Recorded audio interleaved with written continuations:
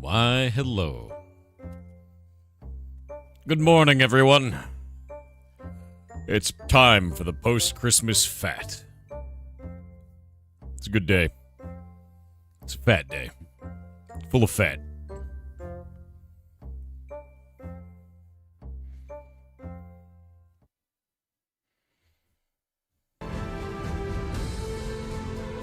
It's the most epic music to be fat to.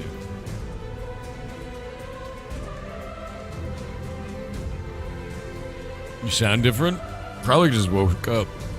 I just woke up. So I'm not really surprised. Almost makes you want to work out? Nah. Did you gain 1,000 pounds?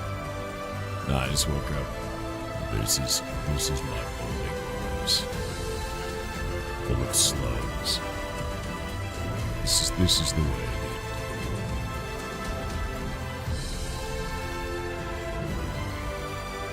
Is that Jim the Dandy? Hell yeah, dude. We're at 25%. That's good. That's really good. We need more people running. Today is in December and harvesting plants.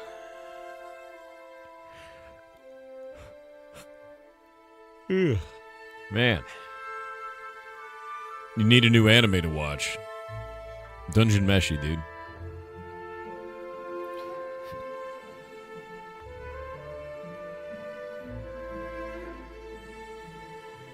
Yeah, if you like cute magical girl anime, maybe Madoka Magica.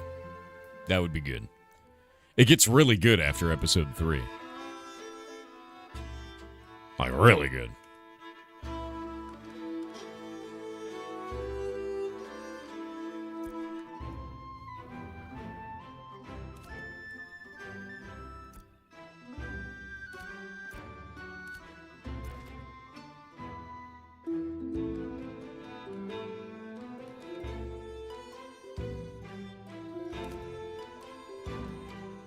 We're at 25%. The enemy is at 96.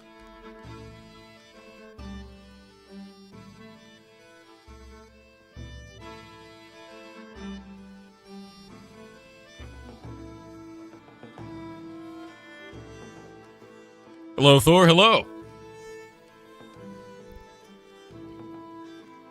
Made in Abyss. Made in Abyss is awesome. It's a great anime. Yeah, good bug report all the gathering commissions. They are broken. The ones that are not broken are the delivery commissions. Those ones work.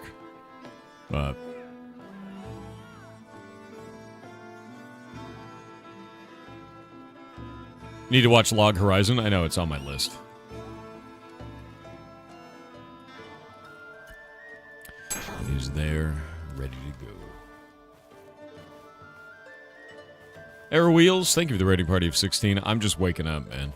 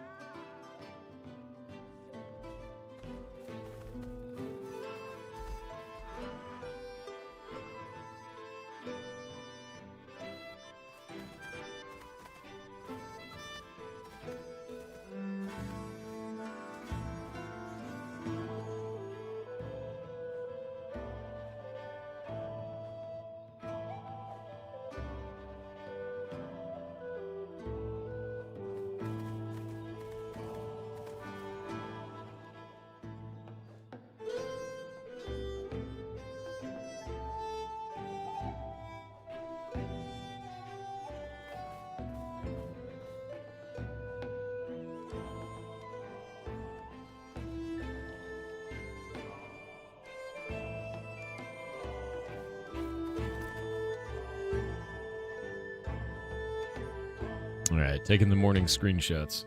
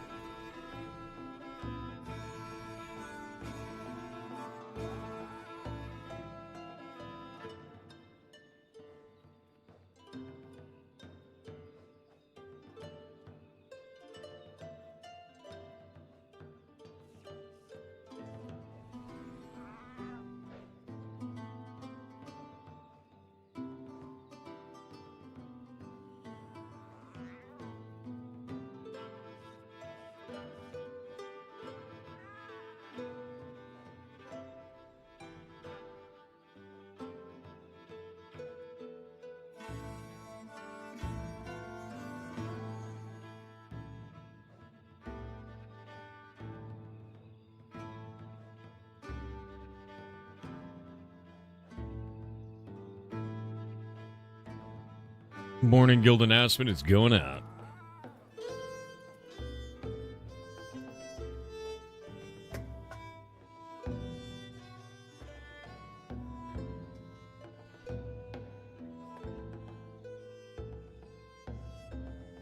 Number go up. Yep.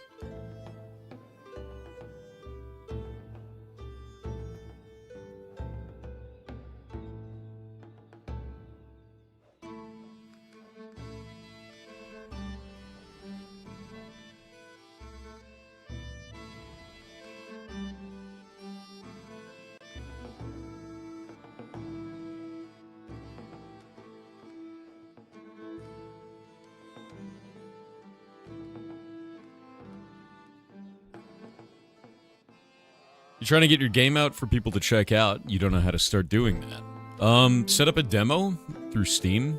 Like, so get your game up on Steam, put up a demo. And start showing that to people, man. Like, that's number one. Until somebody has something in their hands, they probably don't care. That's like a pretty normal thing, honestly. So, like, your game isn't bad. You're not shitty at marketing. You just gotta have something tangible for people to play, right? That's the biggest thing of all, no matter what.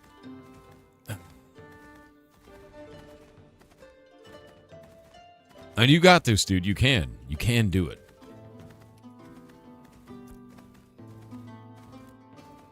All right. My brain is mush.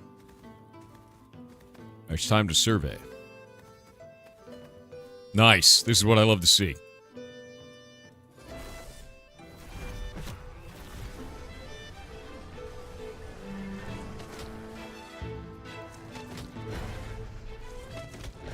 Immediately begin the murder.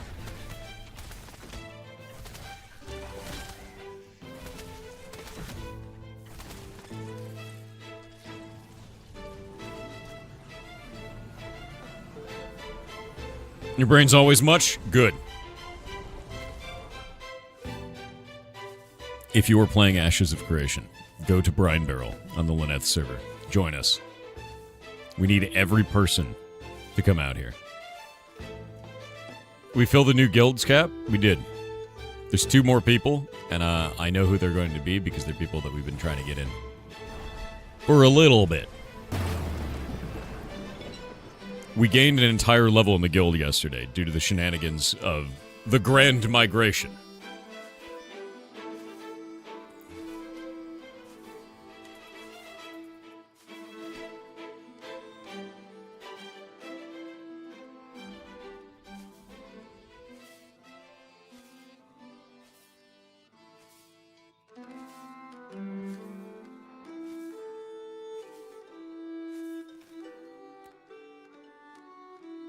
All right.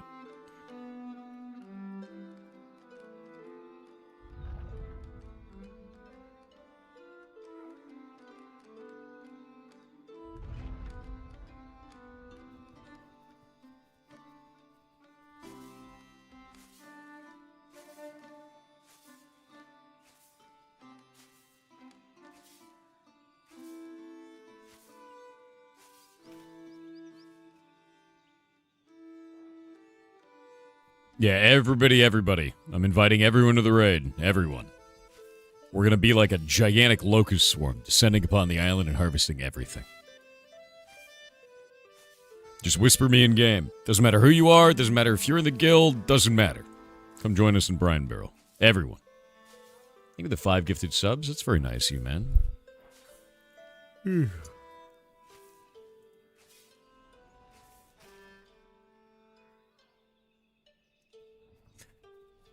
The idea is to get literally everyone onto the island and harvest every material off of the island. All of it. Kill every monster, harvest everything.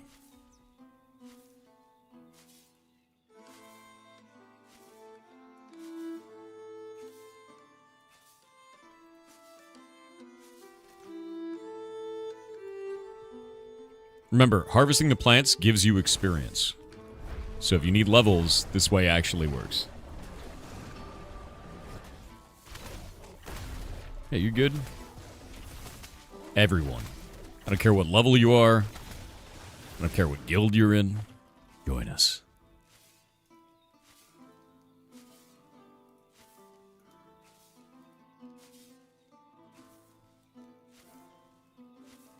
This is going to be an all-day, 12-hour-long assault on the island, dude. Can we get a Brine Barrel node XP check? We're at level 20. We're at the right level, and we're at 25%.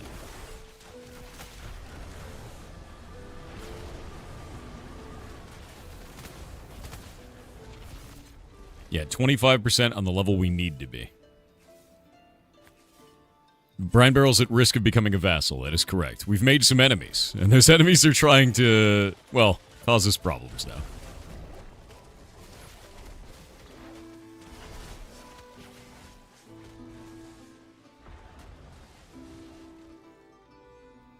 Harvest every node, all of it.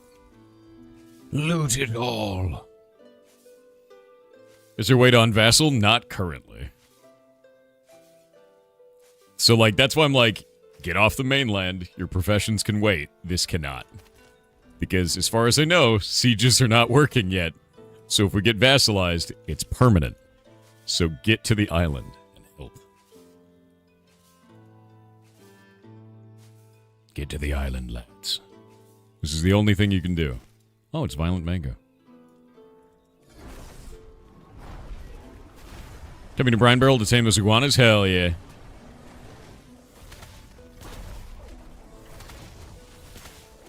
Like, all of our professions, we can do that in a couple of days. This, we can't. This is like, we have to do it right now or never again. What are all these plants? The enemy.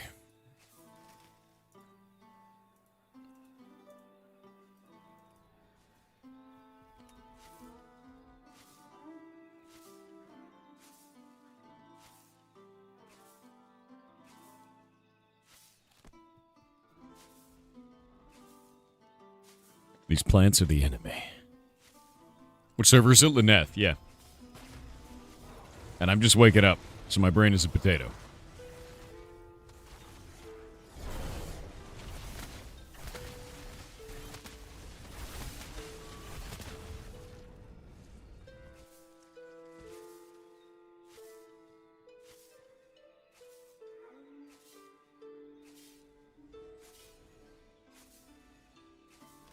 Good, this is exactly what we need to do.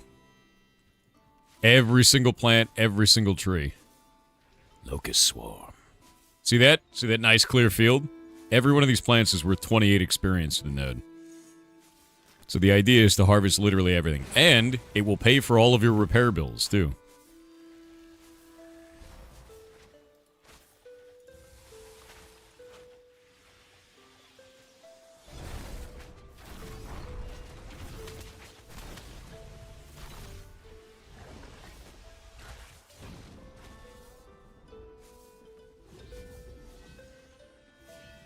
I just realized that inviting someone to raid cancels my harvest.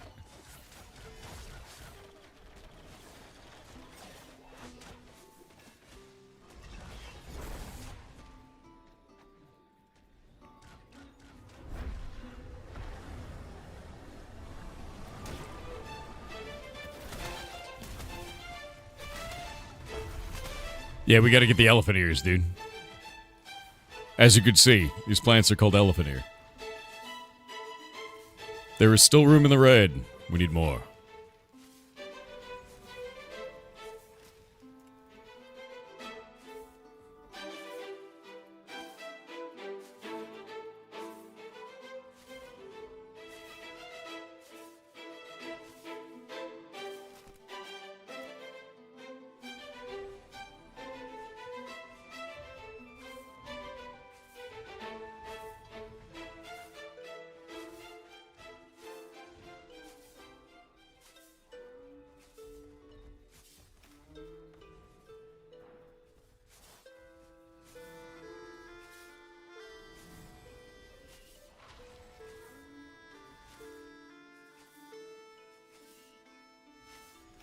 Yeah, basically, we're just going to make a circle around our home. And that's it. It's one big-ass circle. We follow the plants all the way around, and then we do it again.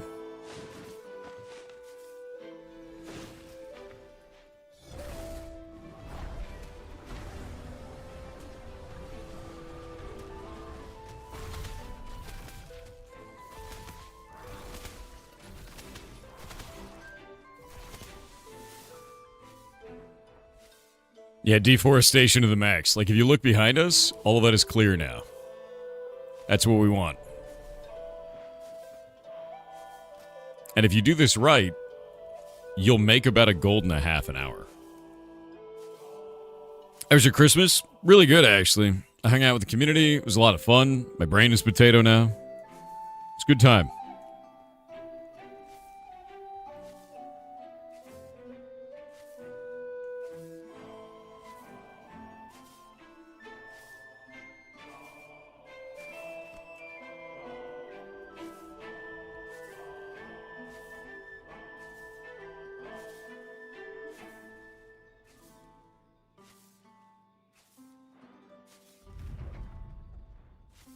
Level 20 herbalist. The journeyman is... It's done. It is done. Dear God. How far along are we? We are at 25%, and I've just formed the locust group for the day. And basically what we're doing is we're harvesting every node, we're killing every monster, we're just pushing through the island as quickly as possible.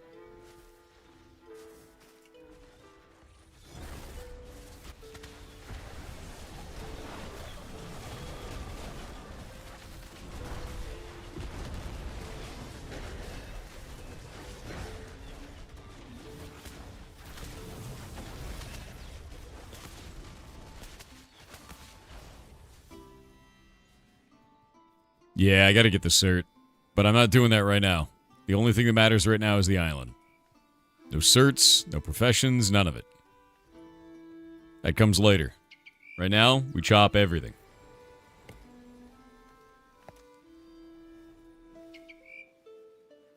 Marking myself with a sun. Make sure to go to me. You don't want to go to the wrong direction and then get killed by a bunch of guys. Yeah, that's the biggest idea, is we shouldn't be doing professions right now. We shouldn't be doing, like, anything outside of the island. Like, I know people want to go and run mules and everything like that, but this will make you money, and this is what we need to do right now. If we don't have you on the island, we're missing out. And then our island fails. We only got one shot at this, so we need to not screw it up. The channel in the Discord has the safe routes. That should be in guild objectives. And you should follow what is in guild news each day. Once we get this done, by the way, we're good. We can just do whatever the hell we want. So this is like... This is the main primary objective. Yeah, deforest all the things like your sovereignty depends on it, because it does. Our freedom relies on chopping trees. Which is stupid. Because processing should give node XP, and it doesn't.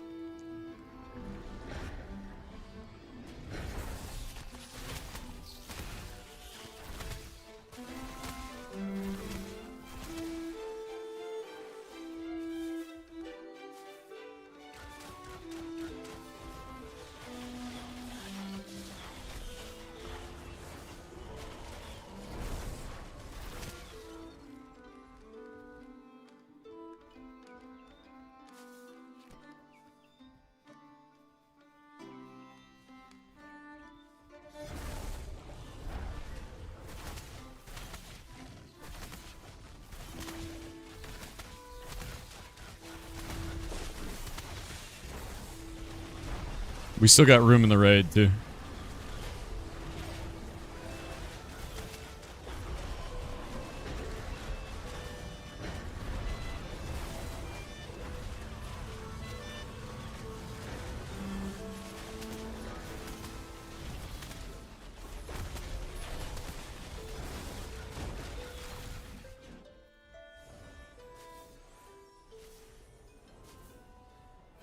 Yeah, like, each of these plants is worth... How much are we getting? Wait. 28 per plant. So every plant is worth 28. And that spider was worth 312. So it's going really well.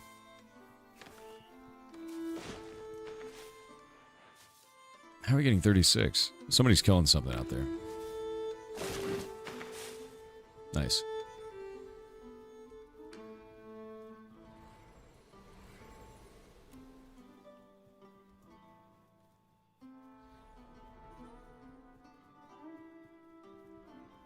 Yeah, if you need an invite to the raid, just whisper me.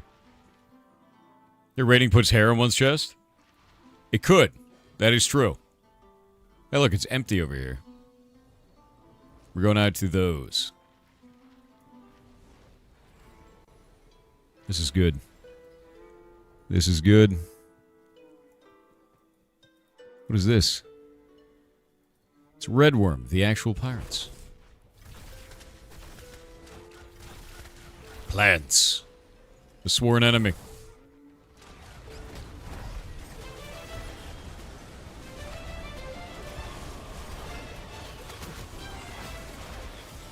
Do not stack on the mushroom. It will kill you.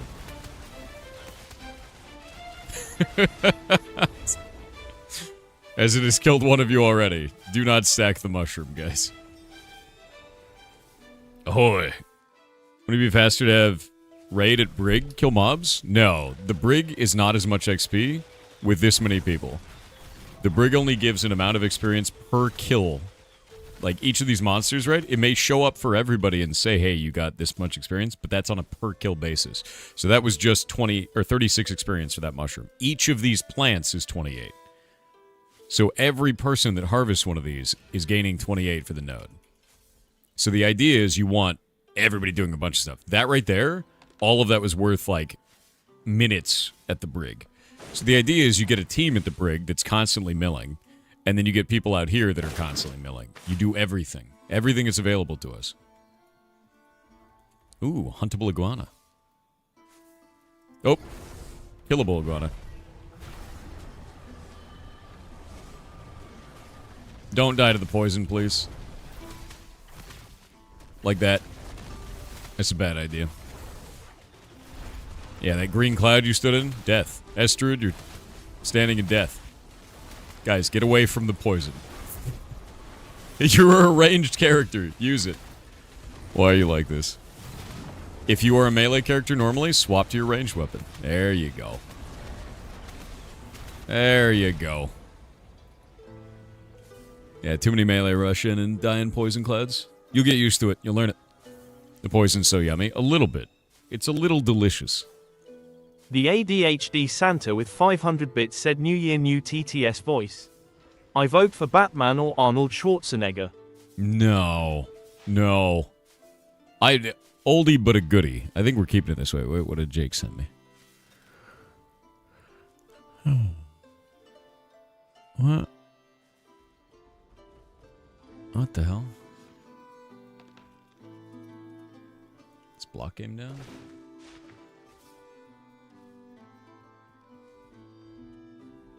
Nope, it's online.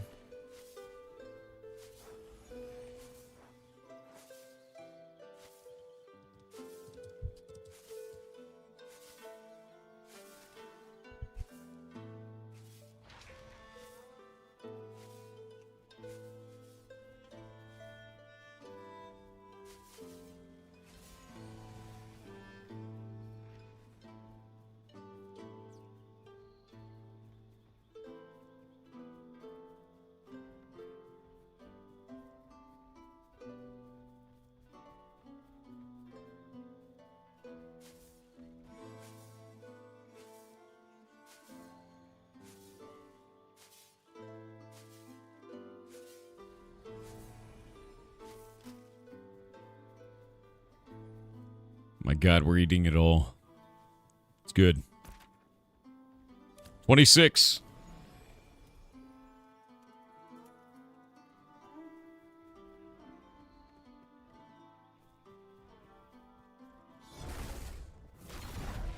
Means we have 24% left for the day.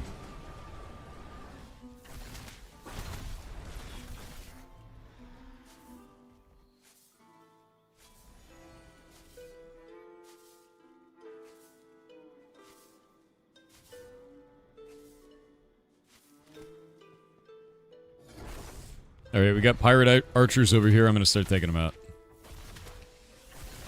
They're nasty, too. There we go. Why you say whisper on invite, but no invite on whisper? I haven't seen your whisper go through. Oh, wait, there it is. It's because you messaged multiple times. There we go. I didn't see it.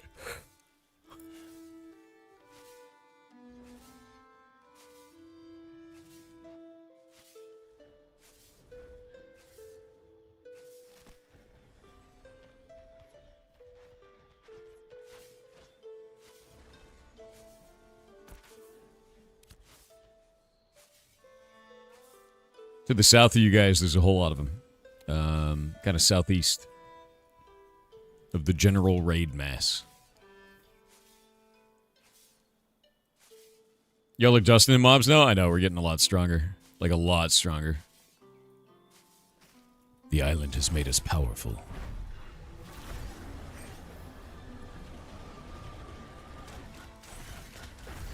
Also, if you're in the Ministry of Peace in any way, I need you to go look at your peace news. I have an important goal for you. Now would be the time to handle this.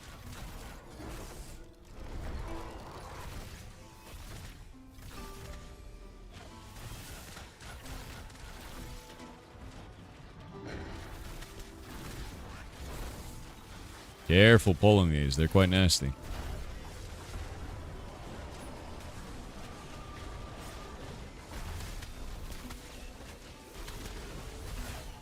If you're a lower level player, just focus the plants. If you're a higher level player, help me kill these mobs.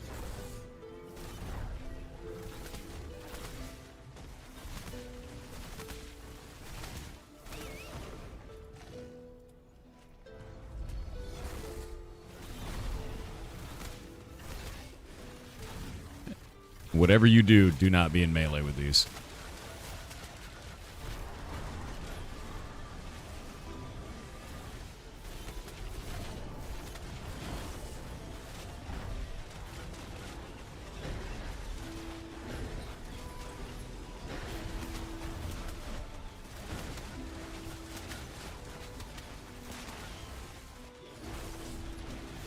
Nice. That one was worth 367. Take all the years. Do you get EXP as a raid group? You do if you're harvesting the plants. If you're killing the monsters, they don't really give anything. But we don't really care about personal EXP on this. We care about settlement EXP. And settlement EXP happens based on the monster killed, regardless of its level or your level or any of that. And it also is gained by harvesting a plant. You see this giant clear cut that we just did? Every one of those was worth settlement XP. So the idea is that no matter what you're doing, as long as you're doing something on the island, you're pushing the node. We're at 26% right now. We started at 25, which is great. The idea is to get to 50% today.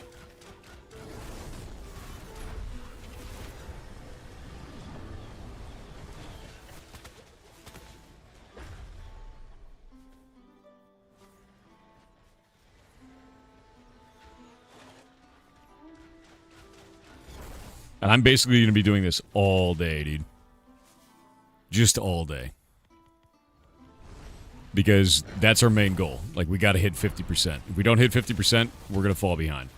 We want to blot out the sun, basically.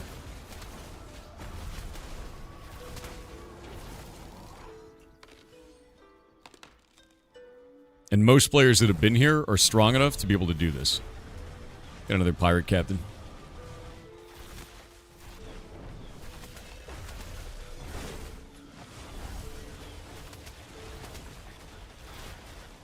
These captains are worth 300 something. So it's like, clear all the plants, kill all the guys.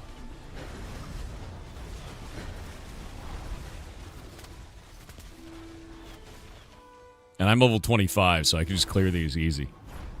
What are the red bushes? Oh, those are just decoration. There's nothing in them, unfortunately.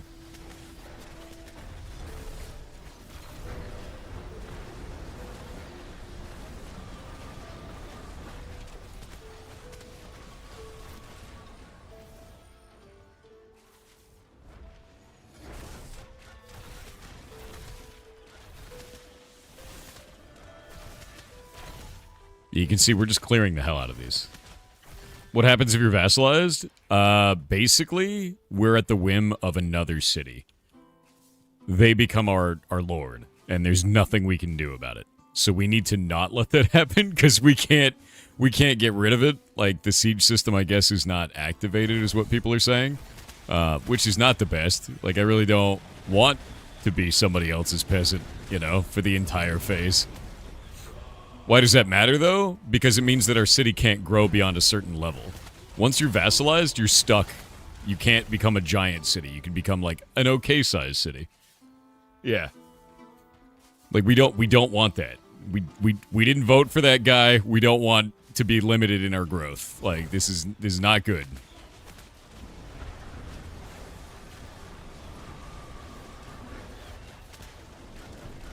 So that's the general idea. So we have limited time. We need to push the node, and if we don't do that, we will lose, and it will be permanent. There will be no coming back from it this time. So we have to do this. We're at 26. They're at 97, but the tier before. So we got to clear this tier before they finish. Before they catch up, basically. Are you going to use the vassal system to become the pirate empire? No, we just don't want to be limited. Like, we don't care about vassalizing others. Like, if I didn't have to, I wouldn't do it. But I don't want to become somebody else's vassal. None of us do. Because then our city can't grow. We'll be limited in size. Limited in services, too. And we fought for this place, so, like, we're just going to keep fighting for it.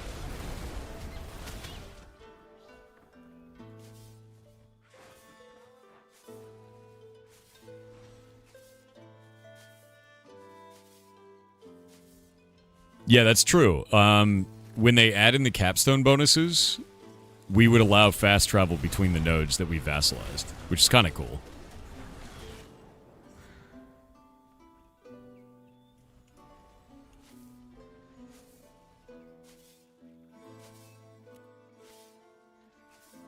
Invite to raid. Invite to raid. Okay, if you are not in a raid, have you not received an invite? Form a second raid.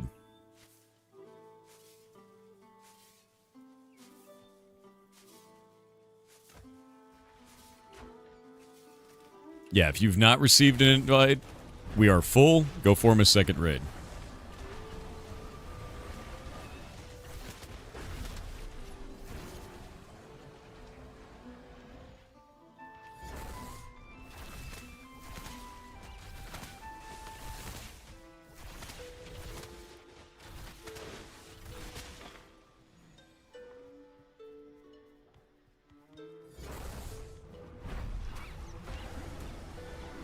Did Winky ever pay his taxes? Hell no.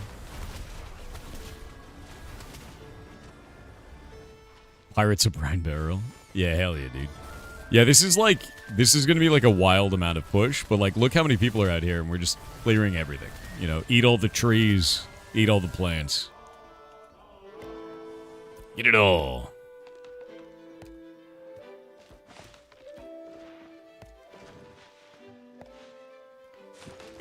And I'm not gaining experience doing this anymore, but it doesn't matter, because the node is.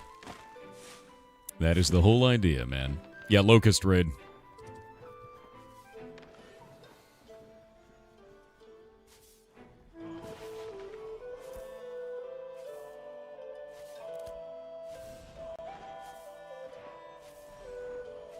If your bags are full, don't worry about it.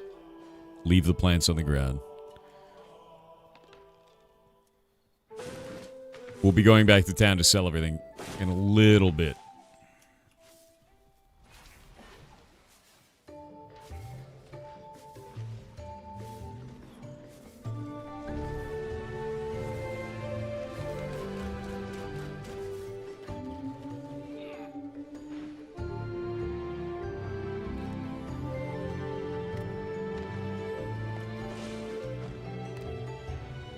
You're bedridden from the food coma from yesterday's Xmas dinner? Dude, so am I.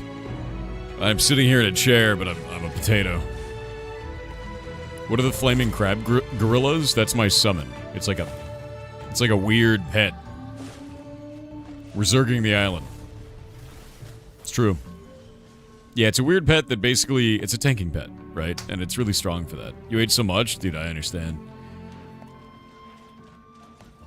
How goes the corruption stuff, by the way, Jake? Did you figure out your bug?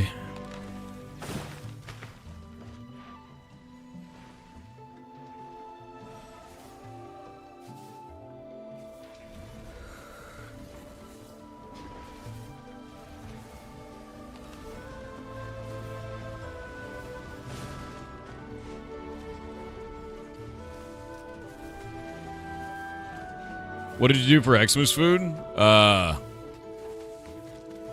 Deviled eggs. Cheese. Deviled eggs. All I remember is a lot of deviled eggs. And then cheese. And noodles. And cheese. A lot of cheese. And then deviled eggs. I didn't make a pizza. No. They had people over and they brought a lot of food and there was a lot of deviled eggs. I think I ate like 14 deviled eggs. Maybe 15. I ate a lot of deviled eggs. I just kept eating them. Because they fit, it's like one bite per deviled eggs. You just, and then it's gone. And then you look down and you're like, why is the container half empty? You know, half empty container of deviled eggs. And you're like, oh, it must have not been me. Could have been anyone eating all those deviled eggs, you know, like, didn't have to be me. Could have been anybody, right? Anybody at all. Even though all those deviled eggs were in my hand, and no one else was in the room, not necessarily me eating them all, right? No deviled egg gets left behind, no, because I eat them all. Or somebody does. That is secretly in my kitchen. With me. Hidden away. Will you on the deviled eggs? I love deviled eggs, man. They're just good. They're just good. Yes, the swarm.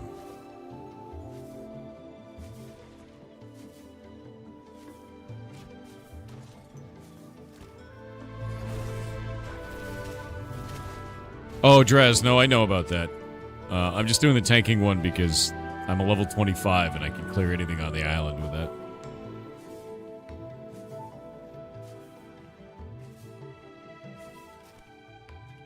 Whole roasted pork? Pork.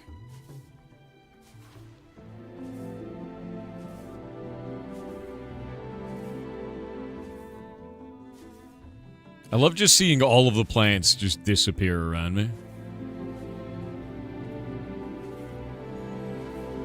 Look at that wall, dude.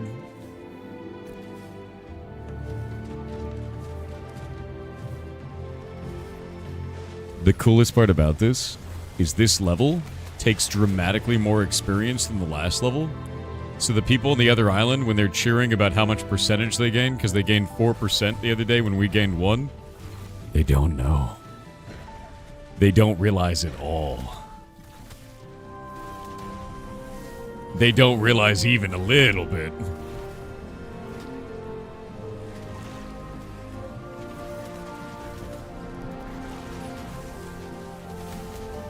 For the swarm, for the overmind. Wait. The overmind?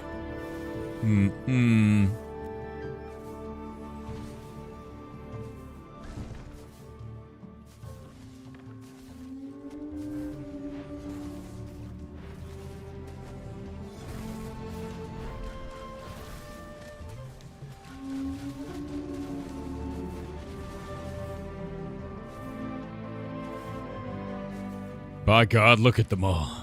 Disgusting. Elephant ears on our island. Naomi0216 has obtained the cursed quest. A poll has Naomi. begun for chat to decide their fate. Your quest has begun. Good luck. Chat will not be kind. They never are. Oh, a year. Thank you very much, Shebster. You're awesome, dude. Hope you're having a good day, dude. You bought a better monitor. Nice. You're not getting Unreal Engine crashes while trying to open the game. I wonder what was causing it. It's got to be a graphics card thing, man. That's super weird.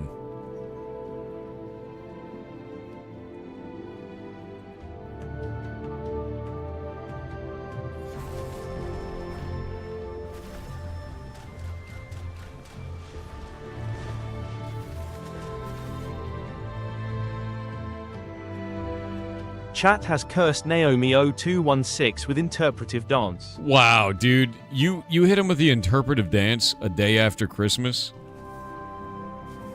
A day after Christmas. The fattest time of year. You hit him with interpretive dance? You guys are monsters. That's monstrous. That is a monstrous thing to do. Damn, dude. Well, Naomi, unfortunate. You need to choose a song from the Heartbound OST, and you need to dance to it on video. But to protect your identity, you need to print out a copy of my face and wear it as a mask. So at least you got that going for you. Wait, where's the iguana?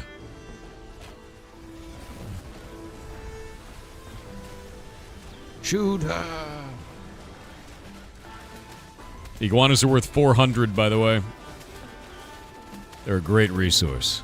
More iguana. Alright, iguana down. Yeah, we want to kill as many iguanas as possible, man.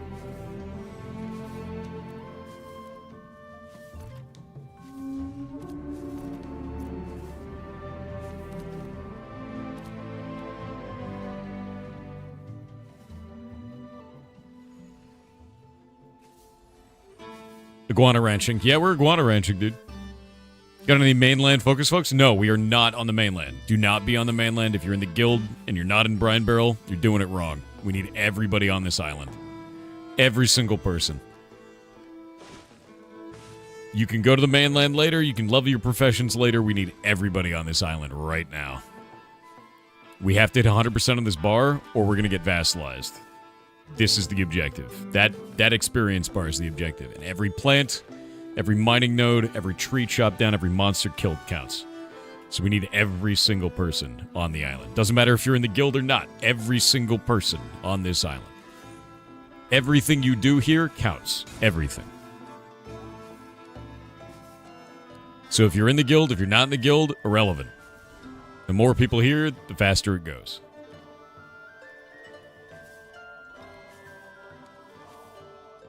Got a path to get the level 5 to 6 players to the island? I'll show you the route. See this right here on the map? This is Jova.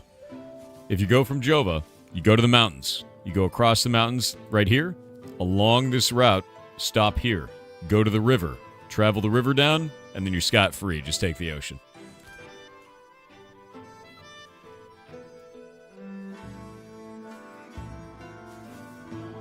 When you do get here, by the way, when you travel the ocean all the way across, go to the harbor first. There's an ember spring there, and there's no monsters on that island. But it is PvP enabled. You get ambushed on the ocean, do it again. Different route. It happens. We're in dangerous waters, and they're trying to stop us.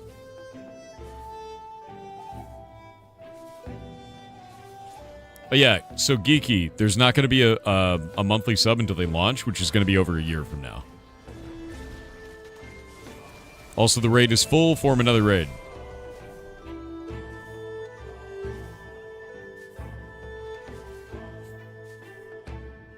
How does non-guild people help? Because we're not the guild pushing the island. It's everyone. Every plant you chop down pushes the node, whether you're in the guild or not. This doesn't matter if you're in the guild. It's not a guild objective. It's an island objective. This is everybody's home. Whether you're in the guild, whether you're in another guild, whether you like, doesn't matter. If you're here, you're affecting it. That's the whole idea with this. Yeah, all experience goes towards the island.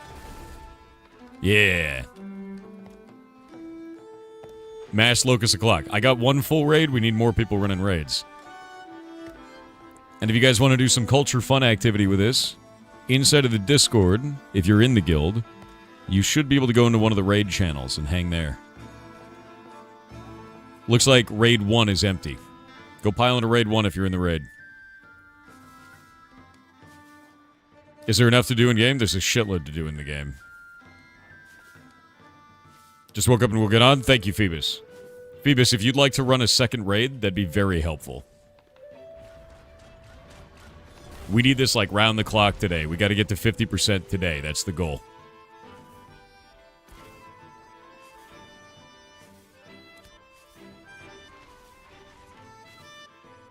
You don't celebrate Christmas because you're an atheist? No. No, that's not it at all, man. No, I just don't celebrate Christmas generally because I find it to be like consumerism and dog shit. If you're religious for the holiday, great. I think that's fantastic. I think you should be.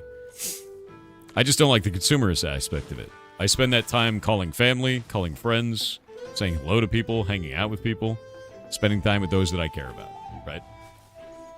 I don't spend it buying bullshit at a store. Does that make sense?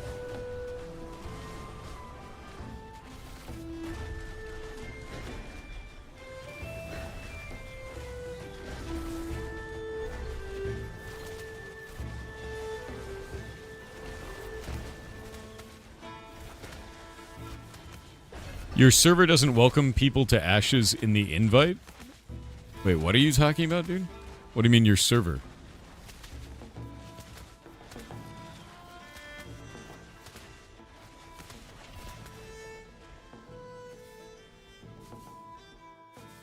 Did you remember to call your dad yesterday? Yeah, I told you. I was doing that right after stream, man. I called him and I called my grandma. There's other games, no Ashes? Why did this unpin? God damn this. There. Do not unpin. Manual. See that up at the pin comment? That right there is the other Discord for Ashes. We do not have... The primary Discord does not have anything for Ashes of Creation. We have a completely separate Discord for it. How's our dad doing? You mean my dad? He's doing great, dude. Yeah, no, totally separate one. We did that because it was just too many people, man.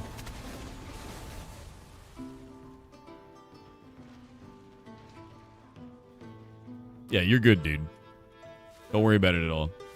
My grandma, she's good too? Yeah, she's 83, and she's doing really great. She got over her cold, which I was happy about, because she was sick for a while. Deathwatch is running a second raid? Perfect. Thank you, Deathwatch, for doing so. If you need in to the raid, whisper Deathwatch.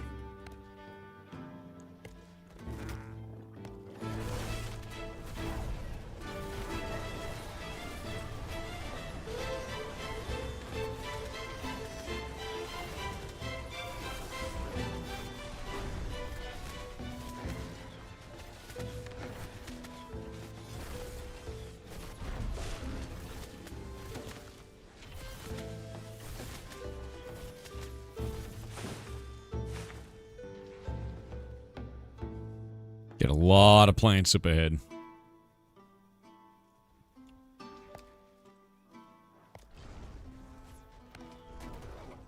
Did she have COVID for 9 months? No, she just had a cold, man. You gotta understand, like, when you get older, colds last a long time.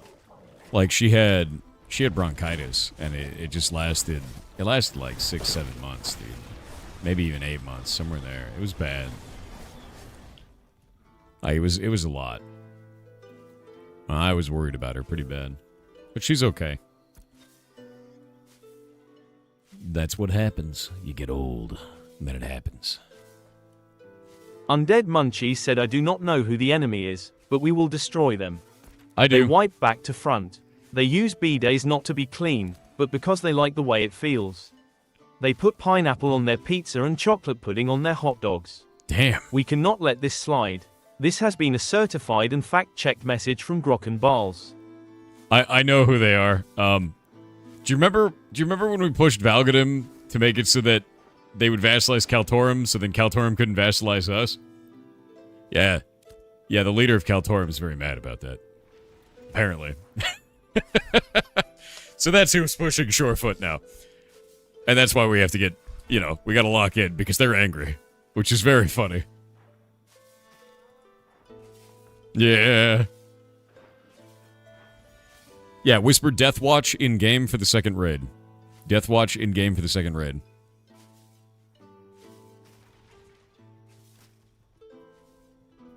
So the idea is that today, we need to get 50% total. We're at 26 already. So we gotta be running round the clock, locust swarming and bullshit, basically.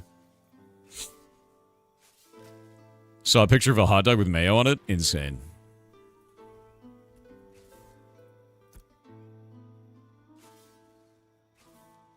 Let's see who is not on. Hakes hasn't been on in 11 days. Damn. Most people are on, though. We got quite a lot of people that are on. We got a lot of people affiliated in the guild, a lot of people that are out of the guild that are on as well.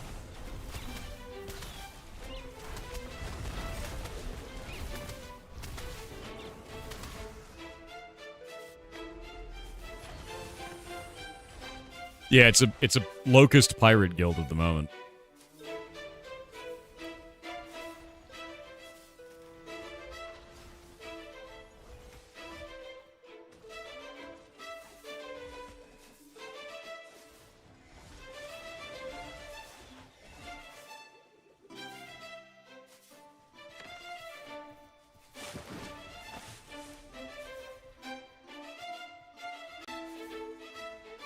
See, I wish there was a way to gamify this, where, like, as the leader, I could be, like, set up a buy order for the town to, like, purchase elephant ear, you know?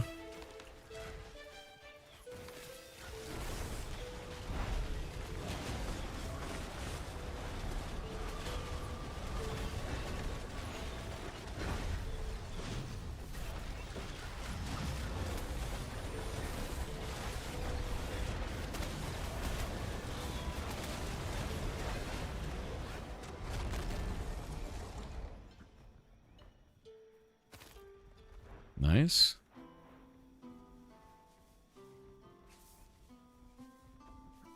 Oh, Walrus. Your name actually came up yesterday for G-Invite.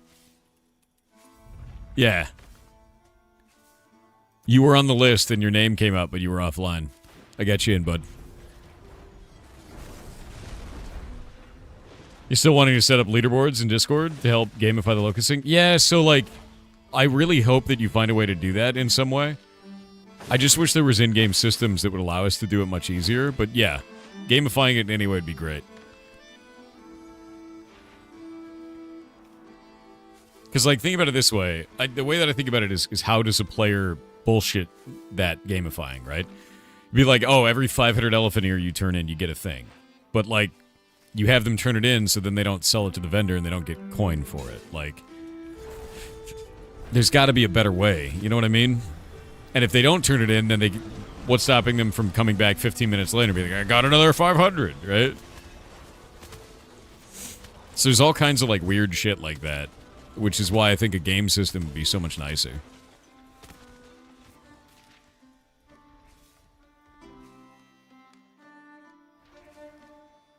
By the way, we leveled the guild up 15 million experience yesterday alone, which was awesome. And when we finish this island, I'm getting a boat. And then we're going to keep doing that. Yeah, it was nice.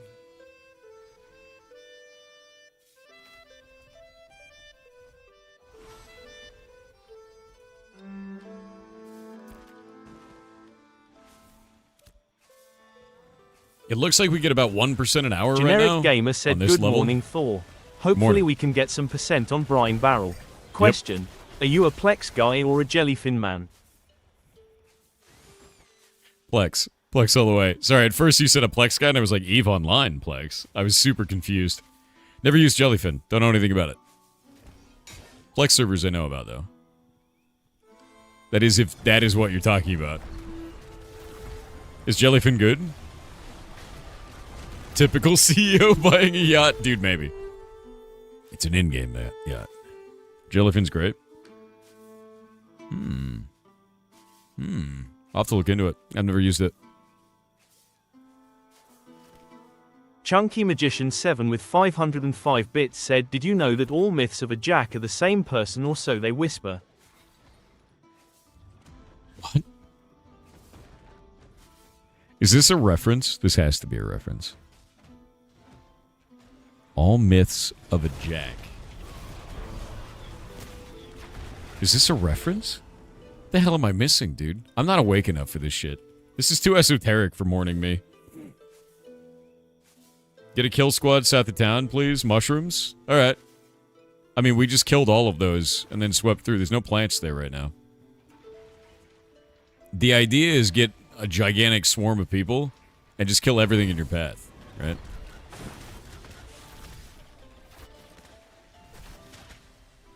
Like, if you're level 25, help the locust teams. Otherwise, killing the brig. Yeah, the guild got maxed out again, but I added 15... No, I added...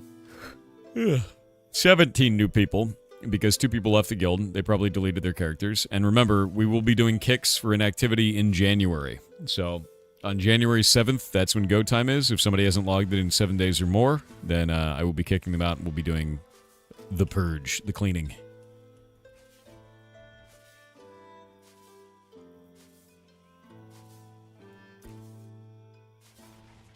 Alright guys, a lot of your bags are probably full or close to full. We're going to be making our way towards the center of the island. Towards the home, then we're going to go back out.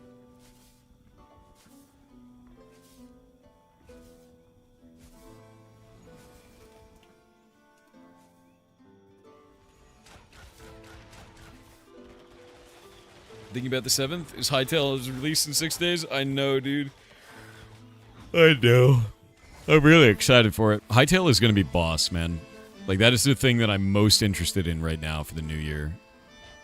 It's just Hytale finally coming out.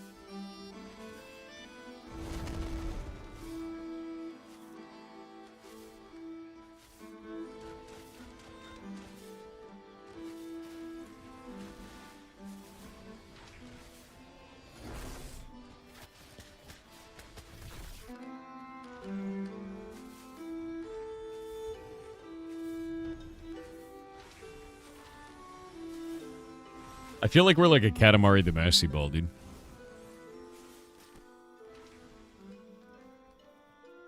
Alright, towards the plateau in the middle. Ooh, giant iguana. Dead.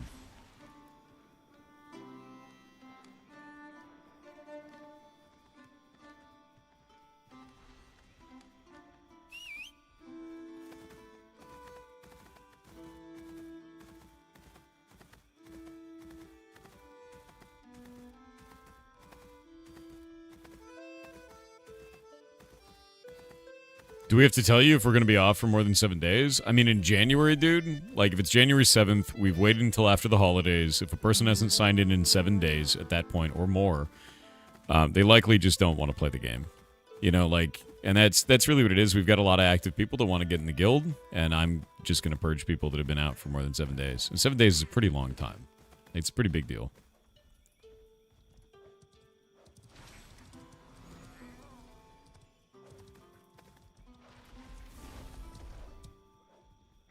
All right, everybody, sell your garbage, repair your crap, and we'll get back out. If it's not epic or legendary, throw it away. Vendor it.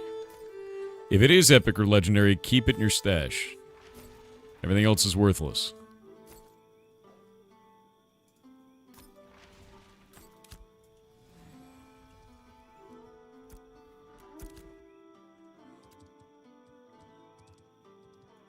You should be making quite a lot of glint doing this. Or quite a lot of money doing this, rather.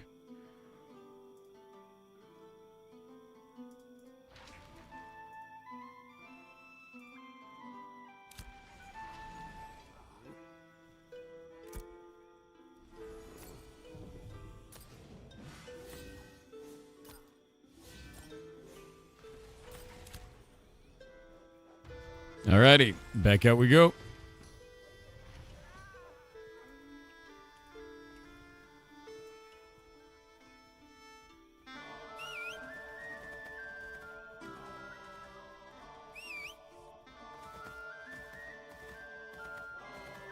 You'll be kicked for not having Wi-Fi for 7 months. Yeah, you're definitely gonna get kicked for that. You know, like, yeah. Heroic is above epic? No. I know it's stupid, but it goes common, uncommon, rare, and then after that it goes heroic, then epic, then legendary. Yeah. It's dumb. There's too many rarities. There are too many rarities. I know it's dumb. Epic and legendary, purple and orange are the only two that matter. You be kicked for being too soft? No. We need soft pirates. The softest. That's right. I want you to cry seeing a puppy from 500 yards.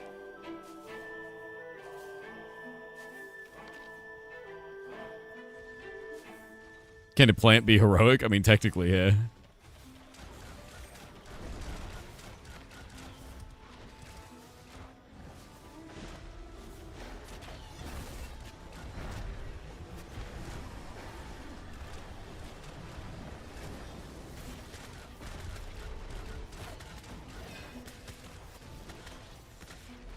I like how Block Game does it. Junk, common, uncommon, rare, epic, legendary, exotic. Yeah. Yeah, I mean, that's why I set up the rarity system that way. And I set it so each item has a specific classification. Like, there's no 50 types. Like, imagine if Essence had 6 types. Like, if there was common to legendary Essence for every Essence in Block Game. Like, I'd lose my mind, dude. It'd be so unfun. We already have inventory bloat.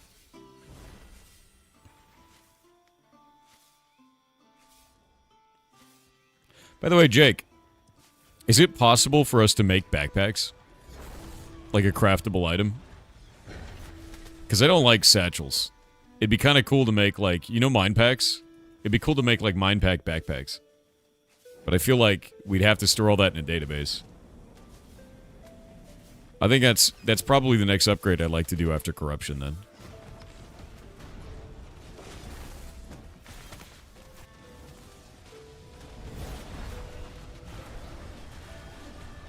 Oh, we lost some people in the raid. If you need an invite, whisper.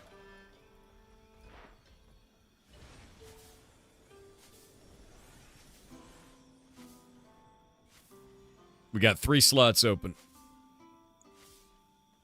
Join us. Satchels suck from a technological standpoint. Horribly implemented. Oh yeah, they're terrible. It makes no sense.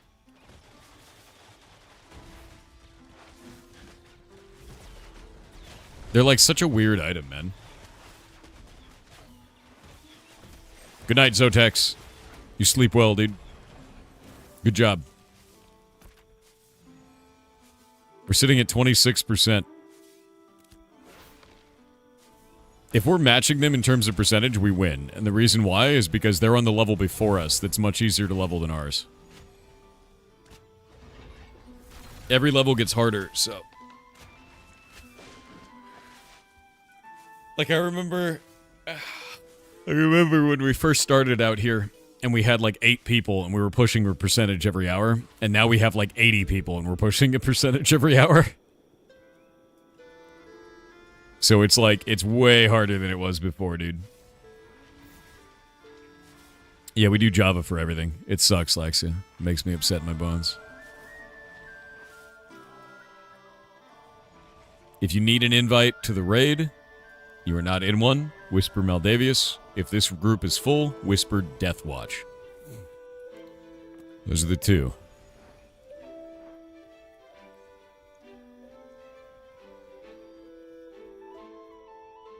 Java isn't that bad. It's C++ like. No. That's like that is the most criminal thing I've ever heard about C++ in my life. Yeah, they're going to be doing Java and visual scripting for it, Jake. We don't know what it looks like yet, truly, but we know that visual scripting is going to be in it, and I'm really excited. I want to see how they married the two. What about C+++? Plus? Yeah. Some call it C#, but it's just 4 pluses. Yeah, bad kerning. you know. Yeah, we're trying to turn into a village, is the idea. Because right now we're an encampment. Next level up is village.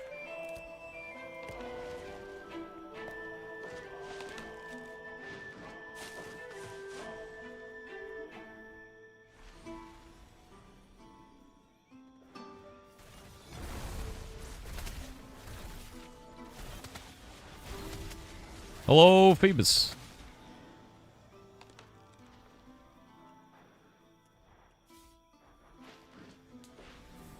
Leandalon said probably a two-parter. I've been here a while, mostly lurker. I followed the whole drama thing, and it irked me, but I'm gonna give an honest take from my own experiences. Everyone's allowed to mess up, echo chambers are real, and the internet is a horrible place sometimes. But I like to believe we're not the sum of our worst. We're what we become, daily. We literally shed our entire skin every once in a while. That's creepy. The idea of shedding your whole skin freaks me out, dude. But I know that's accurate and true. A field of no plants, good. There have been pirates here. Yet, I don't know. The way that I feel about it is just don't drink the poison, you know? Spend your day doing something you enjoy.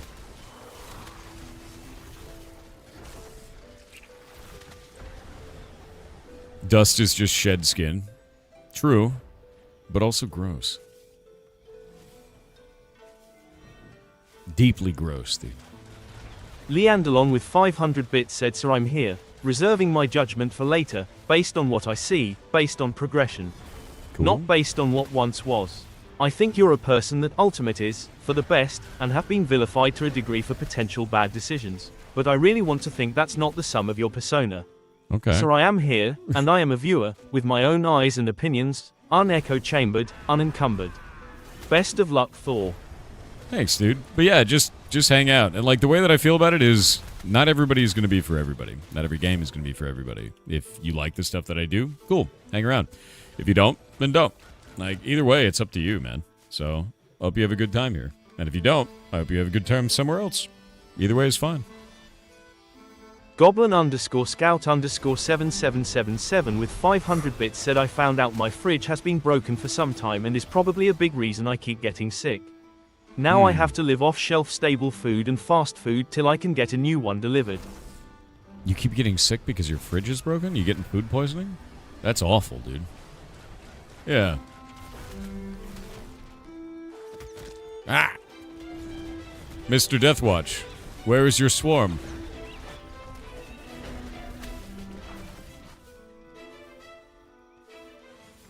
I see Deathwatch here, but I don't see a swarm around Deathwatch. I thought he was running Raid 2.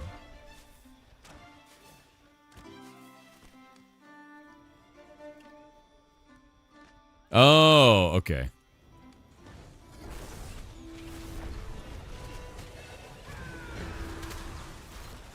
That's a bad pile there.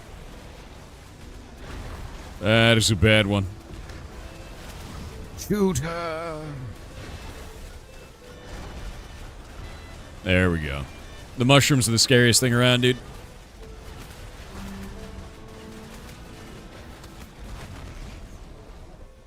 Nice. Cleared it. That was 147 for each small mushroom and 331 for the big one. Oh my god, it's in the tree. Look at it. This tree is infected. You've inherited a fridge from your grandma in the 1980s? It's an old fridge.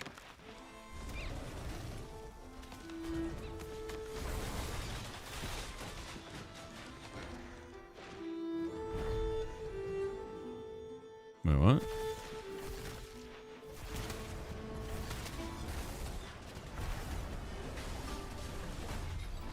Now that's interesting. Putting Hex on a target doesn't cause aggro. Because it doesn't do damage. Fascinating. Whoop.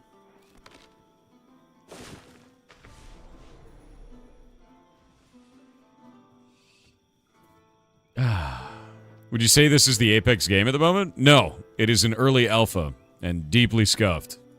but also very fun. So it kind of comes down to that, man. Like, are you cool playing a scuffed video game? If the answer is yes, then cool. Look at that nice open field. Look at that. Filled with enemies. Delete it. Delete it all. Sweep across it. There's plants growing over here. No plants on this island.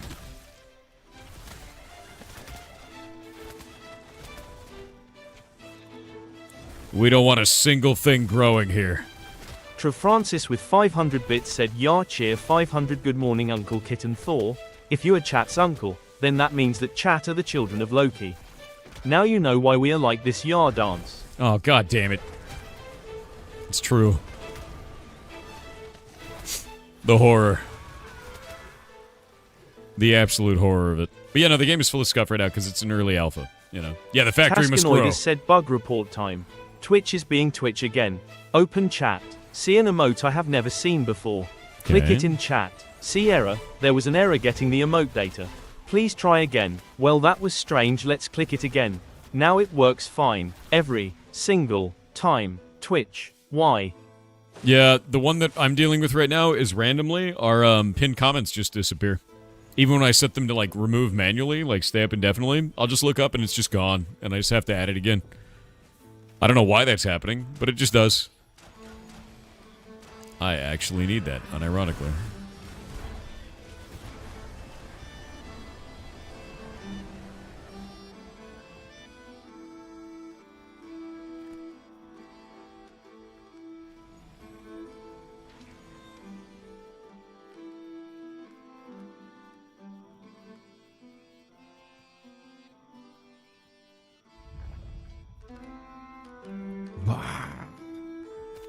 Yoink.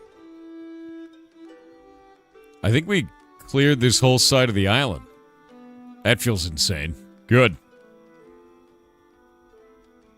We're at 26%. Twitch is too buggy, man. Twitch has got some weird problems here and there, yeah. I think the biggest thing with Twitch right now is I'm waiting to find out what their financials look like by the end of the year.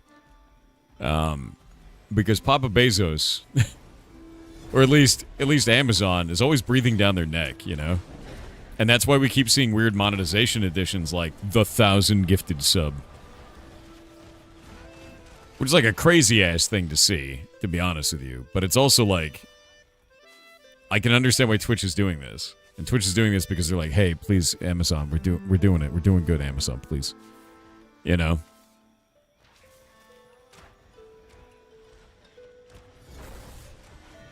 Or the Kappa change? That sucked. I really didn't like that. Don't do that shit. Turning Kappa into a product was, like, not the play, IMO. Yeah. We have seen the 1,000 gifted subs. That's correct. Yes. We saw the 1,000 gift sub yesterday. It was insane. You know what's funny, though? Papa Bezos isn't even the owner of Amazon anymore. It's somebody else now. And Bezos is gone, dude. Oh, more plants. I see them. An iguana. Iguana's the best. 400 experience per iguana. What is Jeff Bezos doing now? Probably trying to capture the moon before Elon Musk, you know? If you stood in poison, I feel bad for you, son.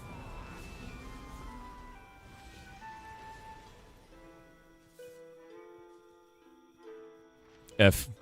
Violent Mango.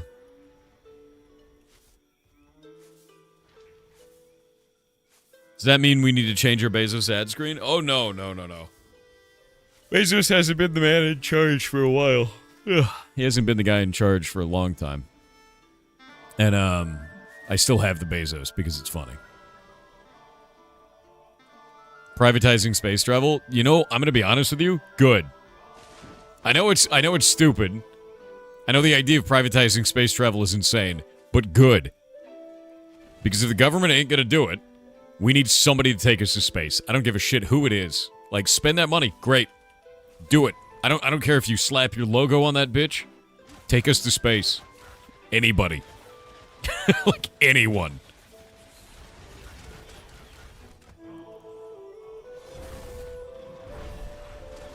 Anyone at all. It's Andy Jassy. That's the new one. Yeah, I forgot about that. Andy Jassy.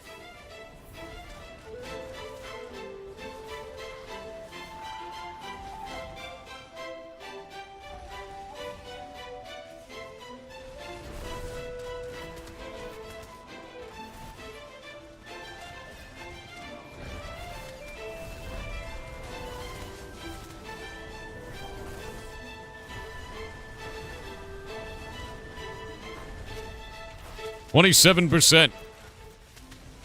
Boss. We are not only... We're going faster than Shorefoot is, and we're a level ahead. Which means that we're doing it multitudes faster than they are.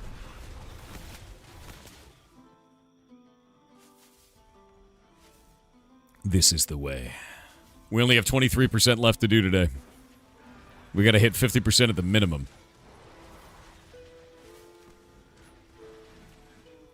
In need of more rams. What's up? What you got?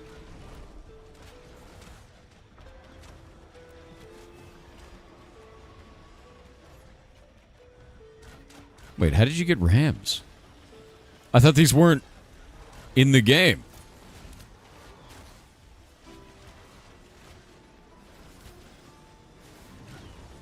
These fake trees are bullshit? I know. I know. There's fake trees.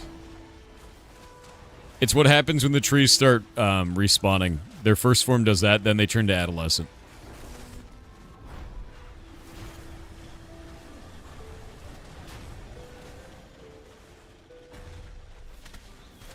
Are those VRAMs? Yes, they are. You see these right here? I can retire now. I have 4 RAM. Jealous.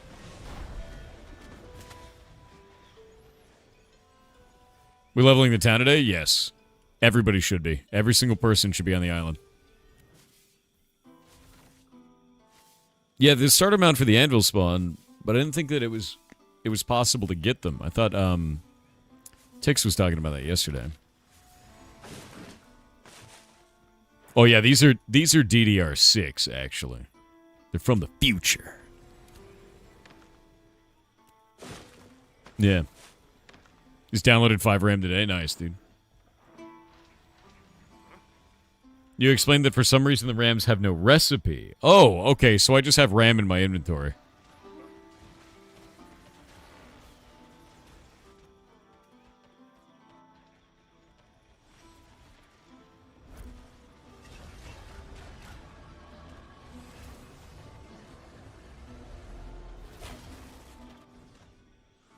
I just linked it global and I said, behold, the most expensive item. RAM.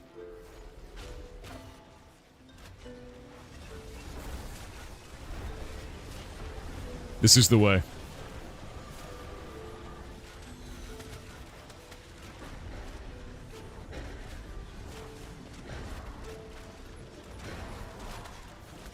It's level 25 the highest. Yeah, I'm capped out. Don't stand in the poison. Don't do it.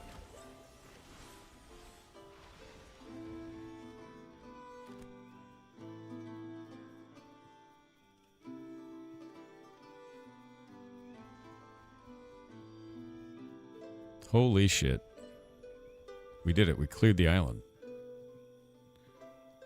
Now we do it again. Oh, there's more. More.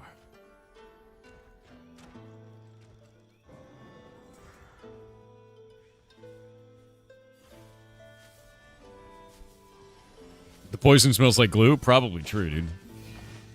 Tumor_factory with 500 bits said people keep mentioning to keep the factory growing. No. I have come to say that mine is always growing yar bongos yar stonks. Dude. Why are you like this? I swear to God.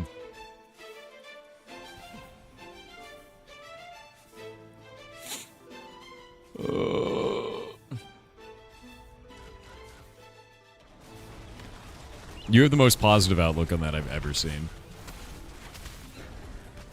Might need to send a group to the smaller island? Not at all.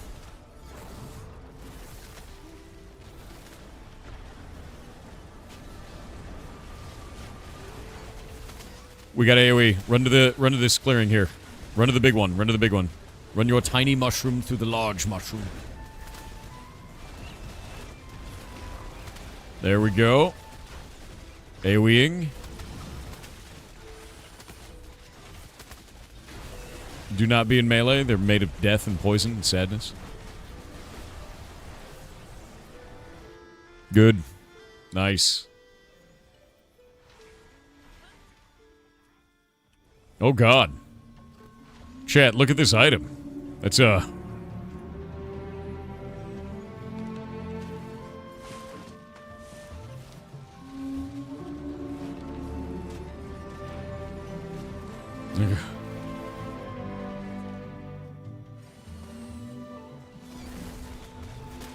horrifying, right?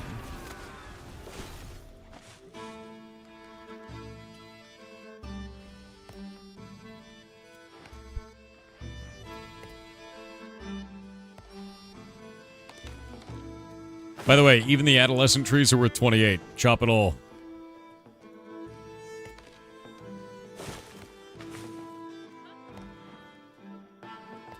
That's why you've lost your skin? F, dude. I've beaten the queue. Good morning. Good morning, goblins. It's a good day. We're getting about 1% every 30-ish minutes, it seems. Just about. So in 12 hours, we should get 24% if we keep this pace. Yeah. Rate summoners? I think the pet is incredibly overpowered, to be honest with you. I think it's really OP. And I think the class does not feel like a summoner. I think it feels like an Affliction Warlock. I think the theme is wrong for the class. I think overall, the character's very strong. Incredibly so. Probably the best solo class in the game, currently. And I've played basically everything.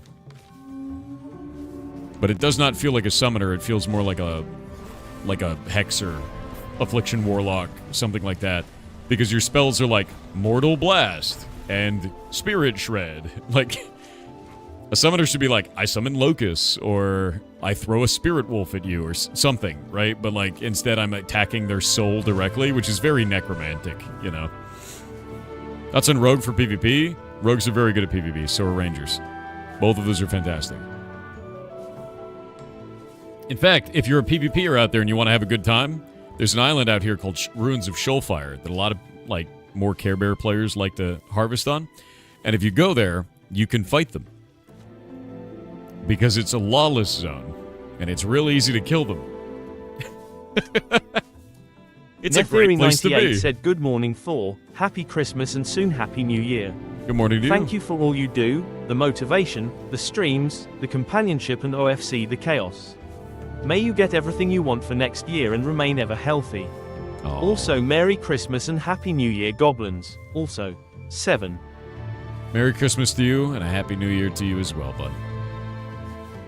You're awesome. Dargamine said, hello Thor, will you play Elden Ring again? And if so, Maybe. will you attempt the DLC? Maybe. We got kind of a packed month coming up, though. Like, there's a lot going on, right? Oh my god, there's so many plants. It's beautiful.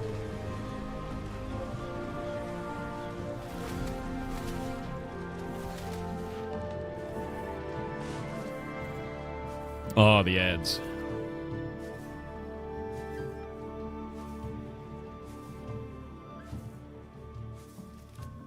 Is anybody over at the brig running the brig? Just say so in guild if you are.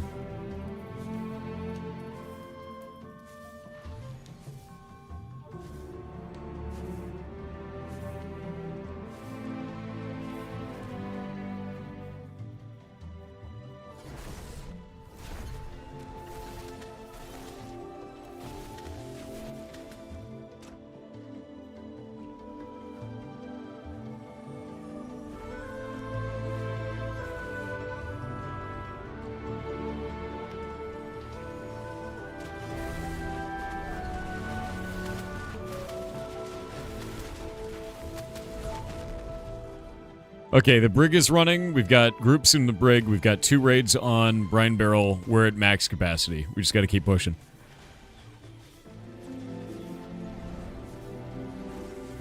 If you want to hang on the Discord while you're doing this, go into Raid 1.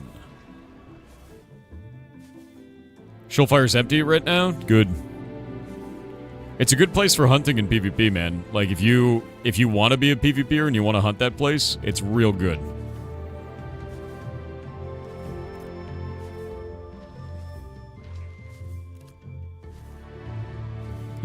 Can you still run a party in Locust? Yeah, you could go do that, Blamo. We're just doing it at raid because it's fun.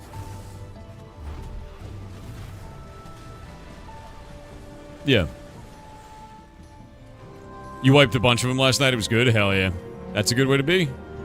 The more that you wipe them, the more fun it is out there, man.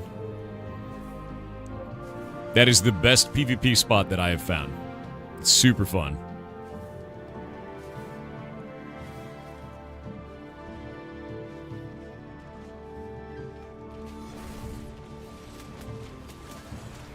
Did you get more EXP for hunting experience? I don't know. I think you just get 28 per anything on the island. I think any profession thing gives you 28, but processing gives you nothing. Crafting gives you nothing. It sucks. So that's unfortunate. That's how it feels.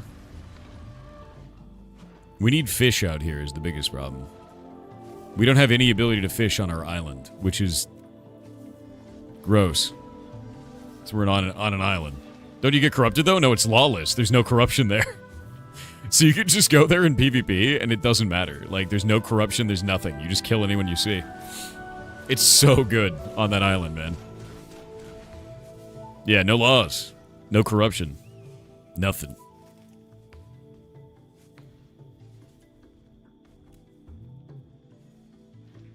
You got 36 for hunting an iguana? Nah, that kind of sucks.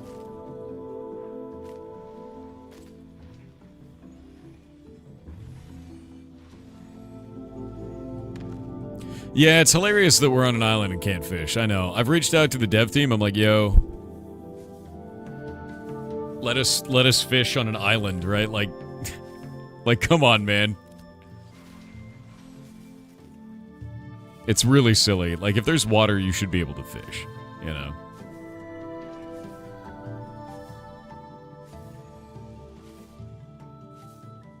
You ever sleep weird before? And then you wake up and the inside of your cheek feels strange? Like the skin inside of your cheek is wrong?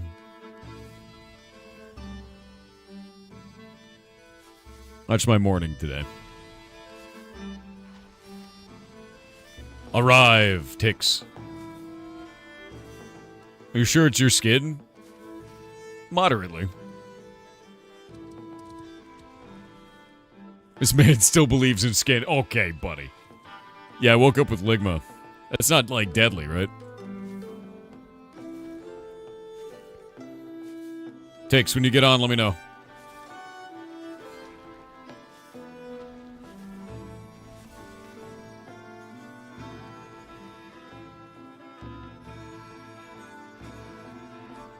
Yeah, nobody should be on the mainland. Everybody should be out here. Everybody.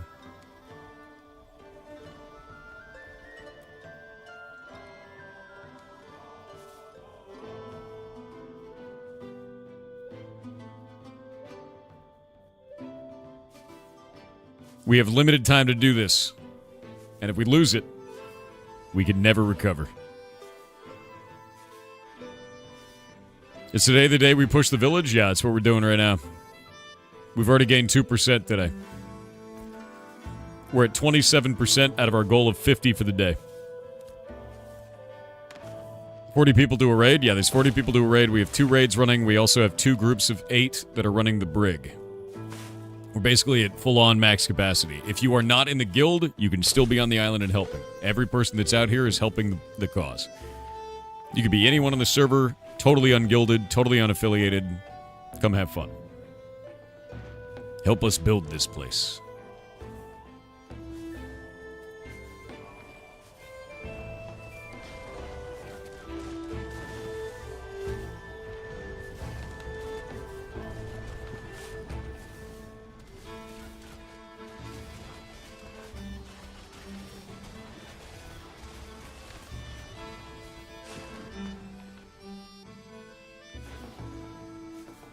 Where could you start for a region? What level are you, Mudster?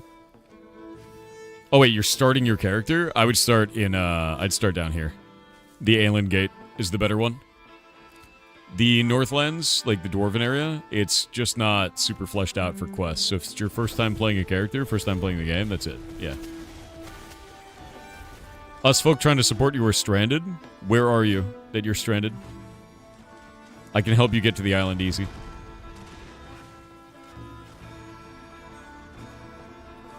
Up north, you get a ram as a mount for free. True. You also get horses down south. We can't voice with your people? Oh, you're talking about a channel. Let me fix that. Let me make a global comms. Give me a moment.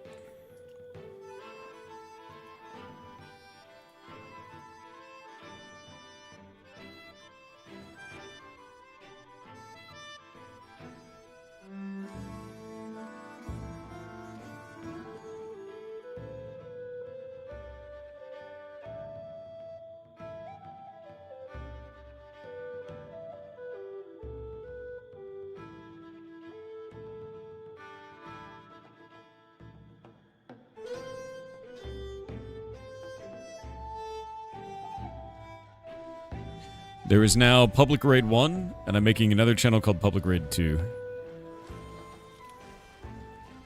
There you guys go. If you guys can move to those, that would be great. There you go. Is this a yay or nay so far? We love this game. I love this game, at least, you know? There's a lot of people in here that are really enjoying themselves. And it comes down to... You have to understand what you're getting into, right? It's a social sandbox game, so it's not going to be like World of Warcraft. It's going to be more like EVE, right? The combat is like Guild Wars 2. Combat is probably the most stellar aspect of this game right now. It is in alpha, so a lot of shit is broken or not fun. They need feedback, they need bug reports. And then from there, your character's going to get wiped at the end. Because it's an alpha. If you're okay with all of that, come play.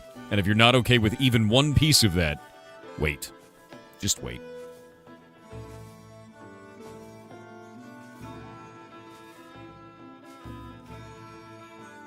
Yeah.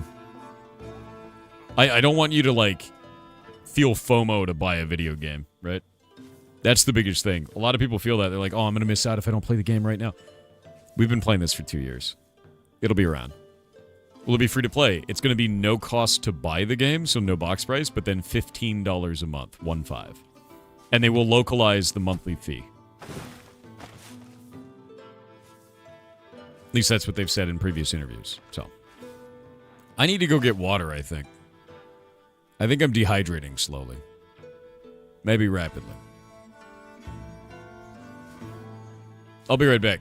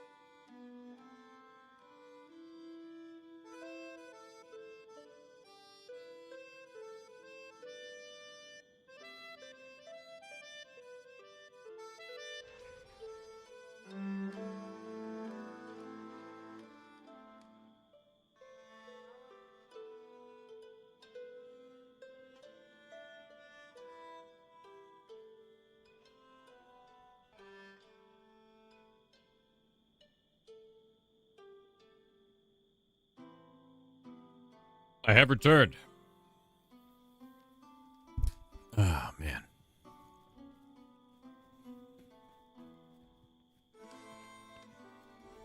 Do you know your stream can't be watched on Twitch through PS4? No, I didn't know that. But that's also weird, right?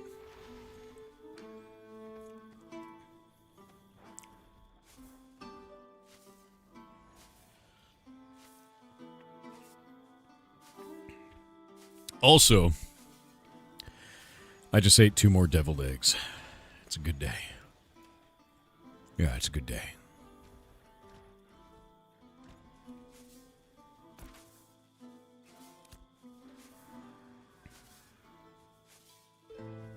You've watched on a PS4 before? Nice.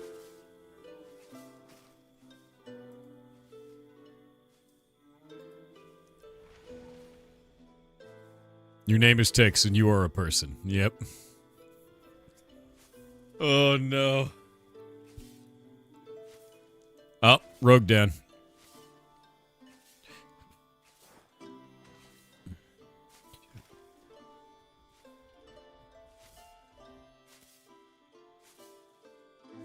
First rule of tech support, least common denominator. Yeah, just turn the computer off and on again.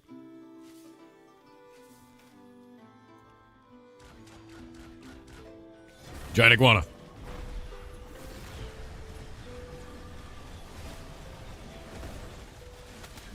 Hey, Kodu's Red. I have in December in 1 hour. I'm going to make you the leader of the Red. There you go, dude.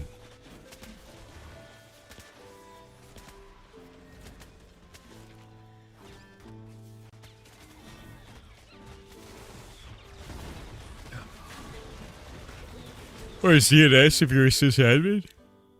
True. Could be DNS. I mean, it's always DNS, to be honest. I'm barely waking up. Today is like a slow start day for my brain, dude. Hyped Kinetic with 500 bits said got the best Christmas present. Oh? After spending time with the biological family where they kept misgendering me and using my dead name, my stepfather messaged during the night using my correct name and pronouns. Hey! He signed off saying, "To my daughter, I will always be proud of my baby girl," cried happy tears and felt properly loved as my true self. Hey, that's good. Yeah, I mean, like, that's a good thing, to be real. I'm glad you had a good night. Sorry if it was shitty outside of that. Cool. Yeah, that's a good thing. I think you were worried about that the other day. That seems like it turned out alright. Pretty sure that was you talking about it. Might not have.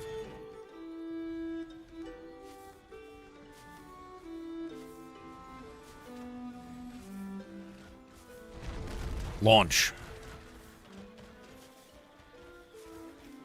Yeah, sounds like it was positive at the end, man.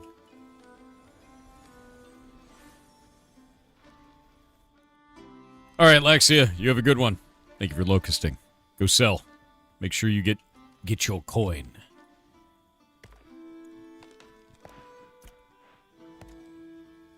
I have a lot of RAM in my inventory.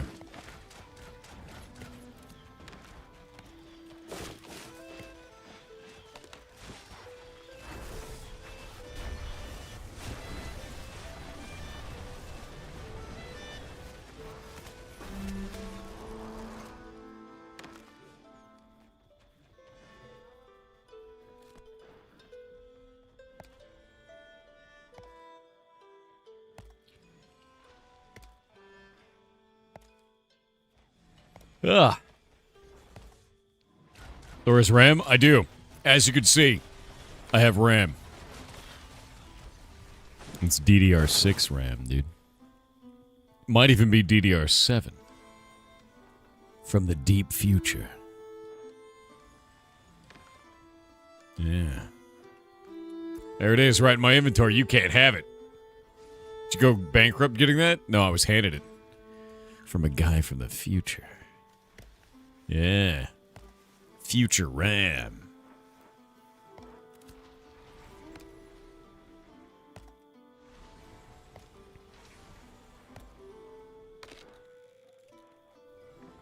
My DDR10 Roxer is okay. Ew, plants on the road. Disgusting.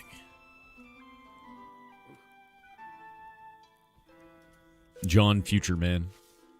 You only got 4 RAM? I do.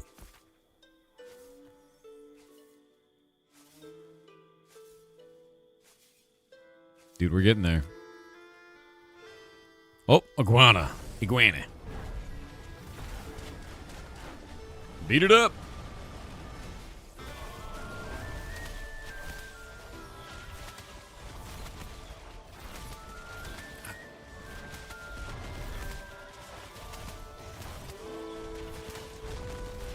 I love seeing the swarm at the top of the screen. You can just see like how far these players are going.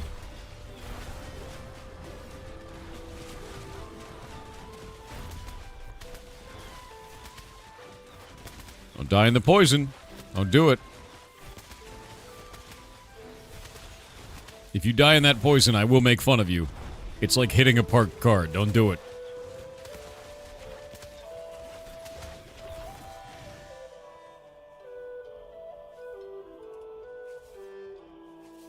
Komodo dragon in the game yet? I mean, the big iguanas are in the game. I still can't believe all the pirates lemmings off the cliff. That was wild. Hey, this plant field over here is massive. We got a really big one.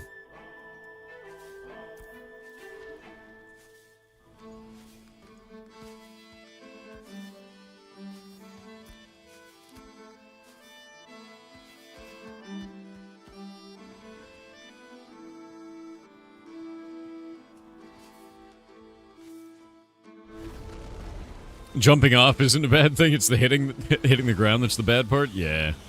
Yeah.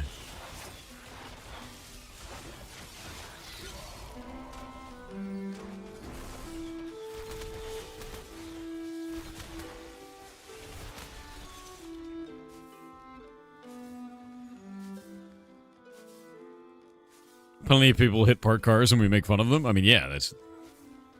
Don't stand in the poison. You're hitting a parked car in slow motion. Right? Would you download a car? 100%. I would download a car right now if I could, dude.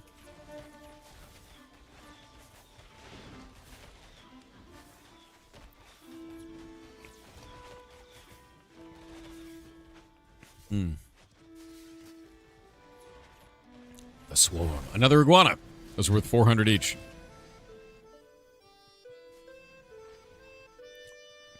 Missed mining node. Missed mining node? Incredible.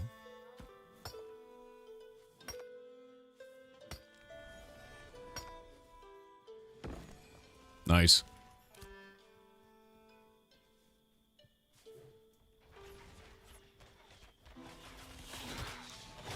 Alright, I believe it's selling time.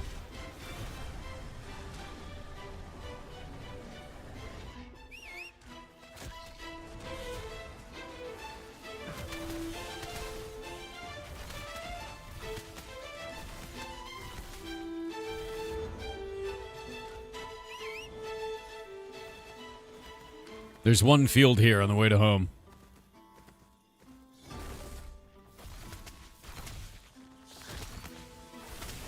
Coronai Acorn said, "Good morning, Thor and chat. Hope everyone had a good Christmas. Morning. Just wanted to show appreciation for what you, Shay, and the team do for the ferrets and the streams. Aw, dude. Been following you for almost 3 years now and still enjoy your streams. Thank you very much, Back man. then, I was still recovering from a bad burnout and had no prospects for my future. I am now going to be a mother of twins and I'm also studying computing and IT. Thank you for the inspiration and for being you. Everyone take care. You're all awesome." Dude, hell yeah. That's awesome. That's really awesome. Congratulations. You've made 2 smaller goblins. And computer science. Good for you. Yeah, good for you. That's awesome as shit. Did you just mount up on a manatee on land, Drez? That's not good for the warranty, you know.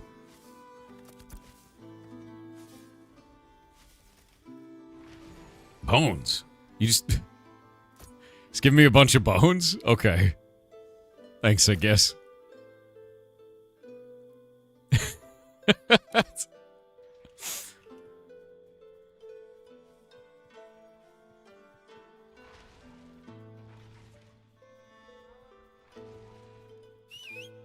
I believe that means you've created nerdlings. Well done.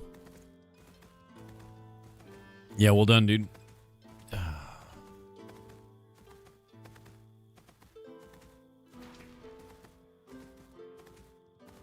Alright, there we go.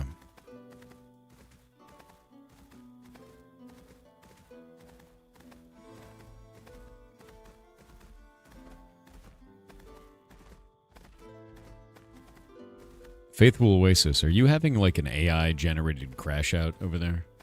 I'm very concerned as to whatever's going on. It's getting weird, dude.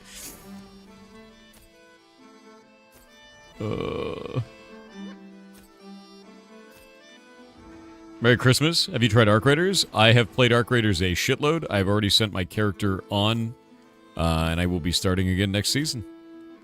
I love that game, dude. It's very, very fun. I played it a lot. Like a lot. Yeah, it's a super fun game. Really, really masterfully crafted. Enjoyed it very much.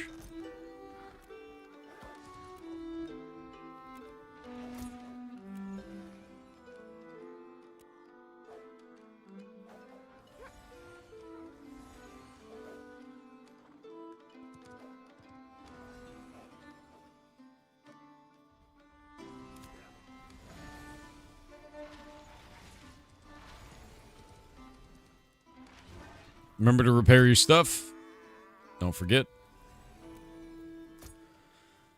And I need to get rid of... I don't know about any of these. The granite, it's kind of useless. We gotta store that RAM so nobody can have it. Secret RAM, dude. There it goes.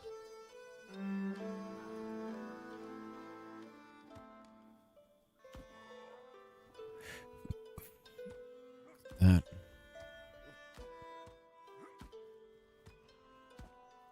The bones. Alright. 240 stream streak is awesome, dude.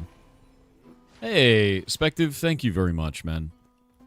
I'm only able to do the stuff that I do because of you guys, so. Thank you very much. Alright. The sun is rising. Percent 27. Our opponents, 97. However, they're one tier behind us. So we're 30% ahead. Let's keep it that way.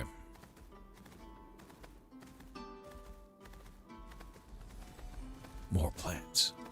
More logging. You can have a palace cat as a mount? Yes, indeed. Yeah, there's actually, unironically, a palace cat. There, see? Palace cat.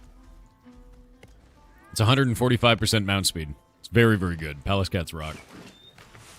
Good morning, Thor. Hope you're well. Hope you're well, too, man. Violet Mango. What's up? Whoa.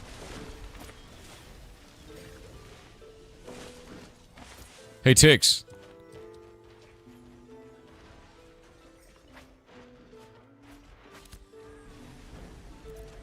I have been handed the deer god.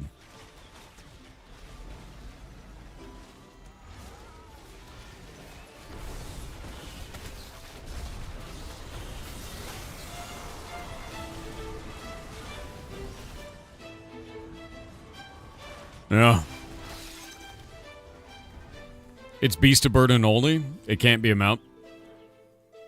Is it a good Beast of Burden, though? Let me check.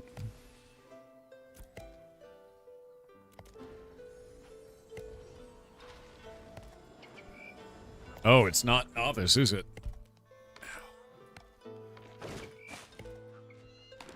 Let's see, deer. It's an apprentice level 1. 64 speed, 142 acceleration.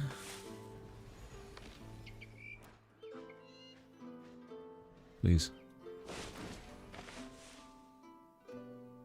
Oh. Are they not very good? It's pretty decent, not great, but not bad. Alright, but at Legendary, it's probably going to be really good. You know, eventually they're going to be making it so Beasts of Burden actually show on the model of your caravan. I'm really excited for that. Legitimately so. Yeah. Used for cooking anywhere? No, the idea behind a Beast of Burden is you tame a Beast of Burden or a mount. And it's a 50-50 shot. It'll either become a mount or a Beast of Burden. So if it's good enough to tame, you get your mount. If it's not good enough to tame, you get your beast of burden and you put it on a caravan. And the caravan, its movement stats are based on the beast of burden. And eventually, the mount itself, or the caravan itself, will have that model as its pulling animal. But they haven't done that yet. Caravans are kind of shit right now, to be honest. Everybody just runs mules. There's no real reason to run a caravan. At all.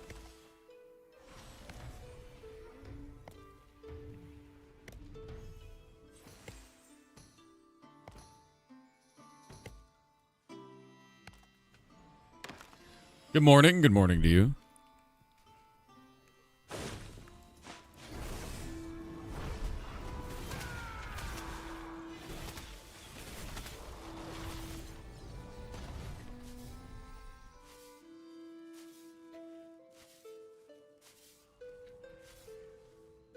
Your Blade Punter word of the day is Hosta? Wait, what? Hosta? I don't know what that is. Never heard of that. Oh my god, why am I so sleepy, man?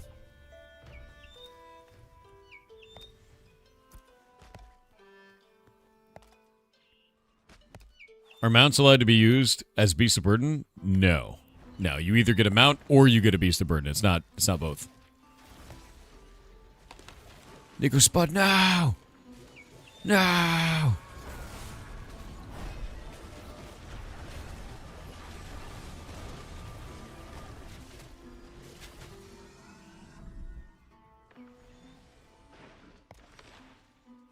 I need to level up my lumberjack. I'm at level 9 lumberjack right now.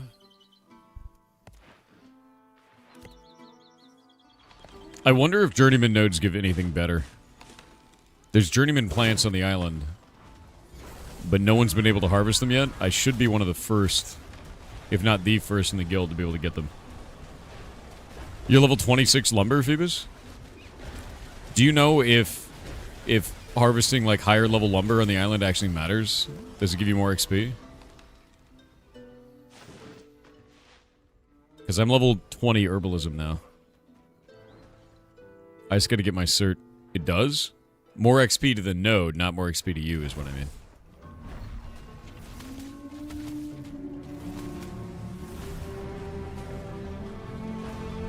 Can you buy gold bars as a tax deduction for this year for an S-Corp?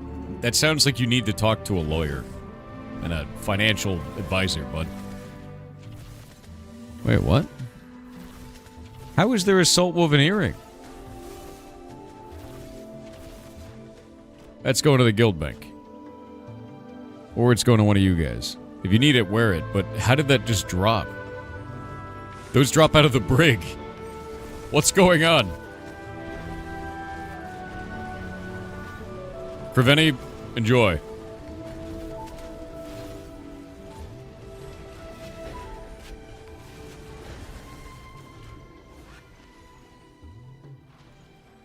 Huh.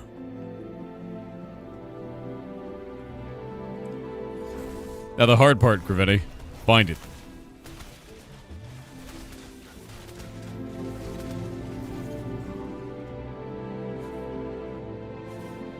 Yeah, I thought those only dropped in brig, man. That's wild. We got a 37 herbalism in the guild? No shit. Okay, that person's a mad lad.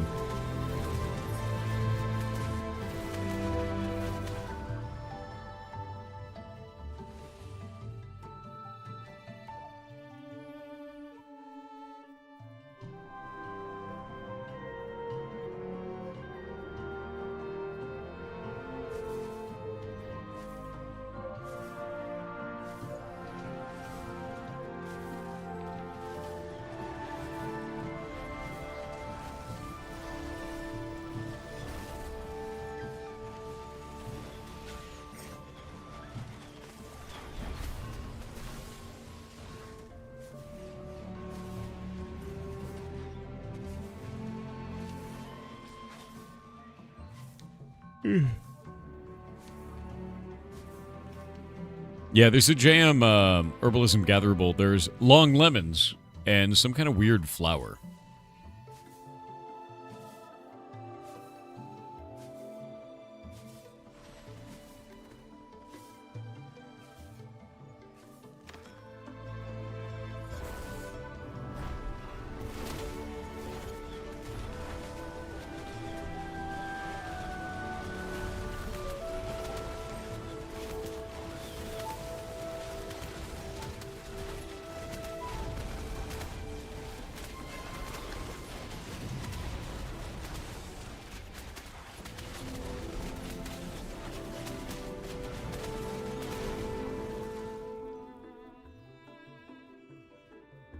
You know? Hey, Ray Cleric, are you there? I have an idea. I have an idea.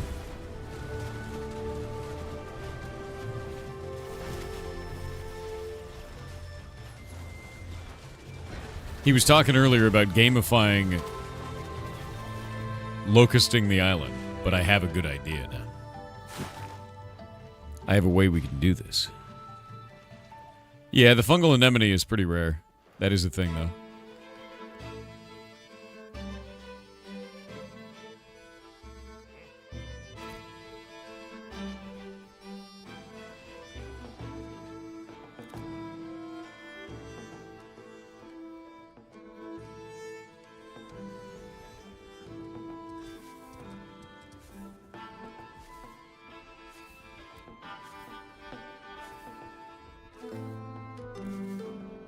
I have an idea. This fungal anemone... Yeah, the fungal anemone is really interesting. Check whispers. What's up, dude? You guys need to whisper, Red. I am not the group leader right now. I passed it off. Where is he? Is he not in the group anymore? Who the hell is lead? Oh, there we go. Code is Red is the person you're going to be whispering for an invite. The other one is Death Watch. Death Watch is running the other rig. Underbreath25 said, Merry second day of Christmas, Thor the Ball King. Question about ashes. Are there really no fishing zones in Brine Barrel? There are none. In games where fishing is passive or somewhat passive, I just like to plop my character down somewhere and let OT fish. I also understand that sport fishing is more interactive and makes a lot of money. I know. There's no fishing in this entire area. We don't know why. We've reported it to the devs. It sucks, because, like, it would be so nice, dude. It would be so nice. Yeah, we're fishless and soggy, I know.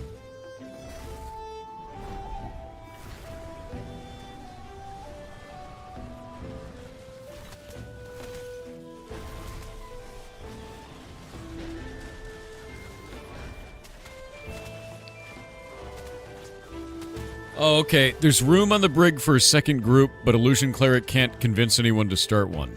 We could have a second group on the brig, which is really good farming of EXP for the node, to be clear. So if anyone wants to go start that second group, if you're level 20-ish and above, you will have an easy time. If you know the brig, go start your second group. Boop. Rorup said, hello Thor. I just finished the prototype for a game mechanic while unemployed. I uploaded a brief video of it to YouTube. Then immediately after, a short popped of a game featuring almost the same mechanic called the Magus Circle. On one hand it looks great, reassuring me on the mechanic.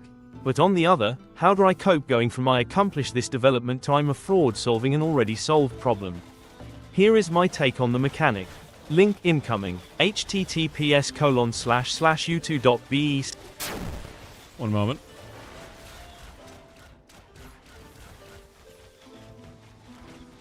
Let me see your take on the mechanic.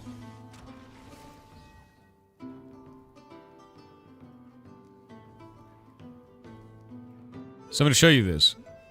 Your take on the mechanic is not unique. I'll show you why.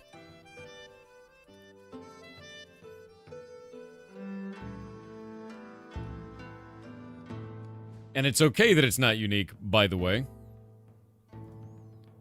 Because it's a mechanic from one of my favorite games of all time. The Mega Circle also had this from another era. Check this out. You draw a symbol to cast a spell. Lost Magic did the same thing on DS. And all of the art was done by Studio Ghibli. Or Ghibli, rather, if I could pronounce it right. But yeah. That game was draw spells. Your game is draw spells. Their game is draw spells. Just make your game. Nothing new under the sun, man. Yeah, Studio Giggity, exactly. What's up, Tix? Why are you saying Thor help? What's wrong? Yeah. Black and White had it too, yep. Lost Magic was awesome, dude.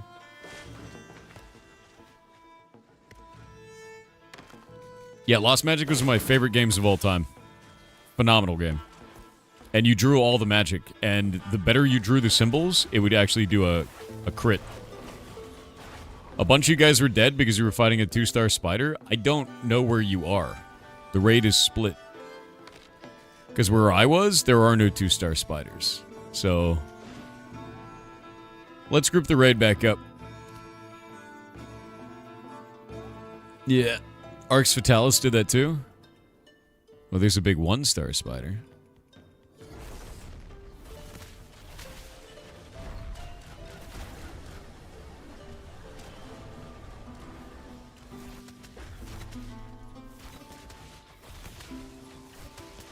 Yeah, no, drawing spell games are great, dude. Yeah. I love them. Caffeinated Minds with 500 bits said will join Ashes likely when it releases. Fair. I feel this game would be great to just hop on a mount and explore the world, like a traveling huntsman or wizard. It's super. What classes, profession would work with that? Is that a viable way to play Ashes, you think? Yeah. You could use any class for that, to be honest with you. And if you want to roleplay a character and like do that and be an explorer and a traveler, you totally can. Yeah. Can you preview crafted armor in Ashes before crafting it? No. Not visually, anyway. I'm going to be honest with you. I would love for them to add that feature, but I'd also love for them to add the feature of, I don't know, selling multiple items at once.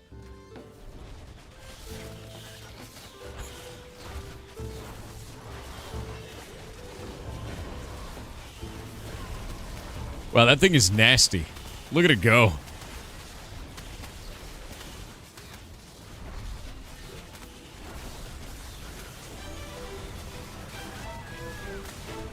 God damn. What a vicious, horrible thing that is.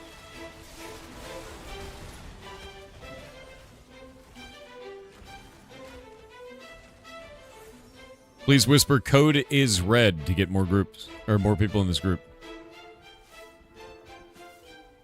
Can you get those as mounts? Yes. There are spider mounts. I have seen them. It may actually be a skin. I've only seen one of them, so I don't know. Yeah, code is red.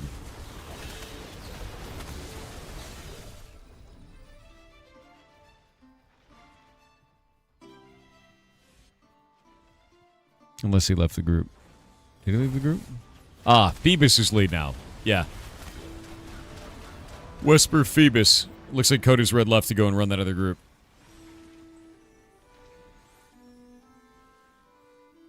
%. 28%. We've gained 3%. It grows. It grows. That means we only need 22%. 22% for the rest of the day, dude.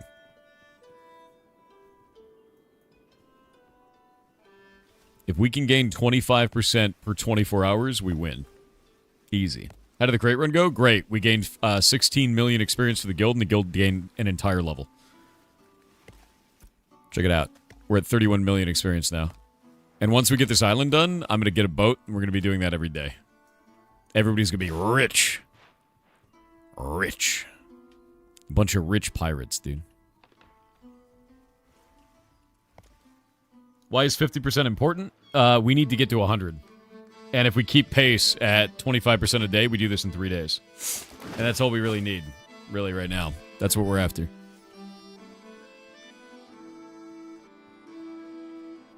Yep. Attainable milestones, exactly. 100% is a meme. 25% a day is doable with great effort. And we have great effort and great people. So, we can attain it.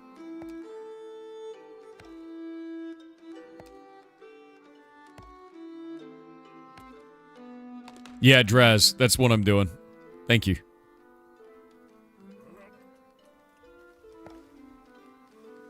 $69% is much better. When we hit 69%, we're all going to say Brand Barrel is nice in global.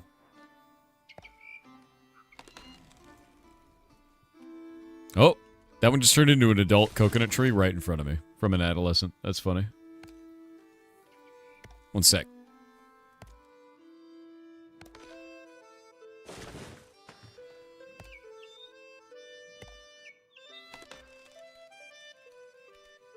All right, there we go. Why do we need to level the settlement urgently? Well, so these guys were going to vassalize us. So instead, we leveled these dudes up, which caused them to vassalize them. Now they're mad about it. So now they're trying to push Shorefoot to vassalize us. This is the last threat on the entire map for us. We have to beat them. They're one level behind, but they're at 97%. We're a level ahead and we're at 28. We just have to win. And that means nobody should be on the mainland. Nobody should be doing anything else. Because the only thing that matters is this island. And then after we're done, after we hit 100% on our island, we win. And we don't have to worry about it anymore. We just do whatever we want. So, if you're doing professions, stop doing professions and do this instead. And then after we're done with this, go back to doing professions. That's basically how it works. Yeah. Sandbox MMO for the win? 100%. Would it be worth trying to make it out there when you're like level 6 or 7? Yes. Yeah. We do these things called locust groups. That's what we're doing right now. It will be a little bit rough, but every one of these trees you chop down, you get experience. You know? Is there no way out of vassalage? Normally, you'd be able to do a siege war, but apparently those might be turned off right now, is what people are saying. What is the best way to get out when getting started? Give me just a moment, and I'll show you. I gotta kill this iguana. Basically what you do, go down here to Jova. It's pretty easy to get there. Go up to the mountains. Go across the edge of the mountains, along this road, to here. Go along the mountains again to the river, travel the river all the way down, in the river. And then you're out. And you just travel the water all the way out here to the Ember Spring by us. That will let you respawn there. And then, from there, you go back and forth between there and the brig, and you harvest all the plants and trees on the brig. And the reason why you do that is because there's no monsters on the surface of the brig.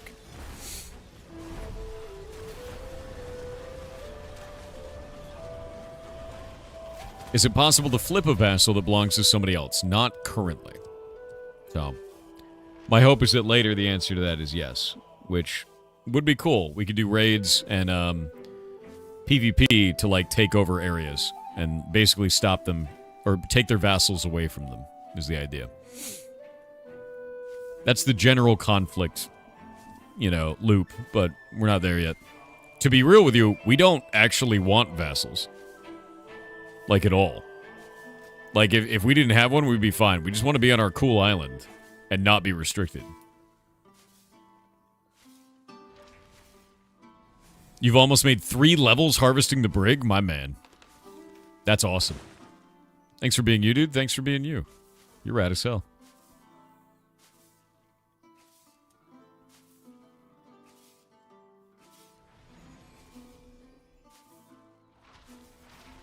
What are vassal restrictions? It stops the node, like the city, from growing any bigger. We'll be stuck at a certain size. We don't want that. We want to keep growing. We want to get large. The biggest. The nation of pirates, dude.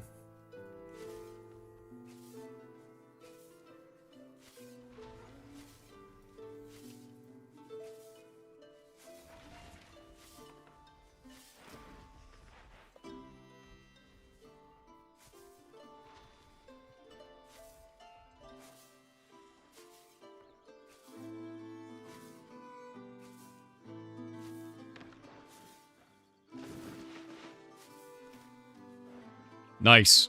We got some of the allies that we met the other day, and they're going to be bringing more people and helping us.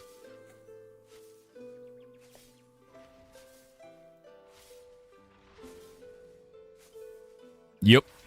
See, this is the thing, man. Like, we're making as many friends as we can on the server. We got cool people that are out there, people that are aligned with what we like to do and want to do cool shit, and they were fun to play with. So now they're going to come out and help us, and we'll go and help them anytime. What do we have today? Farming. Yeah, they're putting together a group of 30 extra people to come join us. So they'll have a whole raid group doing it.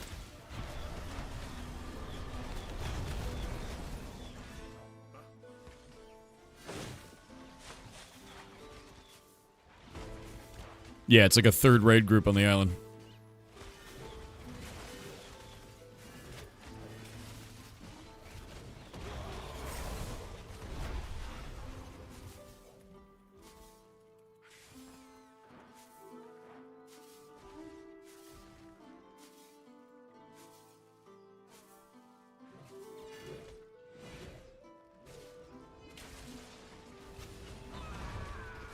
At the moment, they have 7 people. Later today, they're going to have 30. Up to 30. Awesome. Ooh, this is bad.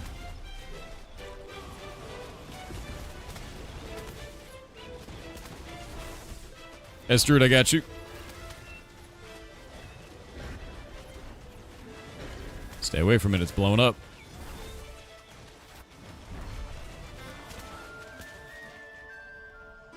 Mushroom.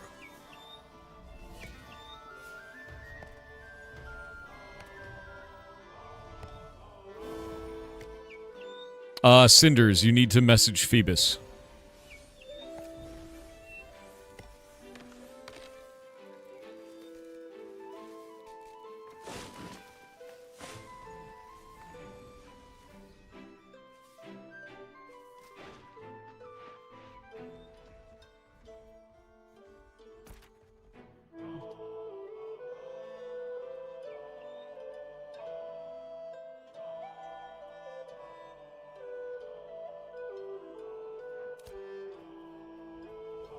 I'm letting them know where to get good gear based on their levels.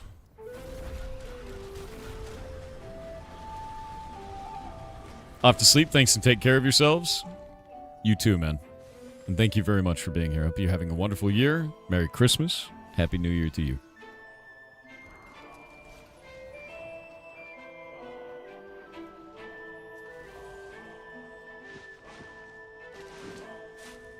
I love that we've just group-wise called this the Horn. So everyone's like, oh yeah, up on the Horn, there's a bunch of level 20 goblins up there. There's no, like, zone level, like, zone name for it. We just call it that. Because it looks like a dude's horn out of the front of his head. We're already getting, like, local slang for areas. It's very funny, dude.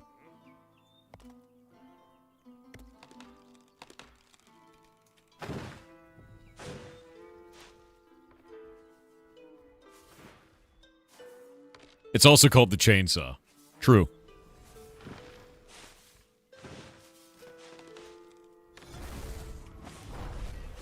Yeah, we have the horn, we have the chin, got the neck, we got the mouth. And then the loogie, known as the brig. Yep. Because our island is a big head. It's the Chainsaw Man head, dude. I hope they never change the shape of this island. We should live here at launch, too. Like, when the game launches, I want to live here as well. Same deal. I think we found our place, man.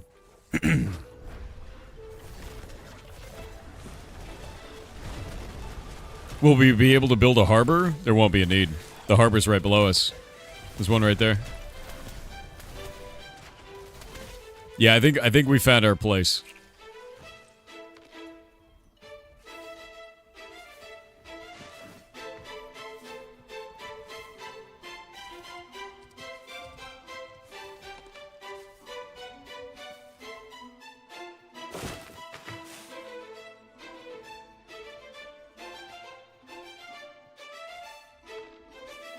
It's good music, too. Yeah, this is the place. Exactly. Hello from the south, my fellow ally. What's up, dude? How's it going, Malls? We were talking about the naming conventions for our island. So, we have the horn, because our island looks like Chainsaw Man's head. We have the chin, the neck, and the mouth. We usually land in the mouth, because it's easiest to get up to here, because there's the road that kind of goes, like, right there. So you land in the mouth, you can take the road. It's good. And then if you go up here, the goblins are, like, right in here. So if you're looking for, like, level 20 2-star elite goblins and, like, infinite farming for Radiant gear, there you go. It's a good spot there. Oh, and then Spitball Island. That's got enough... This area has no monsters on it. There are monsters inside of the island. And we usually have 2 groups that sit right here at the entrance, and we just farm those. Those guys are nasty. We need level 20 groups and above for that. Those are, like... Those are hard to kill. And people still make mistakes there and die, even at level 25, so... But they're worth it. But most of what we're doing, man, is this. See this endless field of plants? See that wall of people over there slowly consuming it? We just eat it all. And every single one of them is 28 experience to the island.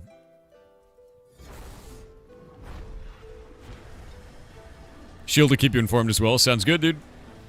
Understand, I am doing in December today. If you don't know what that is, I'm doing an event this entire December where I have 3 indie devs come on, one after the other. So we play their game for an hour, and then I interview the devs for an hour, and they don't pay anything. That's the idea for it. So in 23 minutes, we will have the first in December game, and I will be indisposed for 2 hours.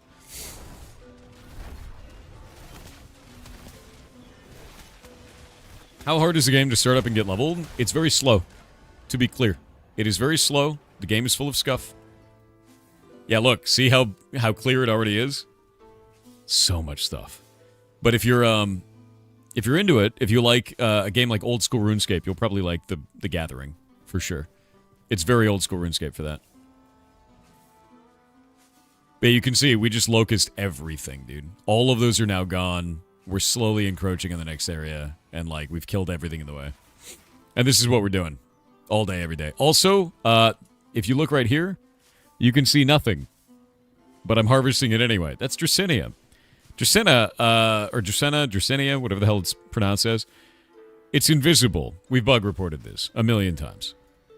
It's used for making high-end crafted cloth gear. But it has no model. Which is great.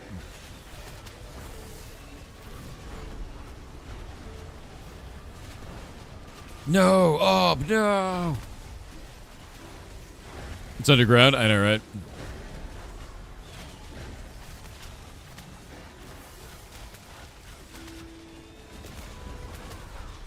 But elephant ear is kind of a worthless plant. It's only used for might potions and arcane potions. The shitty, 15-second, 50 extra power potions. They're not great. But you can level alchemy off of it, and I'm level 17 alchemy because of them, so there is that. It can be useful.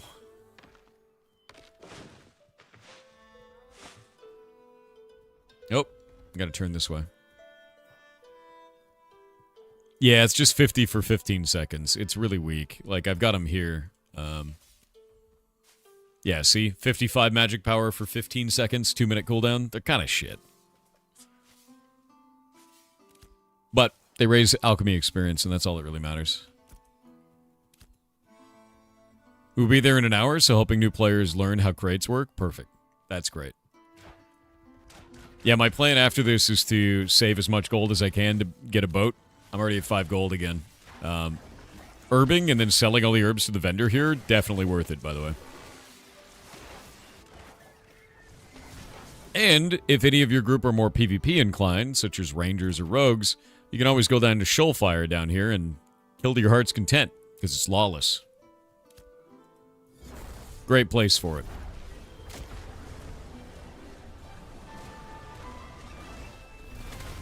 How does the game feel overall? Dramatically better than it was. So, like, I quit for 6 months because I was really not happy with the in-game economy. They kind of drew the economy back. It's better feeling. It's still got some serious problems.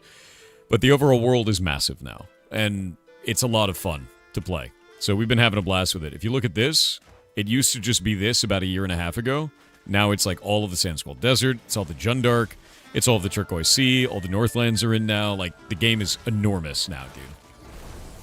And they've done a really good job, like, fixing up the starter quests and, like, new player experience is way better than it used to be. Yeah.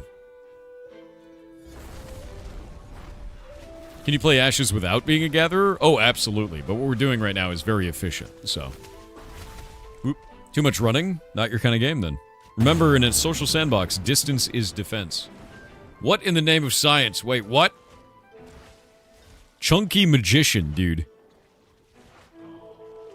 With the 50 gifted subs. What are you doing? That's so many.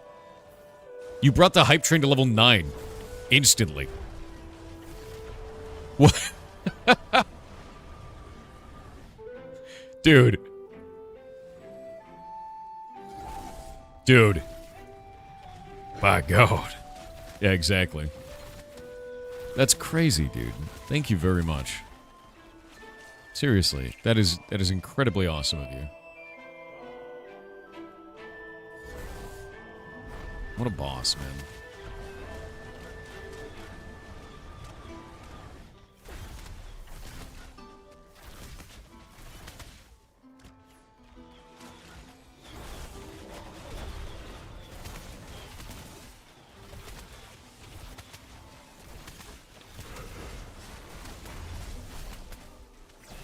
Ugh. Buh.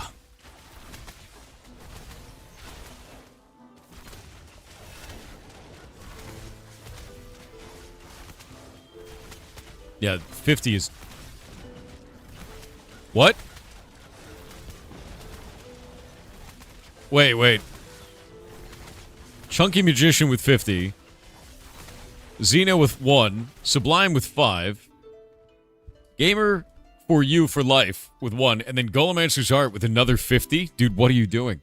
You broke the hype train. It's broken. You broke it. You broke it. That's what? Fortescue with 500 bits said, "Hi Thor. Hi. What are your thoughts on a billion-dollar theme park called Dracula Land being made in Romania, but their website looks like it's made by a kid with ChatGPT?" Dude, what? Okay. Funny. Ridiculous. Not what I expected. What? Dracula Land? Dracula Land is already very funny. 50 gifted subs. Dude, what is happening? Yeah, show me the link. Iguanas. 2 iguanas. They're worth 400 each, so it's 800 over here. I cannot believe you guys. That sounds like it's fake.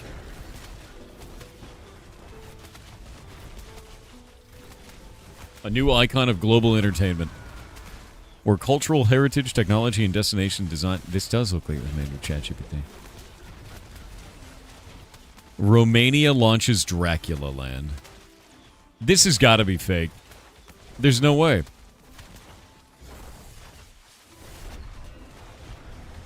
Is this real? This can't be real.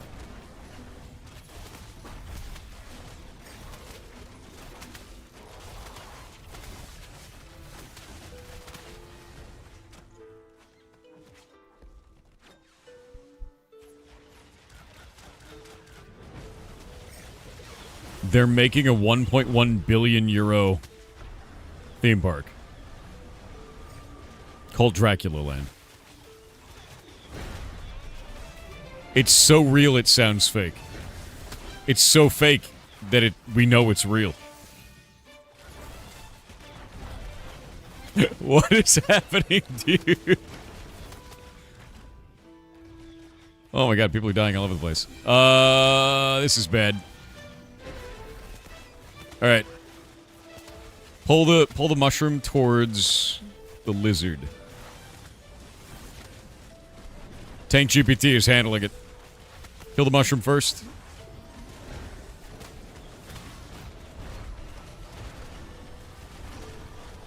Try to get those people up.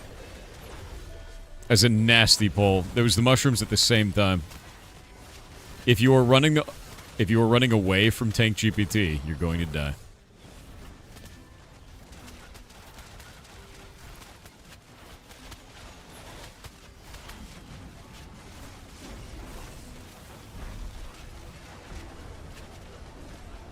Tank Chippity is so powerful, dude. We did it. Res the dead. Another lizard.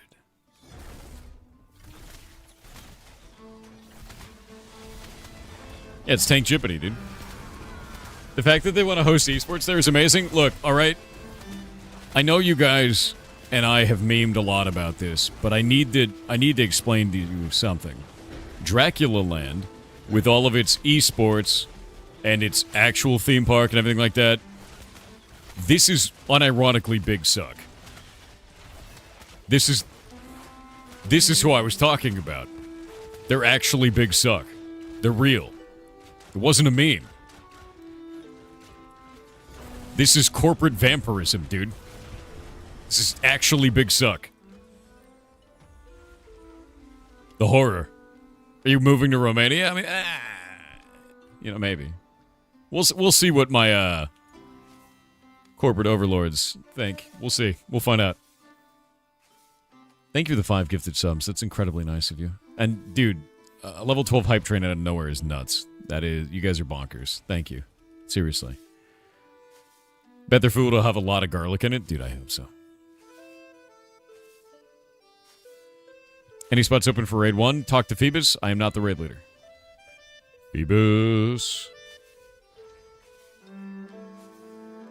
Where were you when Big Suck started? Dude, this is Big Suck finally out in the open, man. The train has ended with exactly 1,000 bits and 116 subs. Thank you very, very much. You guys are wild. Yeah. Actually wild. William, at least buy me dinner first. You know? Yeah.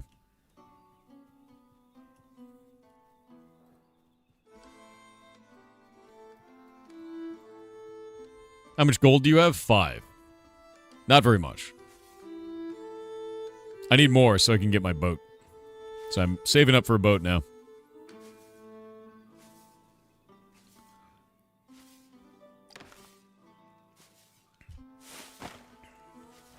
Yeah, I only got 5 right now. I should have more soon because I've been farming all this elephant ear and I just vendor it. So every full inventory is like a gold and a half on average. But now I have a legendary deer. A legend deer in my inventory.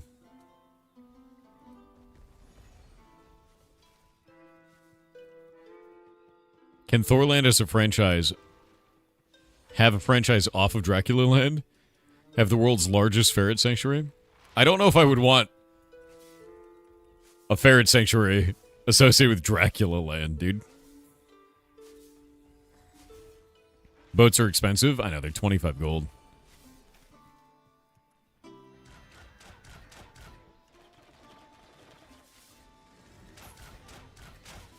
God damn this game.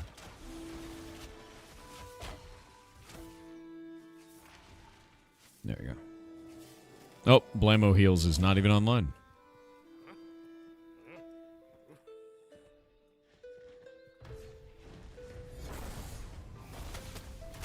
Can you rename the ferret sanctuary Thorland? No. Although that is very funny. Big trees.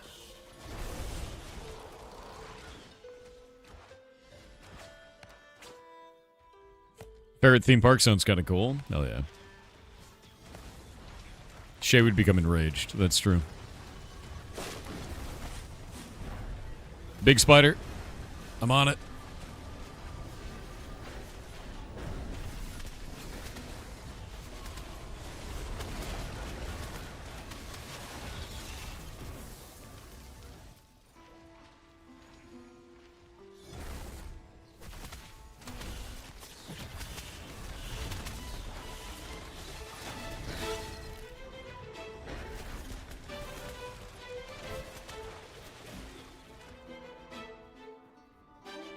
Elephant ear, heroic elephant ear? Yeah, it's extra useless. Enjoy.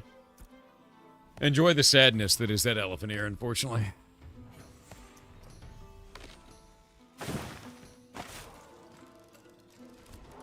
Best way to level up animal husbandry? Talk to Tix. Tix knows that entire rat. Oh, more plants. Oh, we found a whole field. Oh, it's beautiful. Chainsaw Land. Oh, dear God. All right, I gotta go pull up my in December stuff. I'm gonna start getting ready for that. Ooh. We've got 2 that are cool today. One of them's cozy, and one of them's creepy. I'm excited. Excited. 10 minutes. Yep. I'm gonna get these last plants, this last area, and then I'm gonna go up top.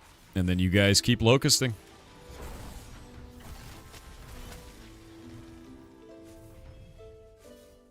Phoebus, start trying to recruit more people to the raid. If you could.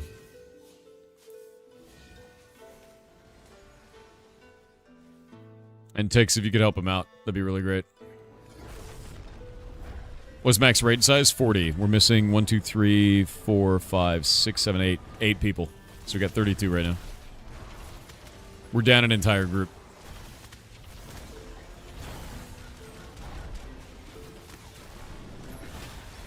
Ow. They hurt?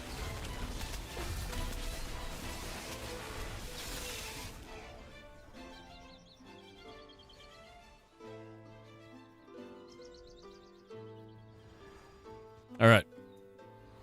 I'm heading up top and setting stuff up for in December. I will see you dudes. Make sure to go stay with Phoebus, get more people into that raid, and keep locusting.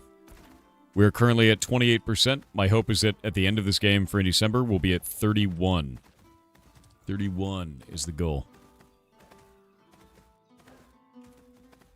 Based on timing, that should be possible.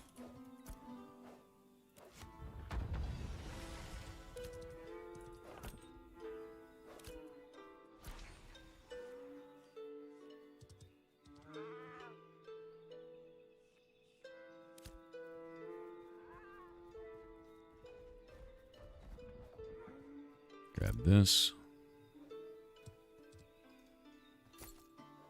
Sell all this off. Money, money, money, money, money. I didn't get enough plants this time. Normally I get like a whole gold, but not this time, not even close. Doot, doot, doot, doot, doot, doot. Doot, doot, doot, doot, doot, doot. There we go.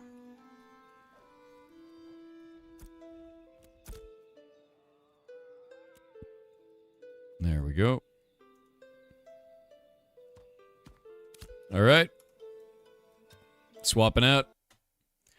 Time for me to get these games. Mods, I'm going to be sending them out to you guys as a message real quick on the comms channel. Give me a sec.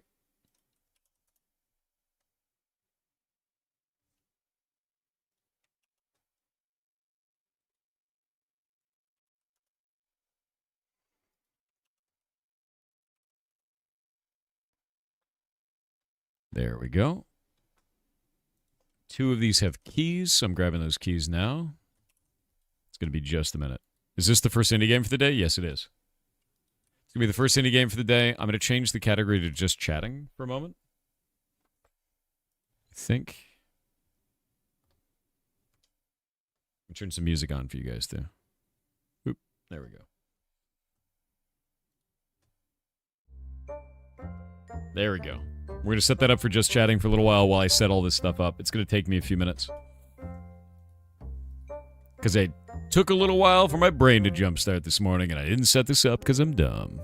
One moment.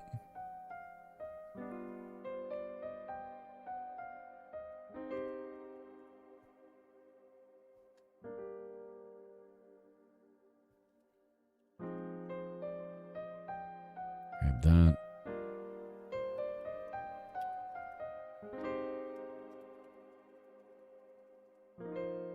One of these games looks so cool, dude. The next game that we're playing looks wild. And I've been very interested in like how weird and like it just looks weird and it looks like something I want to play because it looks so weird. And it kind of reminds me of older games too. It's the part that kind of excited the hell out of me. Grab that one.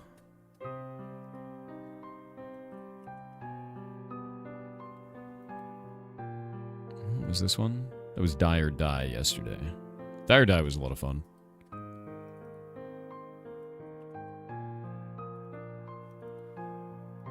There we go. Done. The next one. Oh, and one of these games, we can't play it. You'll see why. It'll be fun.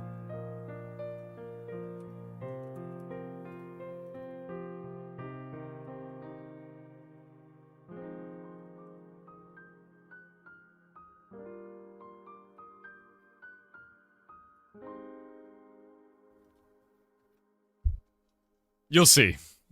You'll see. That'll be the one today. The third one. Is music, Cozy Overload. It's all from our game Heartbound. Which I need to update in the next couple of days. Excited. Game to play, but no playing. You'll see. You'll see. All right. First one, we go grab this. Install. Let's install it.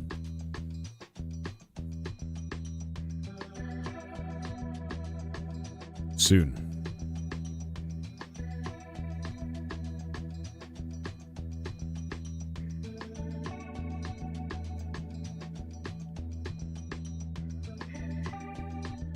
Dudingus. I am not on game right now. Talk to Phoebus, spelled Phoebus. I bet Asus making RAM next year? No way. That wasn't on my bingo card. It's kind of wild.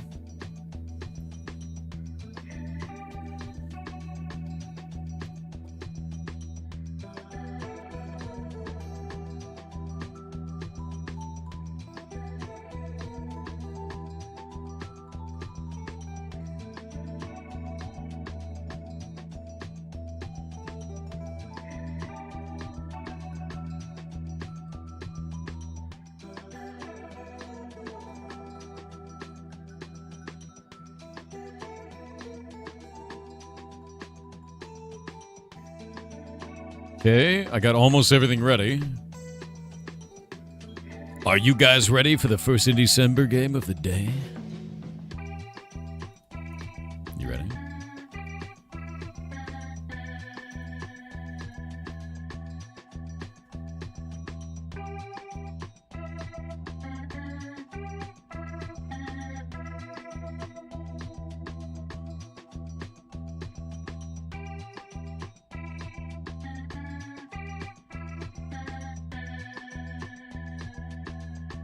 Will it work?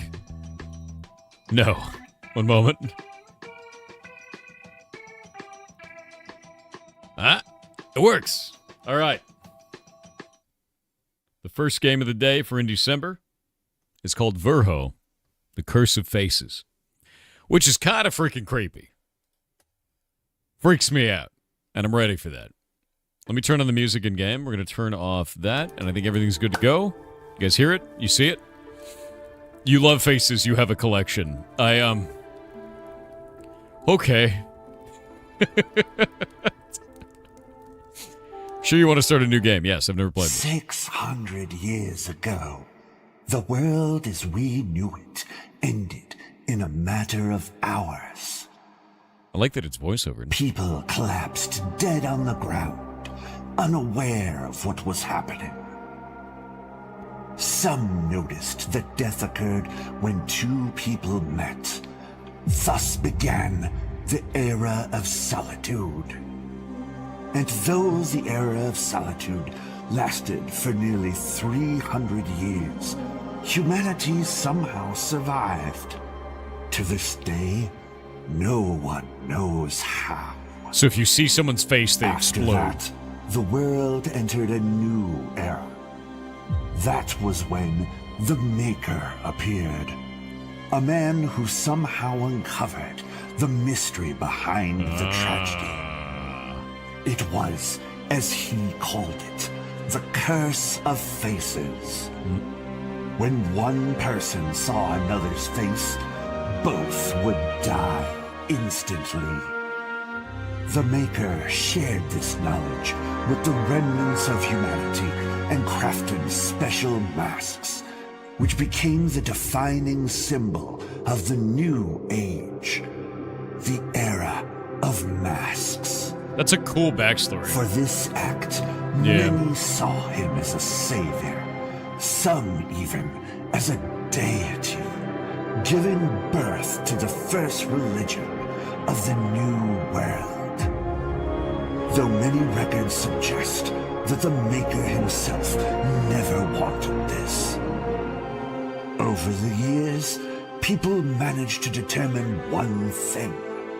Whatever caused the Curse of Faces originated in Yariv, a small nation surrounded by mountain ranges in the heart of the old world. Since then, many have ventured into Yariv. Scholars, thieves, mercenaries. Yet none ever returned. And you as well have decided to cross the borders into the accursed kingdom. Hell For yeah. reasons known only to yourself. Before you knew it, an unnatural mist enveloped you. The mist thickened, and you felt your strength draining away, until all you saw was a black abyss. Blind people were safe? No. And the reason why is they explain that. If you see someone else's face, both of you die. So if you're blind and someone sees your face, you also die. Yeah. Okay, I got a hand. Yeah. I can block. I can crouch. You who have entered Yariv. You've lost everything. From material possessions to memories and even your name. If you wish to proceed further, you must reclaim them. At least the essentials. Yeah, I feel like I want my name a little bit.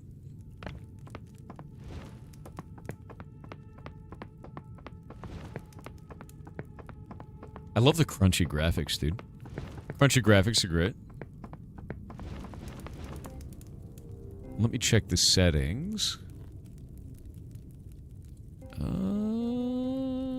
Can't change it. Effects. Head animation. Removed. Much better. I was getting gross feeling. Remember. Remember your name. You must not forget. Recall it and carve it into the stone so it is never forgotten.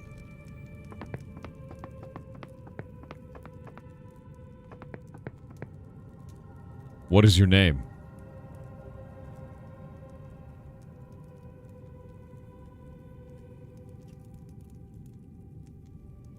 Scrungus.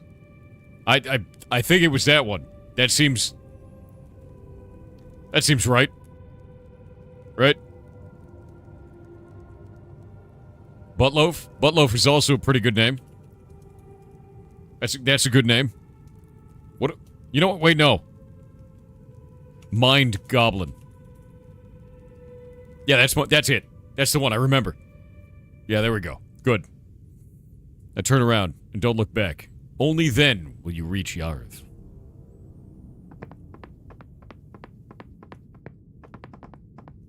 Don't look back. I'm looking at the back, dude. I'm looking. Looking. Wait. I can just...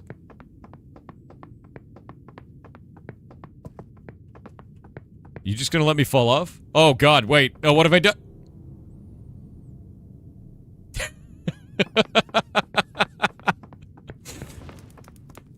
It totally let me do it. I didn't think it would. I thought there'd be an invisible wall.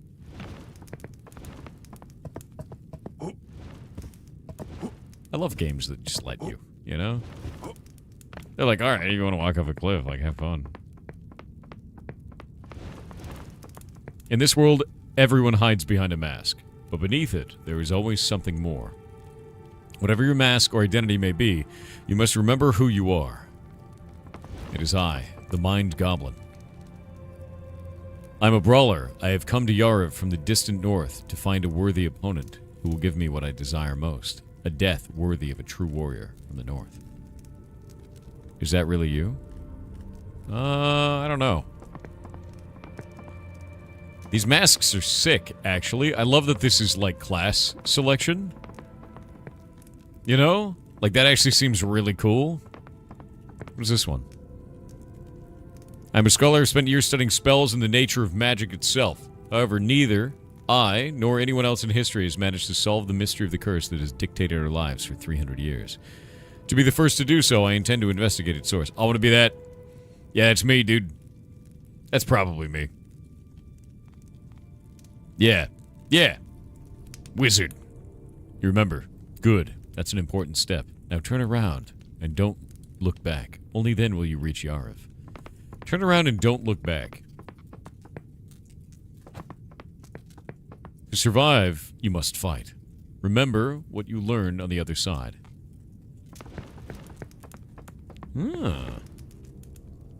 Wizard sword.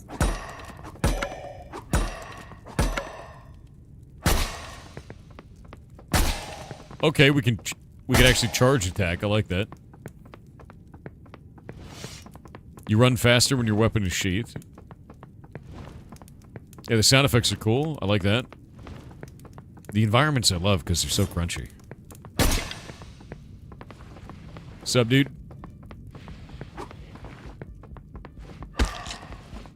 Ugh!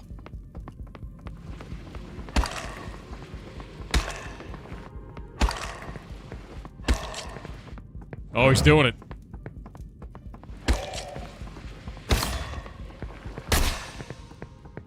Cool.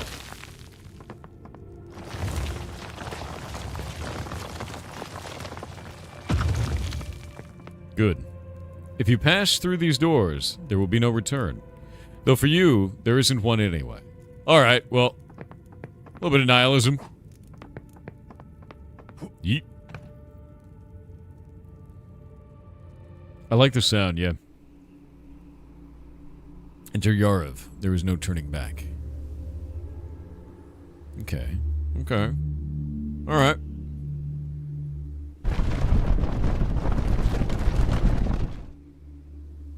Well. Alright. The world exploded behind me.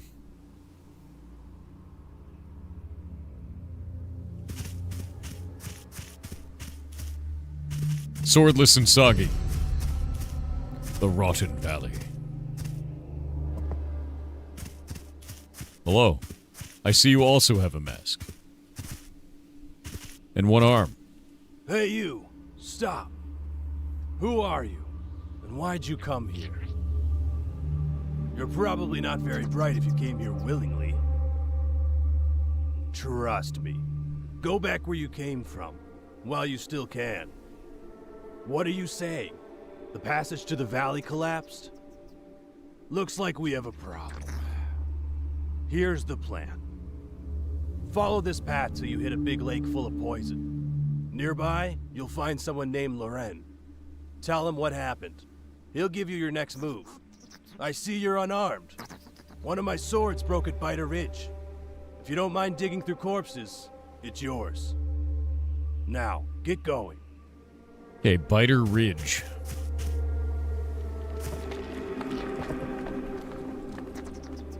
Haunted. Cool. So these are our save points.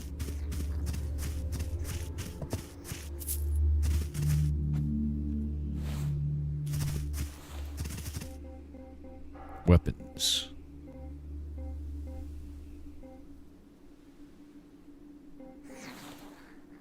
Interesting. It's making gross noises.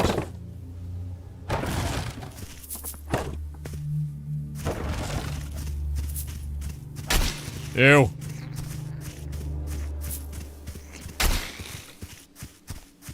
This is not a good weapon.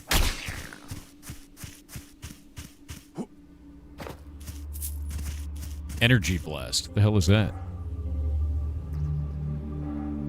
Okay. How does that work? I have no idea. There's the thing in the top right? Oh, okay. So I hold down right click and that happens.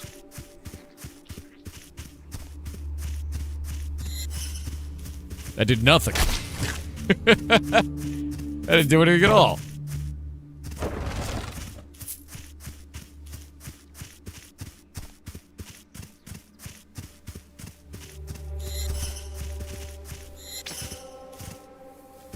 Oh, it looks like it must have resisted. Okay. So it resisted originally in some way. Yarth leaf. Okay, something I really like with this, actually, is the fact that they put an item in the chest, and you don't just open the chest to get it. You open the chest, and then you actually look in it, and you pick up the item. That's really a nice touch, to be honest with you. Like, I like that a lot. Yeah, mana regeneration doesn't exist, it seems.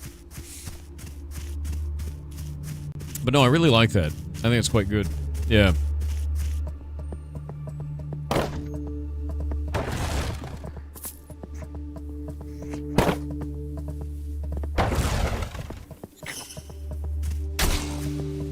Level up. Leveling up does not regenerate mana either.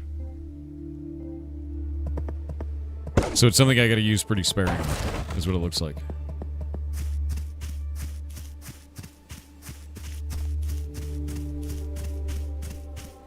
Hello? Oh! Nasty. Something red over here. I don't know what this is. Nice.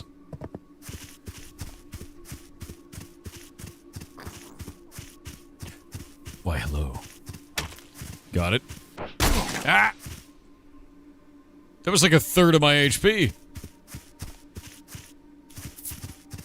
Holy shit.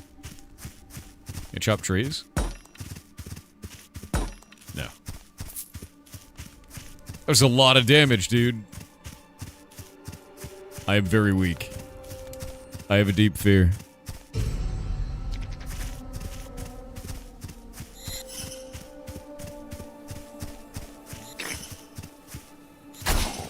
I see now. Magic just has a short range.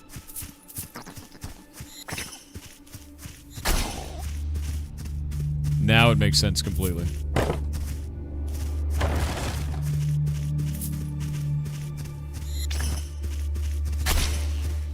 Nice. Cool poison lake, dude.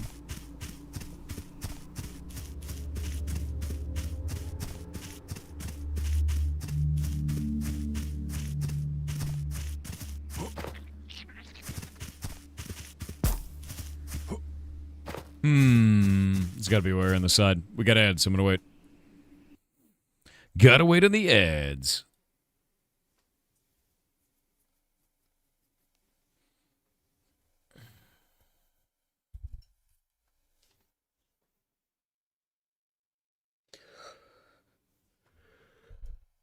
Ugh. What is this?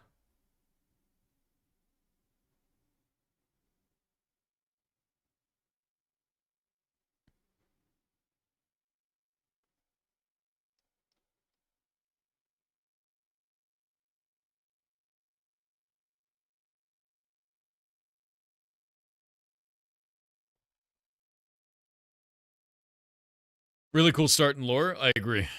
No, I super agree. Thor Mobile. I was reading. Oh yeah, Willine, the reason why you were set to restricted is because you started posting like weird chat logs in chat. Like, I don't know what you're doing. No one knows what you're doing, but it's weird. So then we put you on mute. It's like, stop it. Stop being weird, dude. Yeah. Like, I have no idea who you are or what those are, and I don't care. Yeah. Yeah, where's the game? Yeah, no, this looks... Honestly, I like the world building so far, and I think the gameplay is scary because I lost a third of my HP by taking one hit. Can you fish in the Poison Lake? It would be an MMO if I could. So I think no, currently. Maybe later. I really like the Cursive Faces, though. I think it's a really interesting way to play a game. Like, or to tell a story, rather. I like that a lot. Yeah.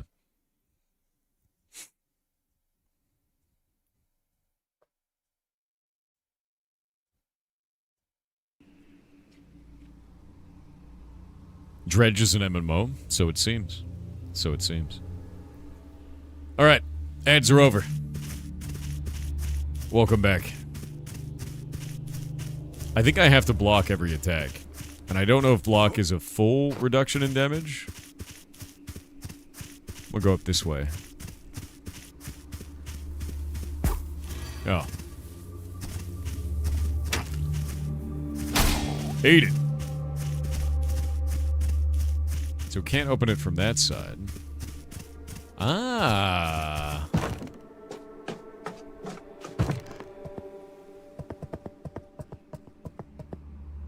You we cool? You cool? Newcomer? If I were you, I'd watch your step around here. Why does it sound like Winky? Entering the cave without a light source is suicide. Okay. However, there are incredible treasures in there that you'd surely want to get your hands on. I won't stop you from trying. Besides, if you die in there, everything in your pockets belongs to me. A wonderful treat indeed. Not that you'd be in any position to object, though. I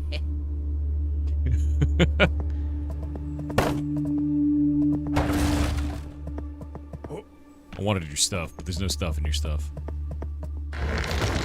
Nice.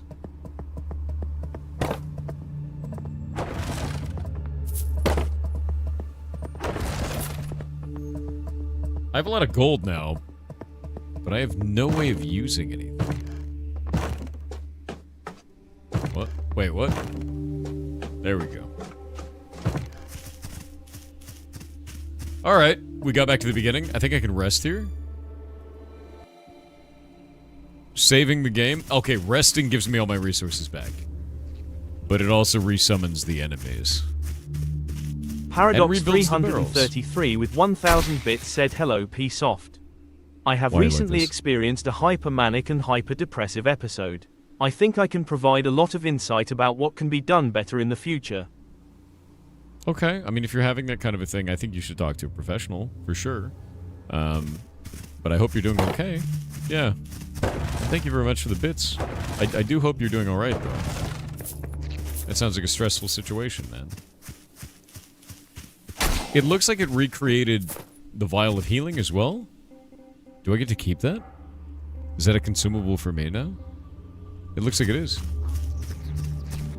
I can level up there as well. I'm gonna go back and level up. Ah. I need to practice my guarding, too. Yeah, I hope you're alright, man. Let's do level up. Dexterity and strength. Strength allows you to wield heavier weapons and use them more effectively. Also increases your health. Allows you to use weapons that require more finesse than strength and handle them better. Also slightly increases your health. Significantly increases your health. Allows you to use more powerful runes. Also slightly increases your mana supply. Significantly increases your mana supply. Lets you better cope with illnesses, poisons, and other negative effects. Also increases the impact of blocks and increases your health. Let's just do more powerful runes. That's probably fine. Done. Neat. I'm sure this will be fine. Yeah, resistance seemed really good, but you know what seems better? Magic. What's up, nerd?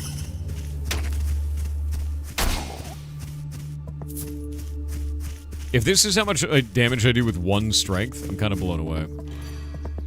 Doesn't open from this side.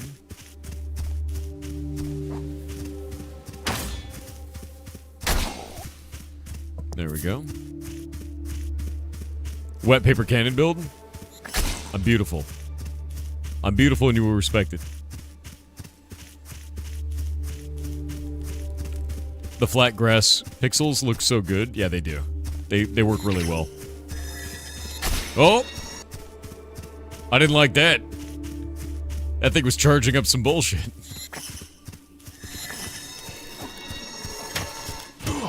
Ow. Not what I wanted. Not what I wanted. Everything's bad.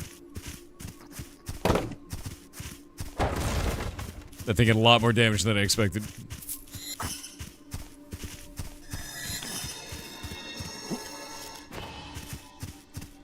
Nope.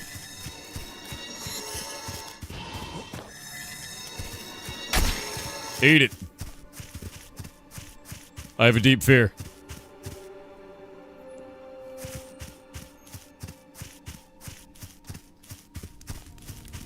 Alright.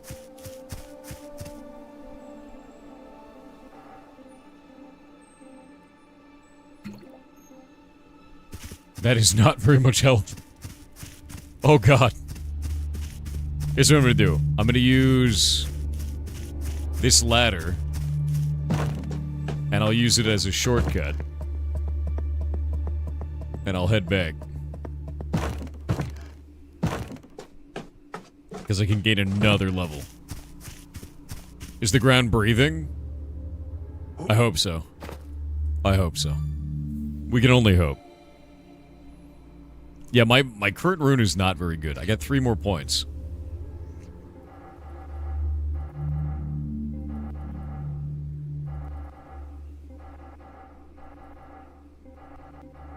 I think resistance right now is a good idea.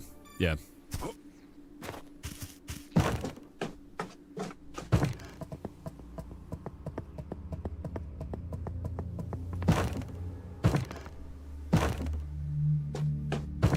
What?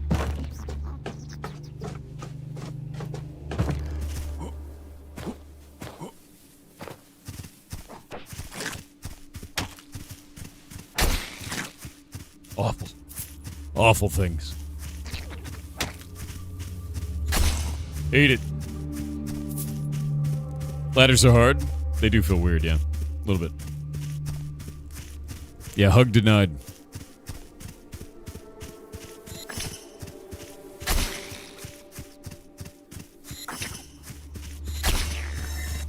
These are worth a lot of XP. Okay, there's a... I mean...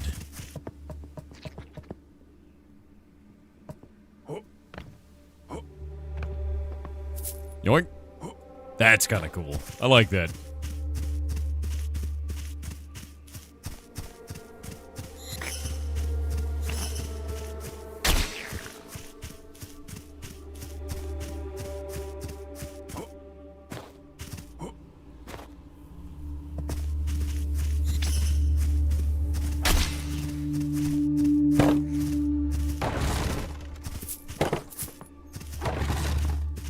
Alright.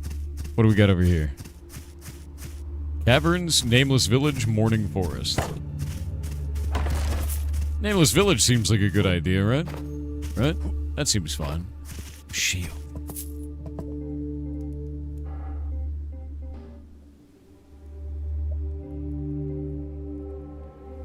How do we equip it? Not enough strength. Lame. Wait. How far can I jump? Okay, not very far. Wait. The poison is slowly going up and down. Maybe there's a way to drain it. I think there might be a way to drain the poison. Let's do this first. I'm gonna rest here first. Then we're gonna go check it. Yeah. There's a note on the ground, too. I dropped my rune into this poison lake. Ironically, it is a poison rune. I'm not crazy enough to try to fish it out. So if you do, it's yours. Esther. Alright.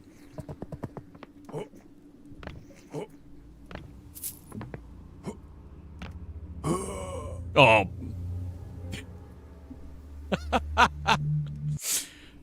I feel like I was pretty close, right?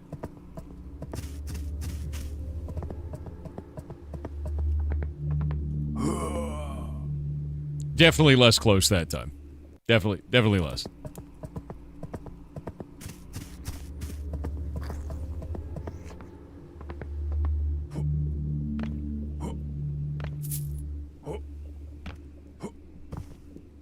Victory's mine.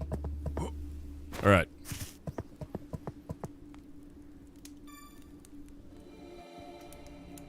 It's mine now. Let's go to runes. Toxic blast, huh? Not enough intelligence. I need 25 int for that? Oh, God. Okay. Well. Now I have a goal, I guess. Goal attained. Goal attained. Oh, I can one-shot those now. Ah! What?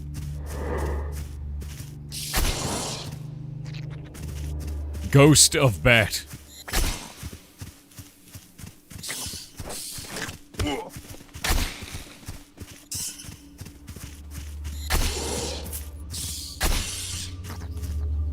Jesus Christ. Alright, the trees are covered in like ghosts.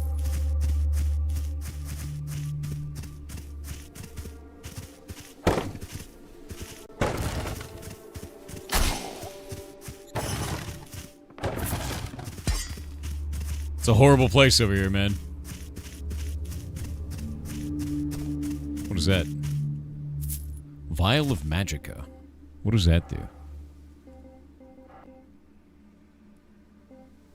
When consumed, it restores a portion of the user's mana. When consumed, it restores a portion of user's mana. Cures poison. Cures slow. Applies poison damage to weapons for a short time. Alright. Cool. Yeah. Just mana pots, basically.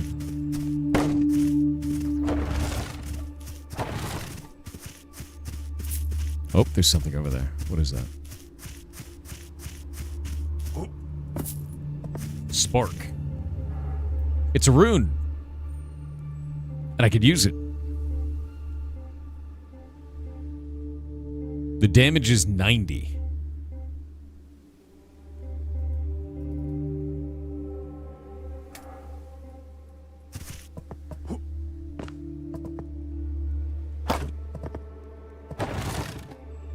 Actually, wait a minute. I think there's a way to do this.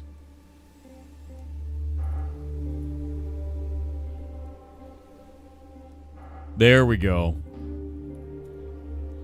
So how do I switch runes? It looks like I hit 3, is what it's doing. Okay. One of them takes a little bit more mana than the other one. Parkour time. Parkour time? Cavern key. Alright. Now we have a key for that cavern, but now I need, like, a torch. I need some way to see down there.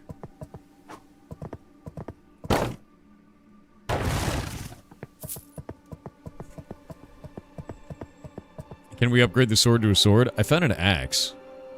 But it takes 10 strength.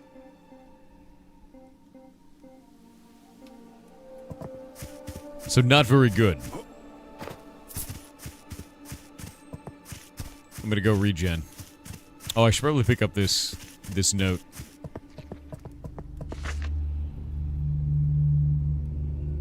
Yeah, it won't let me pick it up. Alright.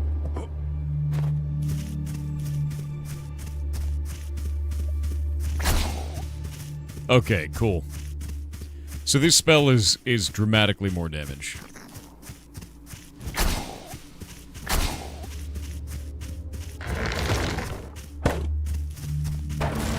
Basically what I need to do is just spend all of my mana, go back and save. Farm a little bit. Jesus, alright. We'll head back. Yeah, I'll talk to the NPC in a moment. I wanted to get, like, a little bit more power, basically. See if I can't pick up the, like, use the magic spell. Yeah, there was a dot on the enemy, too. When I lit him on fire. Because we can rest like this, get everything back. Yeah. And then be like, there we go. Now we can talk to them. What do you want? I haven't seen you before. I am Loran of Haravel. You're the guy I'm looking for. Are you new to Yarif? Yes. Namir sent you. You're supposed to tell me that the passage collapsed and that we're trapped. Fool. No, sorry, I didn't mean you. Namir, that joker made a mockery of this. Oh? You see, the collapse of the pass isn't something only you've witnessed here. Each of us has seen it. You can enter this cursed land, but you'll never leave it. It's the cruel reality of Yarif. There used to be a great climber here named Yura.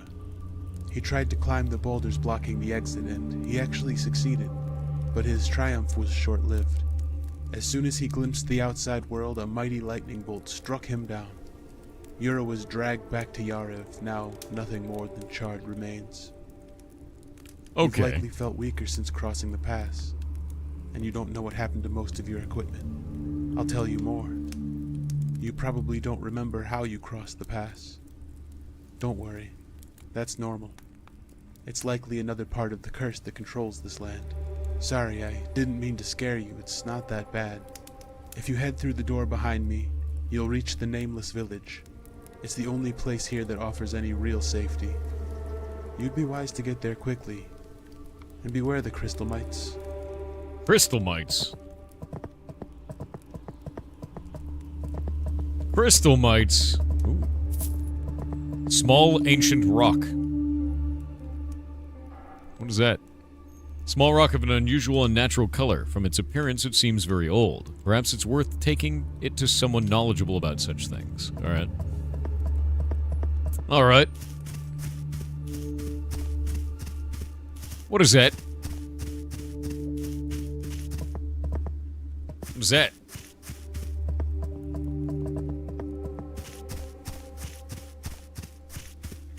There's got to be a way in there.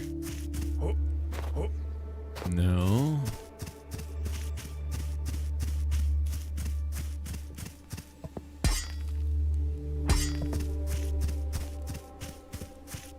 This looks like a secret door.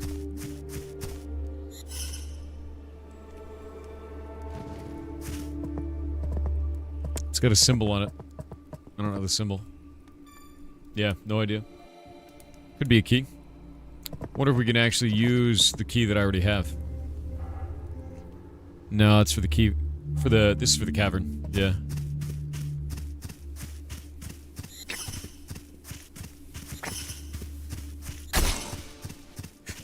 Forgot to swap. There we go.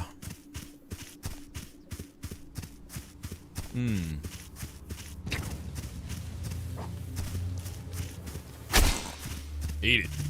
Alright, what's this? Stalker's Nest. High danger. Do not enter if you wish to live. Loran. I like danger. Oh, this is where the cavern key is used. Wait.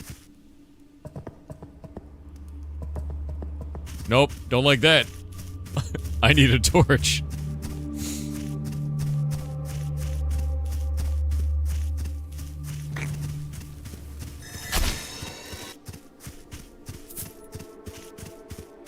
Daggers. Throwing knives. Interesting. Man.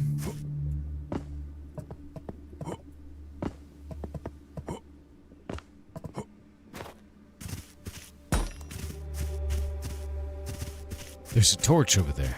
I see it. There's a torch.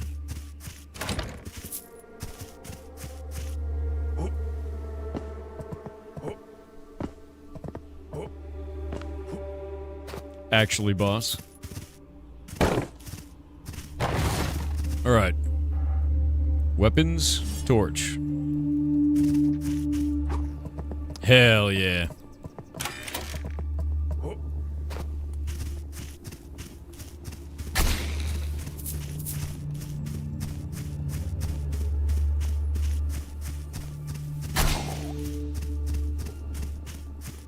Alright, we've done it.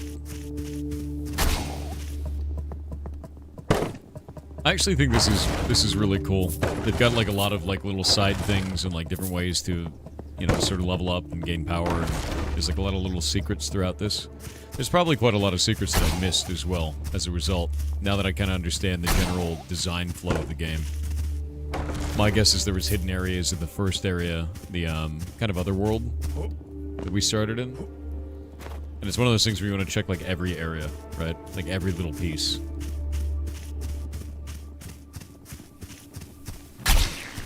Double kill. Like, now that I know that, I'm looking around everywhere. Yeah. You can confirm that? Yeah, it makes sense.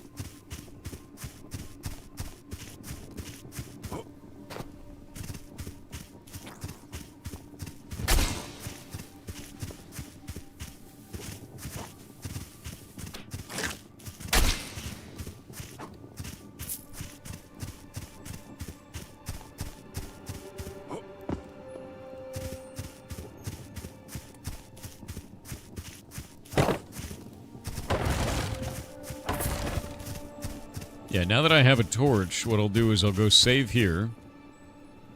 We'll rest there. And then I'll use the level up, and then we'll go up the ladder.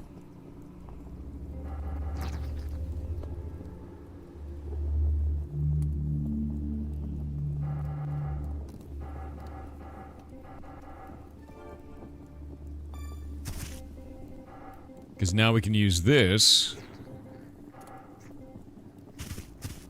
There we go. We get Toxic Blast.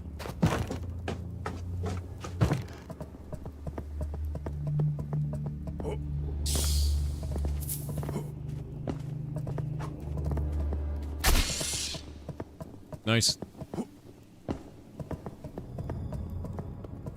Nah, man. It's so dark in here even with the torch.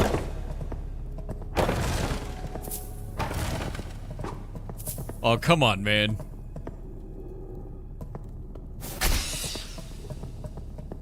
It's so dark. Oh, crap. It's so dark. No, it's so dark in there. What the hell? At least those are worth a ton of XP. You know? Oh, this is terrifying.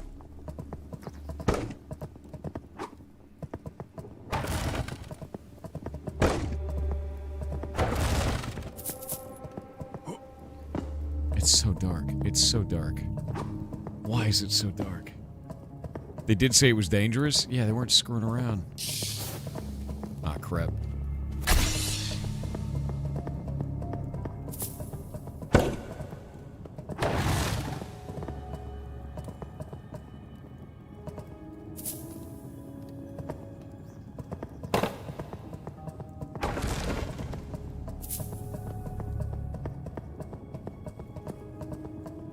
Bro, I can't see shit. It's terrifying. It is terrifying in here. Why is it so dark? We go downwards?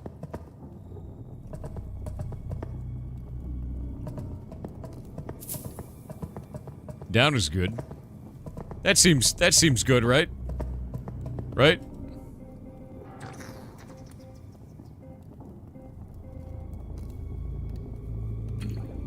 Should probably equip those, but I'll wait for now. Oh.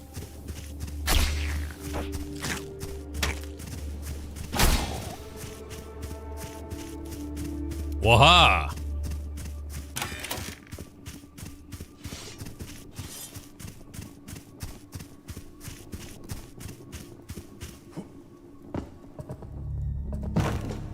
Wait, are we back in a cave?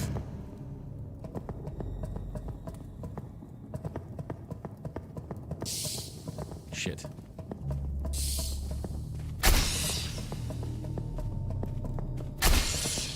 Got it.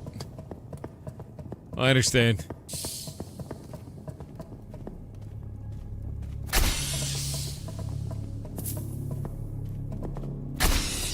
Get out of here. Leave me alone. I don't like whatever that is, dude. Like, I don't know what that is.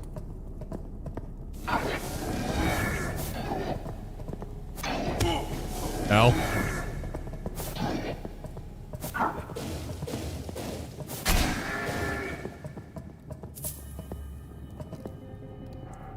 Okay, man. Okay, man. That seemed unnecessary. You know?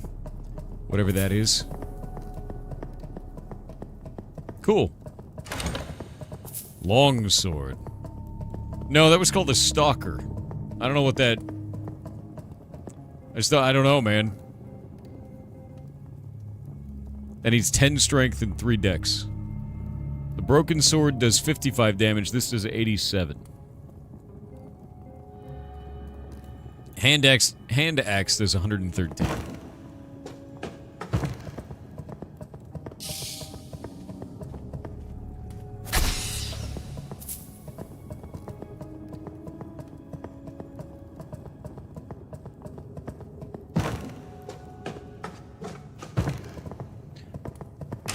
Wait, this isn't... This is a different exit. I don't know where I am. Nice.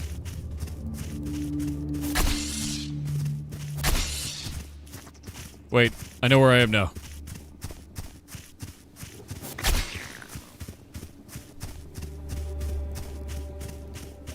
The horror. The deep horror. Alright. That was scary. Caves are bad, gentlemen. I've learned this. Yeah, we're gonna get that.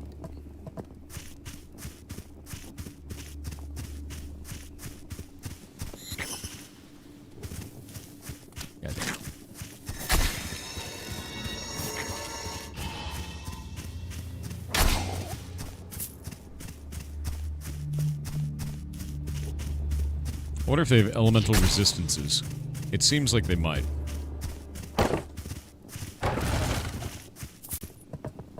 Yeah, it seems like they might have elemental resistance.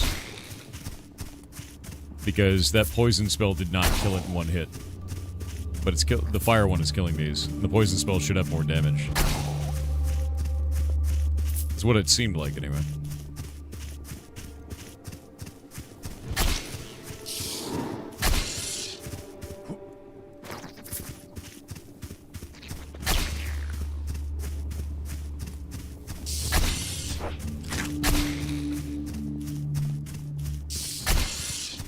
Nice. Alright. A little bit of farming. A little bit of loot.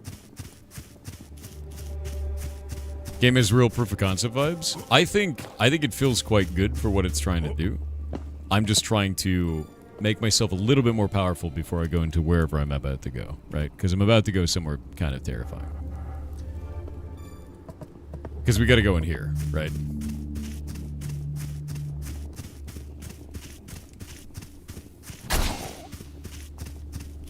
And now that I got the torch, it's definitely possible to be in here. Oh, it's another one of those.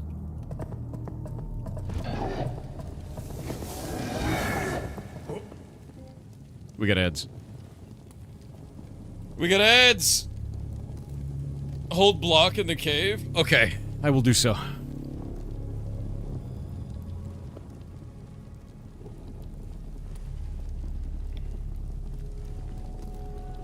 Honestly terrifying so far. Loving it. The caves are very dark. Full of horrors. I like that a lot, actually.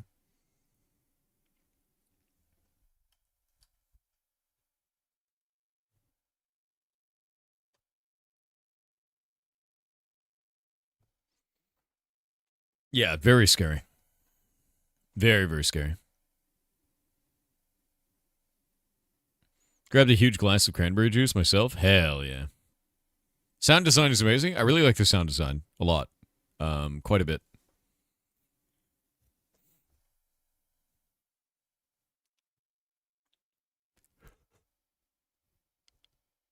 No, this is not like Elden Ring. No. No. This is like old school dungeon crawlers. And I like that. I like the world setting. I think the gameplay feels like old school dungeon crawlers. Like I feel like I'm playing kind of like an RPG, more RPG version of like Hexen, like way back in the day. You ever play that game? You ever play Hexen? That's an older one. Long time ago.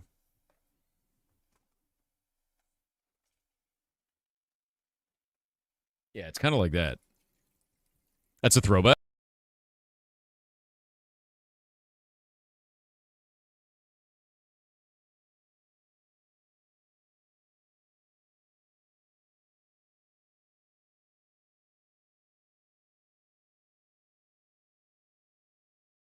Pretty sure you saw Hexen on Steam yesterday. You might have. It just reminds me of Hexen in terms of the gameplay. But like slower and more methodical, I guess. Does that make sense?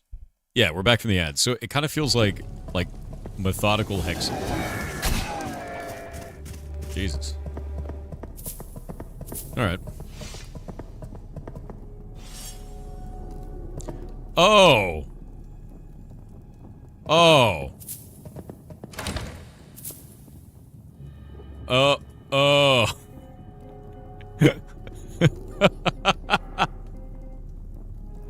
Slightly increases experience gain. Hey. I mean, it's not like great. But it's okay, you know?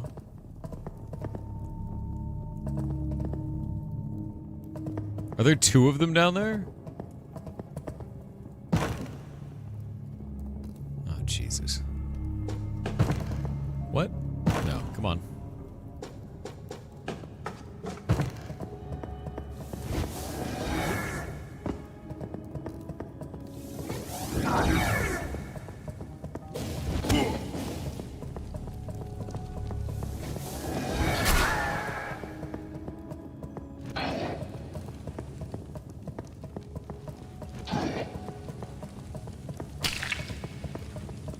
I don't know what he's doing.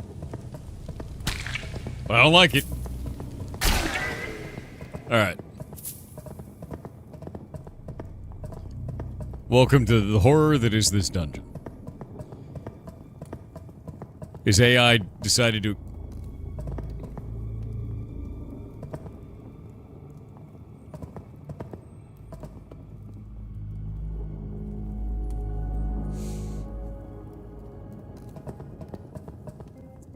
Alright, let's think about this.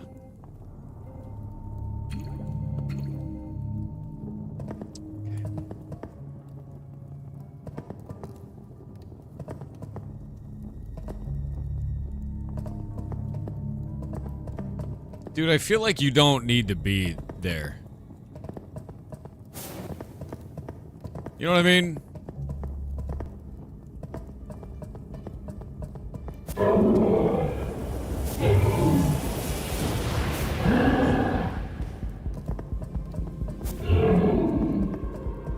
Okay.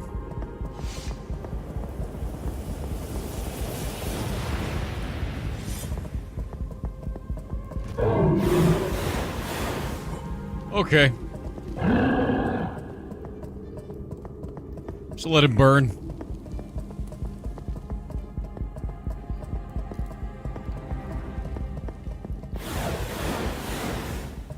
Alright. I think he doesn't like that.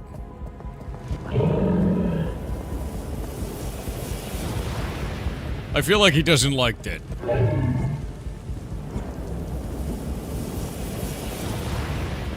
He's gonna burn to death. Very nice. Okay. Okay. Whatever that is, I don't like it. Holding this grants plus 30% to darkness spell damage. A magical black orb found inside the predator, containing mysterious magic. When held, you feel surrounded by dark energy. We should do that in that hand. Well, it does make it very hard to use in the dark. So, as an offhand item, I killed a boss. I need to get the hell out of here. I need to get the hell out of here before I die and reset.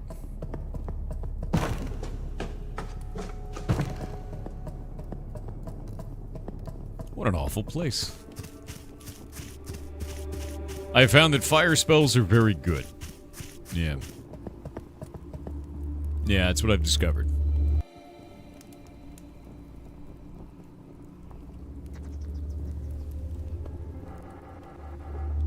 More.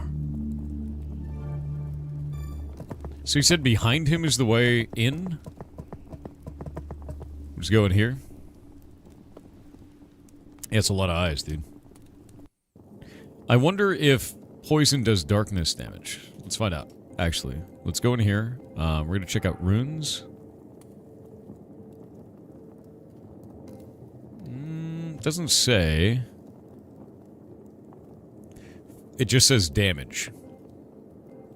What if we go into weapons and we pull the void shard? Blom, blom, blom. Okay, we can't do anything with those? Alright. Bro. Disgusting.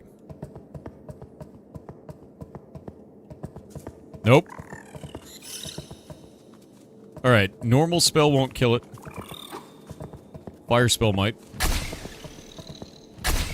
Very good.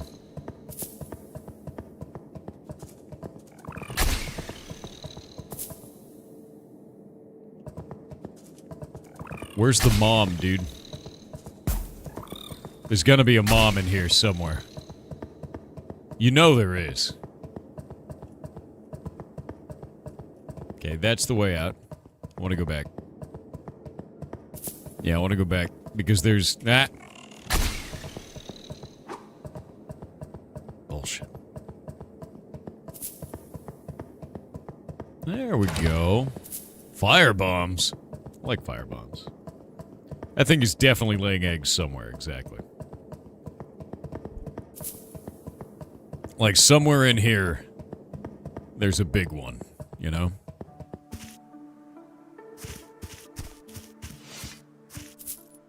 It's Robin Graves. I just got an achievement called Do You Have No Shame? I mean, he wasn't using it. Sup, dude? Cool mask. Ah, another mask in Yarhiv. But not all faces are strangers, are they? There is no way back for you. The road behind you was swallowed long ago. Except one. But beware, you will not return the same. Head north to the great city of Yarhiv, the capital. In the ruins of its castle, you may find what you seek.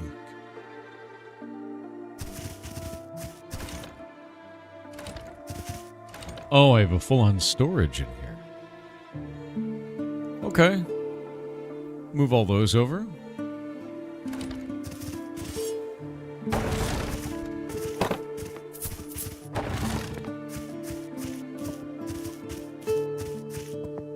What is this? Runes Man. New Tiav.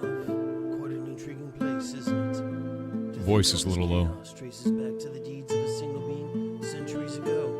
If you believe the legend of Valhalla. Never heard of it. That is most intriguing. Perhaps we may come to a mutually beneficial arrangement. Do me a small favor, and in return, I shall share with you the legend. What say you? The favor is simple. Near the poison lake lies a curious mechanism.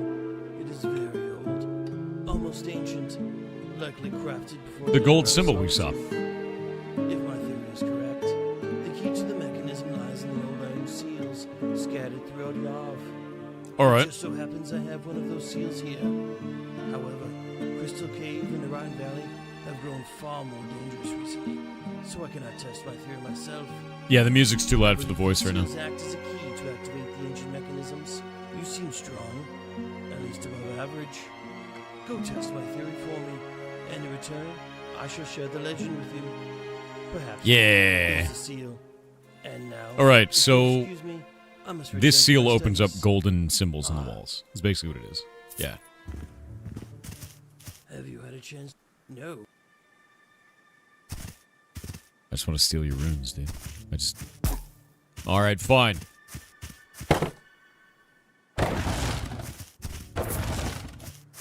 Who are you? You? Good. The voice is amazing. All you need a weapon. I can sell. You will buy. Alright, buddy. Can I get a staff, maybe? I am set. You buy. Simple. Trade in weapons.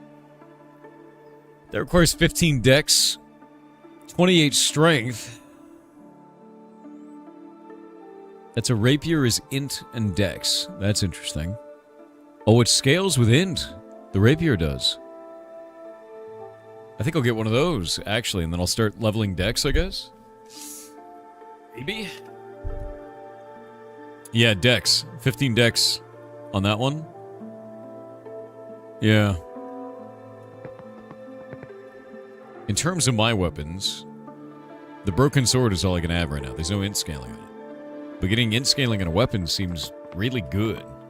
It's only C, but I don't have anything that does int scaling right now. I'm an int-based class, right? Oh, that's cool looking. Wait. The Forge Master is a giant snake. I'm excited. Yes. Good. Good.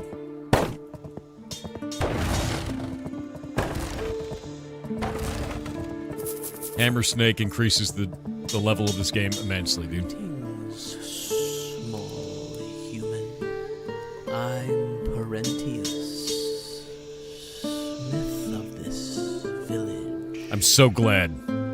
So If glad. you bring me materials for a small payment, I can reforge your weapons. The best part about this, exactly, Tix. The best part about this is that he's wrapped around the forge. Because he's a snake. And he wants his heat rock, dude. That's great. Welcome. What? Oh, we can reforge the broken sword. We only have one material. I don't really want to do that, right?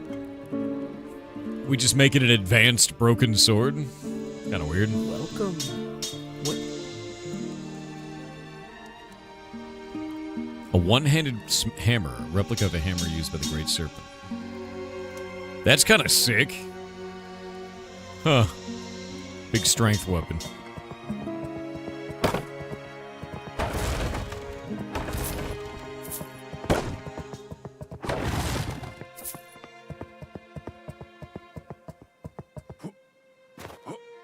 Alright, I'm digging this. Yeah, I'm digging this so far. This game looks cool. It's quite neat so far.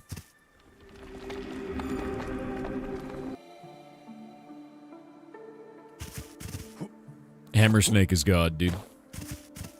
Ah, you made it. What do you think of our little refuge in the midst of all of this madness? There aren't many left here. Most wandered into Yarith, chasing some hope of breaking the curse or finding a way out. I'll be setting off soon as well. There's someone out there I have to find.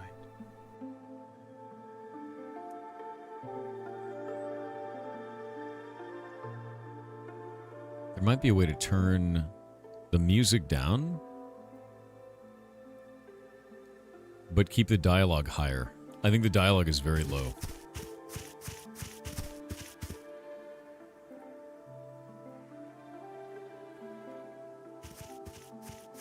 Yeah. Why does this feel like a low poly FromSoft game? I think that's a good thing, personally.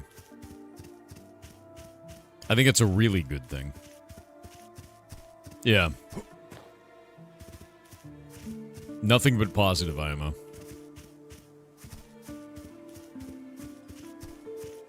The music is really relaxing. I like the music a lot.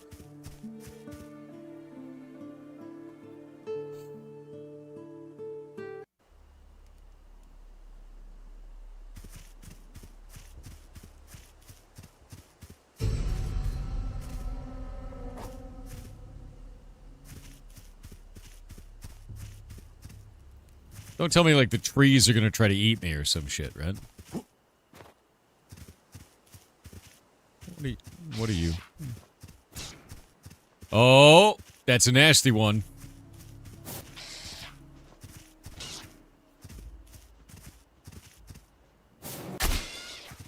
Okay, these are very strong.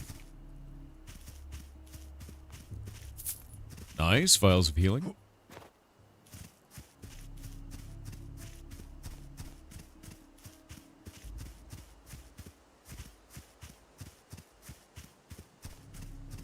Is that the only thing in here? That may be the only thing in here. Maybe this is maybe there's a puzzle in here. Maybe a secret of some kind.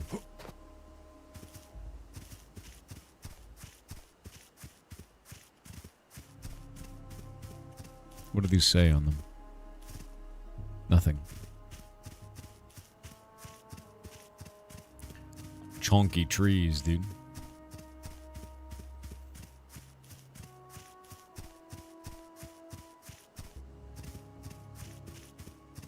See, this is one of the things is I love games like this because you never know how that dev is hidden things. You don't know how they feel about stuff. You don't know how they hide things. You don't know what their aspirations are. So any of the ideas that I may have about the game could just fall apart. Like immediately. You know? You're probably immune to that, aren't you? Yeah, you are. Oh, suck.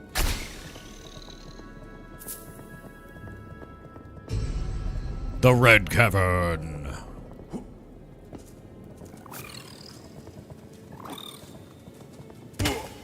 Ow. That was a mistake.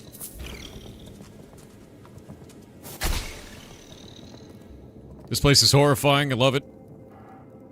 Do we have anything good? Okay, I can just throw that on for now. Kind of wasted a bit of magic.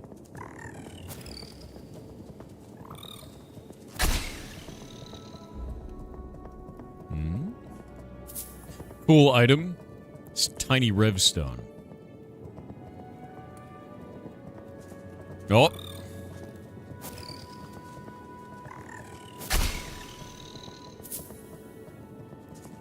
Shit, that means that one over there is alive too.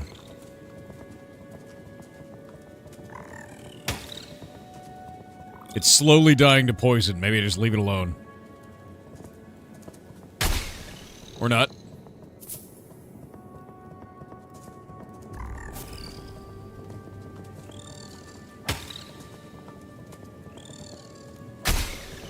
Got it.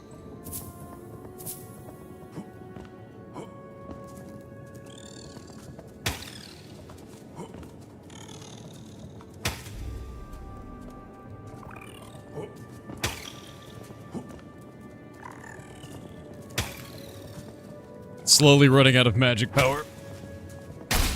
Got him. What is that? I need that. It's magic. I need it. Shit.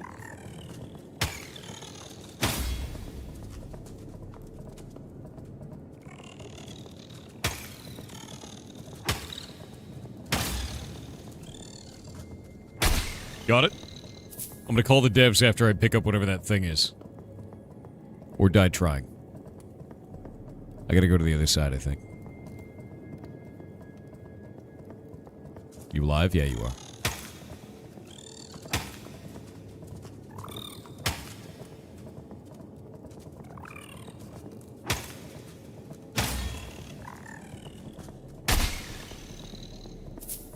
You alive? No. Alright.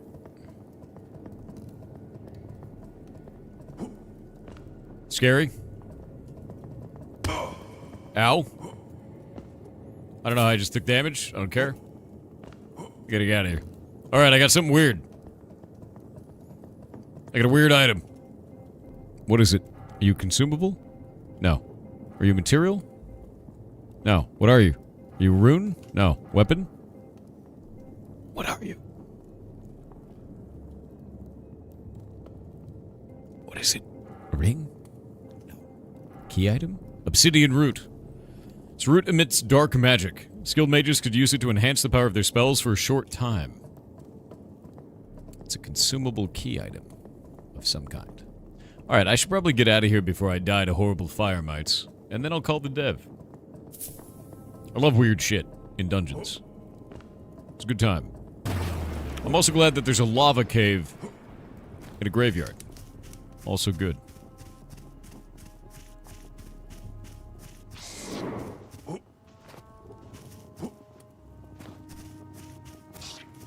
Get out of here. The hell was that? I don't like any of it. No. Cave with +1 hot. Yes.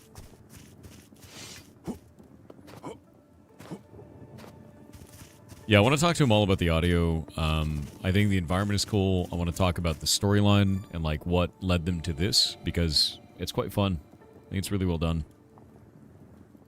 More int monostat. All right, let's call the devs. I'm gonna bring them on.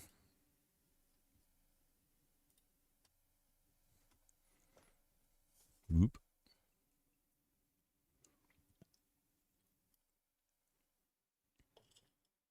Hello, hello. Nice to meet you too. One moment. I gotta get this working. It looks like it does not pull it up. There we go. Can you try talking now? Yeah. Okay. Thanks for having me. Yeah, no, thanks for being on. If you'd like to introduce yourself, tell chat who you are and what it is you work on. Yeah, I'm Sebastian Solczak. In internet, I'm known as Psykings, and I'm lead dev of Verho. I was programmer and also 3D artist for it, and also storyteller, you could say. And how big is your guys' team? It started as my solo project back in early 2024 with my friend who is a music composer. Later down the line, in around a year of development, a sound designer joined us, who later also helped me with some writing, mostly correcting things because I'm not a native English speaker and he is, so he was basically rewriting a lot of dialogues to just sound better in English. And in like last 3 months of development, a friend of me joined us to work on some additional 3D arts. Mostly he was remaking the first model I made for the game to make them better. That's awesome. And like, to be real with you, I really like the kind of chunky graphical style of this. It reminds me very much so of kind of older games, but with the frame rate being higher, it's very strange almost, where it's like, I remember games looking like this as I grew up, but not where the camera could move this smooth. You know what I mean? I mean, you can lower the frame rate. You can even set in settings, there is a special FPS limit called Kingsfield mode. And from what I know, there are actually people that are playing with it and enjoy it, because there was some exclusive glitches to this mode that I was fixing because people were reporting that something is not right. That's so funny. No, this is exactly like how I remember it now. I just changed the setting. That's crazy. Oh, that's so cool. So, speaking of that, you guys have Kingsfield mode. Can you talk a little bit about the inspirations you had for this game? I mean, obviously, you know, now you have a reference right in it. That's cool, Yeah. man. So my idea for this game was always to make basically like a Kingsfield game, but if it would be made for like both the old fans that want to have something more, and also for like modern players, so they can like enjoy it and maybe check these old games, because I really think that they are really underappreciated. I agree. No, I really agree with you. I think there's a lot of games now that people go, oh, I don't know if that's for me because of the graphics or something like that. But then you play something like this, and it's really fun. It's slow and methodical. You care more about your character. You care more about your progression that way. Like, and it feels good. And I think it's the same reason I like pixel art, right? Like, there's something that happens when there's not a lot of super high definition graphical detail, and it's your brain fills in the gaps. And it doesn't change your immersion in any way. And I love that. Like, I really love that. So I think your guys' visual direction for this is fantastic, and I think it feels really good. Okay. And yeah, like I said, like one of my goals is just to bring these new people to play these old games. And I can say from like my experience, you mentioned Hexen during your stream. Yeah. And I've played Hexen for the first time this year, I think like half of the year ago, and I really fell in love with it. I still didn't play the second game, but I finished the normal game, the DLC, and also like the new DLC that they made for remaster. It was amazing. And now we are planning to make something Hexen inspired as like a side project. Oh, that's really cool. Yeah, Hexen's great. I'm really glad you played it, even if it's recent. Like, it's just an awesome game. And it's funny too, because like this feels like right in the wheelhouse of something that you would use as inspiration for this. So if you never played it, I'm glad you like it, because it makes sense. So if you want to talk a little bit about the narrative, I really like the world setting that you've set so far for this. Tell me about what drove you to come up with this. What made you think about the Curse of Faces? Was there inspiration in your life? Did you pull from like personal experience? How did this come to be? Yeah, so basically how I usually write the stories, I'm starting with some idea and kind of building new blocks around it. For example, when it comes to Verho's story, it's actually started that before I even was thinking of making Verho, I was just starting to learn 3D art just as a hobby. Because I'm a programmer for, I think, 8 years now, or 9, something like this, but I never used Blender before, and I just wanted to learn it for fun. Later, I made like 60 different weapons, and my friend said that with that many weapons, you can probably make the whole game. And it was the time when I was discovering Kingsfield series and Lunaseed, so I was like, hey, you know what? I could try. I'm the programmer, I have some free time, and I will try to make it. Then I started making a human model, and I had a lot of trouble making the human face in this like low poly style that wouldn't be goofy. So I decided to give the mask to the character, the similar mask to like the real life mask that my friend made for me like 4 years ago, I think. And when I was making second NPC, I had the same problem. And I thought, okay, so maybe I will make the whole universe when everyone needs to make a mask. And from then, I was, okay, so why people need to make a mask? Okay, maybe some kind of curse. Okay, but why there is a curse? So I started to building like this whole like document with the lore. And after like, I think like few hours, I had like 10 pages of light text with like just the timeline of the universe. And later, for example, when I think some of the people in chat already get on it, in the intro, they are saying that for 300 years, people never met each other, which is like how baby were born, how the humanity That's what I was survived. wondering, Yeah, this is like a plot hole. And one of my friends mentioned that to me, like because the first day I don't know, I just never like realize it when writing. And then, for example, I start to write another events like around this plot hole to don't make it plot hole anymore. And right now it's like big part of the lore. There is the whole quest line in the game where you are helping the NPC who also know that, hey, this is our history, but this don't make sense. So help me find out how that happened. And it's from what I heard from like players' reaction and stuff, this is one of the coolest reveals in the game. Oh, see, I love that though. Is like you started off with, you know, I want to make characters and I can't draw faces, and now you have a whole world about how no one can show their faces. It's like, that's peak game dev, man. I love that. I really do. By the way, I just seen on chat someone said that this game kind of reminds him of Blood West. This is really funny because Blood West lead artist and also like director is a really close friend of me, and we are currently working on like a side project game together. If you don't mind, I can drop the title. Yeah, do it up. Yeah, no, absolutely. I think that's fantastic. So the game we are making is Bonhold, which is like a combination of the Binding of Isaac, Diablo, and also like Hexen or Verho style of the game. So that was the one you were talking about that Hexen inspired you to make. That's awesome. I dig that. Really dig that. I mean, this is one of two, because we are kind of, I don't know, like mad people. We are like to make games really fast, and we are also working pretty fast. So we are wanting to make that like roguelike game in like 2 months, and in next 2 months we want to make the Hexen game that will be kind of like a Metroidvania with like graphics similar to Blood West. So Verho is completely out, right? And you're working on other projects. Are you still adding more content to this game? Yes and no. I had like really big crunch period before release because the game is coming to consoles, and because of that I needed to basically finish working on the game before console port team can start porting the game. So I have basically prepared 2 really big content updates that are already done. For example, testers of the game already played them, so they are also pretty good, well tested, but they are not yet released. First will be released in January, which will be New Game Plus with new weapons, new spells, new mini bosses, and new stuff to basically, new secrets. There's more things to do.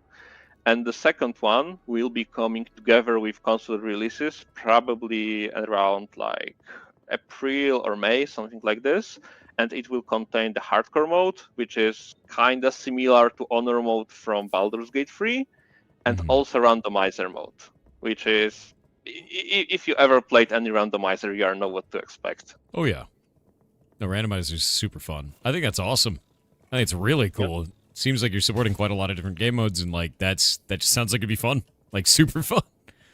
Yeah, I just want to make like cool shit for people. Like, for example, randomizer was just like random idea that someone threw one day in the Discord. I make a poll like, do you guys think randomizer is a cool idea to have in the game?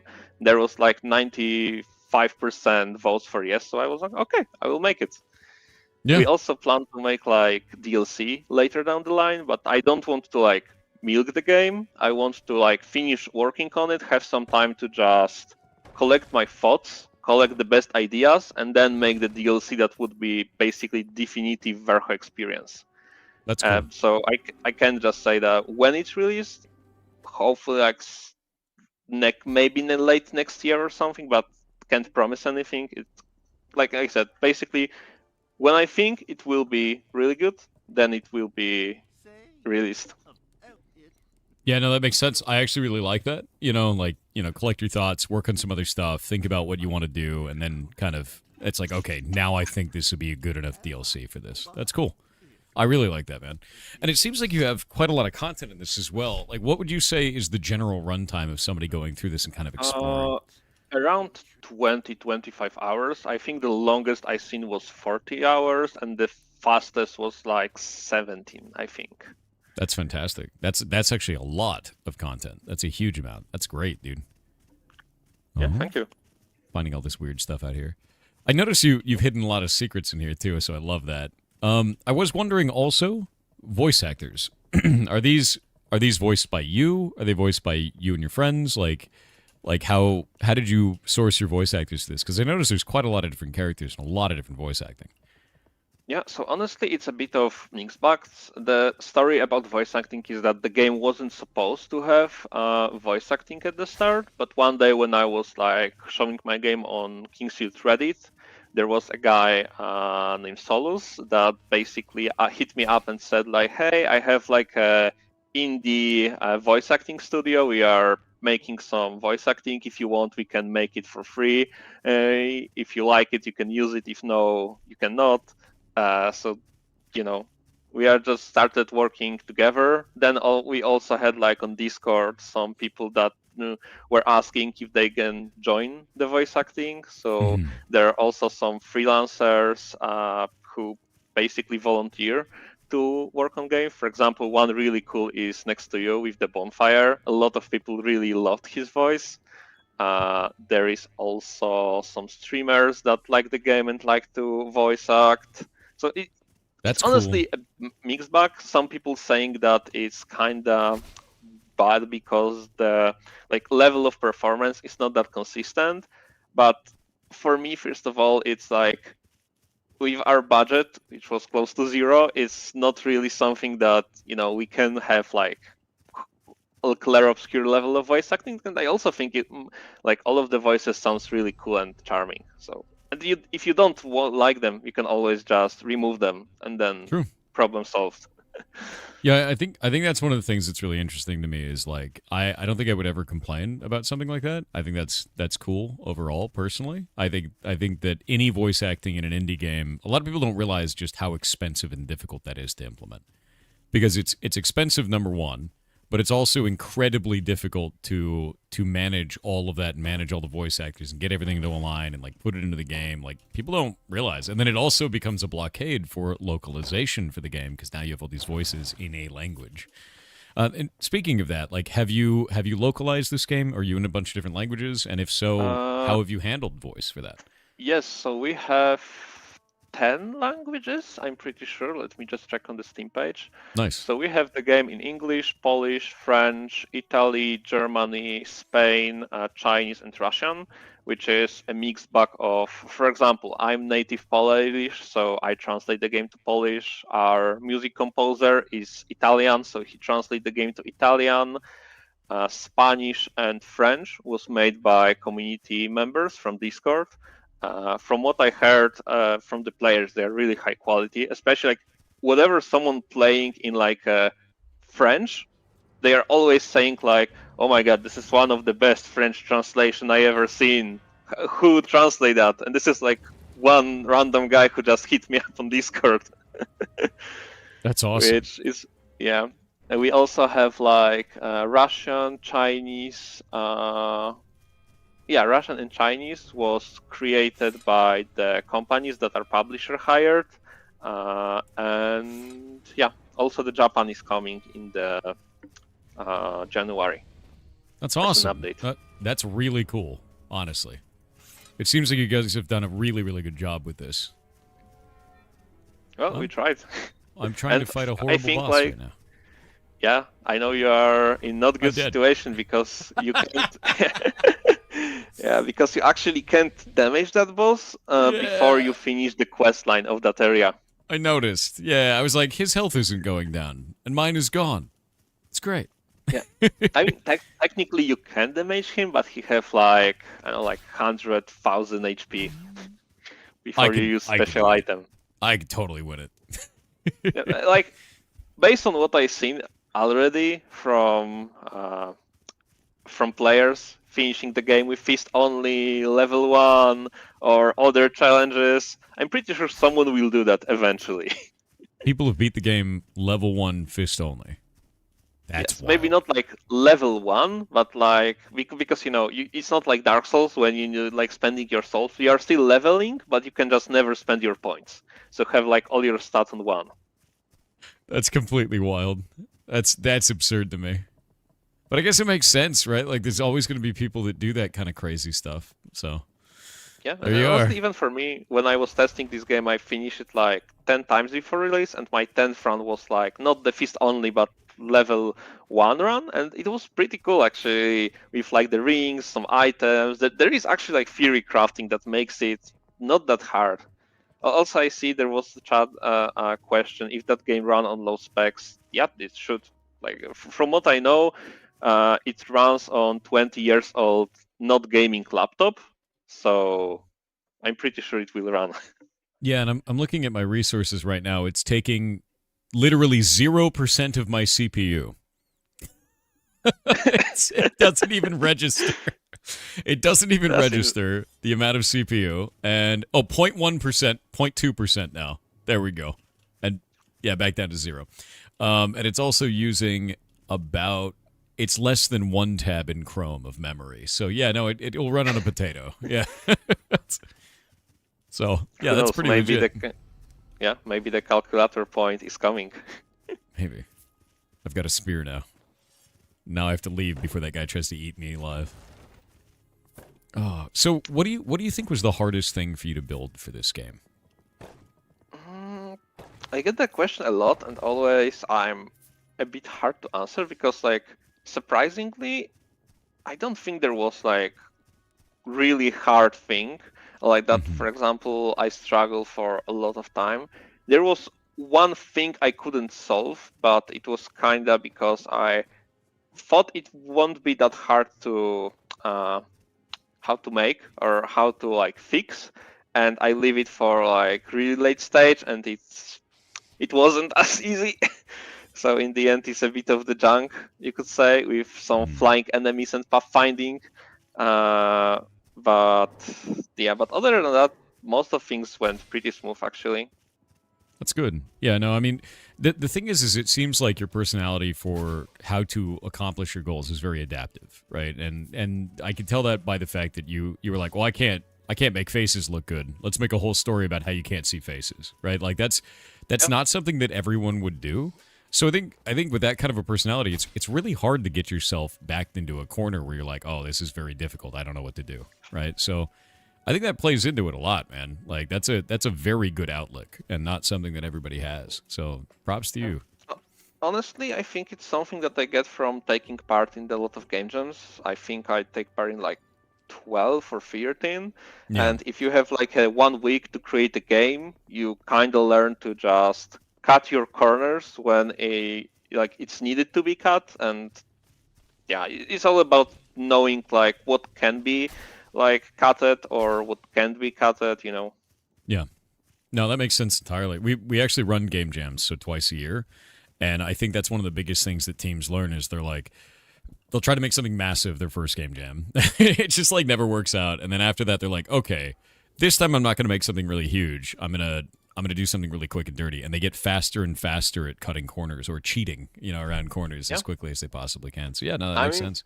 Yeah, I mean, I did that too. Like, I have a lot of I think almost all my game jam games were like twice smaller than I intended the first day, but I also was able to make some pretty cool games. For example, once I had I think a 3rd place on Bracky's game jam, which I think was my best result ever.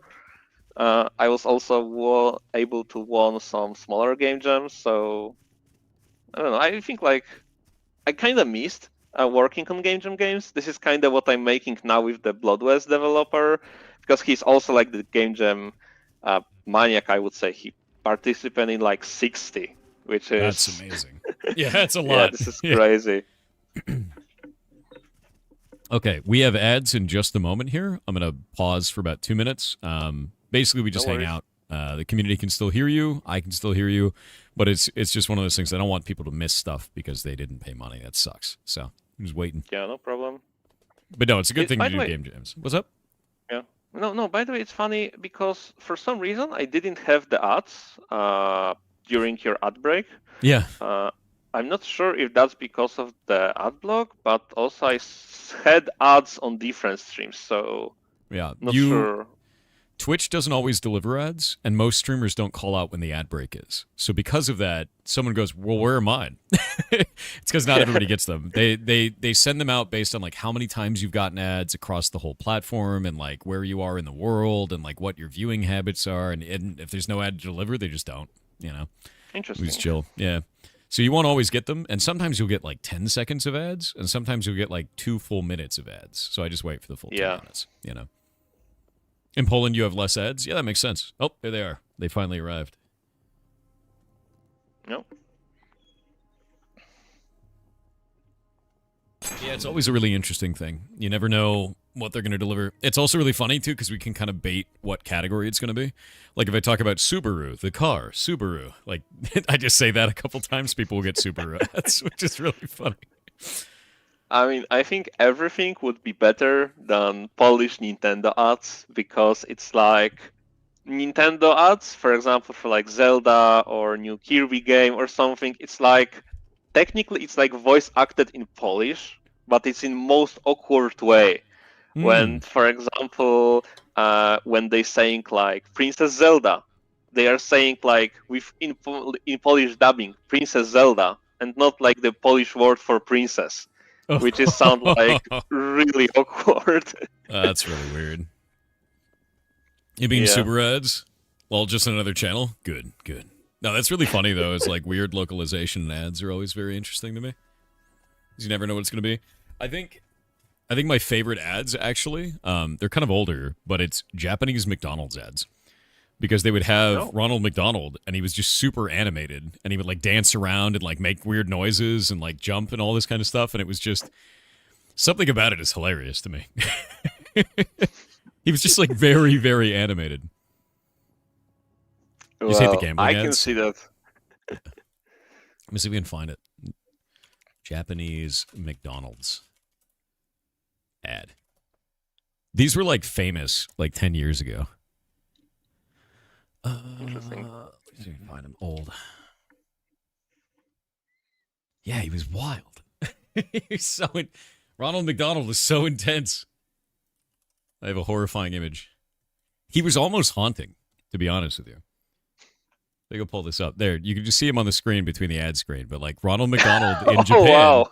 Yeah, Ronald McDonald in Japan is haunted, man. Like he's really scary.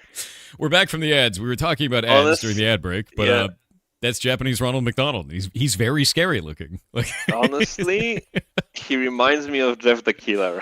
He's kind of creepy, yeah. But like I don't know. I always thought it was funny as Japanese McDonald's ads are wild, and mostly because Ronald McDonald is just overly happy. He's like super jolly, but he looks scary, and he's just around, right? But no, yeah, it's a great. After that image, I can see why some people are scared of clowns. Clowns are scary. That's a creep. Yeah, Japanese Ronald McDonald made me afraid of clowns. I can agree with that. That makes sense. Oh man, you know what? You know what the graphics on this actually remind me of a lot of is Majora's Mask. So like kind of like N64 era kind of games, but like it doesn't express in the same way. Yeah. It's really honestly neat. I was trying to have something similar to like PlayStation 1, but I also heard from a lot of people that it looks more like N64, so I can totally get it. You know what I think it'll end up being is which console you grew up on, because I grew up on N64 instead of PlayStation 1. I think if you played PlayStation 1 games, it'd probably be the same. Maybe. For me, it's kinda weird because when I was a kid, I never had a console. I think my first console was like Xbox 360, but it was when I was like 14 or 15, something like that. So you didn't grow up in the console era. What made you want to make a game that is so reminiscent of that era? Because I really like this art style. I played a lot of games like indie games that kind of try to replicate this style, and I really enjoy that. I'm not the biggest fan of like realistic graphics because I think like every time we have something that looks incredibly well realistic, after a few years it doesn't look that great. And for example, games like Darkest Dungeon or even Rayman 3, we can like look at them in like 50 years and they would be still looking great because they were artistic and really cool. I love that. Oh, I found a ring. Cool. I love that you've hidden so many things in this. Yeah, like I think like for example, my philosophy for this game, because some people saying this game is kind of like a Souls-like, but my philosophy with it was always to be more about the exploration than combat. That's the first like pillar of not being Souls-like and being Kingsfield-like. So there is a lot of like secrets, a lot of things to find. For example, before you were looking on like a giant hole in the ground, I can tell you that it won't kill you if you jump in there, but there will be a surprise, which I think it's like really cool things when people are trying this, and I make it so it's next to the checkpoint, so the people are more inclined to try, and reaction of people trying is always really cool to see. This is cool. I just jumped into it. Oh, that's awesome. What a cool thing. And a mask shard. And now I'm stuck in the pit. Yeah, that's the other half of puzzle. You need to figure it out how to exit. For some, it's like 5 seconds. For others, I've seen one streamer being there for like 20 minutes. And he refused to have the hint. No hints. Of course. See, the thing that this reminds me of is like old school like dungeon crawlers of like you've got all kinds of stuff like that of like what is it called? Like Eye of the Beholder, like check all the walls, look through everything. I mean, I love a lot of that games. Like for example, when I was a kid, I was playing Ultima Underworld, and I really loved that game. Later in my life, I played Arx Fatalis, and it's also like one of my favorite games. From like newer games, I really enjoyed the Legend of Grimrock. Fair. Weirdly, probably the first one more than second. Still not sure why. I just remember when I played the first one, I was like crazy hooked, and when I played second, I was like, "This is cool," but I'm not like crazy hooked. I don't know. Not really your kind of thing. That makes sense. No. Cool. I had a lot of fun with it. It just like when I was playing first one, I was obsessed with it, and when I was playing second one, I had a lot of fun time with it. I just wasn't obsessed with it. That's what I meant. There has to be a trick I don't know for movement. I'm stuck in the pit. I've tried every wall. Tried to drown myself. Is there a way to respawn? Let's look at the manual. Oh, I love that you did this as a book. That's awesome. Is this something you'd ever be interested in printing, actually? Is the manual like this? Yes. We actually had like a speedrun contest for the players, and we sent them like real-life masks, like you can see on the screen. Also these printed and some other stuff. You can also look at the Steam page, and I'm not sure if you need to buy the game for it or not, but there is like a PDF file of this to download as a manual. Yeah, you can see like view manual to the right, next to like the Discord and other stuff. Found it? In like here. And here you can just download it and print it for yourself. Waiting for it to load. It's doing its best. Oh, that's so cool, dude. That is really cool. So if you want to print that out yourself, you totally can. You can build the book. That's awesome. That's really, really awesome, actually. Yeah, no, I love that. Hell yeah. Love all the models and everything else too. The site is pretty laggy, honestly, because the file is pretty big and pretty. There is a lot of like small details.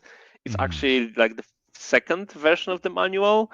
The first one was made by me, and the content is basically the same. This one was made by publisher, and like I said, like the text and like most of things are the same, but they basically hugely improved the graphics of it, which I think it's really cool. That's awesome. No, I love this. I think this is a really cool addition to the game. I think it's fantastic. I love that you did the pages too.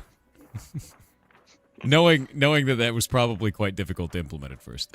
No, honestly, no. There is like there is like a free plugin for Unity that's basically allow you to make it really easily. My friend, who is a developer of the game Dreamspring, told me about it, and I was like, wait, it will be probably like hard to use, and it was really easy. That's awesome. No, that's really cool. I didn't know Unity had something for that to make that super easy. That's rad. I mean, that's created by someone in like Unity store, but it's free to download for everyone. You just have like free license. That's great. That's really great, actually. I'm looking for you are this. Close. Ah, that's cool. All By right. the way, I seen you were like someone from the chat called it like Skyriming the inventory. You can totally just add the potion to like your hotbar and use them from it. I know. I should have been doing that. I thought about it earlier, and I was like, I'm just gonna Skyrim the inventory for right now because I don't really know what I'm doing. It's just very funny. There, I mean, if you like it, no problem. Yeah, it doesn't feel weird at all. There we go. Now I want to go back and actually open up that one secret area. But no, this is really cool, and I love that it's got kind of like, I wouldn't say Metroidvania like fully, because it's not like full massive areas, at least not yet. But there's a lot of like little areas and like little things you can go back for as you learn more about the game systems. And I like that. Yeah. I like that a lot. Like, you've done a really good job with this. Thank what you. do you think? Yeah. How do you feel about the reception so far from players, right? Because the game is fully out. You've got sales going on. Yeah, so I would say that first of all, the game is like sales-wise or player like count-wise, much bigger success than I was expected. When the game released, I was like praying for like 100 players concurrent the first day. We were able to reach 430, so over 400 times what I was expected. When it comes to like reception, right now we have 630 reviews on Steam, and they are 94% positive. So yeah, I feel like that's really cool. The only not cool thing is that we were like 4 times, I think, like 0.1% from being overwhelmingly positive, and the next day we were getting negatives from someone who sounds like they rage quit the game. So fair. I mean, like that's always the thing that happens. You know, like people. Yeah. You'll get kind of waves of them. Like people will really like it, people won't like it. I think. Do you have a demo actually out for Verho? Now that I think about it. That's a bit of sad story because for last year. By the way, let me only answer one question. The game is already released on the GOG, GOG. So yeah, but when it comes to demo, it's a bit of sad story because we had the demo for around a year. Fun fact: you are still in like the demo areas. The demo was 4 hours long, and sadly we needed to remove it. Sorry? I said that's a hell of a demo. That's awesome. Yeah, I wanted to give the players like real taste of the game, especially because some players were really like hungry for it. But sadly, we needed to like temporarily remove the demo because it got review bombed. I think like 1 week ago, after like year of being around 93% positive. In like 1 day, we got to like 56% positive, with like wave of the reviews that were saying this sucks. 5 minutes playtime. We are still not sure like who was behind it. Maybe it was some just random troll on the internet who was boring, but because of that we needed to remove demo for now. Hopefully it will be back in the January, but yeah, that's something that happened sadly. I'm really sorry to hear that, and that is something that happens on Steam. And it is always stuff like that. It's like a million different accounts, and there's nothing that Steam really does about it. You can reach out as a developer to Steam and say, hey, these are off topic, but if they're not off topic like that, they're not really going to do much. Yeah, we tried that, but sadly, according to Steam, when it comes to demo, 5 minutes or 10 minutes is enough of the playtime for someone to just route, this sucks, and this is the valid review. Yeah, it's something that a lot of devs are just not protected from on Steam. I'm sorry to hear that, though. Especially like if you guys had it out for a great deal of time and there was no problem. So like that's surprising. It was out from like October of 2023. No, 24.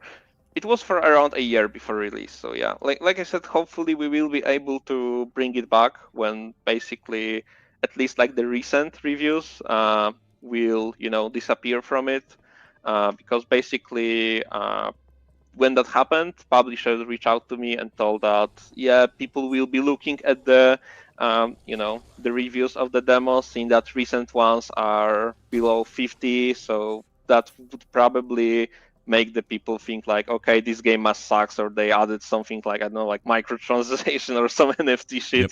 I don't know.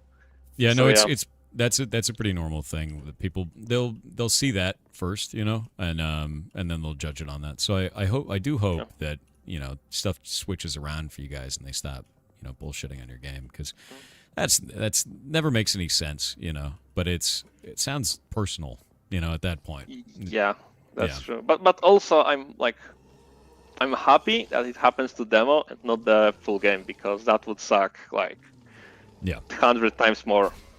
Fair.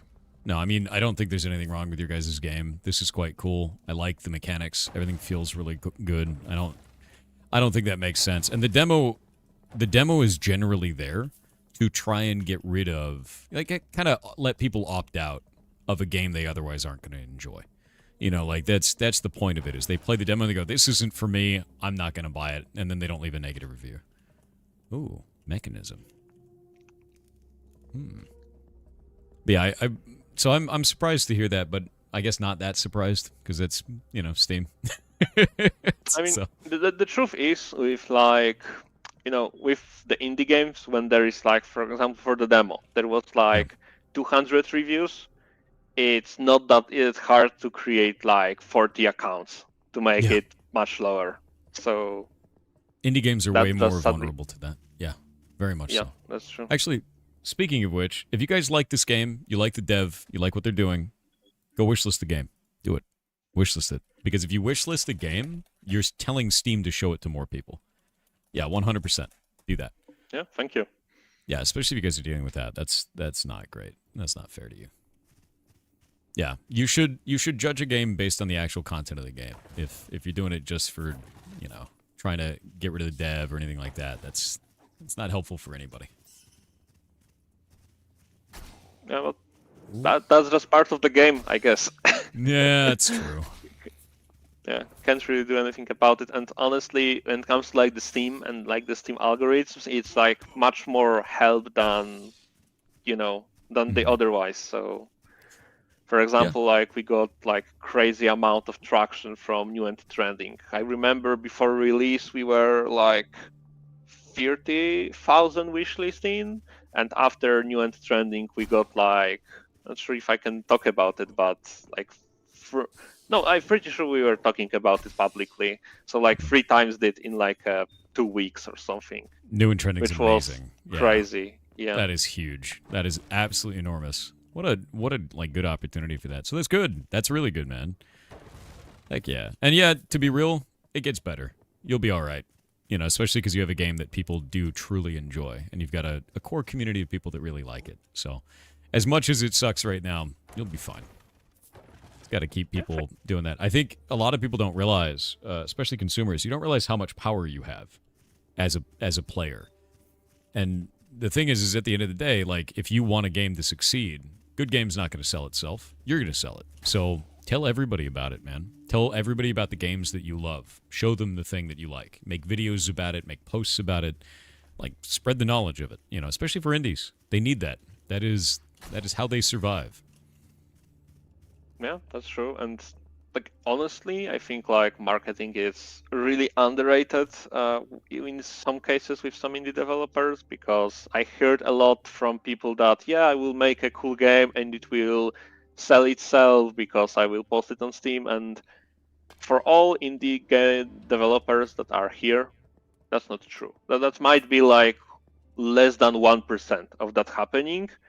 You really need to post your game on Reddit, TikTok, Twitter. Even if you don't like that website, I never used TikTok or Reddit before I marketed Verho, but it was also like the two best sources of people finding about that game. And yeah, and you need to get these few thousand wish lists first before you do anything, because even things like the Next Fest are not really gonna do a lot unless you already have a lot. Yeah. No, it's true. It's a multiplier to what you already have. And, you know, posting out on social media, there's actually really good ways to get your game out there. There's a lot of trends in the indie community where a lot of people in the indie community try to, you know, lift each other up. You'll see that quite a lot. So you'll have things like Screenshot Saturday is a really good example of that. There was one recently where it was people kind of clowning on the Game Awards, where they're like, I don't have $1 million for the Game Awards, but, you know, retweeting my game is free. And they just put up their trailer for their game. And those got a lot of traction. Like a huge amount. So taking part in any type of like social movement stuff for your game, of like anything on Twitter, of like trending stuff like that, is super fun. And it's a very positive thing. Yeah. Indie together strong, exactly. It's very, you know, That's good true. community. And like, I think one important thing in all of this is just getting to know people, talking to people. For example, during the Verho development, I talked with, I want to say almost every Kingsfield-like developers. We have like a Discord where we are sharing ideas, just talking about our games and helping each other, which I think is really cool side effect of me working on this. Yeah, no, I think it's fantastic. I think it's really cool because you got to meet so many cool people that way, you know? Yeah. Oh, this thing is horrifying. Nope. I mean, I think like also like back to your question about like game reception, I'm like really happy with just seeing that the game have like genuine community. People are talking about this game on daily basis on like Discord, Reddit, even places that are not like Verho related. I'm pretty sure like on the release day, even for you got like a donation from one of the Discord members, where they were saying, yeah, check this game. And I remember there was like, they sent me like a clip of you saying, oh, this looks interesting. And I was like, oh, holy shit. Yeah, no, I was like, this actually looks really cool. And I think that's how we found out about your game originally, which is quite funny because I was like, this is actually really rad. Like, I love this art style. I love, you know, the narrative that you built with it. And then even playing it now, like, it's quite fun. So I think you've done a really good job. But that's the thing is, you know, if you're out there telling people about your favorite game, you know, as a player, then people are going to find out about it. And, you know, telling me about it, now we have them on the show, and, you know, now they get to show off their game. So that wouldn't have happened if somebody didn't come into the community and was like, hey, I really like this game. So, no, it's pretty rad. I think you've done a really good job here. So we've talked a lot about the stuff that you like about the game and like how well it is and all the development. I'm going to ask you the really tough question. And this is a hard one, so you can take your time on it if you like. I want you to call your baby ugly. What do you think your game does the worst? I would say the last area especially was a bit undercooked, or like last 3 hours of the game. I'm not happy with all the level design. I think the enemies are pretty cool. I'm really happy with all of the bosses. But with some late game areas, I didn't have as much time to work on them. So some of them are maybe not like a simple, but I have really cool ideas that I couldn't bring to full extent, I would say. That's fair. If that's the honestly, case, what would you want to do to solve that? Is that something you're looking to solve? Is that something you want to fix before you do DLC or during? Yeah, I mean, I already kinda did that. For example, in the last update of the game, there was a huge rework that really changed the layout of the last area. That was from like also the player feedback the biggest problem. When it comes to the other areas, they will be like they are not bad. They are just I would say not as cool as I had ideas for, and right now I think it's already too late to like rework them, especially because like I said they are not necessarily bad. I heard from a lot of people that this is like their favorite part of the game. So for example, if I would now rework it into like what I was intended before, someone might lose their favorite part of the game, which is something I don't want to make. So I would rather get that ideas and maybe use them in DLC areas or in potential sequels, something like that. Because yeah, I wouldn't like to destroy something that someone already liked, you know. Yeah, that's always really difficult. It really is difficult because, changes that you make, you may really enjoy it, but it may upset that whole portion of the player base, and that's hard to resolve. So I can understand that completely. Yeah. Very difficult to do. This is horrifying. I found a nice secret there, by the way. I love the amount of secrets you've hidden in this. Absolutely love it. Yeah, thank you. I try to have a lot of them because, yeah, like secrets is something that I really enjoyed making, and also I always try to, I don't know, kind of try to mind read potential players and kind of think of, okay, if I'm the player, what I'm thinking of here. So the secret is secret, but it's also not like, hey, you need to press every random walls. I think every time there is a secret wall, there is some kind of hint that, hey, something might be fishy there. Yeah. Which, I don't know, I just enjoy it. No, I really like that. I really do. And I think it's added a lot to the world. Like, even just what I had experienced right there, where I walked up, I found 2 torches that weren't lit, and I was like, I wonder if the torch will light them. Game didn't tell me that. There was no secret involved. Or there was no, like, prompt involved or anything like that. I just tried it, and it worked, and it opened a door. Yeah. And, like, that's the kind of thing that I miss from sort of older games. It's weird, because I think a lot of games today sort of handhold the player way too much. They're like, yes, did you know there's a secret in this room? I'm like, God, dude, I would have loved to know that, myself. It'd be awesome, if you just didn't do that at all, But, like, yeah, 100% get that. I remember I tried playing Avowed earlier this year, and I couldn't beat a tutorial, not because it was too hard, but because I was just annoyed on like NPC that was like, hey, you see that bow? It looks like it have a fire on it. See that vines? You might be able to shoot that bow, that vine with the bow. Let's try this. And that was the moment that I uninstalled the game and I refound it, because I don't know, I like when like you said, when I can explore something and when I don't feel like developer feel like in moments like this, I feel like developer either thinks I'm an idiot or thinks like I'm wasting time by playing their game. And if developer thinks that I'm wasting time when playing the game, why would I do that? Yep. Yeah, no, I do agree with you. I don't like doing that. I think what I like to do when I try to solve that kind of a thing is just sort of hide stuff in tooltips, right? Like when I was stuck in that pit earlier, you gave me all the tools I needed to get out of the pit, and I didn't look at the items that I picked up until I looked at them and I was like, oh, that's the solution for it. There was no little fairy that came down and told me about it. There was no prompt that popped up on screen. There was none of that. And I personally appreciate that very, very much, and I miss games that do that, because when you tell the player through a prompt, or you have a little character say, hey, look, hey, listen, any of that stuff, you're robbing them of the aha moment. And the aha moment is like, that's such a good feeling. Like, and also, it's like, oh, I did it, Yeah, what I want to like emphasize is that I don't think like hints to the players are bad inherently, but I think that the best hints are where players are not really realizing that they got hint. Like you can have like a quote unquote hand holding and aha moment like in the same time if you do it properly. For example, in this puzzle, you can see that all of the torches are lit and 2 of them are not.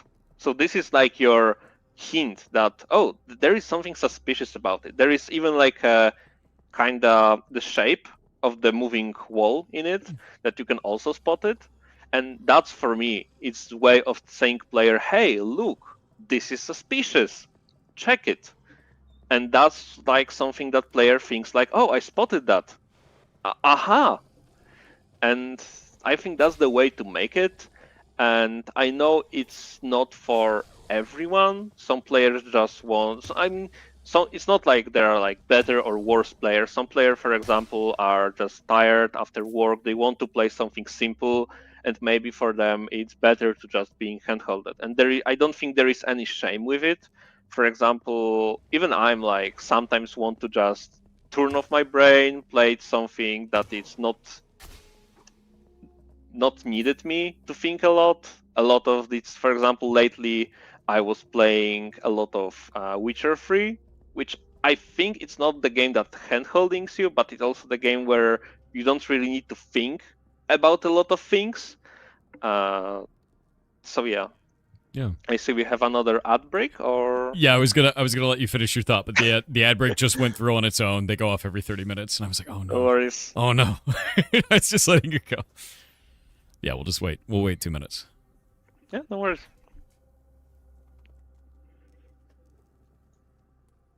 W interview? Yeah, no, I agree. I think it's been great talking with you so far, man. I think you have a really cool outlook. And thank you for chat. I've seen a lot of like positive things. So yeah, thank you. That means a lot to read that. I'm maybe not responding to a lot of what chat is saying, but I'm trying to read most of it. See, I'm over here just looking over at my other monitor and wondering why I haven't closed this window. And now I'm gonna bring it over here, and I'm gonna slowly slide it up the screen for people who are not in ads, so they can also see what I've been seeing. You're just gonna leave it there. Leave it just like it's just right there, you know. A little bit of teeth, you know. Stop that. Hagemon, I'm happy to hear that. Yeah, that's very funny. Thor keeps charging. I don't charge for the demo, you goblins. Oh my god. The demo is free. Demos are free.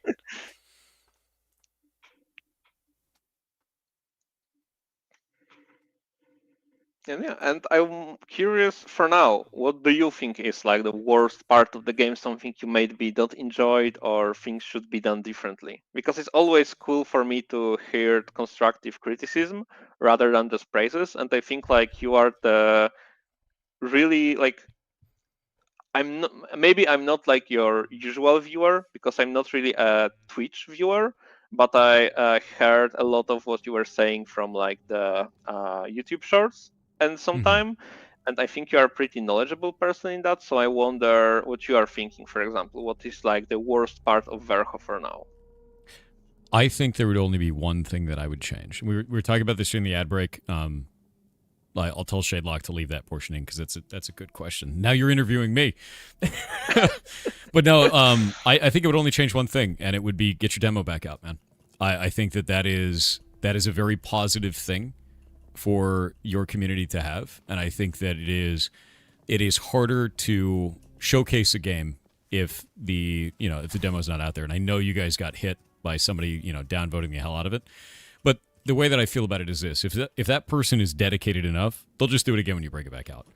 So just leave it out for the people who are interested, and your community carrying that positivity about your work is going to drive people to try the demo regardless of whatever the rating is on there.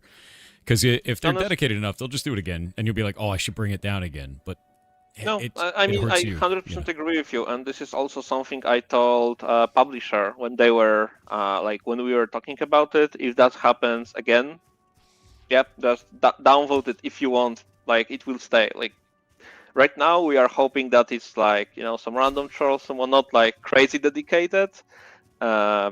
Yeah. But yeah, if that will just happen again, demo will be staying. Worst case scenario, I think we can also like remove the ability for people to review the demo.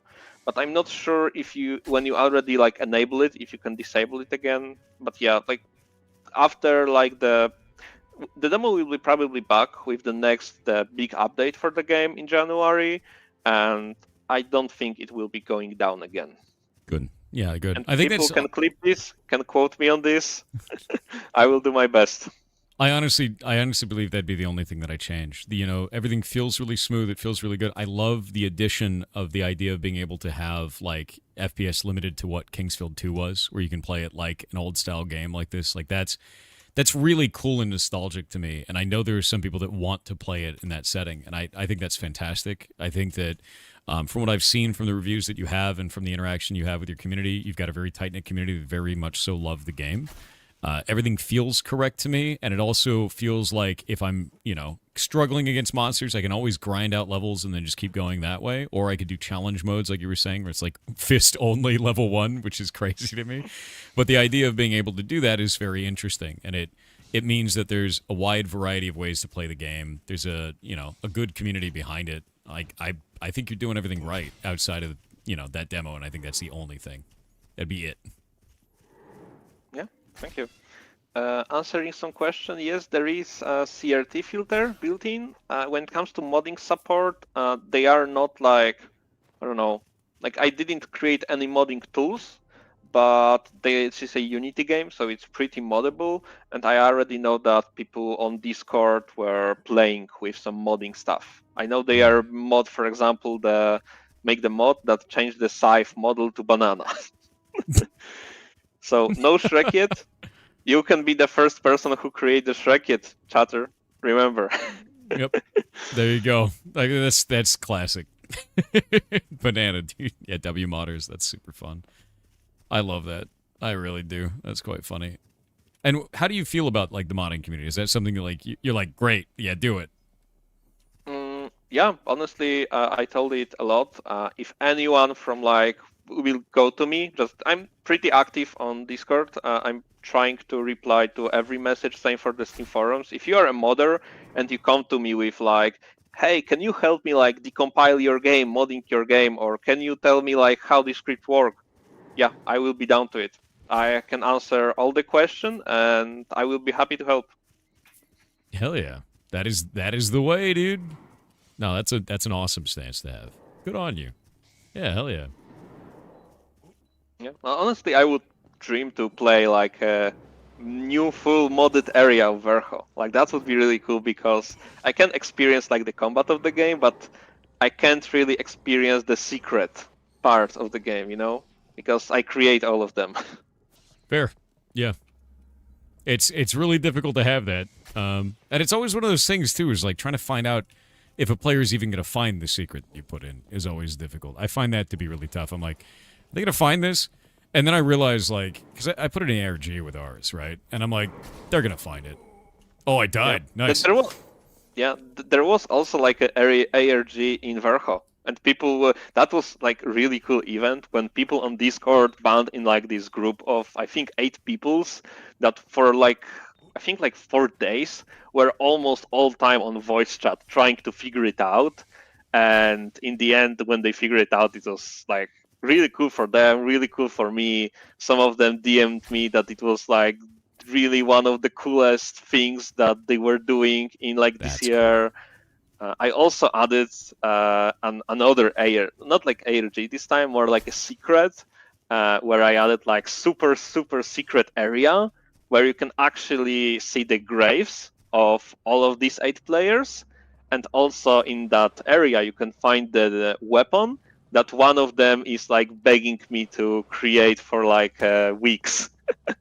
That's cool. I think that's a cool thing to do, man. Like, we've had our ARG running for quite a while, and I completely understand how you feel about that. There are people that are completely dedicated. It's funny too, because some of the people who are really dedicated to that, they don't even care about the rest of the game. They're like, I only care about this. Like, this is the only thing I want to do.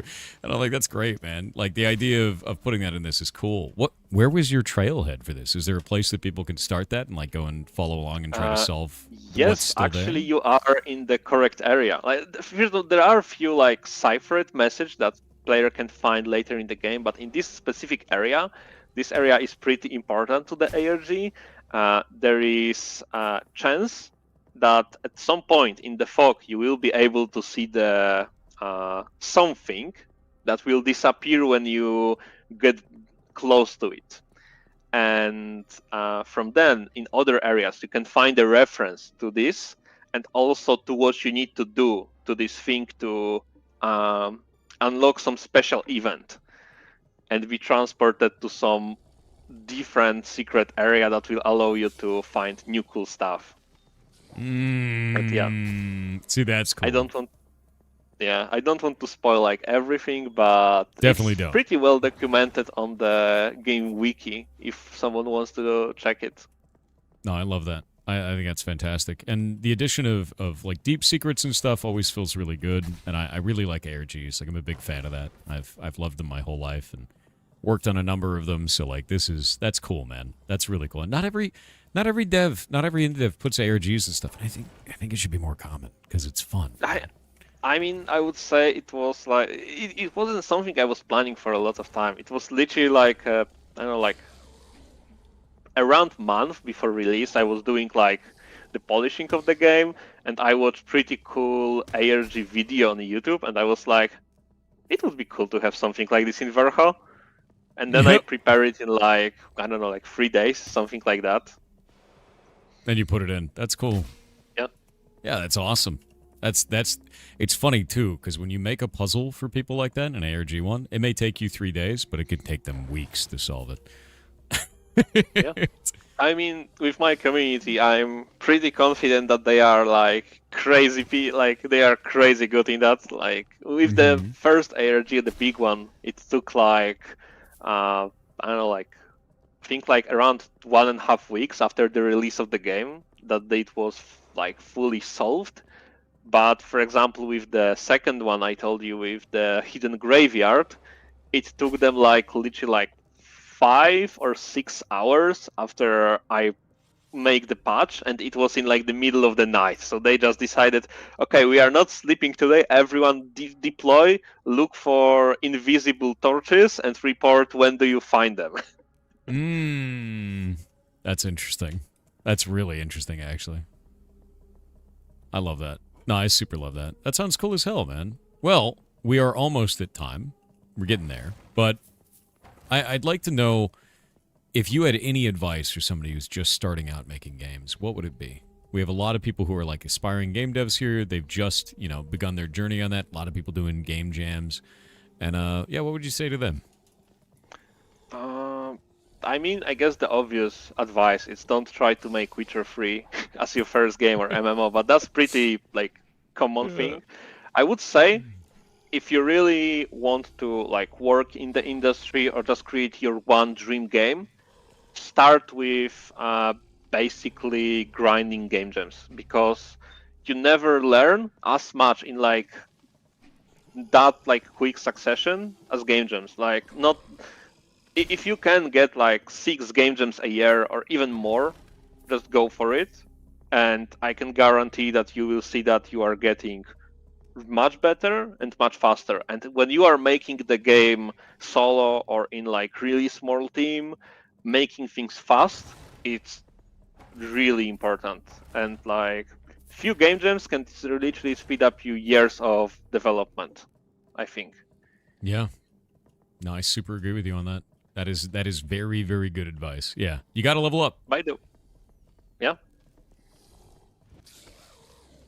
I think, and don't forget to make marketing. That's also like important. Like make YouTube content, shorts, Twitter, Reddit. Try like for a lot of times it will get like almost zero traction. For example, I made like 400 tweets overall in my life, and literally before not long ago, my Twitter was like 3 likes. It's still not amazing because it's like 30, but it's getting something. But just all of these things add up, and for different games, different media work. So for example, for one game, the Reddit might be really good. For example, for Verho. And I think for games like Verho, the Reddit is a really good place to market.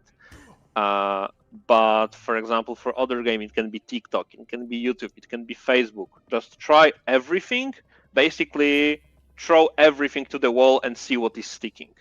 And if not everything is sticking, try to think why. Because one thing that I learned, sometimes if the game is not sticking, think of why. For example, is there a lot of games like this? Maybe my game is not enough unique. Think of your players. That's I think it's maybe even more important. Think of your players. Like I was making this game thinking I want to make something for Kingsfield like players, the old ones and potentially the new ones. And because of that, I knew that okay, I can go to like Kingsfield players or like Morrowind players and show them this game and they might like it. Knowing who you are making this game for is really important. Even if you are making game for yourself because hey, this is my dream game, try to think okay, what other game I like, so I can kinda try to trace it back to what other people from like other game communities might enjoy my dream game. There's actually a trend on Twitter specifically for that lasted for quite a while in the indie space. That was, you'd basically post, my game is for Kingsfield enjoyers, algorithm, help me find them. And then everyone would just post that like 15 times, and then they'd retweet another indie. So there's like a ton of like community-based stuff that's like that. And I found a bunch of games through that, and some of them are actually here in December. So it's like, that's cool. Yeah, it's one of those interesting things. Is you're right. You should always be looking out for ways to show off what you're working on. I guess the best thing is a lot of people don't realize this. Your game's not going to sell itself, and you're your biggest hype man, no matter what's going on. You got to tell everyone about the thing that you're working on. You got to be proud and loud about it. And it's too often that like a good game dies because someone's like, oh man, I can't tell anyone about it because it's not ready. No, tell them, show everybody, show them everything, and like then go from there. And if you find out that people like it, then they're probably going to follow it the whole time that you're building it. Is this time? Yeah, that's true. I can tell you if you want. No. That ruins the fun. I noticed that it closed, so I'm like, it's probably timed. No, I love this. I actually love that you have these like weird, intricate puzzles in here. It's quite cool. I already seen some people in chat figuring out. And I think you might laugh when you find out what is not working. No, don't say it in chat. Don't you do it. Don't. Merry Christmas to you. Merry Christmas to you as well. Merry Christmas yesterday. It's a good day. Had a blast at the community. I intentionally did not have anyone on yesterday, so we had no in December yesterday, because there were a bunch of indies that are like, this is my only chance to like show off my game. I'm like, dude, it's Christmas. I'm like, no. I mean, that's true, actually. I can confirm that because I was supposed to be here on Christmas. Yeah. And I got like a message like a week ago, hey, can we reschedule maybe? Yeah, I didn't want that to be a thing. When I found out that they had scheduled people for Christmas, I was like, no, like, don't do that, dude. Like, you shouldn't have to choose. That's not fun.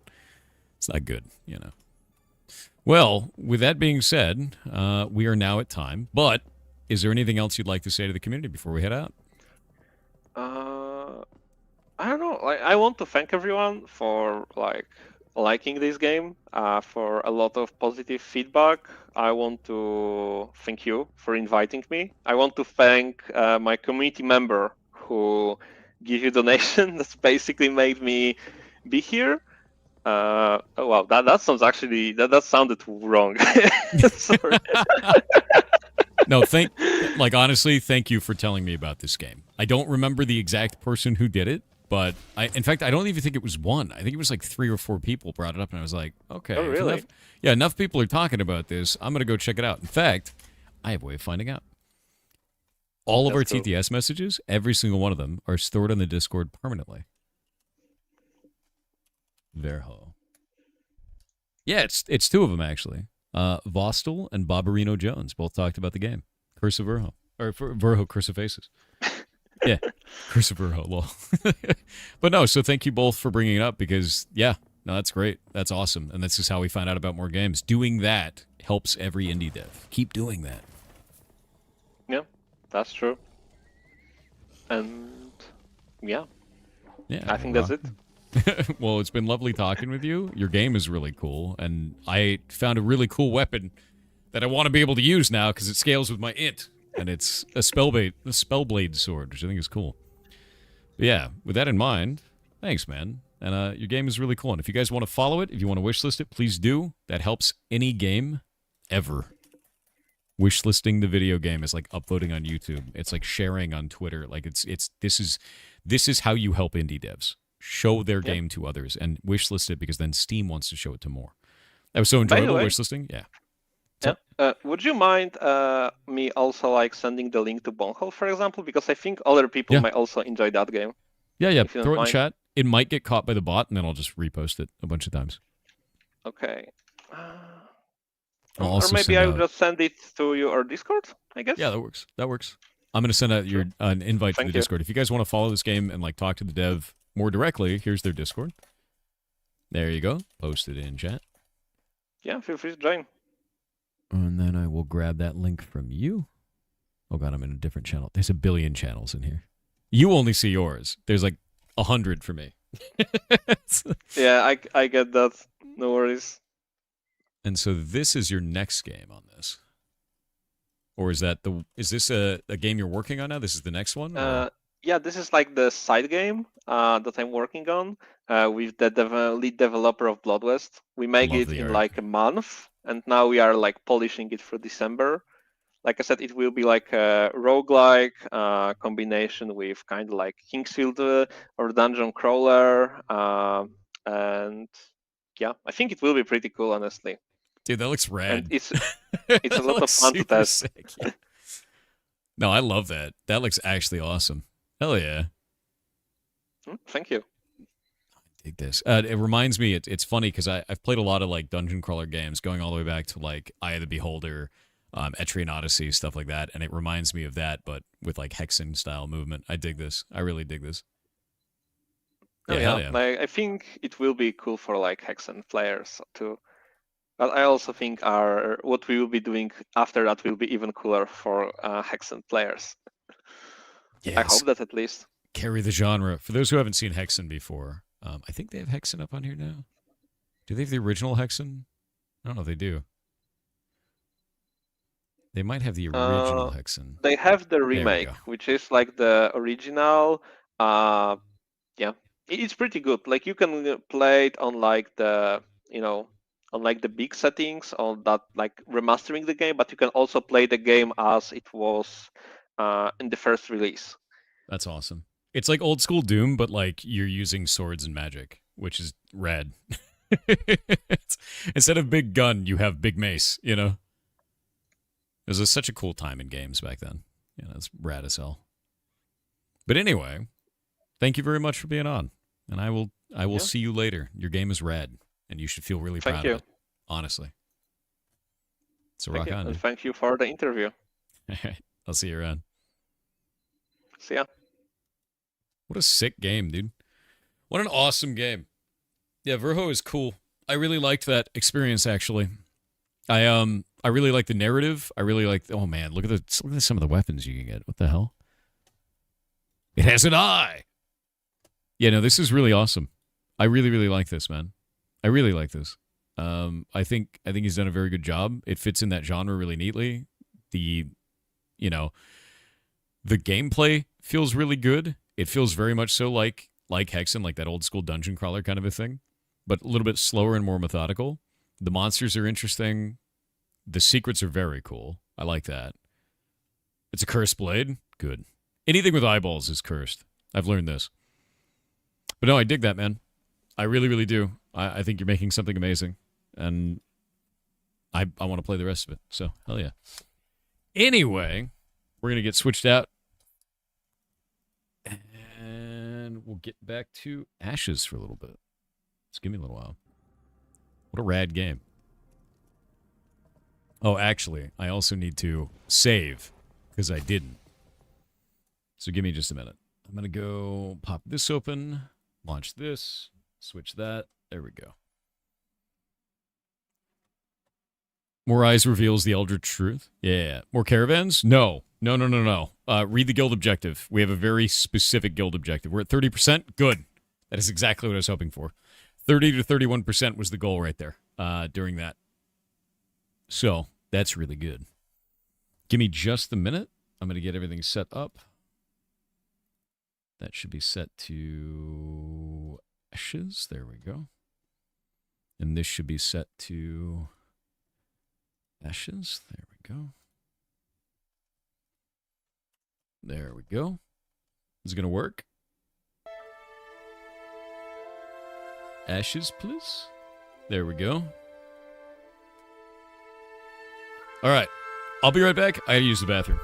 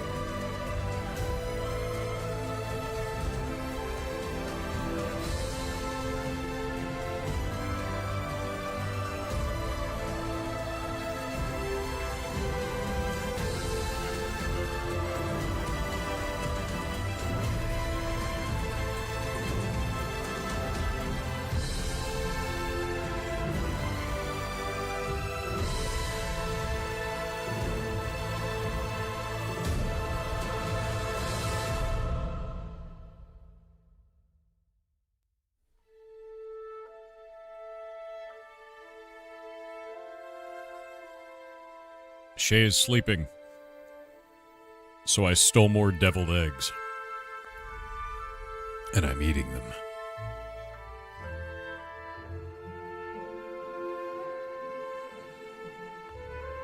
She'll never know.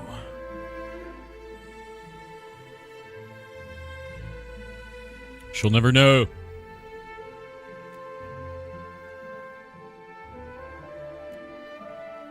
Oh my god, my hubris.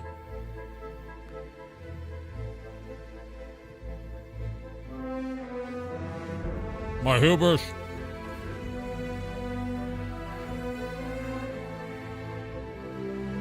There's so much hubris.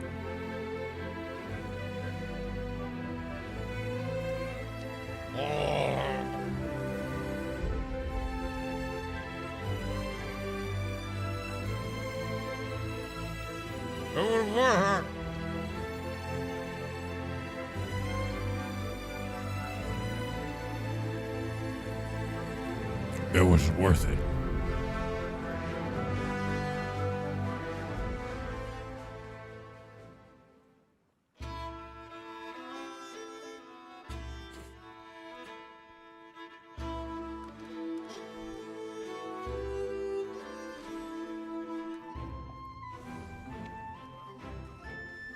worth.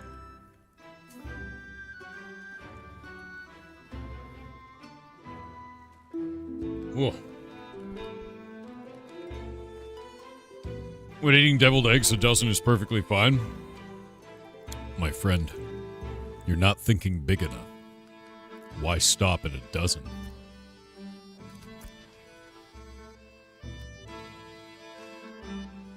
Ooh, guild seals.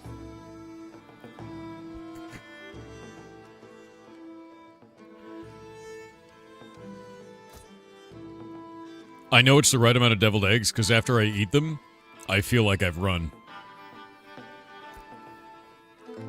It's not. It's like, oh. Oh. What? Why do you look so out of breath? I was eating deviled eggs. Oh.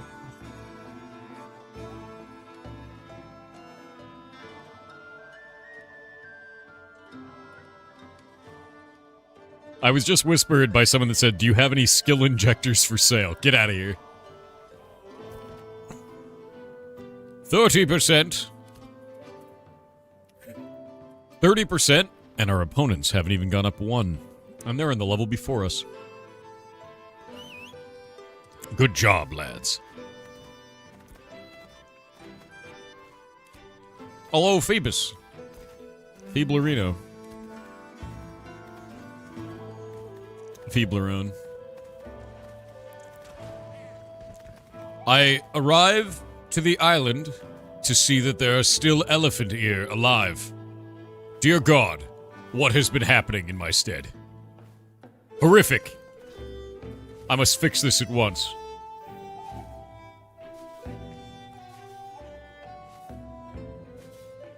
Truly unacceptable behavior. Plants. Ugh.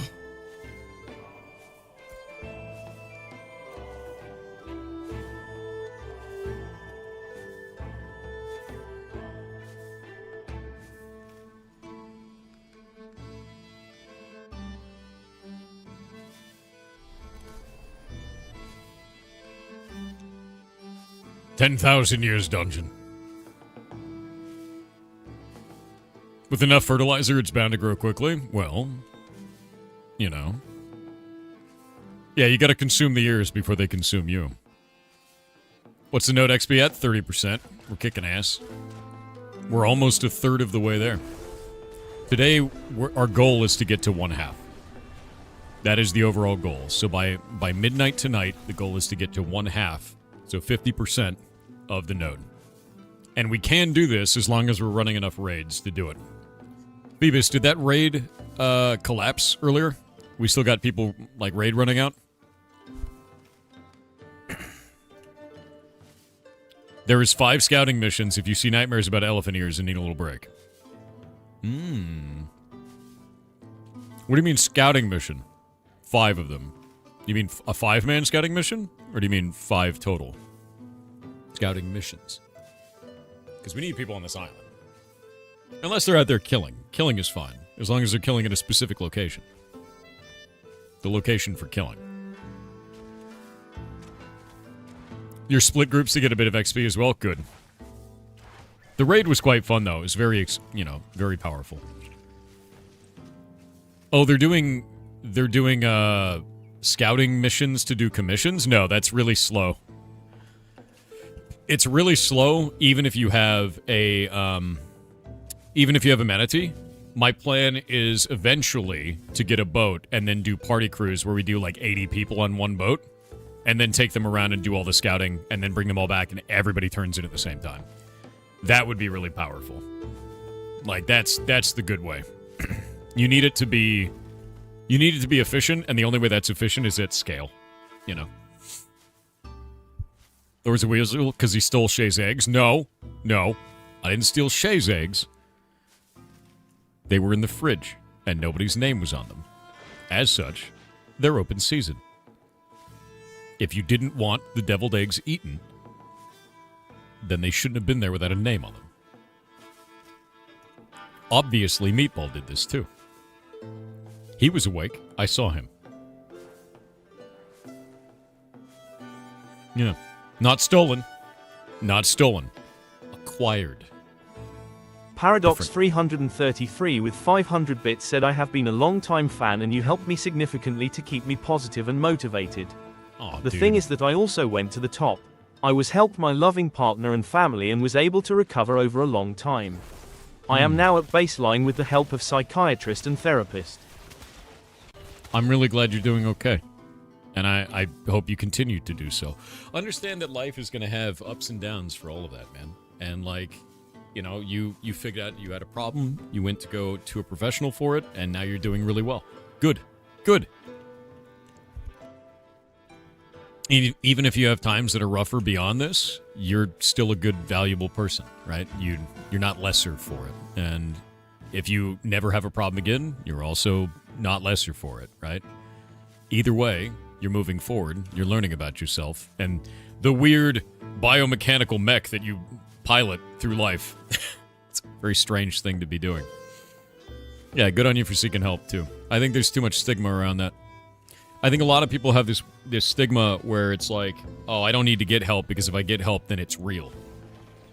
And they have this idea that getting help shows that you're weak in some way or that you're damaged or broken, and that's just not the case. Stigma, you mean ligma? Yes. As in you have ligma. I'm so sorry. Problems are puzzles that just haven't been solved. I like that. And co-op is a fine option. I also like that.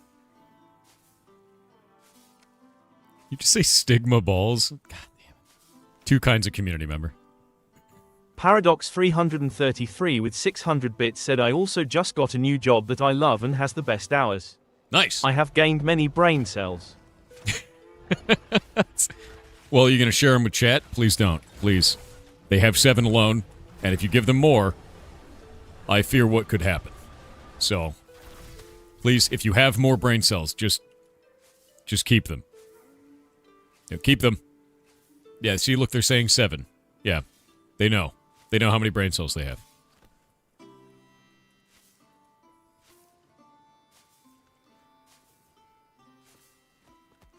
I'm glad you guys split into 3 groups so lower levels get XP. We should have at least 5 groups running. That is a big thing for this.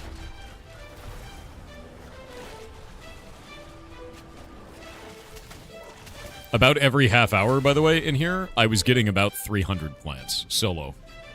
So, like, you could make bank off of this as well. Like, really make bank. Because you just vendor it all. You vendor the whole thing. Let the frog lick you? No. Yes, Gregorvold? Guild token. Guild token.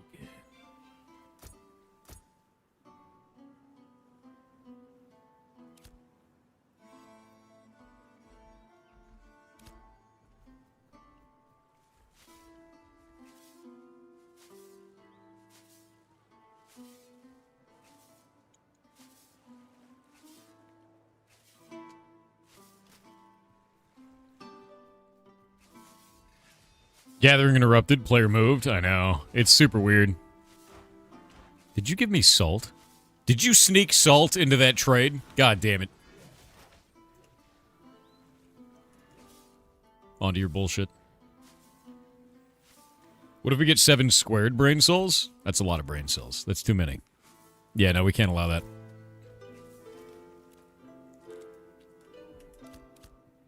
No, you had that earlier, did I? Where did I get salt? I actually have no idea where I got it. I assumed that you snuck it in.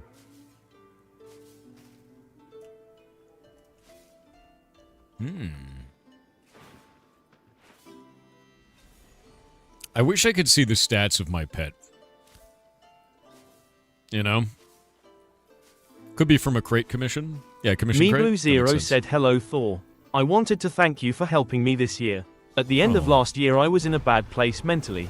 I didn't want to do anything, not even things I enjoyed, but with your advice and help from my family I recovered a couple months later. Now I'm actually doing stuff. Good. While I was on my quest to better myself I found another thing that needs fixing. Now, as of today, I can finally say I broke out of my porn addiction for good. Thankfully, I noticed it before it got really bad. 1/2. Dude, good. Yeah, a lot of people don't believe that that can be an addiction. That absolutely can. Good for you. 100%. Yeah. 100%. Good job. Blue Zero said another thing I'm thankful for is inspiring me to make games.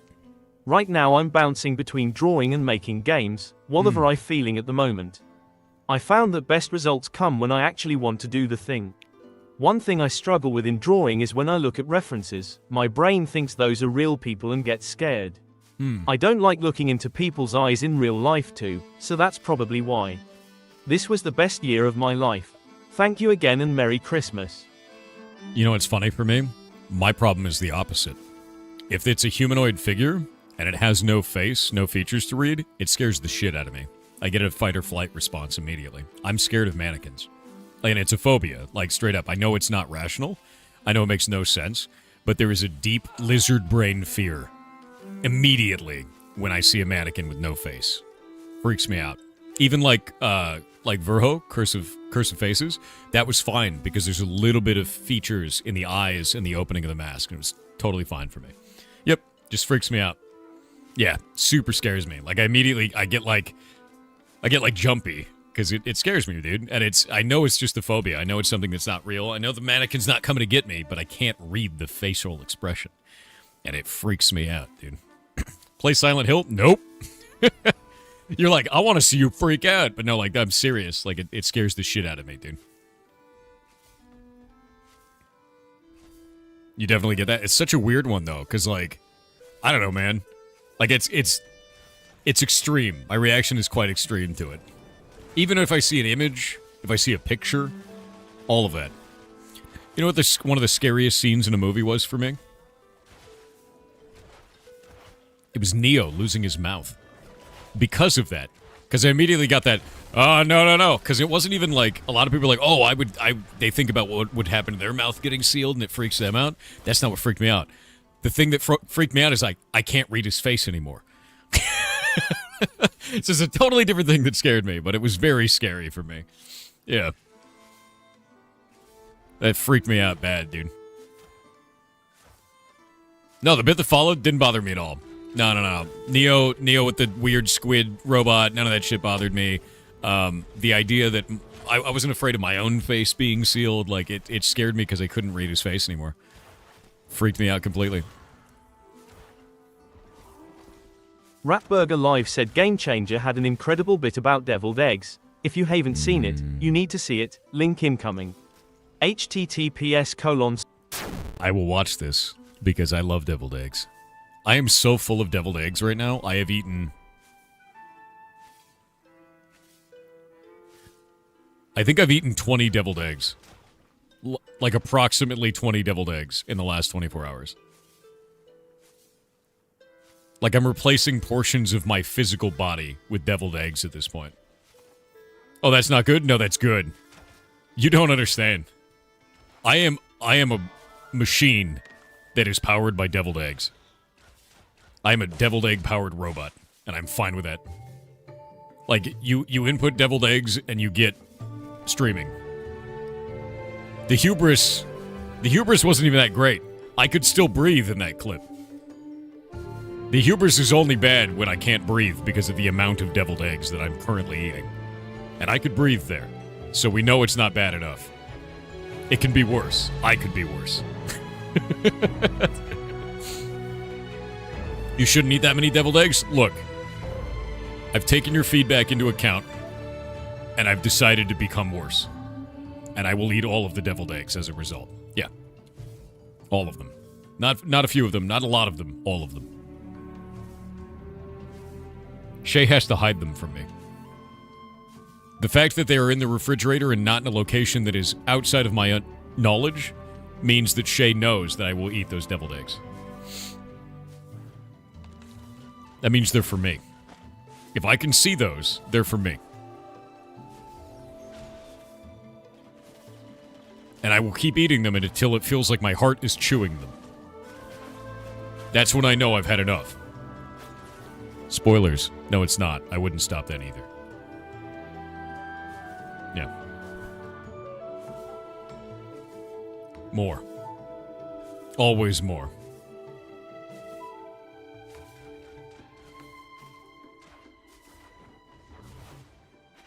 Famous last words. You know, honestly, dude, if I have an Elvis Presley-style death, but it's deviled eggs, that's a great end to me. I'm okay with that. That's an end I would celebrate. How did he die? On the toilet eating deviled eggs. Glorious. Put that on my tombstone.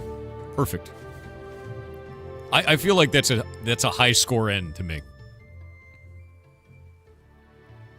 He died doing what he loves. Eating deviled eggs like a complete fat ass. Fantastic. Yeah.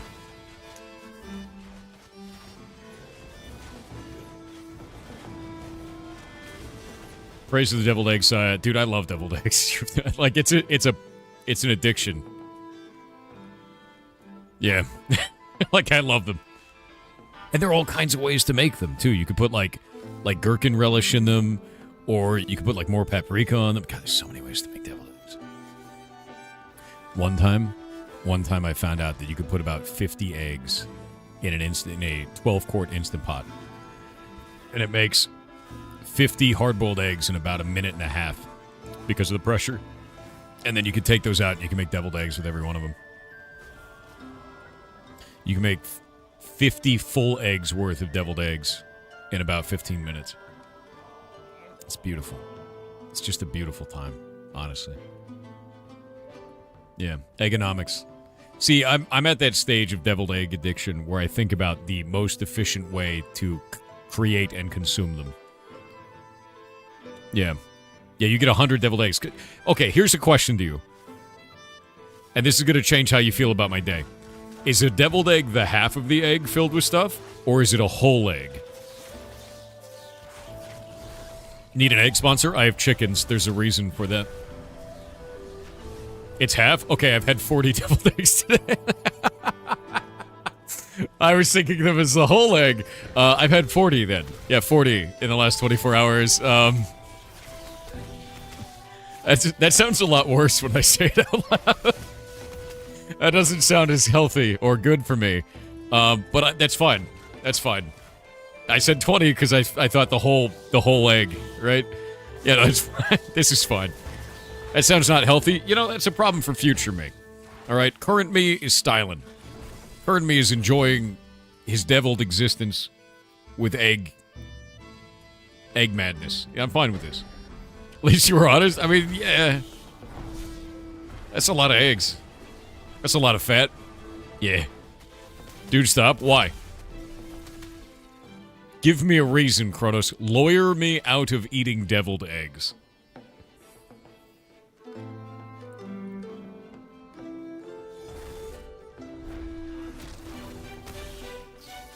You'll have to schedule shit yourself, and I don't want to. That's a problem for future me. Put it on the calendar. I don't have to deal with that. Later Thor does. Current Thor gets to consume all of the deviled eggs. You haven't persuaded me. Shit yourself is not my problem. It's his problem. That guy's an asshole. He's in the future.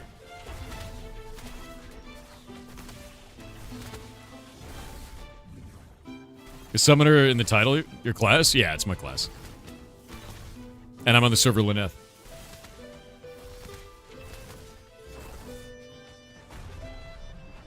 Ooh, 739 on that? Oof. Oh, it's blood feasting. It's probably bad. Can you set up autorun somehow? There is an autorun hotkey. You can't autorun to a location. You can just autorun in a straight line. Think World of Warcraft.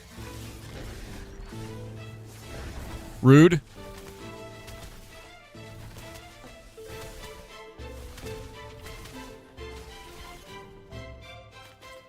Nice. Stop eating deviled eggs? No. I see your concern. I look over at you in the chat, and I whisper, no. I will continue to consume deviled eggs. They're the best. In fact, the only thing that's going to stop me is that there's no eggs in a 50-foot radius of my position. That's it. That's the only reason I can stop. And I'm going to be honest with you. There are 2 deviled eggs left in the fridge. I left them there as a peace treaty, because when Shay wakes up and finds out I ate all of the deviled eggs, she's probably going to be a little bit upset. But she'll be less upset because there are 2 left over. I might be able to leave 1. I'll think about it. Might be. Did the note hit 50? No, we're still working on it. We're at 31.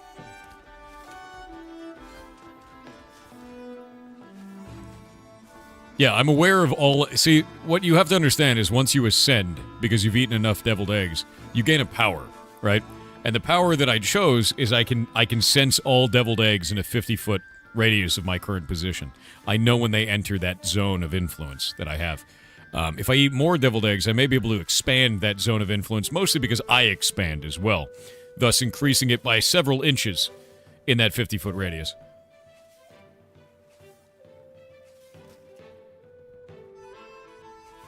That expansion does come at a cost, though, because it counts me as encumbered.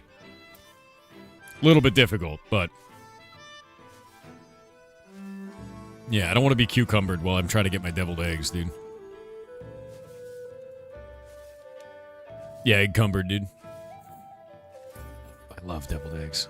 I can't stop thinking about them now. Once I start talking about them, I can't stop thinking about them. Love deviled eggs. Thor's domain expansion? Oh, dude. Domain expansion deviled eggs? I would do that. If I could domain expansion deviled eggs and then, like, it's just like an infinite dimension of that, I would never leave. Like, we wouldn't even fight. I'd just do it and leave. Yeah. It'd be over. How many demon hands do I have to eat to get domain expansion deviled eggs? How many? Domain expansion. Okay. Winner. Yes. I need more demon fingers, dude. Can you pickle deviled eggs? A pickled egg made into a deviled egg would be really goddamn good. Yeah, I could do that. Sweet or dill pickles? Depends. Depends on what I want to do. I like gherkins for them. I like dill pickles for them. Sometimes I like other types of pickles. Like, it depends on what I like for the day. Carrot pickles for that? Really good. Paprika on it. Maybe no pickling. It's an egg.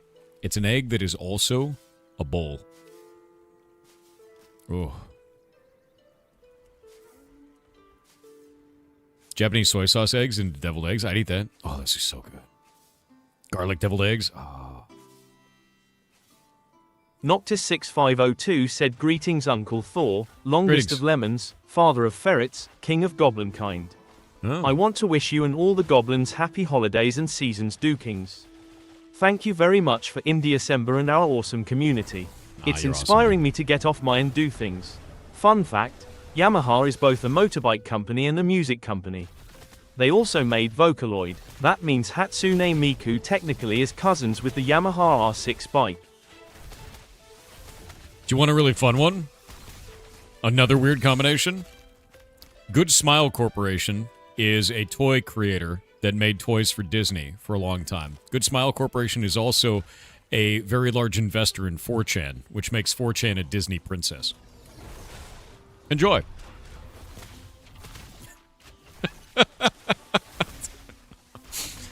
Yeah, that's a weird one.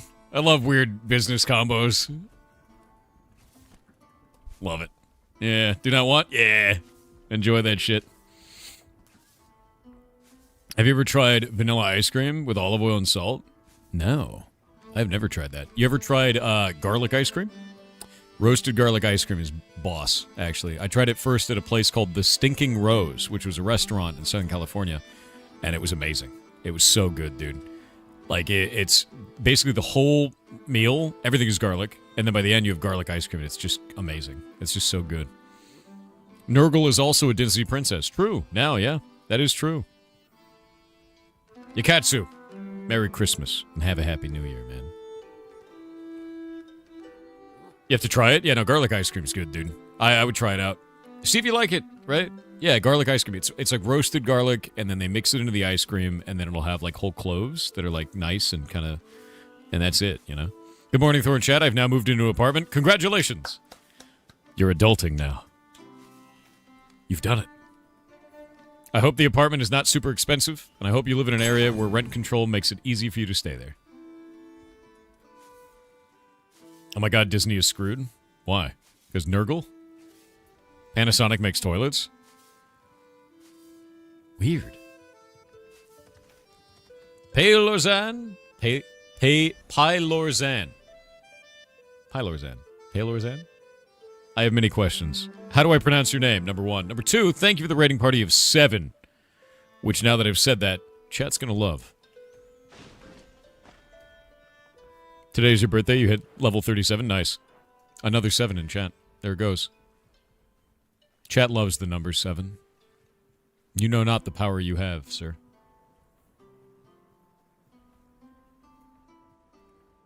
I'm mostly just out here soloing, even though I'm in the group. Slapping it up. Oh, giant iguana. I love iguana. Iguana.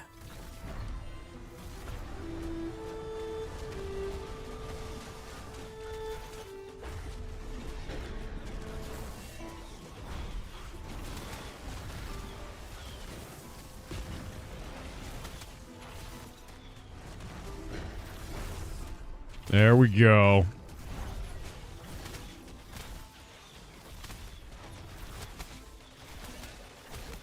Not good. Please get out of that poison, dude. No, out of the poison. Out of it. Out of it. Oh, you idiot pet. My pet's a dumbass. It wouldn't get out of it.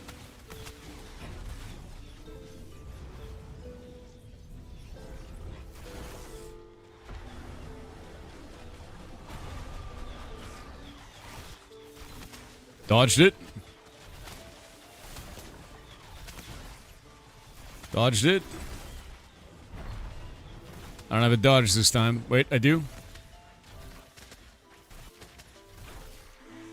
I kept hitting follow and my pet was like, no, I want to stay in the poison. The poison's mine. Great, dude. Fantastic job.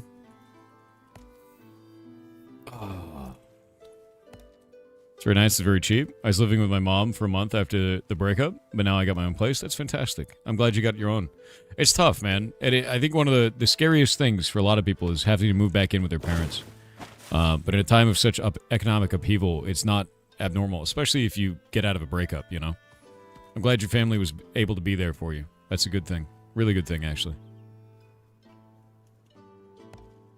Can't believe Thor wanted all the poison for himself. I know, right? What's your opinion on High Guard? I don't know what that is. What is High Guard? I've never even heard of that game, man. You don't have the parents option anymore? Not everybody does. I'm sorry to hear that, man. Yeah, I don't know anything about that game. You say Concord 2. Is it just the art style that's turned you off? Oh. The deviled eggs are mad.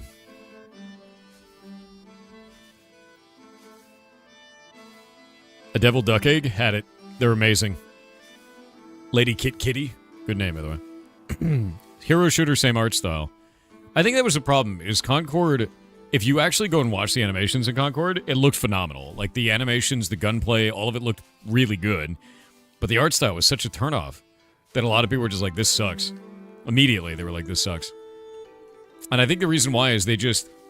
A character needs to have, like, a primary color and a couple of secondary colors, and they need to kind of work together cohesively. And Concord was like, what if we just did them all? It's like, dude, everybody looks like they're wearing clown makeup. Stop it. Like, stop doing that. It's not... The character isn't identifiable. It doesn't feel like a character, you know, sort of trait with their colors. They just rainbow dipped them and pastel colored a lot of them. And it just was very strange. And some of the color combinations actually looked really cool, but those weren't the ones that they showcased. And I'm like, dude. Was the game good? I enjoy it. I enjoyed it a lot. But I'm also biased, and I've been playing it for 2 years. So, there's that. Oh, big mushroom.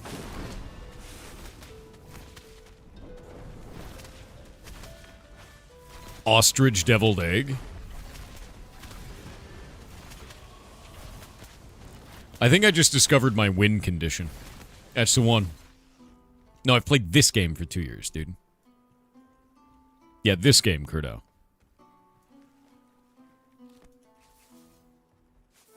Yeah, the color choices were not good in Concord. I think it was a big problem for it. No South American servers. I'm going to be honest with you. You don't need them. Go and play US East. People from Europe and US East are getting 60 to 80 ping. And it is the same or better from people in South America. It is phenomenal. I don't know what weird voodoo black magic they did for the servers, but the ping is amazing. It's like really, really good, dude. Some somber rook. For me it was, and the reason why is I knew what I was getting into. I knew very clearly that this was an alpha. It was something that I thought was very cool. It was not a financially stupid decision for me. And I wanted to become a part of it while being able to turn in bugs and, you know, be a part of the alpha process. And so I made that decision for me. For other people, you got to make that decision for yourself, man. Do you want to be a part of that? Do you want your character to be wiped? Do you want to deal with scuff? Like, do you want to give feedback? And if the answer to those things is no, then don't buy it. Like, just wait, dude.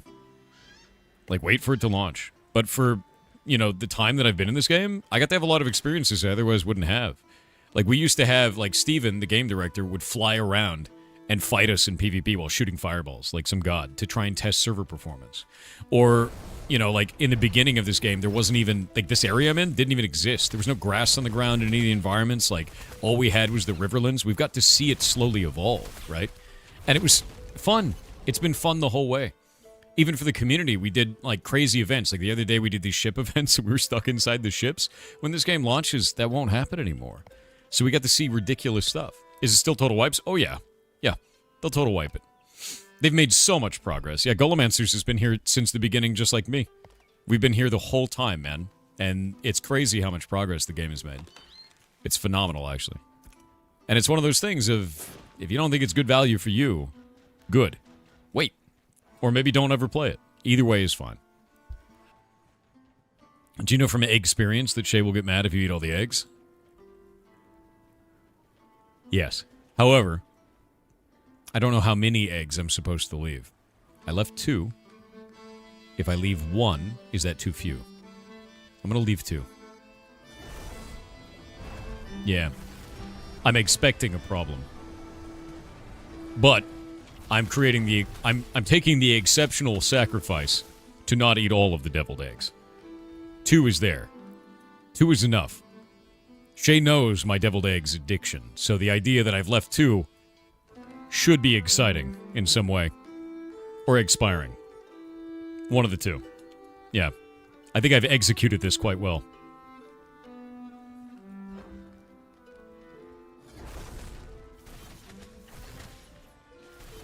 Yeah, I'm extending an olive branch.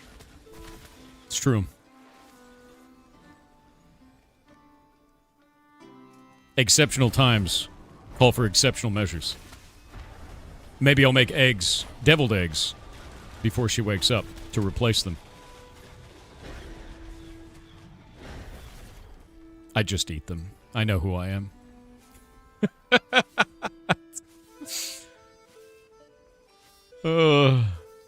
Yeah, I could not replace them. I'd eat them. You're totally right. All right, we got the next game for in December. You guys ready?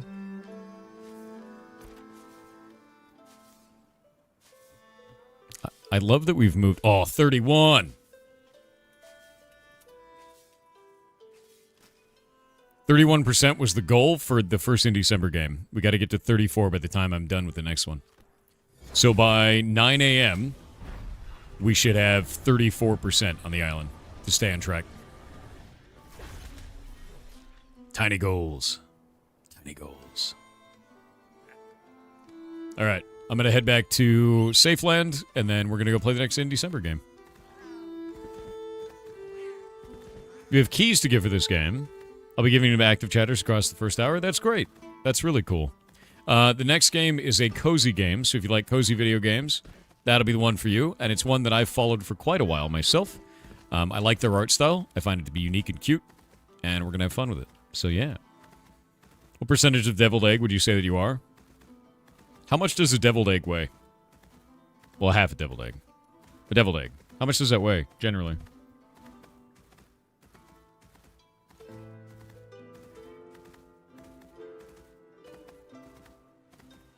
50 grams. I ate 40 of them. And I weigh 185 pounds.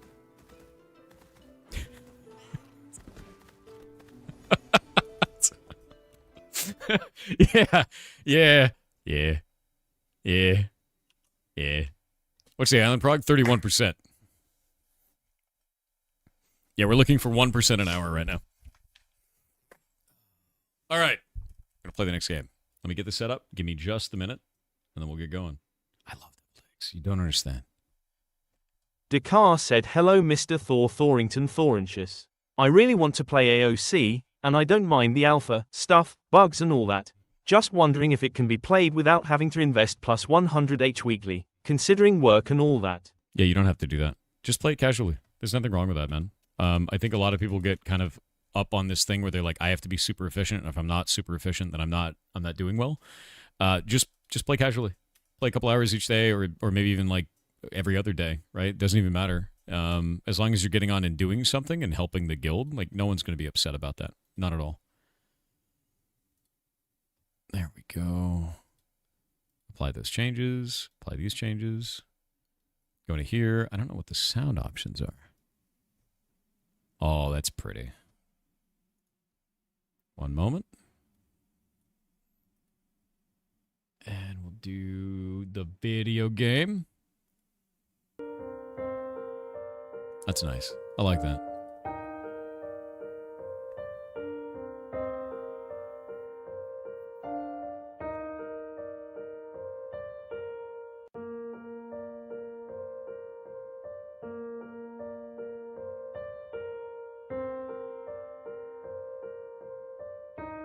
I like that. It's good. It's cute. I'm 3.04% deviled egg. We gotta up those numbers. That's rookie numbers. I could get to 5% by the end of the day. 5% of my body mass being deviled egg, I'm down. I can fix this. I think I'll ascend as a person if that happens. I think I will. Yeah, game is cute. All right. The next game in December is called Tailside. It is a cozy cafe simulator. Yeah, cozy video game. Cozy game. But I'm excited for this. I've been following the dev on social media for a while. I had seen their stuff. We wanted to show it off ages ago, and nothing ever kind of synced. So now I was like, hey, do you want to show it off for in December? And I reached out to them, and I was like, cool. Yeah, rock on, dude.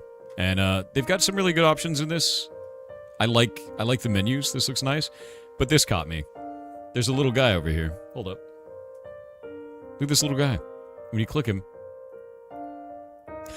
it's just a little dude. What is this? What? In-game, go to Settings Twitch. Enter your Twitch username and channel name, and then connect.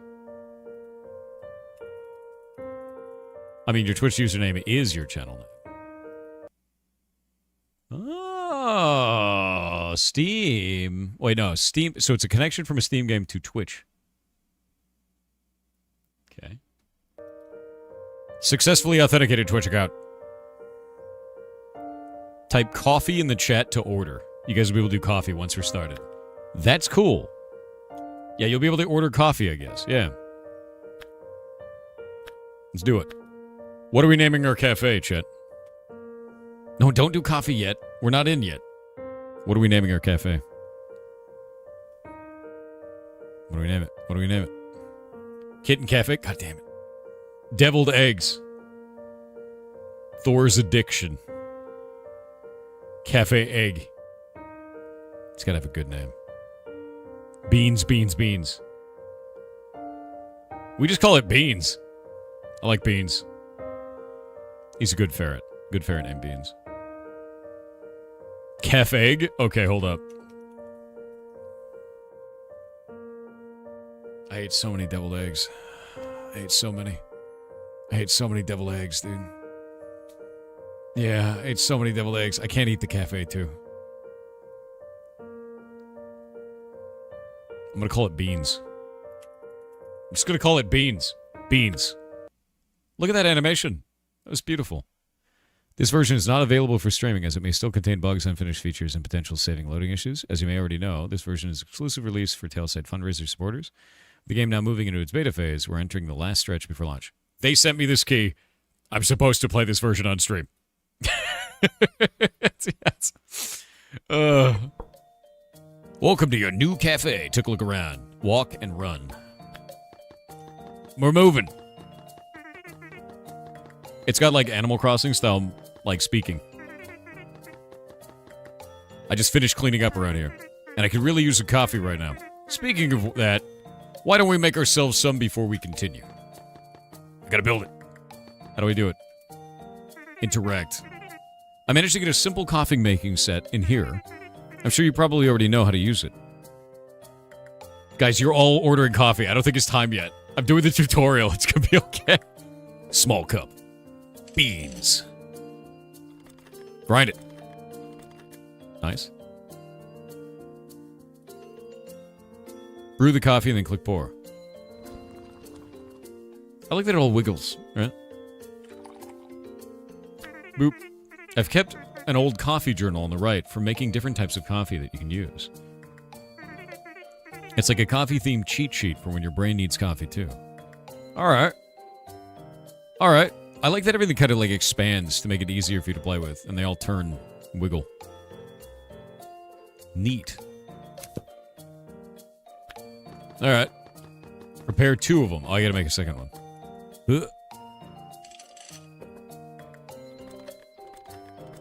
Oh god, wait, this is gonna be a time trial thing, isn't it? Oh, we have 3 burners. It's gonna be a madhouse. Much better. Sorry I forgot to introduce myself. My name is Toffee, and I'll be helping you settle down here since others are a bit busy with their own work. But don't worry, you'll meet them soon enough. In the meantime, I'd love to get to know you better. So tell me, what brings you here, out of all places? I've always wanted to own my own cafe, or I just wanted to find a peaceful place. I'm going to say I just wanted to find a peaceful place to eat deviled eggs. No one must know my crippling addiction to deviled eggs. I get it. Sometimes life needs that extra bit of warmth and comfort. And a cup of coffee in the right place feels like a warm hug in a mug, doesn't it? That's a really good writing. This gives me a better idea of how to make your stay here more welcoming. Speaking of making things welcoming, let's get back to the cafe. I was thinking we could spruce it up a bit. You know, make it look a bit more like an actual cafe. Would you mind making another cup of coffee for me while I go grab a few things? How many cups of coffee are they going to drink? Do you think that's healthy at that point? We've already done 2 espressos. Wait. There we go. Wait, did I already do it? Oh god, I have so many beans. It's probably fine. New build mode items. Okay, we got table, chair, another chair, and another chair. Cool. I want to build. I want to make stuff. Oh. I grabbed a few things from my storage. It's nothing fancy, but good for a start. Why not place them around to see how it looks? How do we place? With B. Nice. Oh, you can just place it anywhere. What is up there? There's a window there. Oh, but there's a path out there, so it means it's a door. I'm just gonna put it there. Set items such as chairs are rotatable. Just make sure they're next to tables unless you're opening a chair museum. Maybe I am opening a chair museum, alright? Good sound for that.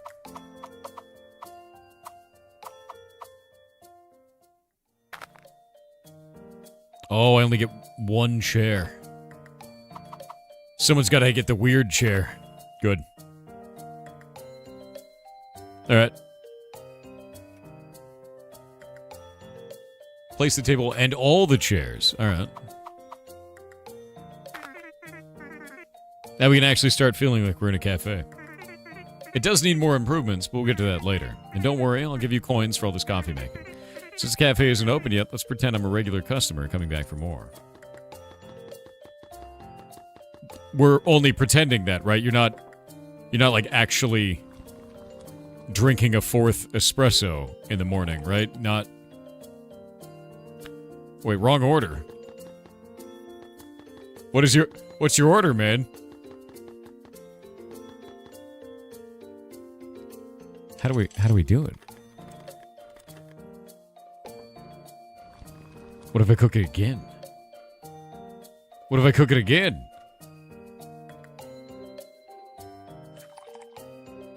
You just got a call from the last application you had for a home. We're approved. It's smaller, and it'll be rough, but it's vastly cheaper, and we won't be homeless. My man. Proud of you, dude. Congratulations. That's a big deal. So that's not the right order. Where is the right order? My task is to reach level 3. Well, what's this? The upstairs is still under construction. I had to go out to get some more wood to finish the job. Bedroom unlocks at level 10. Can I just leave? Am I escaping?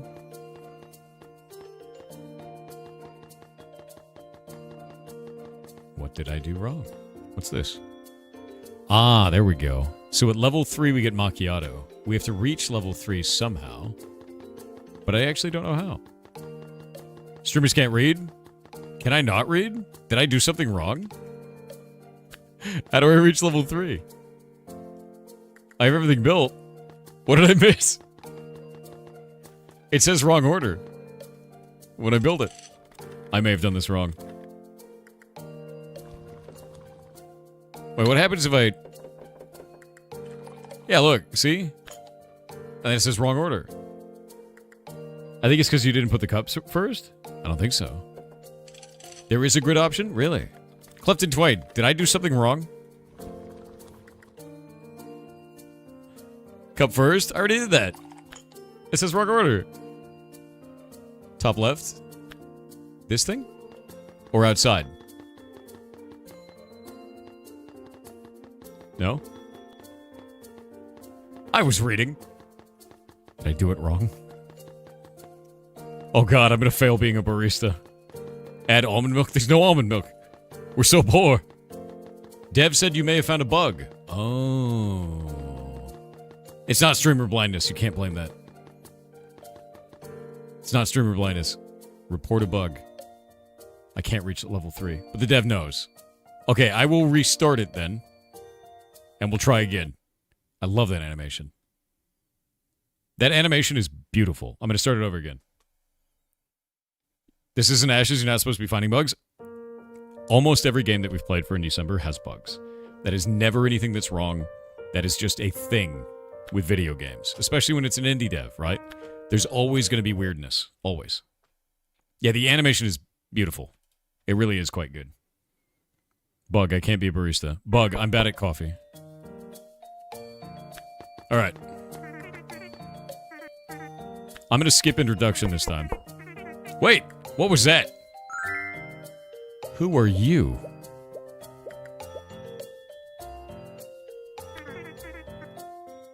That's a new person. Really been missing this place since the last owner left. He should be here any moment now. Come in. Oh, got a bear person. Seems like I'm not too late. I just finished gathering the last wood I needed to finish the upstairs. You must be the new owner of this haunted... What do you mean haunted cafe? Haunted? I'm just kidding. Every old place needs a spooky story, right? But really, the only haunting thing about this place is the way an empty cup feels like a tragedy. Not haunted. Where are my manners? The name's Maple. Born under a big old maple tree, so the name just stuck. I'm a carpenter, and you probably don't know this yet, but all that furniture you're using, they're coming straight from my workshop. Did the maple tree inspire your work? Absolutely. Being born under that tree, I learned early on how beautiful and strong wood could be. Every piece I make carries a bit of natural strength and beauty in its own way. Now, if you don't mind, let me take a moment to fix the last things upstairs. Construction bear. Upstairs should be all ready for the night now. Are you ready for tomorrow? What do I need to do tomorrow?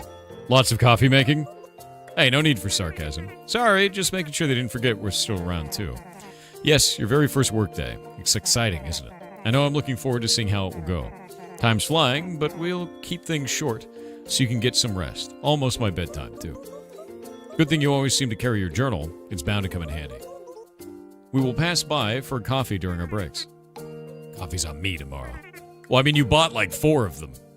And your name is Toffee. Your name is literally 1 letter away from coffee. You're like 90% coffee at this point. Wild. I could never. Open your journal with J or through the icon in the bottom right corner. Let's see you've earned some skill points. Okay. Let's look at skill points. Oh, it's got stuff. Autocomplete the latte art minigame? No. Decrease coffee brewing time by 20%. Milk heating time. Coffee grinder amount needed to 2 grinds. Adds the honey latte recipe to your coffee menu. Oh, we get more recipes. Oh, dear God. Adds the cappuccino recipe to your coffee menu. Matcha. Matcha's delicious. Yeah. Hot chocolate recipe to your cup. Hot chocolate. Done. I have 5 more skill points. 2. Only 1 grind now. Singular grind. Wait. Oh, there's other dudes. Levels. Alright. I need to probably build this place. It's... Oh, cactus. I'm gonna put the cactus right there. So that way, if anyone comes into my shop and they want to deal with me, they gotta make sure that they don't hit the cactus while they're paying. I feel like that's a good way to be. Honestly. This is really cute, actually. I love this. Look at this. Yeah, no, this is good. So that table out. We're gonna put this one. I think we'll put it over here.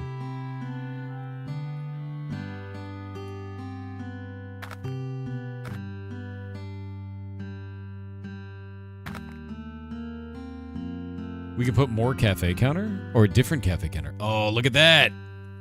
That looks really nice, actually. You've spent a lot of time on making this feel like you want to change the way that it feels for yourself. I like that. No, it's quite good. And I like the crunching noises when you move objects. The layering all feels nice and everything feels good. You've done a good job with this.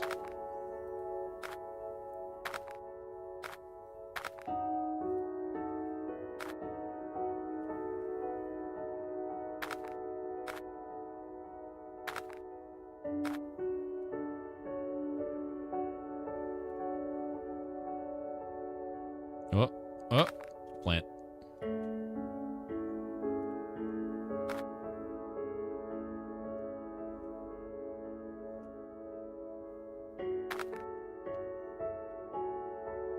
What else can we put for this? There's another chair here.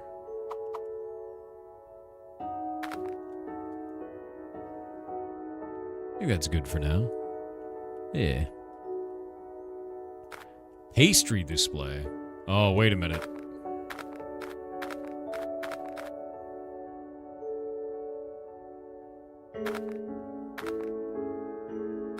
Can we hide that in there? There we go. Pastry display.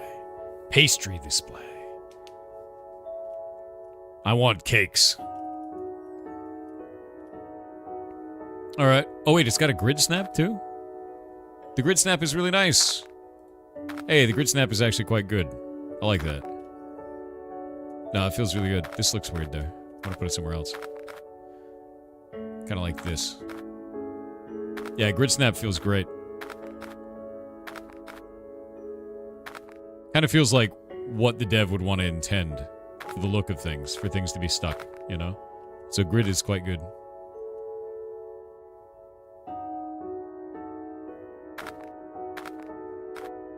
Can I put this on a different wall? No, I think that works just fine. Maybe up there? Put it there. That looks good. Yeah. Yeah. Alright.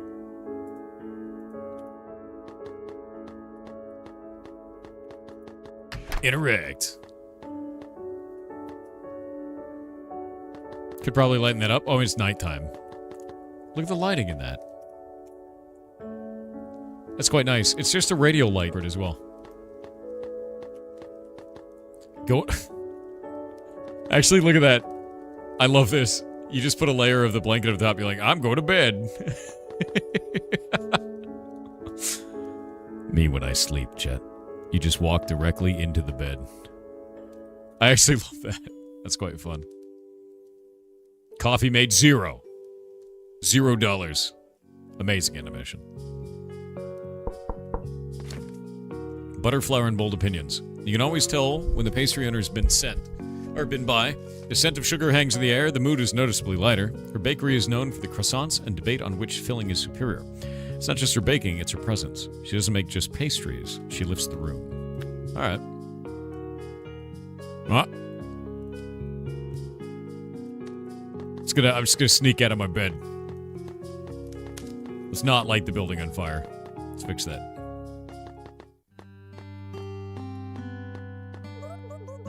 See, Toffee already helped you out with the ingredient management.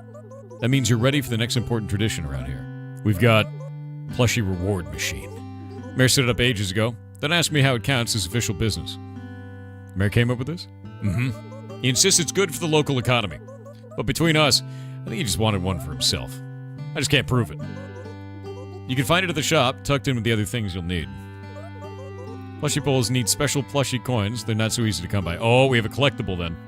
Yeah, we have collectibles. Surest way to work a full day without any sudden closures. There's also rumor I've heard. Some creatures may carry coins. Creatures? You might want to leave the windows open when you're not working. I should get back to the bakery now.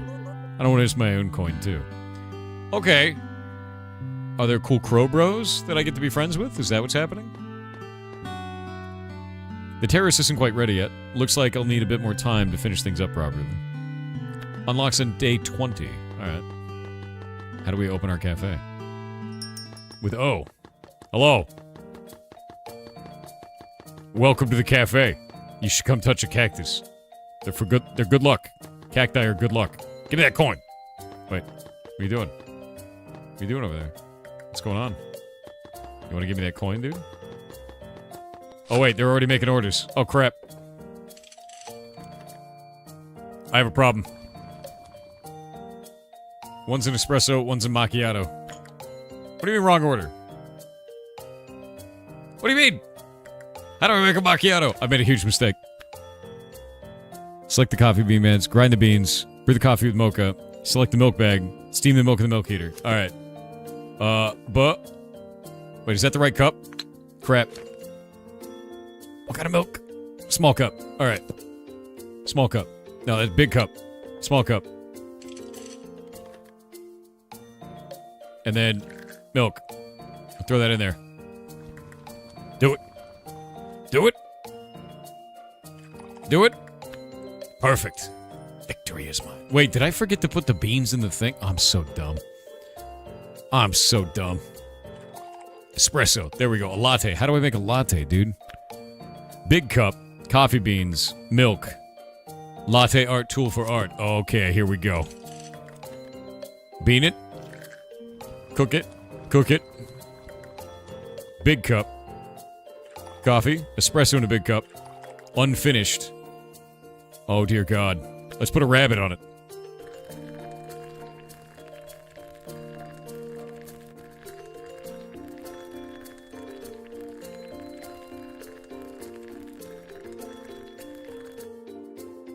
Victory's mine.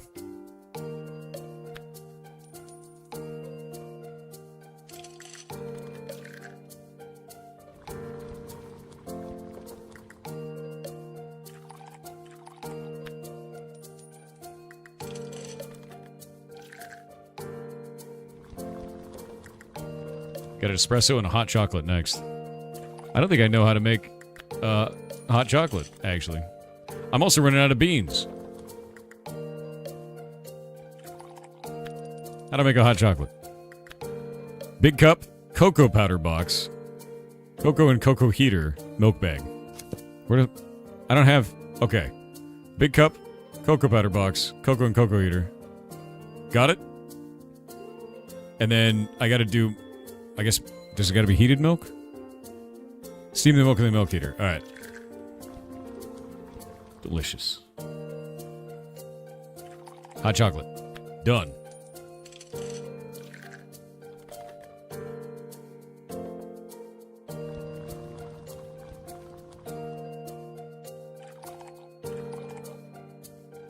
This one.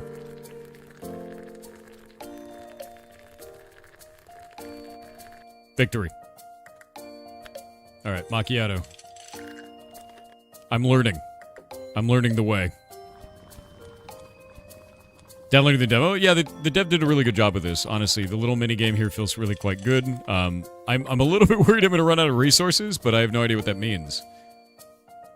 My cleanliness is quite low, so... That's bad. Wait, I'm out of beans? Wait, what do I... Okay, I've chosen all my beans. What did I do? I think I did it right. I don't know yet. I need to make it so that this goes faster. My cleanliness is wrong.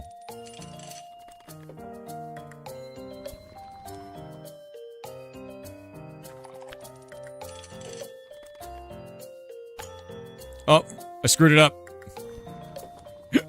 I gave them a cup of nothing. Here you go. Here's your coffee. Get out of my store.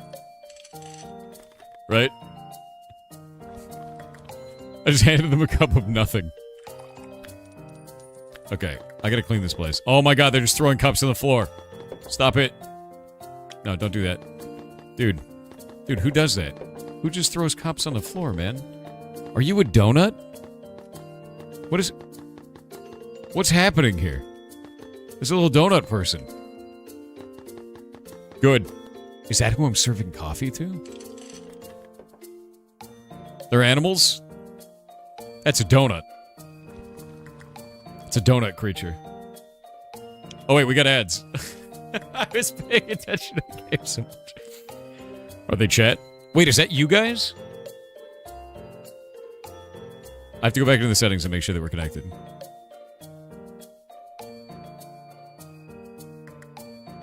We might not be connected. Might not be connected. Skipping the tutorial was the wrong idea. No, it broke before. So I was just skipping it to not break it again. Looks like the most stressful cozy game I've ever seen. It's not even stressful. It's quite easy. It's very fun, to be honest with you.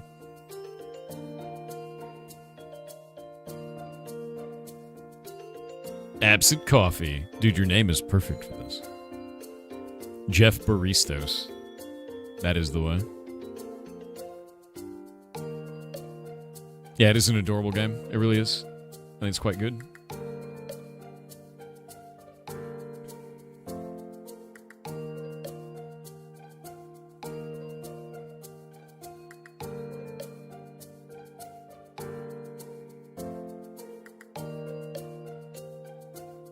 Nice, Blade.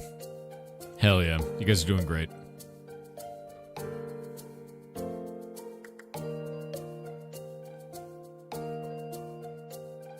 Jeff Baristos, dude. All Bezos. Yeah, all the Bezai are quite cursed. They're wonderful that way. Mean to tell me the coffee isn't absent? I mean...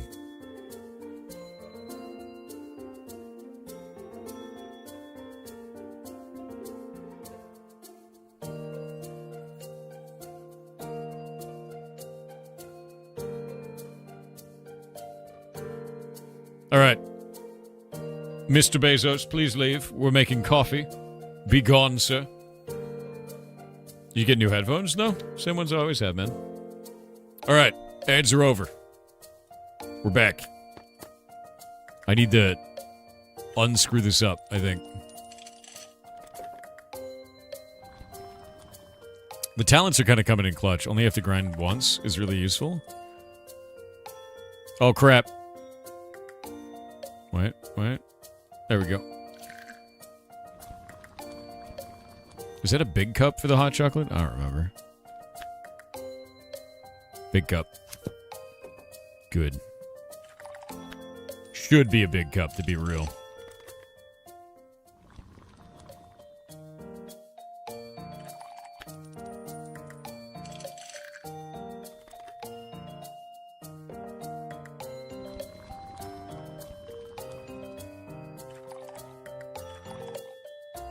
Ooh, spirally. Oh. I love that you just kind of like draw it and it's fun, right? There's nothing weird about it. I think it's really fun. And it gives you... Oh, wrong one. It gives you, like, interesting little... Like, kind of like a happy thought when you do it, when you click on it. It's, like, very pretty. You know, things like that. A moon. Yeah. It's, like, pretty. You did a good job. It's just like a lot of little nice touch things, you know? Oh. Beans. Cost me money. All those beans cost me money, man. Gotta understand. It's expensive. Running a coffee shop is expensive business, alright? I'm gonna make this tiny swan. Oh, there we go. I guess the longer you do it correctly... Oh, wait, no! No!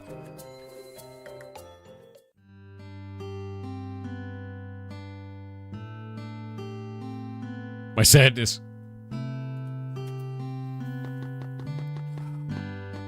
Look at these animals, dude.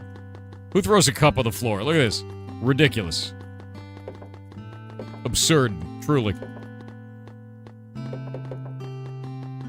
Can't believe it. I got $490, though. I got my coinarinos, dude. Did I gain a level? I did not. I got close to a level.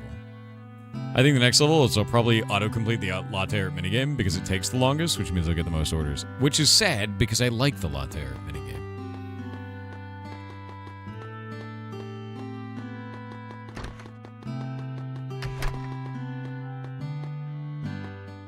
You need to get more tables? That's true. That is true. I'm gonna enter the bed from the wrong side. Because I'm a rebel. That's right. That's right. You can never leave. Fair. Oh! Customers report feeling watched. But by whom? Oh, it is haunted. An anonymous report has raised concerns. Some cafe customers feel watched. At first, I suspect creatures from the forest, but after careful deduction, I've realized someone has been seen lurking, sneaking, peeks through windows, and taking notes. Wait, that sounds like me. In unrelated news, I'll be reporting from a slightly farther distance from now on. Okay, that's funny, actually. An old man with a totally real mustache.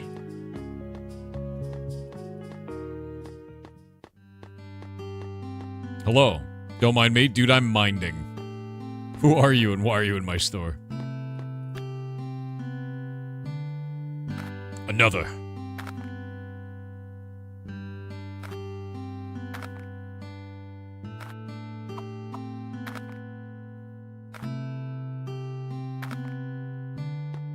Dude, I'm minding real hard. What's that guy doing?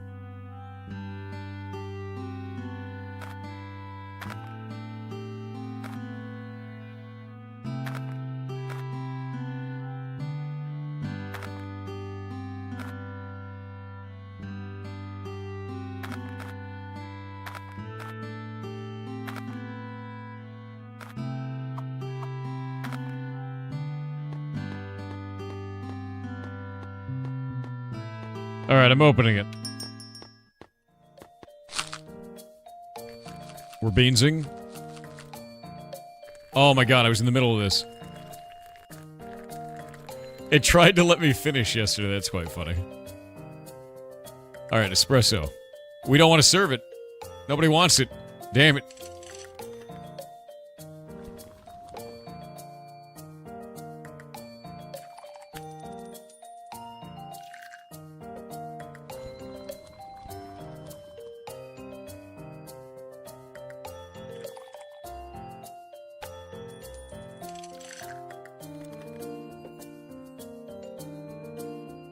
Wait, what? Are you guys all coffeeing? The deep horror. New shop items unlocked. I get a level. Blue.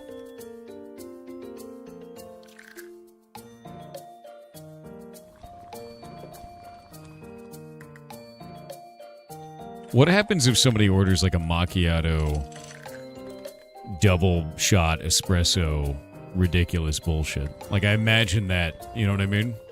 Like, I really do imagine the like absurd request, I feel like that's gonna happen eventually. I want a non-fat hot chocolate macchiato supreme with extra pickles. It's gonna happen, dude.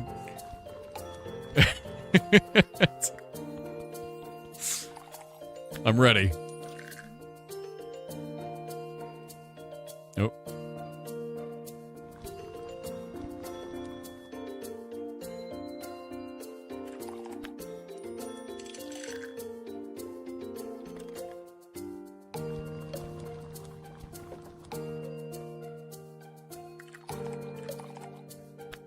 Cat. I like that as you do this one better, it actually, the image gets larger. Like, the amount of space that you clear gets larger for that. It's quite good. Yeah. Spiral.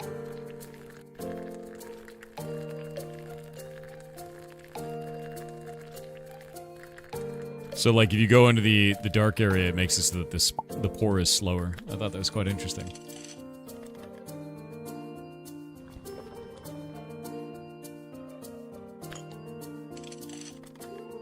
Oh, wait. God damn it.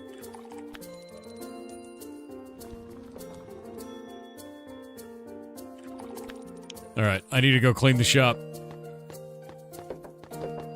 There's so many things. Just throwing cups on the floor.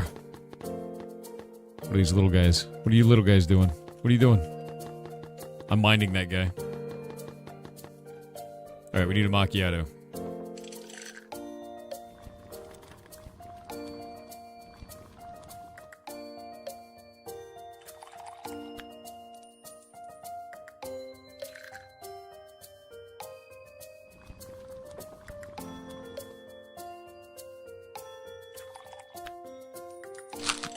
Oh god, the beans.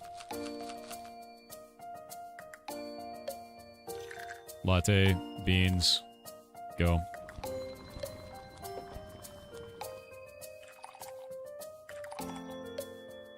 The moon.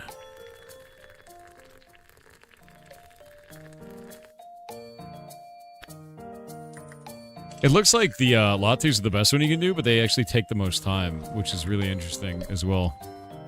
So they've done a really good job with, like, kind of creating these. I wonder if there's...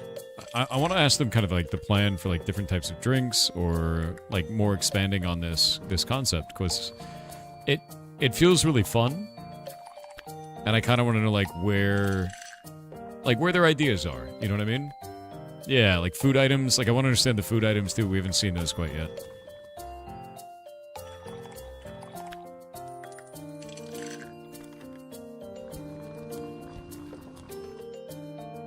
Yeah.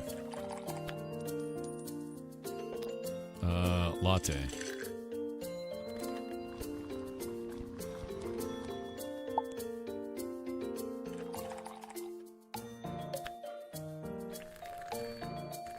Oh god.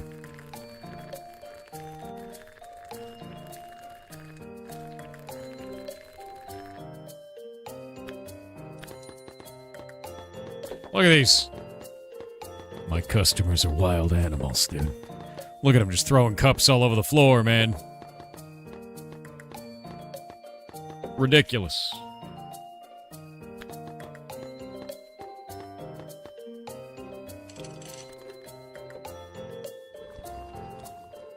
It's a lot of cups. It is.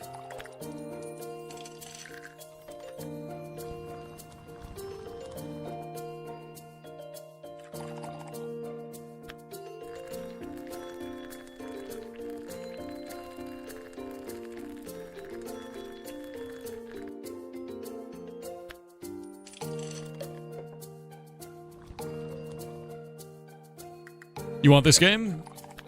Hell yeah, dude. I think it's just nice, because it's like one of those kind of like chill, you know, coffee management sim things, and there's a bunch of things that just sort of make it faster as well, because I have all the talent points and everything, and the talent points are quite good. It's like just adding that. Oh god, the beans. I had to sort my beans. Like, the talent points will make that much faster, which I think is very interesting.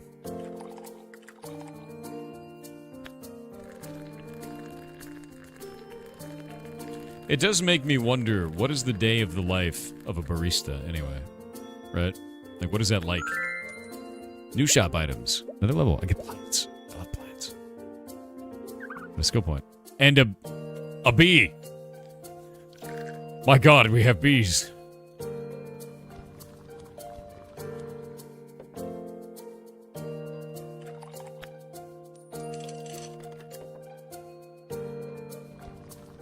Daily coffee goal reached. We did it.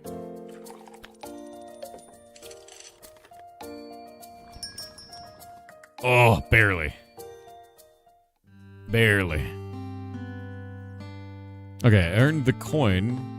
My coffee shop is filled with cups just everywhere. Animals, dude.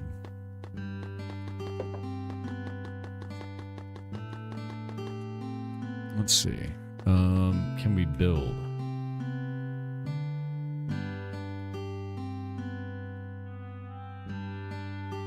Oh, it looks like I unlocked it, but it doesn't look like it's out. Maybe missing items. Let's change this out. I like that one, though. Yeah. Little pitter-patter waddles? Yeah, they're quite good. I can never leave. Let me out into the world. Oh, developer. In this game, in this demo, can I leave the building, or is that all locked out? You didn't leave them any place to clean up after themselves? True. Coffee Barista Thor, thank you. You guys are the best. That's great. The pact is sealed. That's fine. If I become an old god of coffee, I'm okay with that. God, that animation's good. Yesterday morning, the mayor stepped inside, took a long look around, and nodded. Then in an official statement, the mayor placed a stamp of approval, declaring it a, quote, a fine local coffee break spot. After a full week of warm drinks, the cafe has earned its place around the forest. Good. Is that the mayor? Oh, that's why he was wearing... That's why he was wearing the ridiculous face. The fake mustache, glasses. The hidden secret mayor. Oh, hi. Did someone request an official presence? No? Well, too late. I have arrived. Consider this your first face-to-face with the Grand Office of Mayor, which is currently just me, standing here. Why the disguise? Ah, you recognize me. The disguise was flawless until I signed my name. I like to see things as they are before I start making declarations. I was ready to prepare an entire speech, but I forgot what it was about. Anyway, great work here. Is this a tradition thing? Not exactly. Each new place has to get an official approval before it can truly join the heart of the town. So congratulations again, and sorry to keep things short. Work calls. You have my stamp of approval, and others have another place worth visiting. Now I'll let you get back to your work. And if you see someone with a mustache, that is not me. I only use disguises once. Alright, buddy.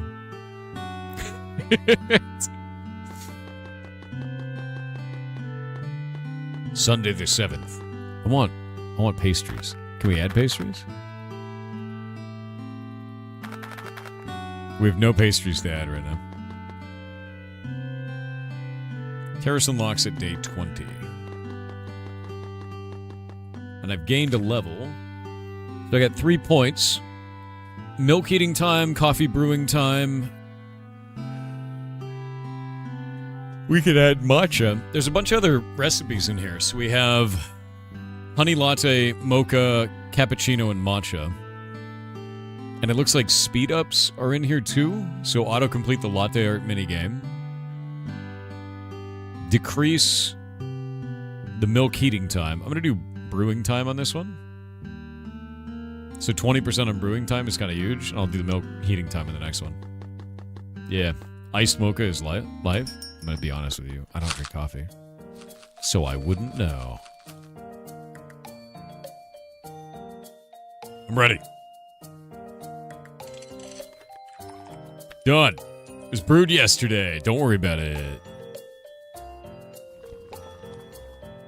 I pre-brewed that one, dude. That's what makes it good, right? It's nice and fresh. From yesterday.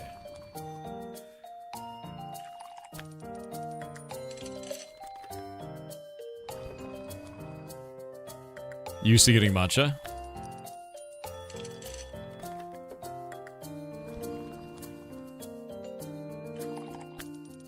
Oh, I think we have an infinite espresso thing going on. Somehow I have infinite espresso. I may have found another bug. It's not ending. Yeah, it's not ending. Infinite espresso.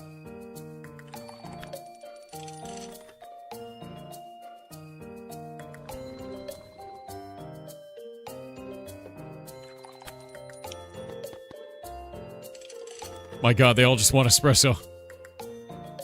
We ordered a lot of coffee. It's a lot of coffee. Wait, did you guys do that? Are you doing that? Oh no, chat has gone mad with power. Yeah, it's not advancing. Oh, there we go. Now it's advancing. You guys ordered a lot of coffee, is basically what happened. Oh no, you did. It's all you. It's chat. Oh no. Oh my god, wait, you're leaving cups everywhere, chat. You gotta clean up after yourselves. Look at that. The cleanliness is all the way through the floor. What have you done? Oh, you monsters. Oh my god, they're everywhere. What is that a mustache on the floor? Who leaves a mustache laying around? Ridiculous.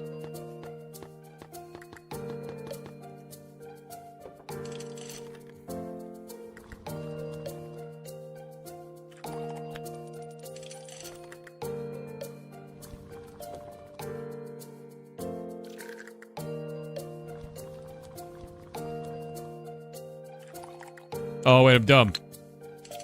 I wasted beans, I'm a fool. My cafe's name, Beans. Moon.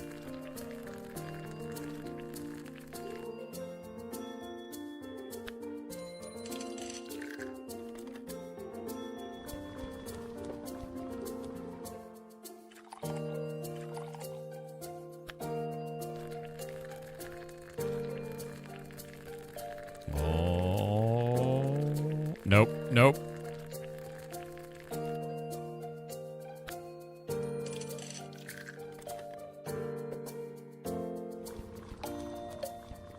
The lattes take forever. Barista workers of chat. Those who work at, say, Starbucks. Is the latte hard to make? I have no idea how this works. Not at all? Is pouring it into cool, cute animal shapes like a standard thing? Is that like a thing that's normal? Because I know you always see like latte art online, but I never know like how real that is or if it's just for Instagram, right?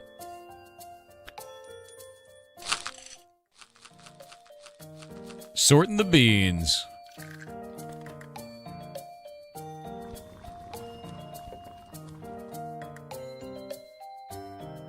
You lit it and you sent it out. Alright. Fair. No shapes at Starbucks?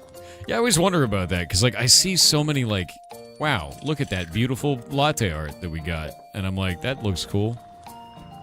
And then I don't know. I'm like, did they just make that for Instagram? Is that real?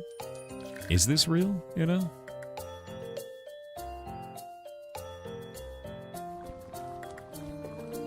And I have no idea.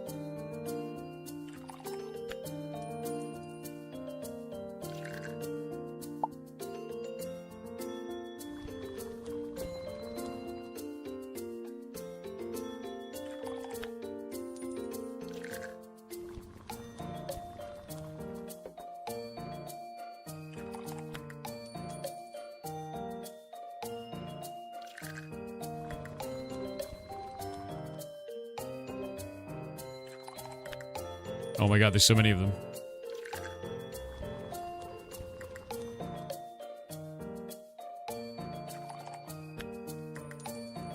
There's so many of them. They all want hot chocolate. What are you guys doing, hot chocolate now? Is that what you're doing? Is this you? Oh god, it's chat.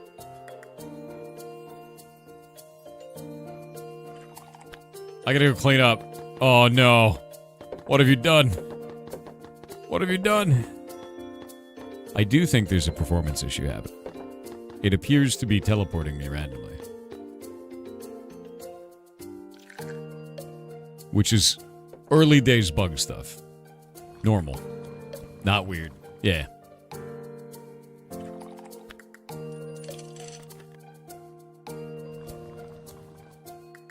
Put a cup thing down? I don't know where a cup thing is. I don't know what that means.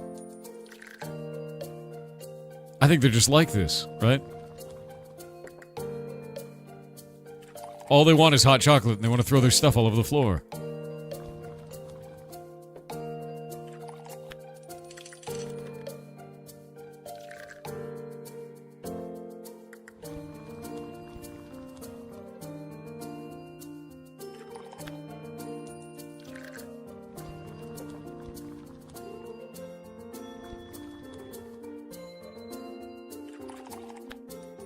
Is there a difference when you make coffee for a macchiato between pouring in the milk first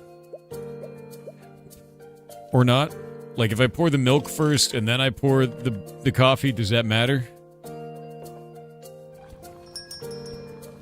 Does it matter without being like a giga coffee snob? What is a milk first macchiato? What does that mean? It does not matter unless you're a giga coffee snob. Okay. Ooh, a package. What is that? The stamp delivered, you may now officially brag about it. Add items to build inventory mode. What do we get? Approval stamp. Sick. Done. Milk first is a macchiato. What is coffee first then? What is that?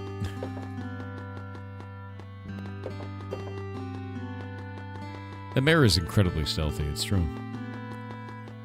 It's like a Michelin star for coffee. It is, look at it. Right? I got my approval stamp. And people love the cactus, right? Keeps them real in line when they go to pay. So there's a difference between milk coffee and coffee milk, is what you're telling me. I don't believe you. I don't believe you even a little bit. I don't think that changes the damn thing. If you heat them both up and then you pour them into the same cup, whether one goes first or the other one goes first, or they both go at the same time, I don't see a difference. It does. It changes the flavor a bit? How could it possibly? It's a liquid. It mixes. I don't believe you.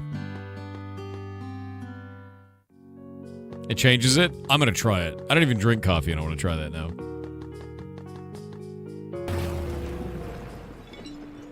Alright, I'm going to get the dev on. We're going to talk about coffee in the video game.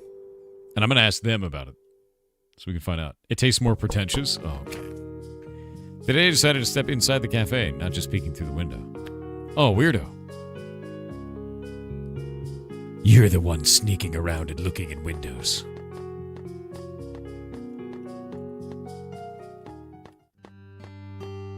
Let's see. Hello there. I hope I am not interrupting. I suppose I should introduce myself. I'm the one who's been leaving those little paper trails every morning. Daily articles, that is me. Starting today, I'll be getting my coffee here as well. Is that ink on your fingers? Ah, just spilled my inkwell. A little creature ran into me on the way here. I might as well use my fingers to write instead. Details, details. You'll piece me together soon enough.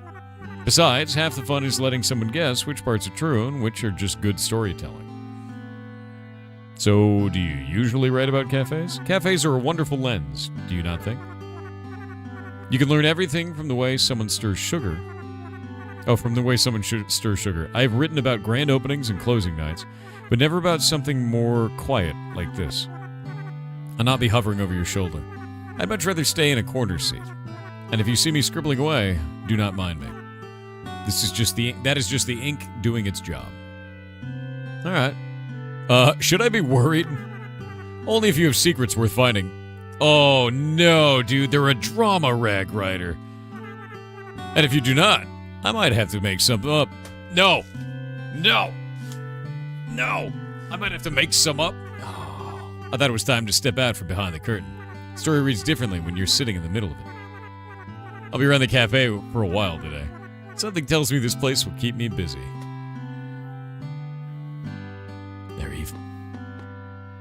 They're even. All right, I'm gonna turn the music down. No, I don't want to do that. Wait. Settings. There we go. And we'll go to audio. There we go. That looks good. We'll do that, and then we'll bring all the UI sounds down. Bring everything about there. Bring everything about there. Apply those changes. And now we'll resume that, and then we're gonna run ads because they're going off in 1 second anyway, and I have no choice. Then I'm gonna get the dev on. All right.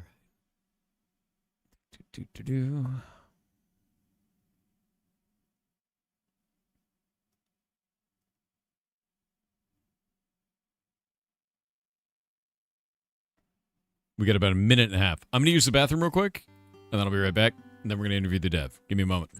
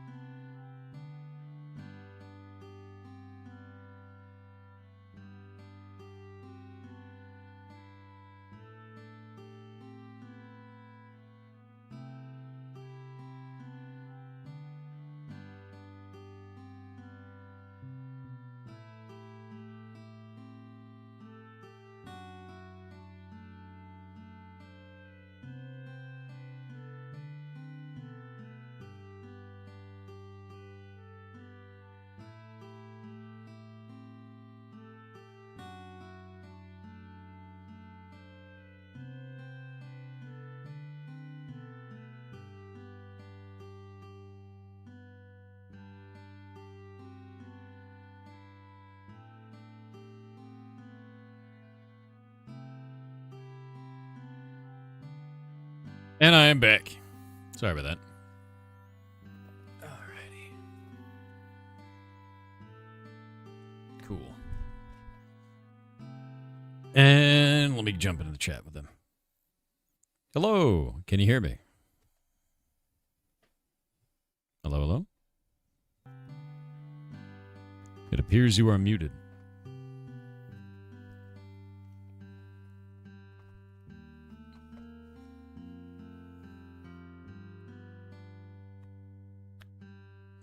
make sure that they have permissions in this channel. Permissions.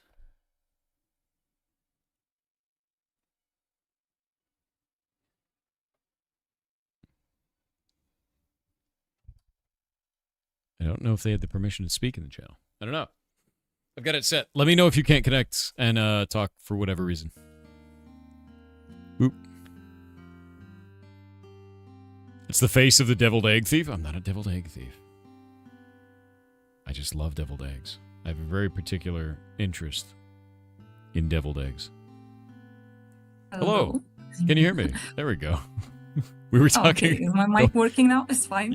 It is. Don't worry about our conversation. It's not relevant. Okay. Okay. I joined this stream also at some point randomly. All I heard is conversations about eggs. Don't worry about it. So I was not sure what's going on. It's fair. That's fair. So if you'd like to introduce yourself and talk about what you're working on and who you are. Okay. So I'm like right now known as Coffee Beans Dev. And I am making a cozy cafe sim game. It's basically like a mix between cozy management and kind of sandboxy game. It's my first game also, so it's pretty, I don't know, you might see some bugs and things. And yeah. No, that's normal. Like I don't think you should worry about that quite at all. I'm just having a little issues with the audio. Let me check something. No worries at all.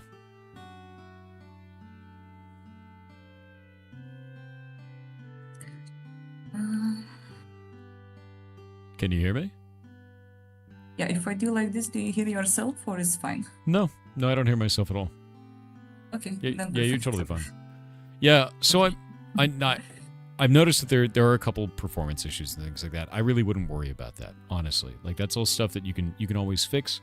It takes time to get through those. So yeah, I wouldn't worry too much. I am interested. How long have you been working on this game? Well, right now it's like the second year. Mm-hmm. But I would say I also spent first half a year just trying to understand how to do things. So I kind of didn't start the development until like 1 year and a half before. And yeah, it's a difficult thing to do, definitely. A lot of bugs still to fix. It was also pretty funny to see that you managed to crash somehow the game in the intro part. I'm sorry. I'll need to investigate.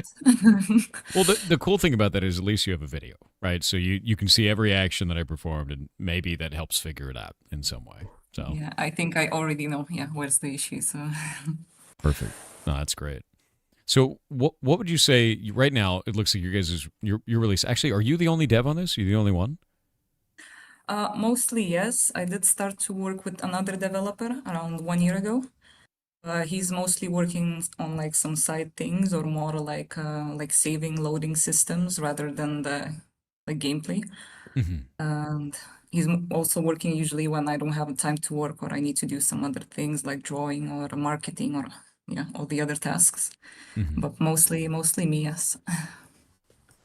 Oh, that's good. No, that's really cool. Like it's pretty normal. We've talked to a lot of devs that have like a contractor or anything like that, and it's always cool to see like mostly solo dev on something that's very difficult to do, and it looks like you've done a really good job. Did you make the music for this as well then? The music, no, I do have a music producer now that's doing it. Because at some point I was like, I'm not sure I can also learn how to do music. Maybe it's enough of things to do already. No, that makes sense. I'm terrible with music. I understand that completely. Yeah, it's difficult. There was a long time ago where I tried that and I was like, nope. It's like, this is not good. Yeah. I'm not doing that. Happened in school probably to everyone. Yep. No, absolutely. So it looks like your release date is in January. What would you say that you are focusing on the most right now to get this ready for launch in early access? Well, right now I think it's just mostly the bug fixing. I think most of the things are kind of ready in the gameplay for early access at least. A lot of things were also added that was not really planned because initially the game was supposed to be kind of just the brewing panel, just making the coffee, like kind of in a style like good pizza, great pizza, that type of game. But then, I don't know, it just started expanding, and then people started suggesting a lot of things. And I mean, actually, the whole game is basically just a bunch of suggestions from people put together. And yeah, it's like I see it's kind of like a community project because we all like put together all these ideas and votings and stuff to like build this little game. But Honestly, yeah, that's like really cool. yeah, That's a really cool way yeah. to do development. Do you have like a Discord for this then, where there's a lot of people talking about it? Yeah, you do. Let me grab that. Yeah, I do have a Discord. It's not like too active now because it's kind of difficult to keep it up, but I do it through social medias. Also, yes, on Discord. I do votings. I do like Mhm. sometimes suggestion polls to just, yeah, or like for feedback and things. I do everything through social media mostly. And to be clear, that's not very small. Like you've done really really well. You have 2,000 people in your Discord, and 650 of them are online. So you have quite a lot of people that are in there. That's fantastic. That's a really good position to be in, especially for your first game. Good job. That's awesome. Thank you. Yeah, that's yeah, quite an achievement for me also. Yeah, that's fantastic. Like I think that's generally that's the hardest thing is building community, especially for a first game where like nobody knows who you are, they don't know what you're working on. That means that you've got a lot of people that think it's really cool, and I think you like with that story of you said you work on it with your community. That's a fantastic way to do development, and it makes everybody feel included. It's all positive. So heck yeah, I think it's awesome. I think you've done a really good Thank job with that. With that in mind, how many wish lists have you gotten for the game so far? Since you have like a Well, thriving community for this. yeah, right now I'm almost reaching 50,000, which I assume is a pretty big number, That's incredibly especially big for for a a first first time game. dev. That is phenomenal for a first time dev. I didn't expect that. I thought you were going to say 5,000. Okay, no, that's huge. That is enormous for a first time dev. That's enormous for an indie game. You are in a great position. That's awesome. Thank you. Well done. Yeah. No, 100% well done. 50K is huge. That's Yeah, I great, don't even man. know. I have no idea how this happened, but I do have quite a few people now that are supporting the game. No, Some that's like huge. other variety streamers, some just Instagram people that do art because I'm originally an artist. Like I do digital art for the past 10 years maybe. Hmm. So I just have And like a bit of connections around with other artists, and most of the artists that do art like me, they also play cozy games, so it's like an overlapping thing. I think you've done this completely right. I think you've made something that like suits your strengths, right? You've made something that's really cozy. You like this genre. You've built a community around it. Like this is fantastic. I think you've done a really good job. And like that's cool. That's great to see, honestly, because it's one of the things that we hear about all the time where people are like, "Oh, it's the hardest part of making indie dev isn't the game itself, it's the marketing." And you've done this Yeah, amazingly. Like you've done it all the ways that I think that indies shine in. A lot of the times people will try to approach it as like a AAA and they're like, I got to throw money at marketing. I got to throw more money at it. I got to get a publisher. And you were like, I just want to build a community and we're going to make a game together. Perfect. Like that is yeah, exactly how it should yeah. work. That's awesome. I Great could, job. yeah, I could probably like thank this to all the developers sharing things on Reddit because I think one of the first things I did before even starting the game is just reading stories of why people failed instead Hmm. of like successful stories.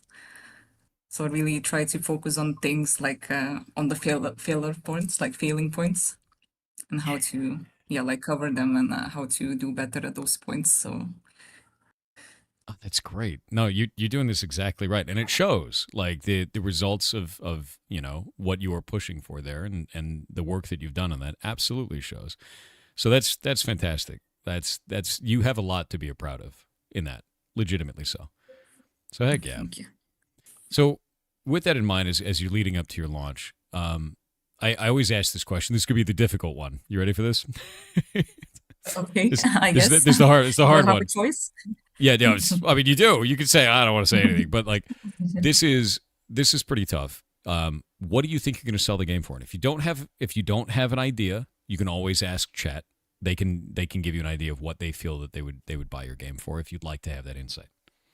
I mean, the price is not really revealed yet, but it's gonna be like a very affordable game, let's say. I don't plan Hmm. to like put a big price or anything because I feel like the game is pretty small. Hmm. It's like pretty simple, and I don't know. It's like it's a price that I would pay for this game also. So And I don't know, it's gonna be a pretty small, pretty affordable. Let's That's say. good.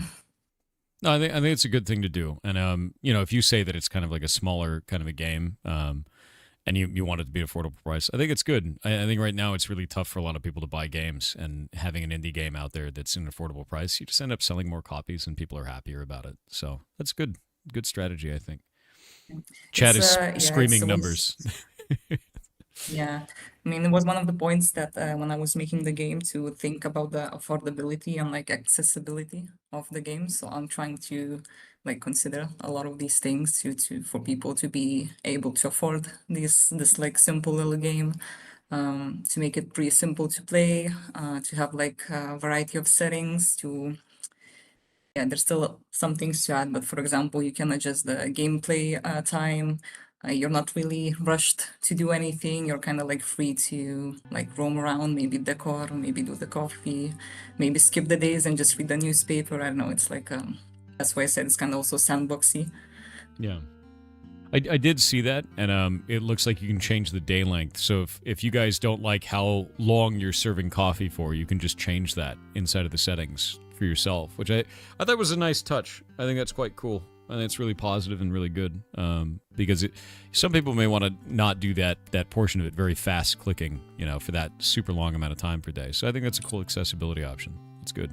Mm-hmm. Yes. Love the coffee mugs on this too. Oh, it's very cute. But yeah, with all of that in mind, like I have another difficult question. This is one we ask every dev, and it's mostly to find out how you feel about your game and like where you can improve upon it. So I'd like you to call your baby ugly. What do you think your game does the worst? That's a good question, yeah. Might need to think for a second. Totally fair. Take all the time you need. I mean, I feel like I would like to add maybe like some more challenging parts of the game, but not really like too much. Maybe some more variety between like making coffees, so you're not only like stuck in the brewing panel. Only That doing makes the sense. coffees. Maybe there will be like some spontaneous, like something happening in the cafe that like kind of disrupts the rhythm of just doing the coffee, like something like that. Like somebody spilled a coffee, you got to get it now. That Yeah, kind of a maybe thing. somebody got into a fight. I don't know, like so some drama is going on, like something to like throw you off a bit from the, yeah, just like being stuck in the coffee making. No, that's fun. I like that. Like, so that's stuff that you'd like to add. Is that something you're thinking about after launch, or are you just waiting to see how the launch goes? I would say now I'm waiting for the launch to see how it goes, because I still have a lot of ideas written down and like planned out on what to add, but like, I feel like right now I just need to focus on like fixing up what's needed. I think you then I are, see.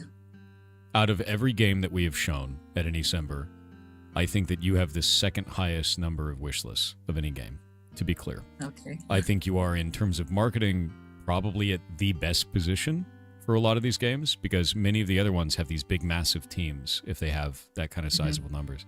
So I think you've hit something that has worked very considerably, and the only thing that matters now is the delivery. So I think you're right on the money, is focus on bugs and things like that, and polishing up the game, because you've made something that people really resonate with, and that is hard to do. So fantastic. And I liked it. It's quite fun, and I like a lot of the building options too for this. This is very, it's nice to be able to just swap them out too and play around with them. It's very cool with that.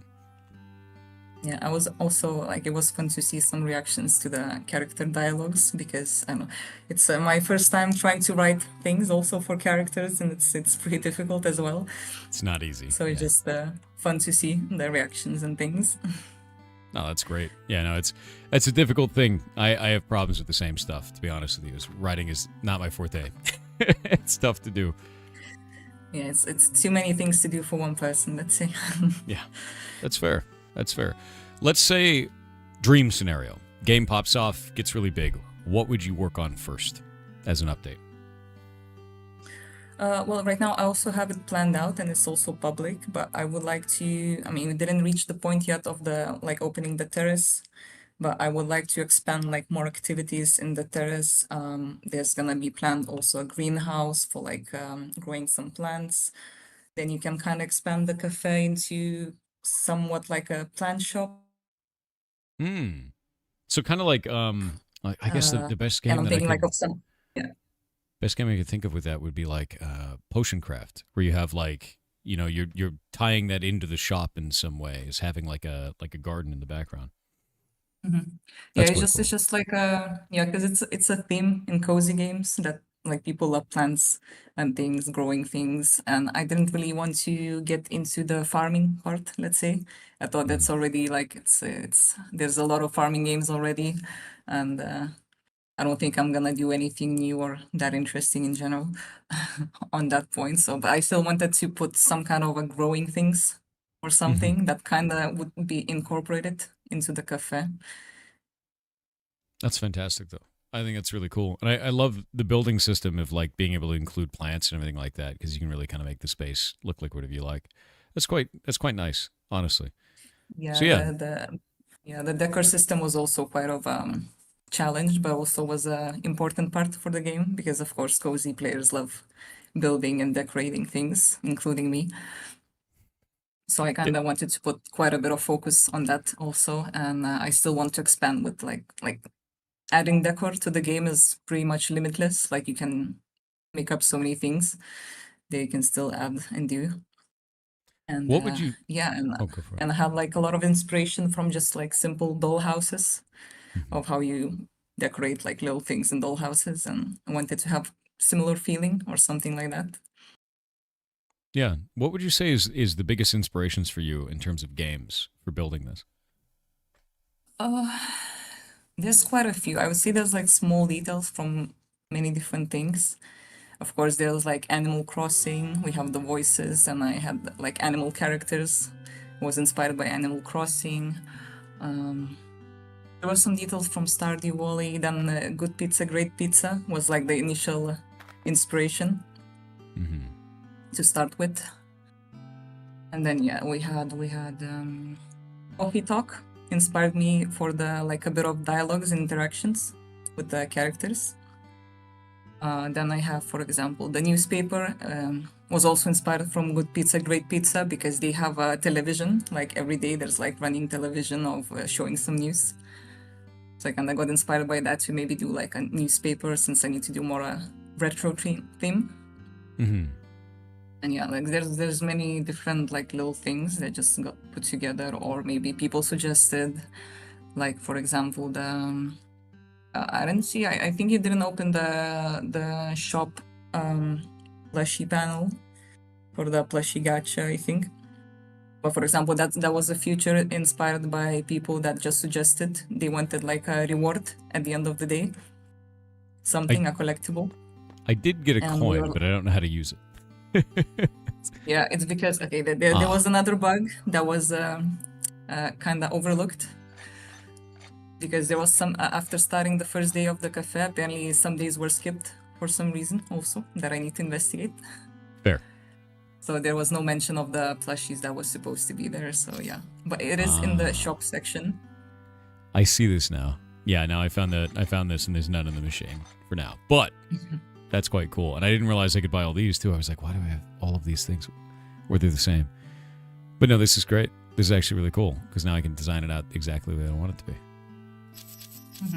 And then there was also there's also in the recipe book there's an upgrade section where you can upgrade for pastries, that you can start buying pastries and selling them in the game, which I heard that you wanted to ask about, like maybe adding some things.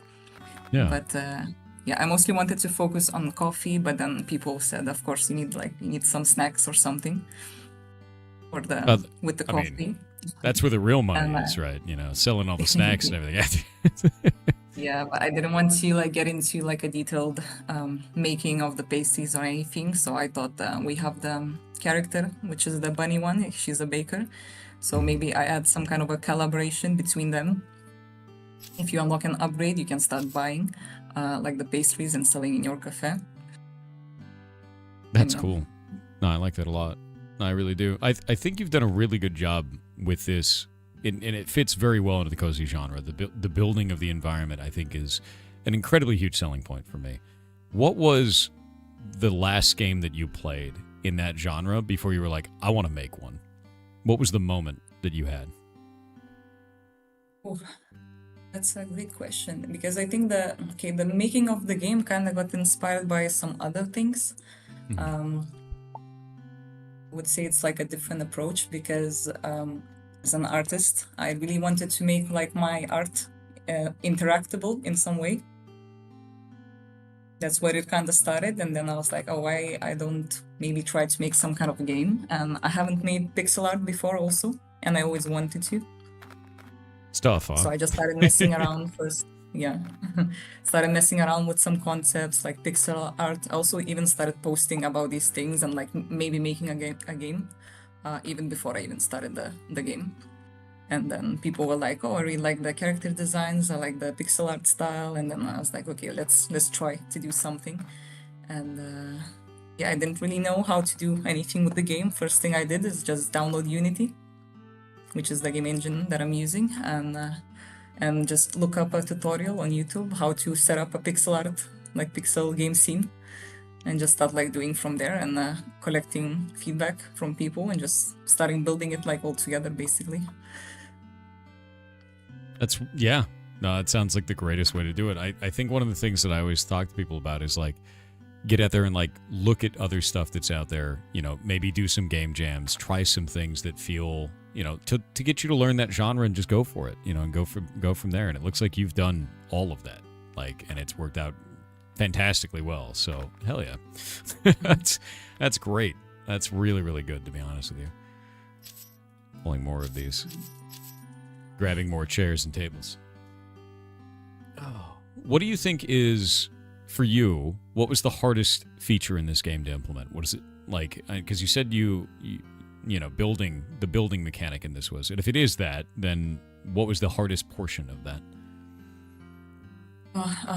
I think all of it. It was just difficult. Like I started with another developer, the build mode, and I had no idea what I'm doing. He was also not pretty sure how to do things too, so it was a mess. We had to redo it a few times, and I don't know, for some reason it was just really hard to make something where you can just put things together, save it, make it make sense.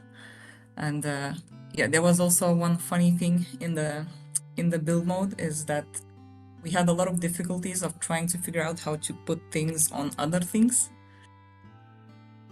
So like layering for all of those. Yeah. Yeah. Yep. Yeah. I was very confused about that. The other developer was very confused, and apparently like the issue I had for a few months was solvable very easily because you just had to add a simple component in Unity for layering, and that's it. You didn't really need to. It was mostly for the rendering point though. Like if the character goes behind, like it should show in front and stuff.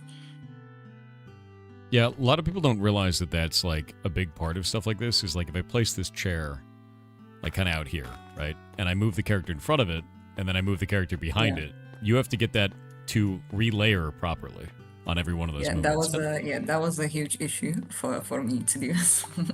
Yeah. Such a simple thing, but yeah, it's funny because there's a lot of old games that don't even do that. Like if you look at the original Pokemon games, you can't go behind stuff. Like buildings are solid blocks. All around. Yeah, it's just gone. Like you can't do that. And I always thought that was quite funny. Is like if you go farther and farther back, you'll find this more and more of games that just did block collision, and there was no layering for that because the idea of updating to have like an overlay over the character was just insane at the time. And now we can do it. Now you just do it really easily, and it's most engines will have the ability to do that quite simply. But this looks good. This looks really good. Well, let's see. Let me grab your Steam page. So I've got your Discord out, everybody. If you have not wishlisted this yet, please do. Yeah, 50,000 wishlists is nothing to scoff at. That is wild. That is a huge amount. But you can always use more because the more that you have, the more that Steam is going to show it to other people. So if you are interested in this at all, definitely wishlist this. And I really like the different environments you have the ability to set up here. It looks like you have local lighting and stuff in there as well with like lamps and things. So like look how cool that environment can end up looking. Like look at that. Yeah, it's a nice cozy game. Exactly. I think it's quite cool. Really, really nice overall. I love that you built it with your community. That's such a good way to do it, man. Like it really is. And it's something a lot of devs just don't realize at first. So kudos. Yeah, and I mean, speaking of that, if I don't know, the people watching or even you after playing, if you have any feedback or like any suggestions, you feel free to send me everything because I love hearing everything. I love watching people play and like just understanding what's going on, how are they playing, how are they reacting to things. It's very, very fun. So, and I'm Uh, yeah, always open to improving things. So, that's fantastic. Yeah, no, that's really good. What would you say is like the weirdest bug you've found so far that you fixed? oh, it happened, I think maybe 2 months ago, is after starting the game, for some reason there was a huge croissant spawning in the middle of the cafe. And that was extremely confusing. I had like an Instagram video somewhere about that, and yeah, it That's was just after unlocking the pastries, buying some pastries, putting them in the displays. yep. But for some reason, the croissants just like spawned like huge in the. They were taking the whole space in the cafe. So yeah, that was an interesting, funny little moment. Yeah, our French moderator, Little Ham, just said, "Huge croissant, I'm sold." That's fantastic. Yeah, people Honestly, were it's asking to leave it. Like they were like, "Don't remove the huge croissant from the leave it. Yeah, cafe." it's always something absurd. Like there's always some weird stuff with game devs. So yeah, no, that's rad. I think it's quite funny. So if you had any advice for someone who's just starting out today, I know this is your first game, but you've likely learned a ton over the last 2 years. What advice Yeah. would you give to someone who wants to maybe is on the fence about starting now, just wants to begin making something? I mean, I would say do like I mentioned, like what I did is basically I just downloaded the game engine and just looked up some tutorials and just started doing something.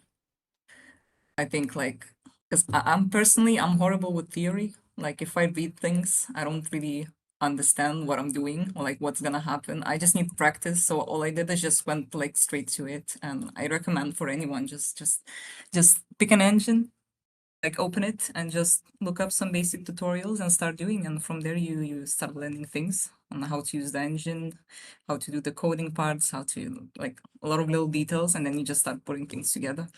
And yeah, and maybe read, like you can read a lot of Reddit posts, read maybe things like why people failed like me that I did, and it was very like useful information, especially if you want to make a game that you want to sell to people, that you actually want to make it like nice.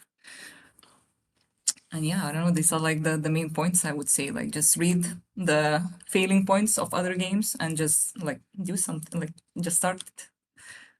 Yeah. Don't need No, to, yeah, you don't need to like don't overthink it. Just try to do just do it. something. Yeah, just do it. We run 2 game jams a year specifically so people can learn that kind of stuff. Of just realize it's okay. Make something, anything, whatever it is. And I find that when people realize, hey, I only got 2 weeks to make this, they throw all that fear away. They're like, oh, I don't have to make the best game ever. I don't have to make something perfect. They just try. And then I a don't lot of have those time people, to think about it, right? yeah, I don't have time to worry about it, right? Exactly. And they sometimes continue on to go and release the game, which is really cool. You end up getting really interesting games that are put out there. But I think you've done an amazing job.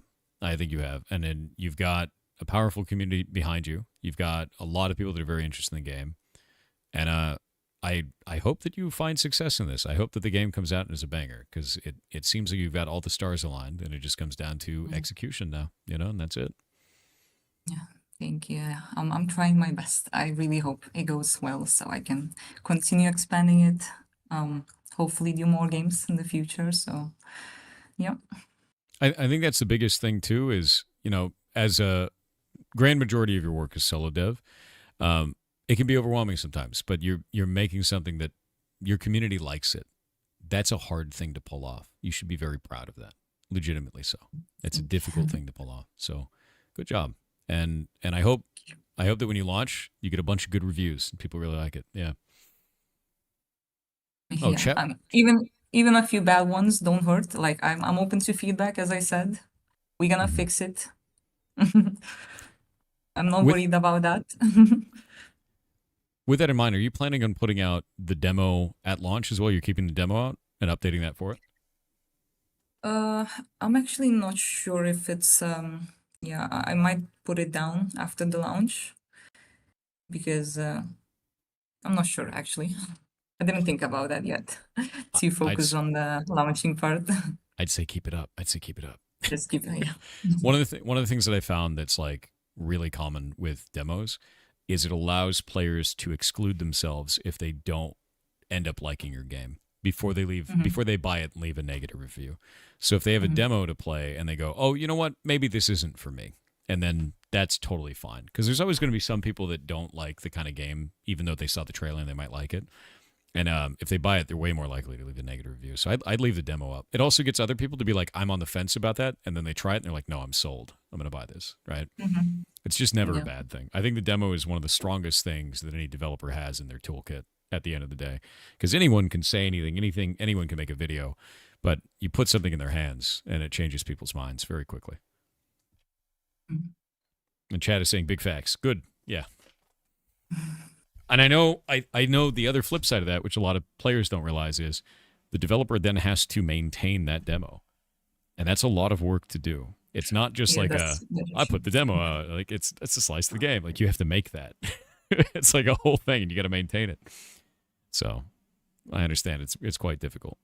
If you can swing it, I would suggest it personally. Yeah, for now it's like I think the demo is pretty fine. Might need to update maybe a bit later, but yeah, I think it's pretty okay to like kind of showcase a bit the game, how it feels and everything. So yeah, well, rock on. Well, we are almost at time, but is there any advice you have or anything you want to say to the community before we head out? well, just thank you for having me. Thank you for showing the game. Thank you, chat, for looking. I don't know what, I mean, I'll fix that Twitch integration also, definitely. Gonna order all those coffees. And yeah, if you like the game, if it's something you're interested in, just leave a wish list. It really helps. Yeah. And I really hope to see some of you on the launch. Hope it goes well. And yeah, I'm very excited about that. Here's the link again for you guys, the wish list. And by the way, don't think of our community interaction as a case study for your Twitch integration. I have not found a single one for a game that survived it outside of Noita. I think Noita was the only one that survives it. I used to use stream avatars on here. Have you ever seen stream avatars before? Yeah, I did also. Yeah, but I used to talk to the dev, and like when my community size exploded, when you guys went from 400 people to 3,000, I can't use it anymore. I actually, if we pull up stream avatars on here, I have, you're gonna love this. I have 26,654 hours in stream avatars. And yeah, I stopped being able to use it because it crashes every time now, because there's just so many people that try to interact with it and it cannot handle the throughput. I can imagine. Yeah. Yeah. So if you're looking for an interaction limit, it may not be here. Or maybe it is. Maybe you find a way to do it, you know. Yeah. But anyway, it was lovely having you on, and I wish you a lot of great luck with your game. I think what you're making is fantastic. I think that it's a lot of fun. It's got a lot of potential to it too, and I'm excited to see you launch it. So when you do, please let us know, and then I'll let the whole community know that your game is out. Sure. Thank you. And thank you very much. I will talk to you later. Okay, thank you, and have a nice rest of the stream. I'm gonna be looking forward to other games. I'm also gonna check the previous ones. Yeah, So. I will add this up to the list after the stream today, and there will be a video that comes out probably in the next 60 days. My editor is overwhelmed with 1 billion videos to put out, so there's that. But Okay. thank you. I'll see you around. Yeah. Okay, thank you. Bye. That's a good game. That's a really nice game. Yeah. How much is the demo? It's free, you goblin. I swear to God. Oh, the croissant bug. Hold up.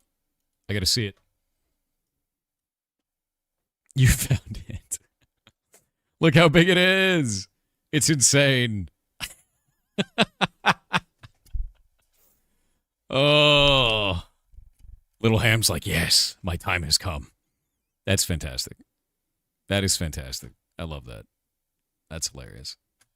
I love the idea of a developer working so closely with the community to add features to the game like that. Cozy games are quite cool. Building a cozy game seems really nice. Yeah, I like that. And I like the idea of building it around a coffee shop, which is already a cozy kind of environment. So kudos to the devs, man. 50,000 wish lists is not a joke.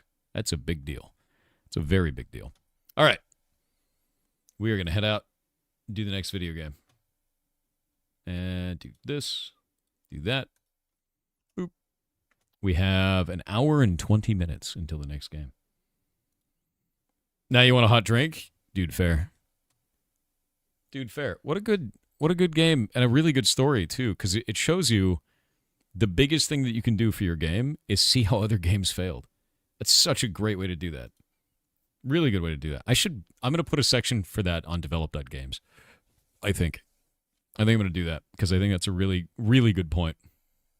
Are you at 34%? Dude, how much, like 34% total body mass is deviled eggs? Because I think that's a bit low. Did you see the character import option? No. That's cool. I did not see that, Skilla. Hot chocolate with a big whipped cream crown on top? Hell yeah. You meant the island? There's an island made out of deviled eggs? Where is this magical place?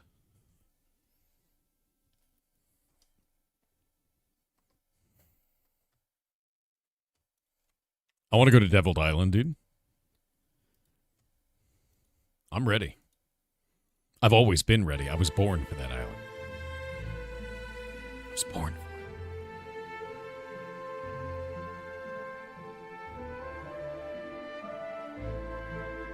I was born for Deviled Egg Island, dude.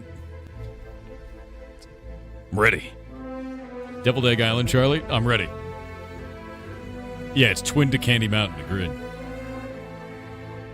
That was a really good game, and it was really nice to have. It's funny because I've been following the game for quite a while, too, on socials. Also, before we go any further, Colonel K, over on YouTube, thank you for the 20 gifted memberships. I wasn't able to thank you during the interview. That was incredibly nice of you, so thank you. Thank you very much.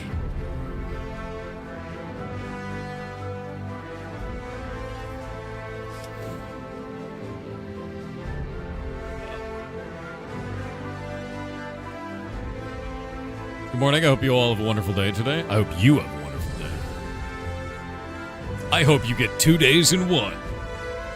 Aging twice as fast, getting twice as much done. In the blink of an eye, 100 years of work completed. But now you're old. Now it's a curse, see? Yeah. Has AOC any plans to release AOC? I don't know. I'd want to ask Steven about that.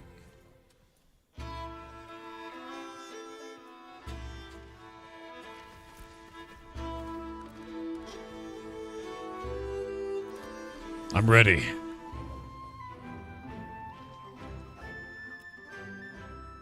I forgot to turn the filter on. I'm filtered. You want the OST so damn bad? Dude, fair.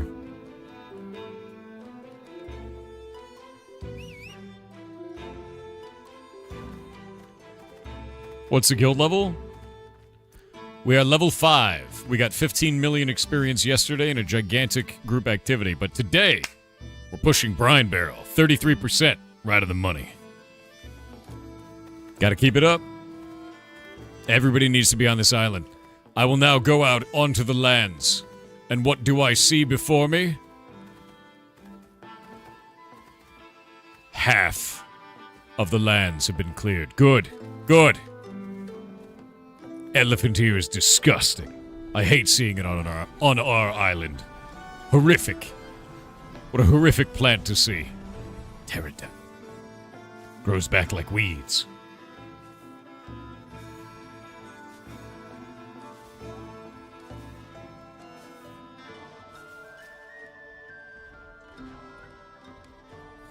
Is that dude dying over there? Stop dying. Let me fix you. There, it's dead.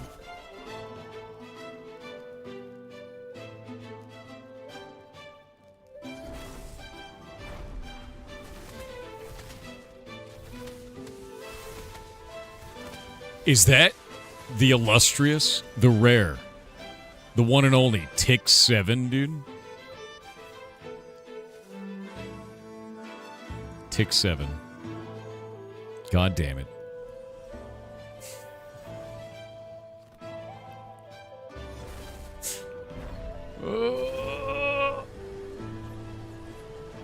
Pick spotted.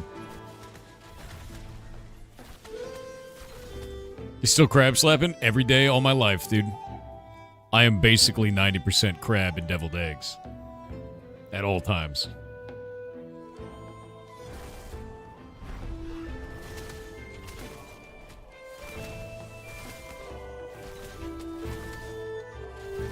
You're the tank now? Pretty much. I mean, I keep, you know, I have a tank as a pet. His name is Tank Jippity. It's spelled GPT. He's an AI that took Golomancer's job. Yeah. Yep.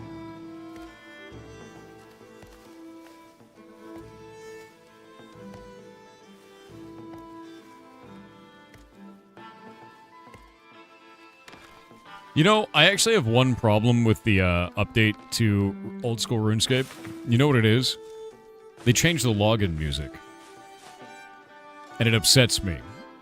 Because every time I got nerd logged before, the login music would be exactly the same, and now it's different. And as an old school RuneScape enjoyer, I hate different. I hate it. It's new and scary. I don't like it. How's the guild prog? Good. We're level 5. We got 15 million experience yesterday, but we are not leveling the guild today. Today we are pushing the island. We have to push the island, because if we don't, we're going to get turned into peasants. And that'll be permanent. So we need to do this now. They've gained 1% to our 10. We started it today at 25%. And we're on the level above them, which is way harder to get, so... We're doing everything we need to do.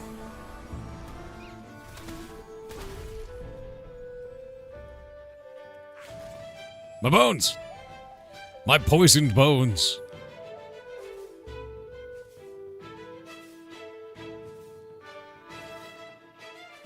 Your value in the recursive reinforcement of the one true memory has been eroded and thieved by new music, yes. My love of trains is in jeopardy. It's upsetting. Did you actually need those bones? I feel like they were load-bearing bones. I feel like I need them. You know, what's the percent goal for today? 50. We gotta get to 50. They fixed the node XP issue? They did. And we're all working together to bring it up. Look at this. Look at them. Locusts. Locust swarms as far as the eye could see. See that over there? All of that needs to die. It was so much fun vassling them. I think the best part about it is we won't just vassal them. We'll have done it twice. Think about how angry they're going to be. They were already mad. Like, their butts are rustled entirely. This will be a double butt wrestling. That's rough. Yeah, 50 and beyond! Why are they mad? I'll explain after the ad break. I would be mad. If I was them, I'd be mad. I understand. But someone had to be mad for us to be glad, so...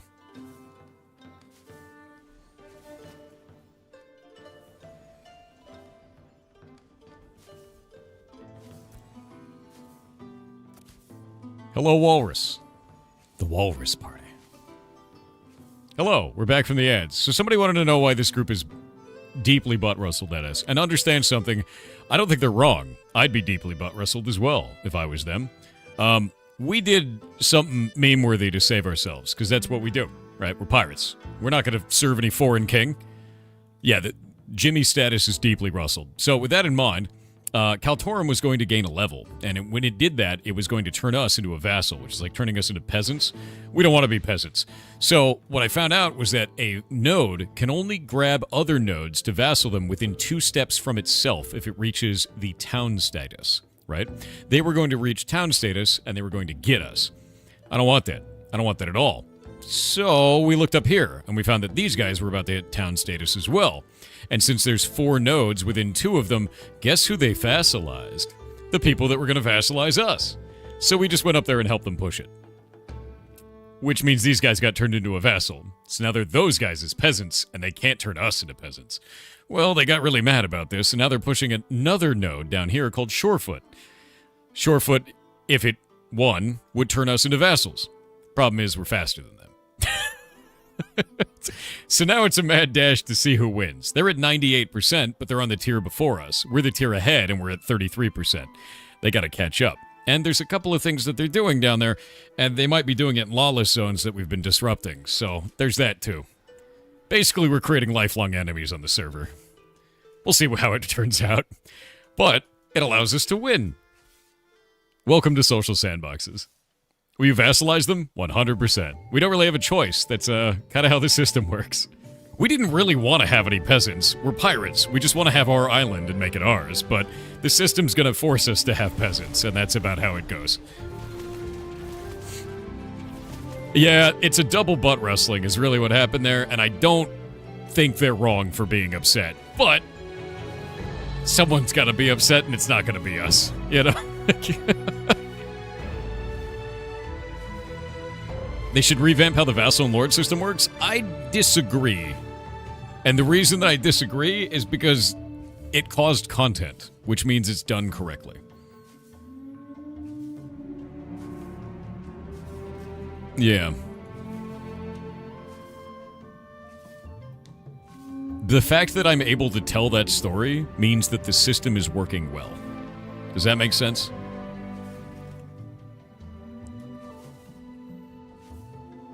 Wait, is that where bustle comes from? Conjunction of butt and rustle? No, I don't think that's where bustle comes from, but I'm going to use it as that from now on. That word is permanently butt rustle. Bustle. Those guys are bustling, you know? Real bad. Rubber banding so bad? If you're having rubber banding issues, you may want to turn your graphical settings down. You might be getting a network issue as well. I have not had any problems with that. What is your ping to the server, I guess, is the big thing. Problem you foresee are those players who have trouble, one way or another, with separating role-playing from the real feelings? Sure, that's always going to happen, though. And I'm just going to keep playing a pirate in a video game, right? I can't control the way that other people play the game. I can't control their inability to separate video game from real life.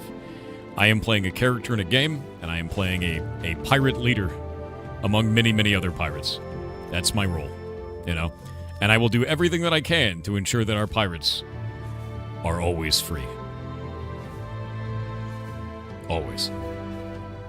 Or at least half off, right? I mean, if we can't sell them for free, 50% off seems fine. Anybody want to buy a Golomancer? I have one. It could be yours. Imagine a pocket tank. Anytime. Your herbalism's about to tear up. I've been sitting at level 20 for like a day and a half. It's like a problem, dude.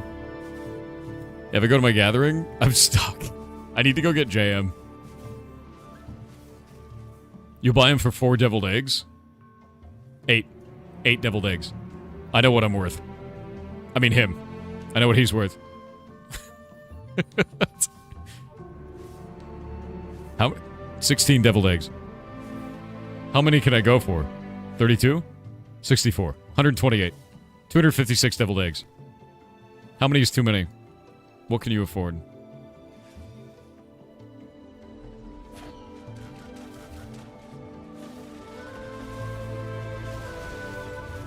Yeah, doubled eggs. You're doubling...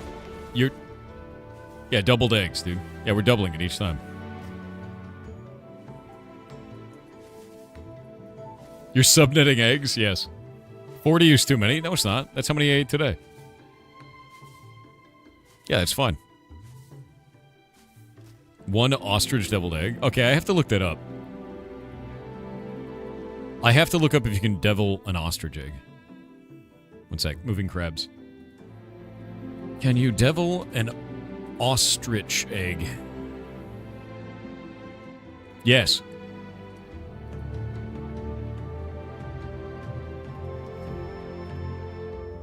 Holy shit. Guys, I need to show you something, and you're gonna judge me, but I need you to understand where I'm coming from in life, alright? I'm at a point in my life where I only want one thing, and I know it's disgusting. I know it is. But I want an ostrich deviled egg.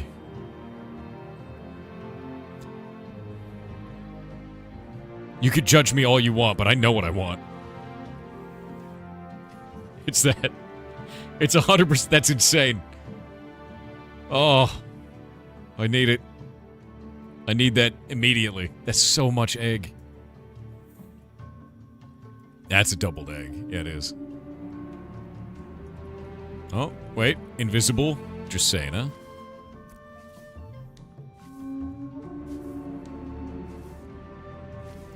Mr. Tarmac, are you there? I may have a question for you. If you are there.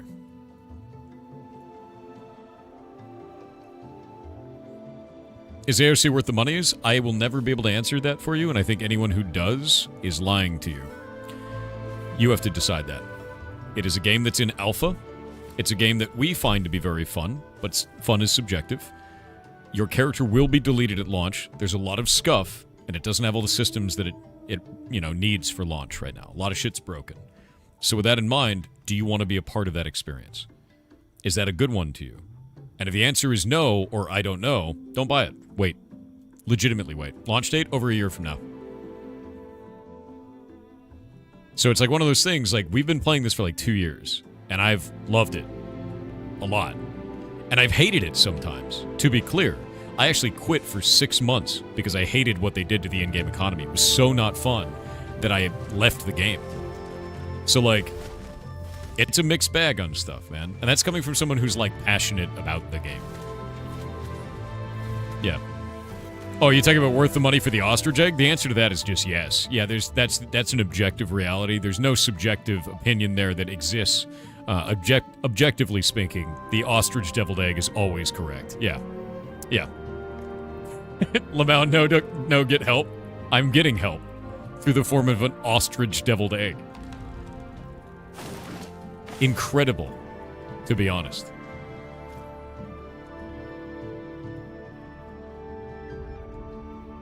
Just remember, Thor, that can and should are two different things. No, they're the same thing.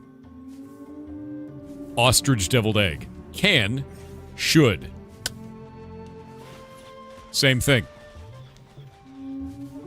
I can pull this off. I can make this happen. What am I going to boil it in? How do I hard boil an ostrich egg? I have a lot to learn. Where's it going, man? Iguana? Burn it. Fantastic. I'm going to leave the group, but I'm going to keep doing the thing. You guys get another guy in there. You don't need me in it.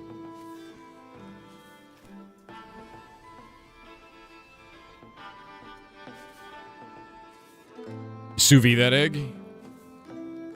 I just need that egg. Is the ostrich egg the biggest egg we can think of? Is that the largest shelled egg? Is there a bigger shelled egg that I could devil?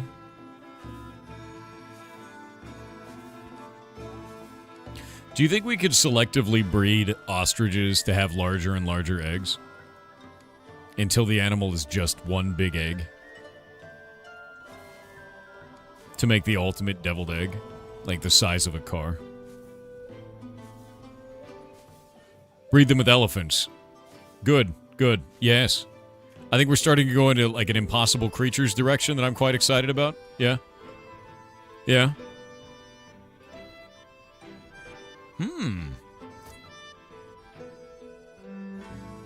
Brontosaurus egg? Okay, here's what I need, chat. I know this might be a tall order, but I feel like we have the collective dumb power on the internet to pull it off. I need you to come up with a time machine, okay? This is the difficult part, but I think you could do it. Make a time machine. We'll go all the way back. I'll steal a Brontosaurus egg, right? They're big, they're large, and I'll make a deviled egg out of that. Right? I think the most difficult part is finding a pot big enough for it, but we could do that. We'll figure it out. So give me a time machine, we'll do it. I'm ready. I could eat the whole thing.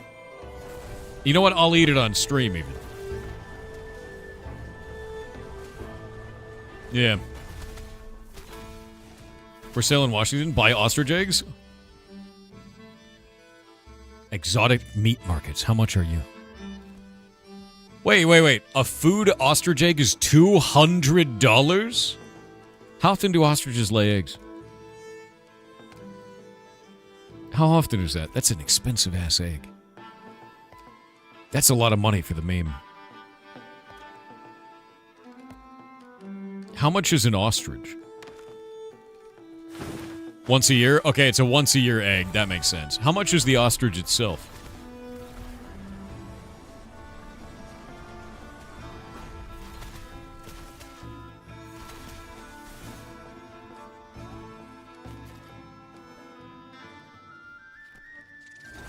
Maya, I need to know. Wait, isn't Stompy a boy ostrich? Am I wrong about that? Stompy an ostrich? My brain broken? I don't think he's an ostrich, is he? He's something else. Is he? He's something else. No, he's an emu. I'm dumb. Don't look at me. Yeah. For some reason in my brain of brains I was like, that's a big bird, that's an ostrich. And then I was like, no, that's wrong. There was like another voice that's like, you're an idiot. Stop it. Yeah. Don't mess with emos. Do you think... How big is an emu egg? How large is an emu egg? They're almost as big?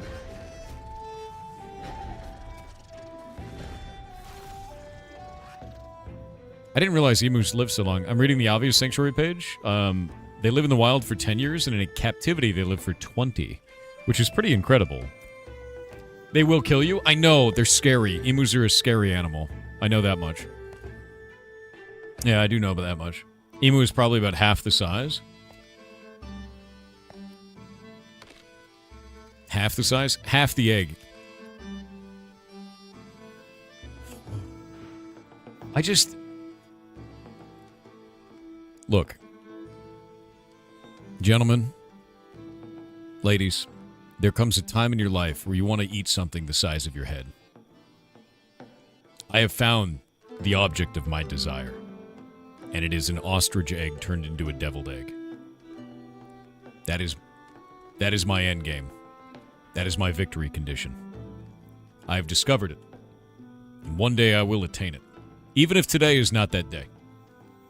I will do this. Give me a block of cheese the size of a car battery. You know, fair. Actually, you can get that.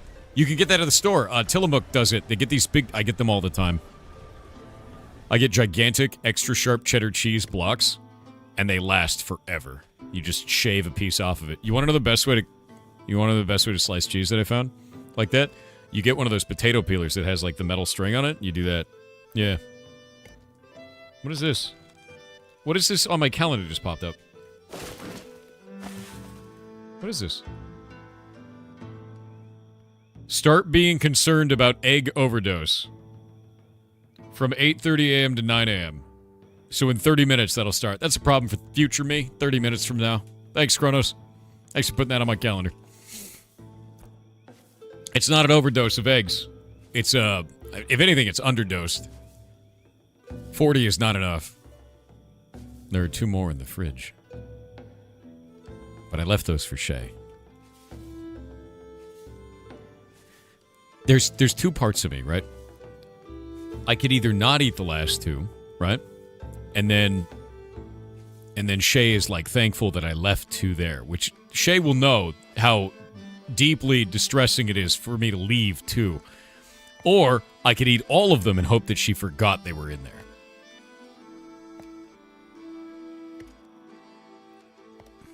Either of these things is a possible route. Each has its risks. We will tell her, don't. Shut up. I'm being nice. I'm letting Shay's asleep. Shay wouldn't know. Chat will snitch. Dude, my chat wouldn't snitch. You guys wouldn't do that to me. You guys would be great, right? You wouldn't snitch on me. You will know. You're eating glue. What if... Okay, hold up. Wait.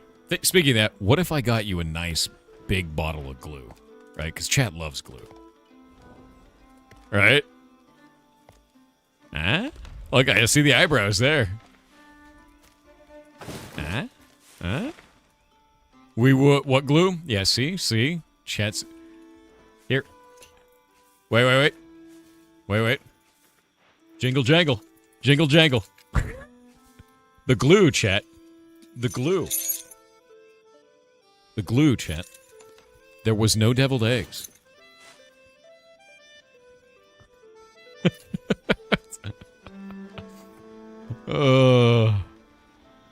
We would what? What would you do? What would you do? You don't even want glue? You do. Don't lie to me. You're part of chat. That's how it works. We only accept the finest Elmers. What about Gorilla Glue? I heard it's made of real gorillas. How do you feel about that? There's a whole gorilla in every bottle. That's why it's so strong. What have you guys done? You have 2 of these now? That's a problem. I don't know. Heal the pet. Heal Tank Jippity. You gotta heal it. He's hurting. His bones, they're falling out.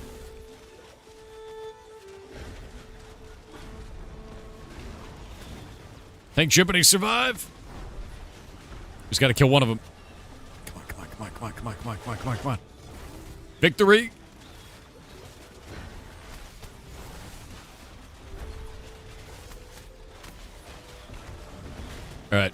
Alright, we're good. Have y'all leveled your settlement yet? Dude, we're at 33%. We're pushing very fast. It was at 0 yesterday. We're gaining 25% a day at current rates. No one will stop us. We are a locust swarm. This entire island is covered in over 100 pirates. All of them pushing. Harvesting every plant, killing every lizard. Farming every dungeon. Mining every node. Felling every tree.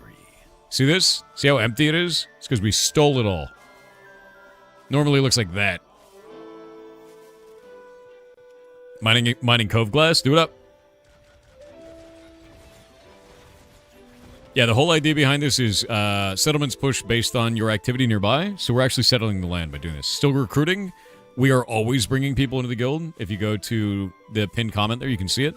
But we are at 125 out of 125 right now. That'll go all the way up to 200, so every time the guild levels, we do that. Yesterday, we got 15 million experience for the guild due to a cool 3-hour tour on boats, but it was fun. Alt guilds? No. I will not be doing that this time. Last time we did that, I had myself and Kronos had to run 200 guilds. I will never do that again. That was a goddamn nightmare. We have one guild, singular. And other people can run their own community guilds if they want to, and that's fine, and there's no issue. But we're not doing 250-man guilds again, ever in my life. Jesus Christ, give me an alliance system. Yeah, that was awful, dude. It was completely awful. We had so many holding characters. The level of drama and shit in that was awful. Because the thing is like a month after we started this, right? Like maybe 2 months after, there were like 20 of those guilds with like one guy that would sign on, and he's like, hey man, I can't get into groups. I'm in actual pirates 146, and I don't know what to do. I was like, imagine doing that all the time, like have to deal with that. It's a nightmare. No. And then also, if you leave a guild, you have to wait 5 full days before you can join another guild.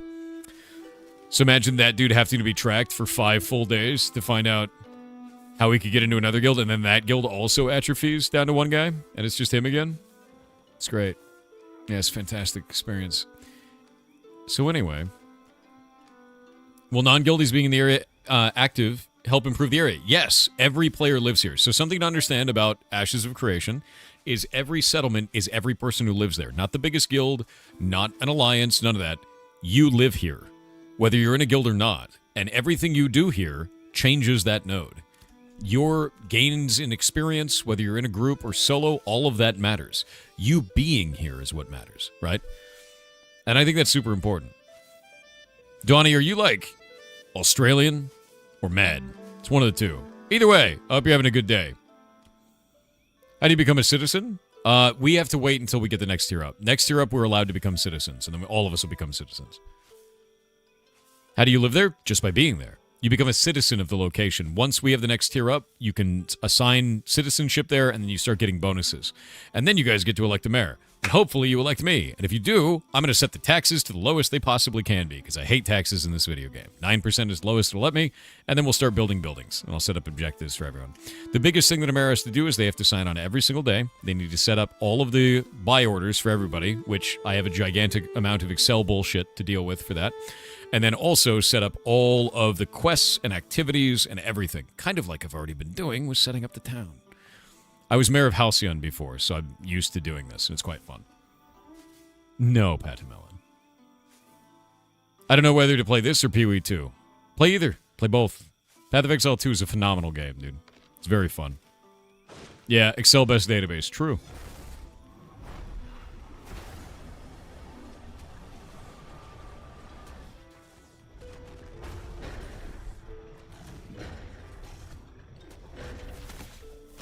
We're going to play this, but I worry about bad performance or temps. Well, I'm going to be honest with you, it's a Steam game, so if you get it and you find out that it's not for you or it doesn't work with your machine, refund it, right? And I know that sucks, but, like, you know, there's no other way to test it for yourself. And also understand, the game is not hyper-performant right now. It is way more performant than it used to be about a year ago, and now it's like, it's still not great, but it's not lighting my computer on fire. Your 3070 couldn't handle it? That I doubt. That sounds like a driver issue, bud. 100%. Because there's people in the guild that are running on a 2060, and they're not having problems. You might be running at too high graphics, or too large resolution, etc. Yeah, your 3060 can't, exactly. Your 3080 can't? Again, that sounds like drivers or settings. Yeah. Yeah, if they're running in a, like, that guy's, I'm on a 2060 Super, runs fine, 2070, I'm okay, that's drivers or settings, dude. If it's a 3000 series, you're not doing it. You're on a 1070, are you able to run it, XIV? Because I think that's min spec. 1070 is the min. Do you think 2070 Super can run 60 FPS? On low, I would bet it. Yeah. Could be a CPU problem. Could be. Yeah. Lower your frame rate if you're having that as if you have a CPU like problem with that, you'll want a lower frame rate. That's the way to do that. It'll drop the amount. I don't even know what my frame rate's set to actually. Maybe game options. I don't have a frame limit. Nice. Nice.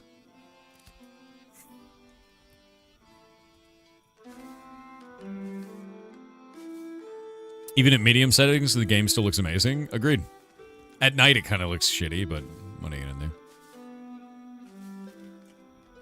I think over time, the lighting shaders are just gonna get better. You know?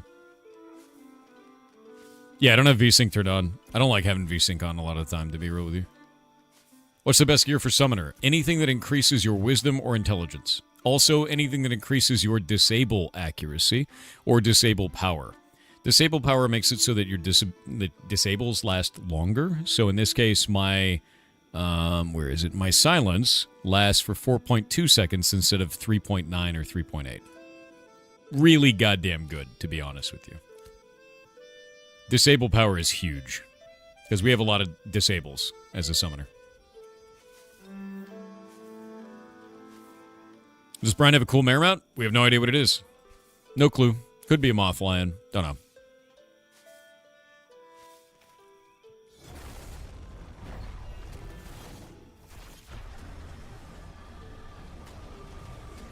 Flying manatee would be hilarious. Good luck, I hope you get a dragon. I will only get that if you elect me mayor, and I hope you do.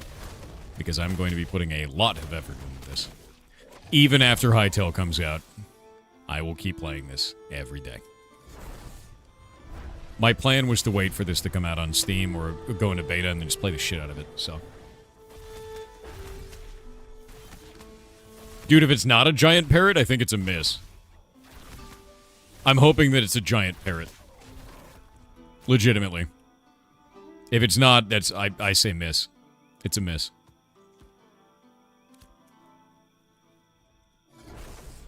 Parrot with an eye patch? Hilarious.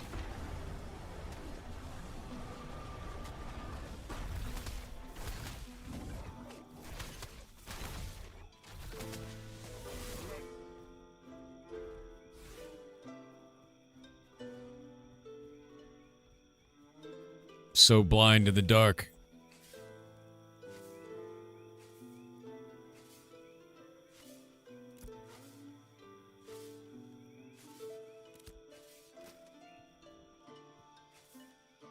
Speaking of Hytale, where you pre-order it? Wait, what? Did I pre-order it, or are you asking something else? Because I'm confused. Night Mistress Margaret, yes. Parrot Software, hell yeah. King Leo 739 with 1000 bits said just got Shoal Skipper after saving up 3.5 grams. I am a pirate now. Please join me to the guild whenever possible that I may yar with you. I am awesome. Muradin the Maker. Merry Christmas. 7. 3.5 gold is what it meant, but yes. If you want to buy Hytale, it's right there. You can buy it there, and you can use code PIRATE, and it will give me monies if you do that, which is a cool thing to do. Yeah, code PIRATE. Just pirate. The word pirate.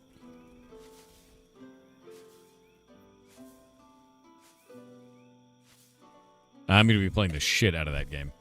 I'm so excited at Port Block game, dude. Incredibly so.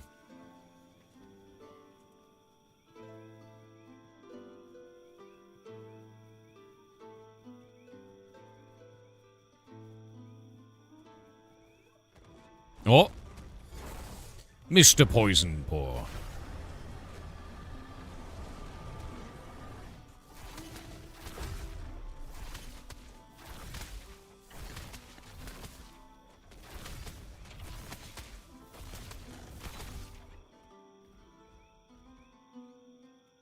One moment.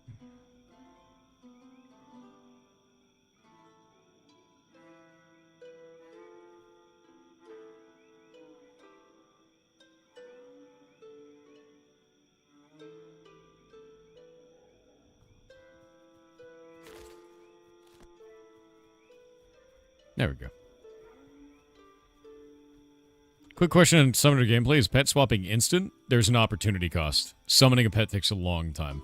And if your pet dies, it takes 60 seconds for you to be able to revive that specific kind of pet.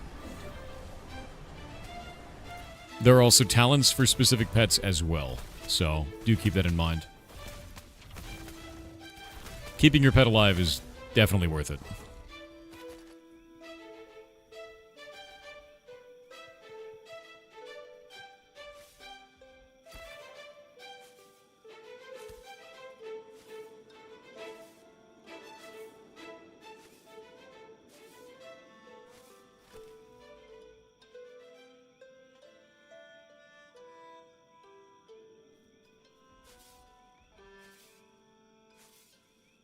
Will there be foremans once Brian Barrel is up? Yes. I need to actually tap some more people as officers as well. There's a lot of people who've been doing very, very good. People like Ray Cleric, for example. Just doing phenomenal stuff. And every time I see somebody forming groups and doing stuff, it is merit-based who I choose for those types of roles, and it's stuff that they're already doing that they already enjoy. So I need to get on that today. That's going to be part of my workflow after the stream today. You want to get into game dev, but you don't know where to start. Any recommendations? Yeah, I got some cool shit for you. I made a website for you, bud. Behold! Develop.games is the domain. Scroll here, mouse through this, read through this. Best thing you can do to start, to be real with you, go to skills required, read through this, and understand you don't need to have any skills. None of those required. And what kind of game should you make? Click on the game design document and go read through this. Game design document is a very good and easy example of what you want to make. Not what you're able to, what you want to make in a game. And you make it very simple like this one. Now you have a blueprint for what you need to learn. And then you go from there. You start learning stuff. There's a lot of different tips and tricks and information in here and different tools that you can go and look at in order to get better at this and make the game that you want to make, even if it's something tiny. So do it. Do it. Develop.games, dude. Also, join our game jam in January. There. I do game jams twice a year. Go sign up for that. Even if you don't know what the hell you're doing. That's the whole point. You can do it. Even if you've never made anything before. The idea is that you give 2 weeks to yourself to learn. That's the whole point.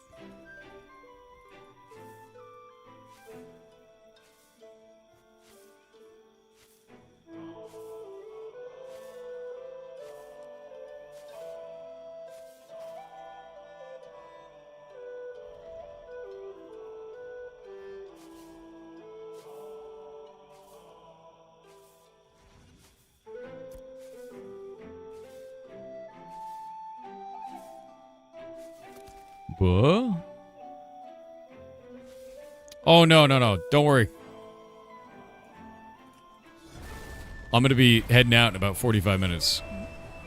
Get somebody else that needs it in the party. I'm already level 25, so it's just going to nerf your XP gains. How's Summoner going to see? Seen a lot of bugs. What do you think of it?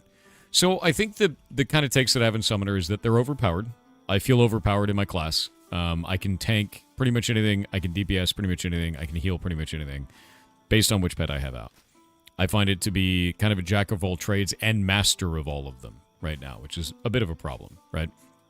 The other problem that I see with the class is thematically it doesn't make a whole lot of sense. We see other summoners in the game that do things like summoning a spirit wolf. The spirit wolf runs over. If you don't kill it in time, it explodes and does damage and heals nearby allies, right?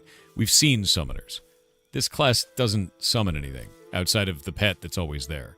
You're mostly an Affliction Warlock. You cover the enemy in dots. The dot play on that is pretty good. Like, it actually feels really nice. There's a lot of cool shit that you get to do with that damage over time, but it doesn't feel like a summoner. The class fantasy is not really coming through, if that makes sense. So I do have a bit of a problem with that. It does feel kind of weird to me, but I think overall the class is kind of overtuned and feels good, you know. Summoners should also be able to summon people. I disagree with that entirely. I think that destroys the game. You do not want fast travel anywhere in the game. This is not World of Warcraft. That is not that kind of game at all. Also, thank you. That helps the guild a lot, dude. Anytime you guys give me those tokens, that helps. You ever tried the Summoner class in Wakfu? Another social sandbox? I love Wakfu. Like, a lot. But I never played a Summoner in it. I played a Boggernaut, I think they're called. The robot guys. You know the ones I'm talking about? Yeah. Fast travel does not exist in the game, and it shouldn't. You have to understand, like, this is a game like EVE Online. Distance is defense. The reason why people aren't attacking us from the other side of the map is because they don't want to travel to do it. You add fast travel to the game, everything gets destroyed. You don't want that in a social sandbox, man. Like, you really don't. You really, really don't. It ruins those kinds of games. Yeah, I wouldn't call Wakfu a social sandbox. I wouldn't do that. It's a tactics game, really. So you sit in one corner of the map forever? No, we fight our local neighbors. And they fight us. That's important.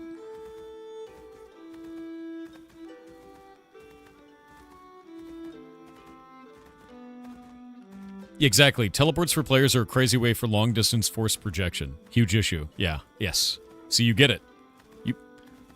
Escobar, did you ever play EVE? No mage teleport spells. No. None of that. None of that exists. Can you fast travel when you die? Technically. But then you die, right? Yeah, distance dictates economy. Because distance dictates defense and offense. And economy is part of the realm of war. Economic warfare in a game like this is very common. If you find out that an enemy fleet needs a whole bunch of certain materials in order to build weapons to be able to fight you in a PvP match coming up in 2 weeks, you're going to buy all of it off of the market. You're going to force them to farm it themselves. You can't do that if they're on the other side of the map, and you can't get your funds out there to do so. So, like, this is the kind of shit you have to think about, man. Especially with region-specific materials, bingo. Like, you have to understand that these games are about tactics at a great level, instead of tactics at your individual personal play only. Grand tabletop kind of thing, you know?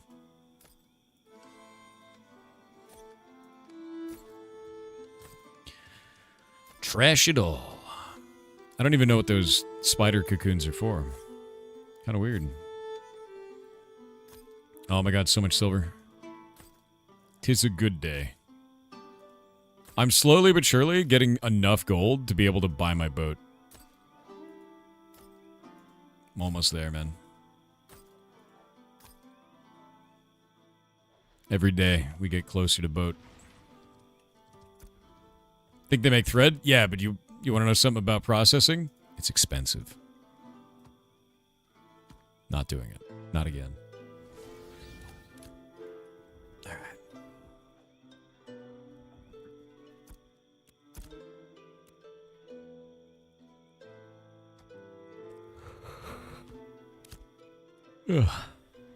Can't you steal a boat?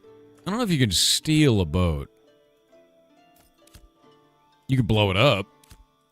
You know? There's flying mounts. I've seen those. Those are only for mayors, and our town is not high enough level to be a mayor yet. You're leveling every profession to 10? Totally fair. Yeah, you do that. You wouldn't download a boat? I would. Yeah, I'd do that. But no, I'm already at 5 gold and 88 silver. So I'm doing pretty good, did I?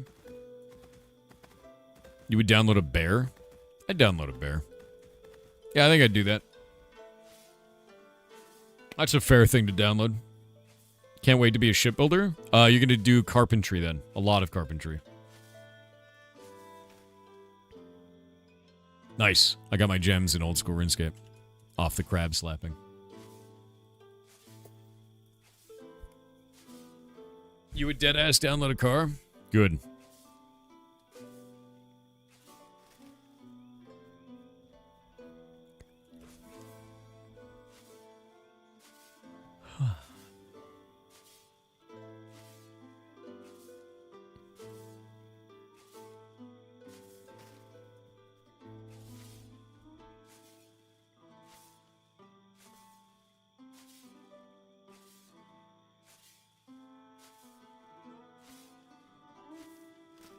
Every one of these is worth XP, man.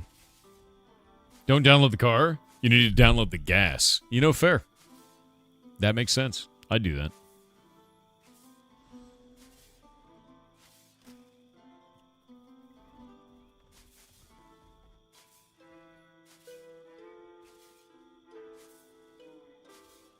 Meston, you wouldn't post that on both YouTube and on Twitch at the same time. You alright? And I have no idea who that is, to be honest with you. Wonders who is uploading a car? Definitely not me. I'd download it, though. I'd download a car immediately.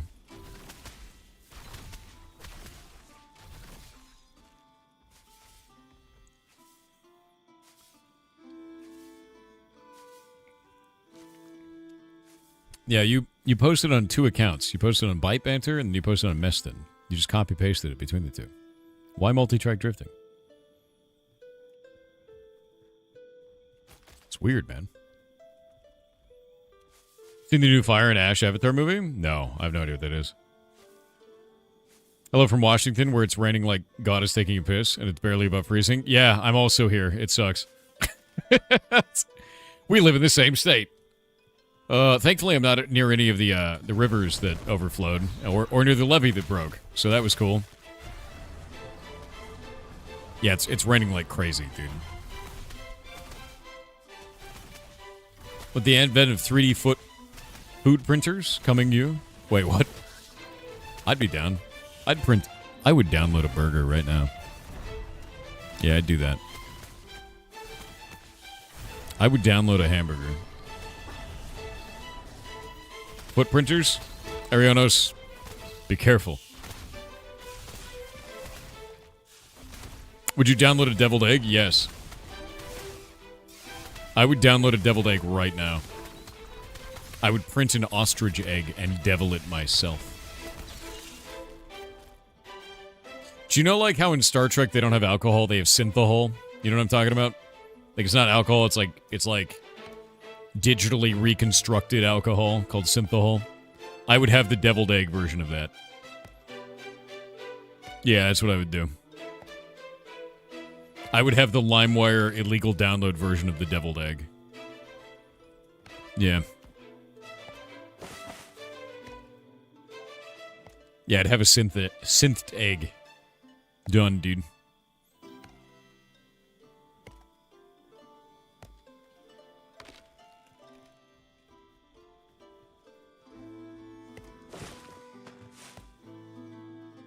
It tastes like cardboard? I don't care. I'd know what it is. Curl ham Swiss melt meal print. That's funny. Give me this. Give me the Swiss melt. Print it. Star Trek had you excited for holodecks, so where are they? Star Trek also had you excited for small devices that could do basically anything. for you and search anything and look through large amounts of data. And now you have these. You know, in the 70s, they thought the future you were going to have like a weird robot that followed you around and acts as your butler. They couldn't even imagine it being small like this. They thought we would still have computers the size of rooms. They'd just be smarter. Like, it's wild, dude. No one expected the miniaturization of technology. So think about what's going to happen 20 years from now. You'll never be able to know. Because the ideas that we have today is just the retrofuturism of tomorrow. Because technology expands and jumps and starts in ways that we can't even imagine. That's the whole point, and I love it.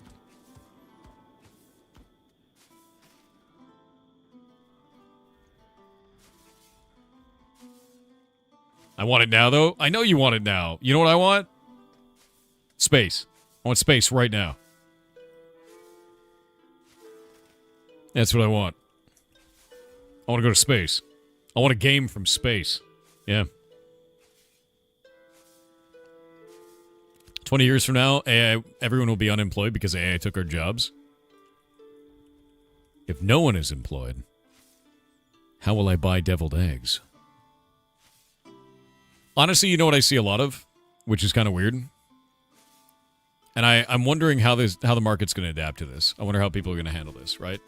But what I'm seeing a lot of right now is tech jobs are drying up. People are not able to get into the technical positions or the industry because these massive corporations they're betting everything, dude. They're betting it all. They're putting it all on AI. And if that doesn't work, it's going to be a shit show. But if it does work, it makes me wonder where the job market goes. And I think the only thing that it goes towards is away from technology and more towards the human experience and how people interact with each other. Things like creativity, song making, art, things like that. Because people are, a lot of the times, wholly rejecting AI-generated anything in those spaces. And it's for good reason, which is interesting. That doesn't pay? I disagree. I think that art and music today pay more than they ever have in history. And the reason why is because you can take your art, put it up on Twitter, put it up on social media right now, and actually make a living off of it if you're able to do it effectively enough. And the reason why that's important is because you couldn't do that 20 years ago. You couldn't do that 50 years ago. You couldn't do that 100 years ago. That has never been a thing before. A freelance artist did not exist in history until quite recently. And I find that to be really, really interesting and fascinating. And it's only possible because of social media that is occurring. So, like, I think that's a really interesting avenue to me, right? It doesn't mean it's without its horrors, right? Like, dealing with AI art all the time as an artist online is shit. Like, it's horrible to deal with that, and it's super obnoxious for every single artist that deals with that. The money artist got paid 100 years ago, adjusted for inflation, is jaw-dropping, except Hurricane Chapman, if you were going to be an artist 100 years ago, you were likely a pet of some noble, and he was like, look at this is my oil painter. There they are. Aren't they beautiful? I keep them in my drawing room. It's a very different reality than I posted some things on Twitter and people are paying me to draw feet. All right, so, like, let's be honest for a moment. Like,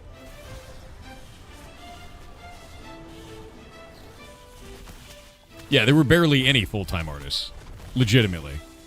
And anyone can do that now, even if it's not, like, a full-time gig. Like, you can do this kind of stuff, which I think is very interesting and really refreshing to see that this is possible today. And I was a freelance artist. Like, for 5 years. Like, that's what I did. I did freelance work both in art and programming.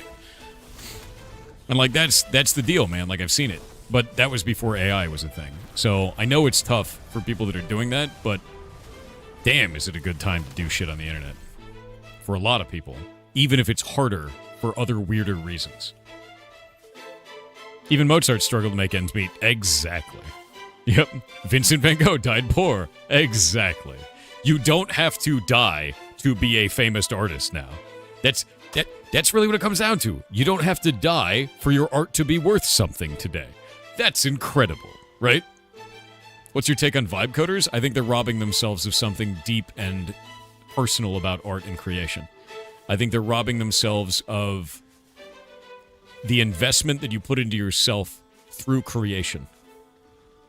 And by doing that, they will never attain the feeling or skill that a traditional artist can. Ever. And I think that's a problem. And it's a problem that they won't recognize.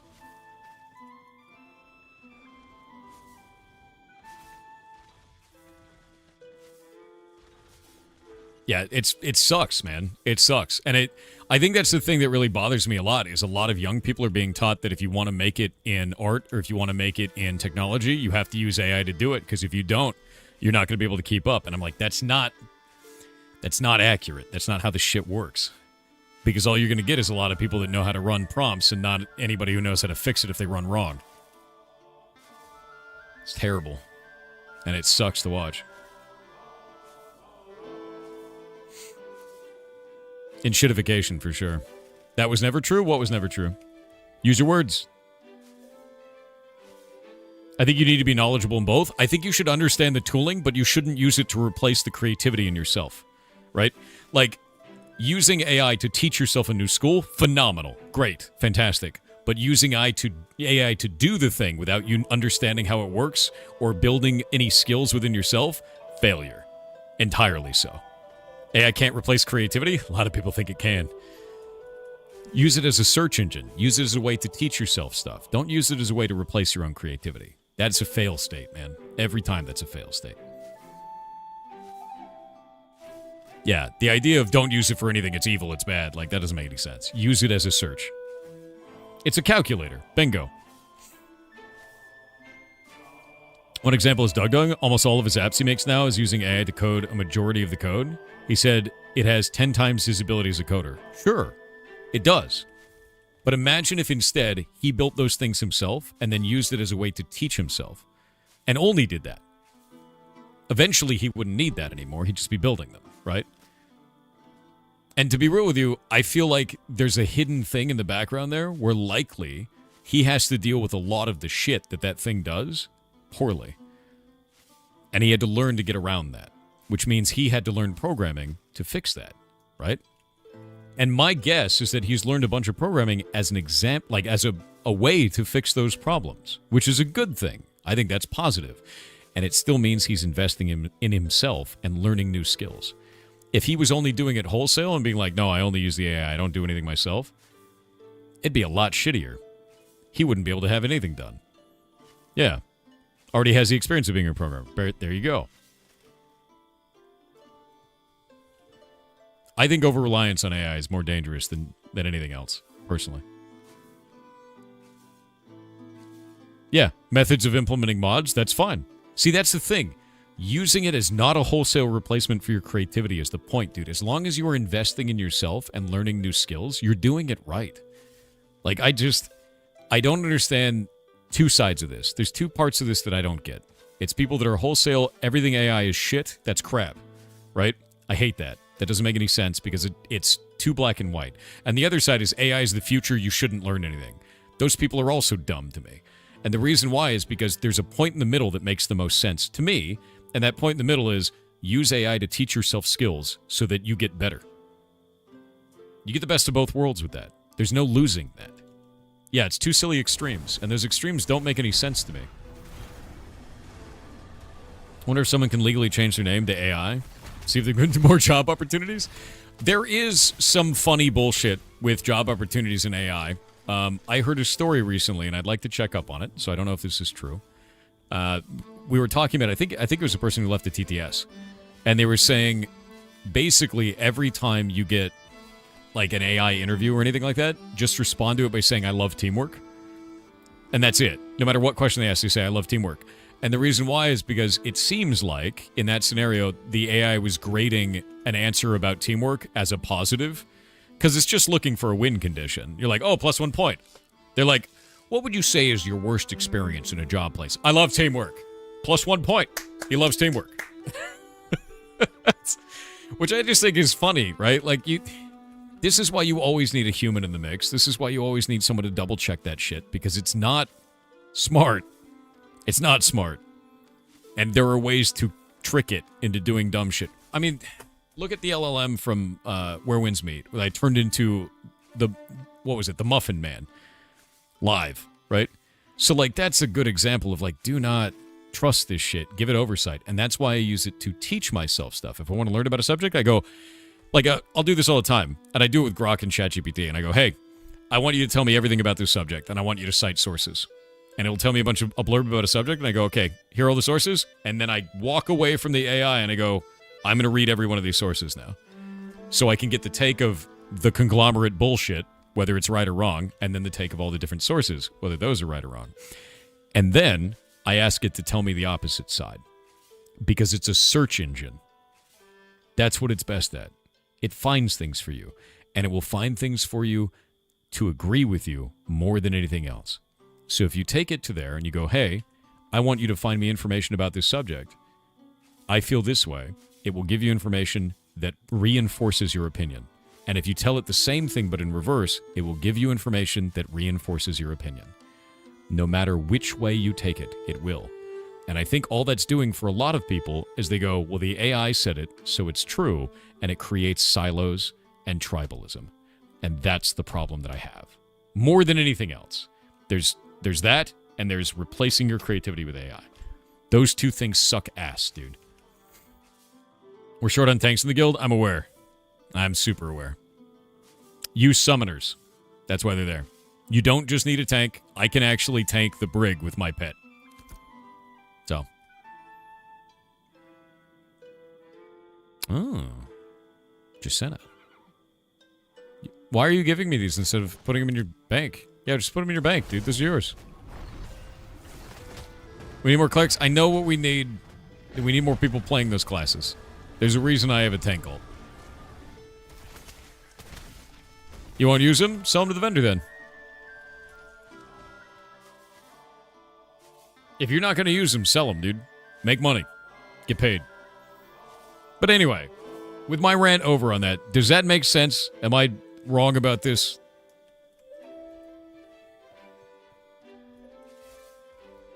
Because that's really the way that I feel about it. Is I feel like people are getting more tribalist because of AI answers just reinforcing their direct opinion, and then they don't search outside of that. And I think that wholesale replacing your creativity with AI is a fail state. No, spot on. You're 100% right, IMO. Okay, cool. Vettel is different. She's real. Well, did you just do the Legend of Zelda thing, but with Vedal? Vedal is different. She's real. Do you think Link is Zelda? What's going on over there?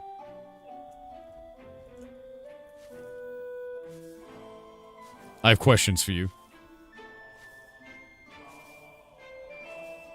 If he wants to dress up, maybe he does.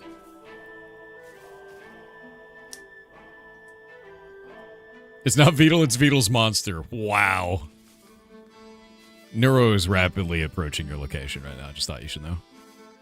No, I think what Vedal is doing is actually incredible. Because Vedal was doing this long before AI was even a thing.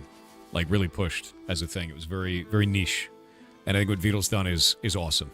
And I think the thing that's really cool about it is creating a character like that that can interact with others, can do collaborations, and has a community around it. And people have watched Neuro and Evil grow, which is an interesting thing. That's something that's phenomenal to me, is watching that AI grow from a little potato shitty program to just the madhouse that it is now. And I think that's interesting. Yeah. Also, Vedal is a small turtle that is fun to bully. So there's that too. I watch him get bullied all the time. Yeah. You can prank call on Discord, you can do all kinds of shit. Will AI become a god? Depends on if you worship it. I mean, if you do, then yes. If you realize it's just another tool, then no. Right? Vedal is still bigger than Baum? I mean, that's not really inaccurate. I would say that everyone is, though, to be honest. That's like a really low bar. So low that even Bao would have trouble getting under it. Yeah. Yeah. Yeah. How tall is Bao? I want you to take the smallest word you know. Like the word to describe something very tiny. Like come up with What is the word for the smallest thing you can think of, chat? Give me the tiniest word. Lil? Because it's 3 letters? Just take the L part of that. That's bow. There you go.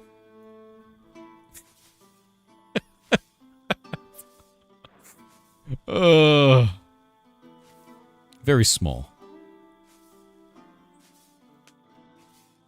Dang, it's pretty funny, dude. Bow's been in my house. I can make these jokes. Bow came over and we hunted mushrooms once. It's great. She's a local nerd. Bow is so tiny. Bow is small.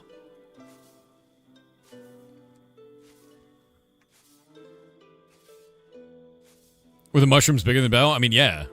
We had to do a lot of post-processing to make sure that Bow would be visible while carrying a mushroom. That mushroom, actually, we had to build it. We had to construct it. It took a lot of hours with the scanning electron microscope. But we managed to pull it off so that it looks like... I know it might look a little weird around the edges, but it looks like Bow is standing there with us with a normal-sized mushroom. It's very difficult to pull off. Yeah. A lot of technology in that. Many hours by the editors. Play The Last of Us, the mushrooms can hunt you. Oh, they turn tables. Horrifying, actually. Plank length is the smallest measurement I know of. Take 1 letter from that. That's Bow-sized. Yeah. Yes, Bow is actually breaking our physics model, as she is smaller than the plank length. Yeah, it's over, bud.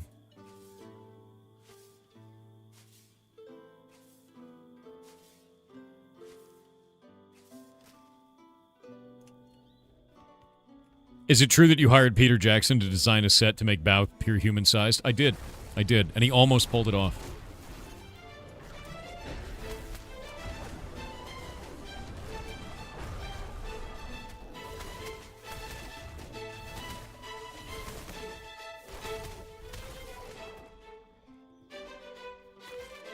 What is Bow? A streamer. Yeah, Bow is a streamer. Very small streamer. Very tiny. Yeah.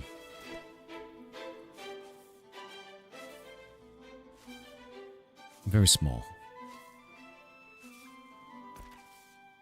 34.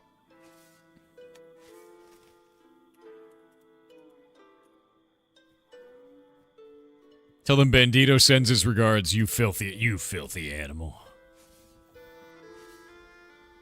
VTuber here on Twitch, look her up. Yeah, no, Bow is great. And by great, I mean like awesome, not great, because she's very small. Yeah. You're 160 centipedes? Are you bigger than Bow? Yes.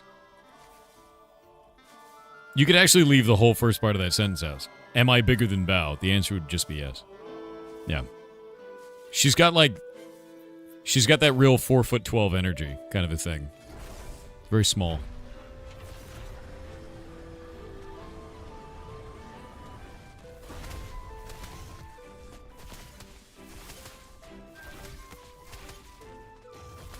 Isn't Shylily shorter than Bow? I've met both of them. I don't think so. I feel like Shylily's taller than Bow. I've never seen them stand next to each other, but I will say that in my memories, no human being is shorter than Bow. Yeah. What about Annie Fuchsia? Annie Fuchsia is small. But she's small in that way where if you took like a blender tool and you just at the corner, she's like that kind of small. Bow is small in the you need a scanning electron microscope. It's different. It's different. Yeah.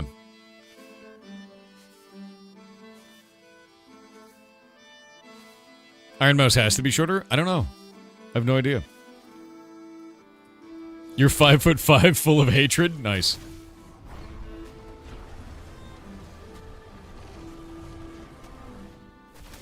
Limes is only 4'10". Limes is tiny.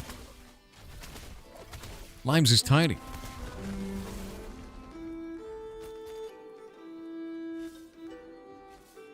Shortest woman in the world? If that's not a picture of Bao, then I'm not clicking on it, dude. That's a Google share link. I ain't clicking that. What is that? Who puts an image on Google Share? What? What are you doing? Yeah, there was a Bao goes mushroom hunting with Thor video. Yeah. Limes is ferret-sized? It's true. That is accurate. It's Instagram? On share.google? That's weird. I love how I started Bao slander. Calling Bao short is normal. That's not slander.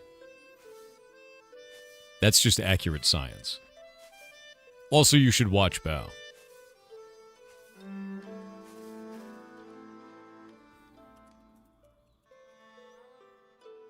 Let me pull this up.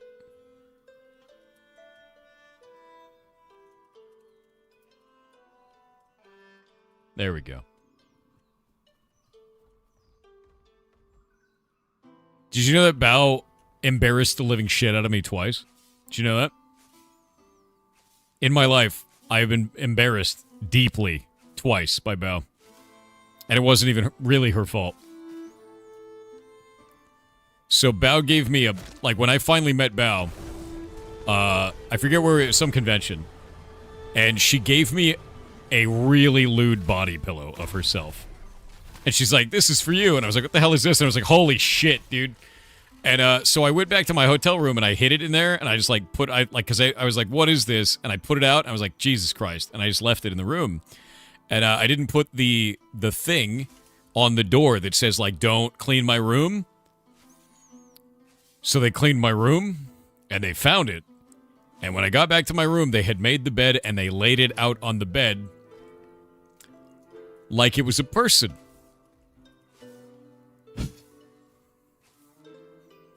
So that was upsetting. And then the second one, when I was going home and I was going through security, they had to check my bag. And the guy opened up the bag and he saw it in there and he looked at it and he looked at me and he looked at it and he looked at me and I was like... And that was it. There was no conversation. It was just... I think I probably turned into a tomato. And that was my life. Yeah. So, great. Yeah. That's it. Thank you, Bao. Thank you for that. So I'm going to call Bao short forever is basically what's going to happen. That's how that's going to go. Yeah. You know you turn... I definitely did. When I get embarrassed, I turn bright red. Like my whole face turns like a tomato. Entirely so. It's too low of a blow. Bao is very tiny. She's short. Small. Dude got bowed. It's pretty goddamn funny, dude. You got a fold phone and streams look so much better. A fold phone? What is a fold phone? That's ridiculous. I could never get behind foldable technology, I guess. It's very funny. Is this game good? I really enjoy it, actually. I've been playing this for about 2 years. We've played it all the way through alpha, earlier phases. It used to look like shit. It used to run like shit. It used to be small as shit, and there was no grass in the ground. It was only this on the map, and now we've got all of this. And if you're wondering about size, to move from there to there is about an hour and a half of travel. And it's beautiful. It's like really a beautiful game now. There's certain times of day where it looks like shit, to be clear. Night, the shaders don't look quite right. The ocean can look really weird sometimes. There's areas that just don't look good. But to be real, a year ago it barely ran, and it really never looked good. So, I think it's phenomenal, and it's in a really good spot. And every year that I've played this, it has gotten dramatically better overall. The systems that they need to work on now, I think, are going to be economic drivers and gameplay drivers over anything else. They built the world first, and now they're building those systems second. Which I can understand wanting to build the world first, but I do think that social systems, economic systems, crafting have taken it by the wayside a little bit, Are there any wipes? Yeah, they're going to wipe it before launch. And they may wipe it along then. I think if this is my 6th character, something like that. Yeah, this phase is permanent access until release, yes. Did they implement DLSS? Yes, they did. That is now in, and I'm running it. This game's a baby. Looked like a potato when fresh. Yeah, we're kind of watching an ugly duckling turn into a swan, right? I don't know. The thing is I'm kind of biased about this because I like the game, you know? So I'm going to be a little bit roasting it on it. But to my credit, I also didn't like the game.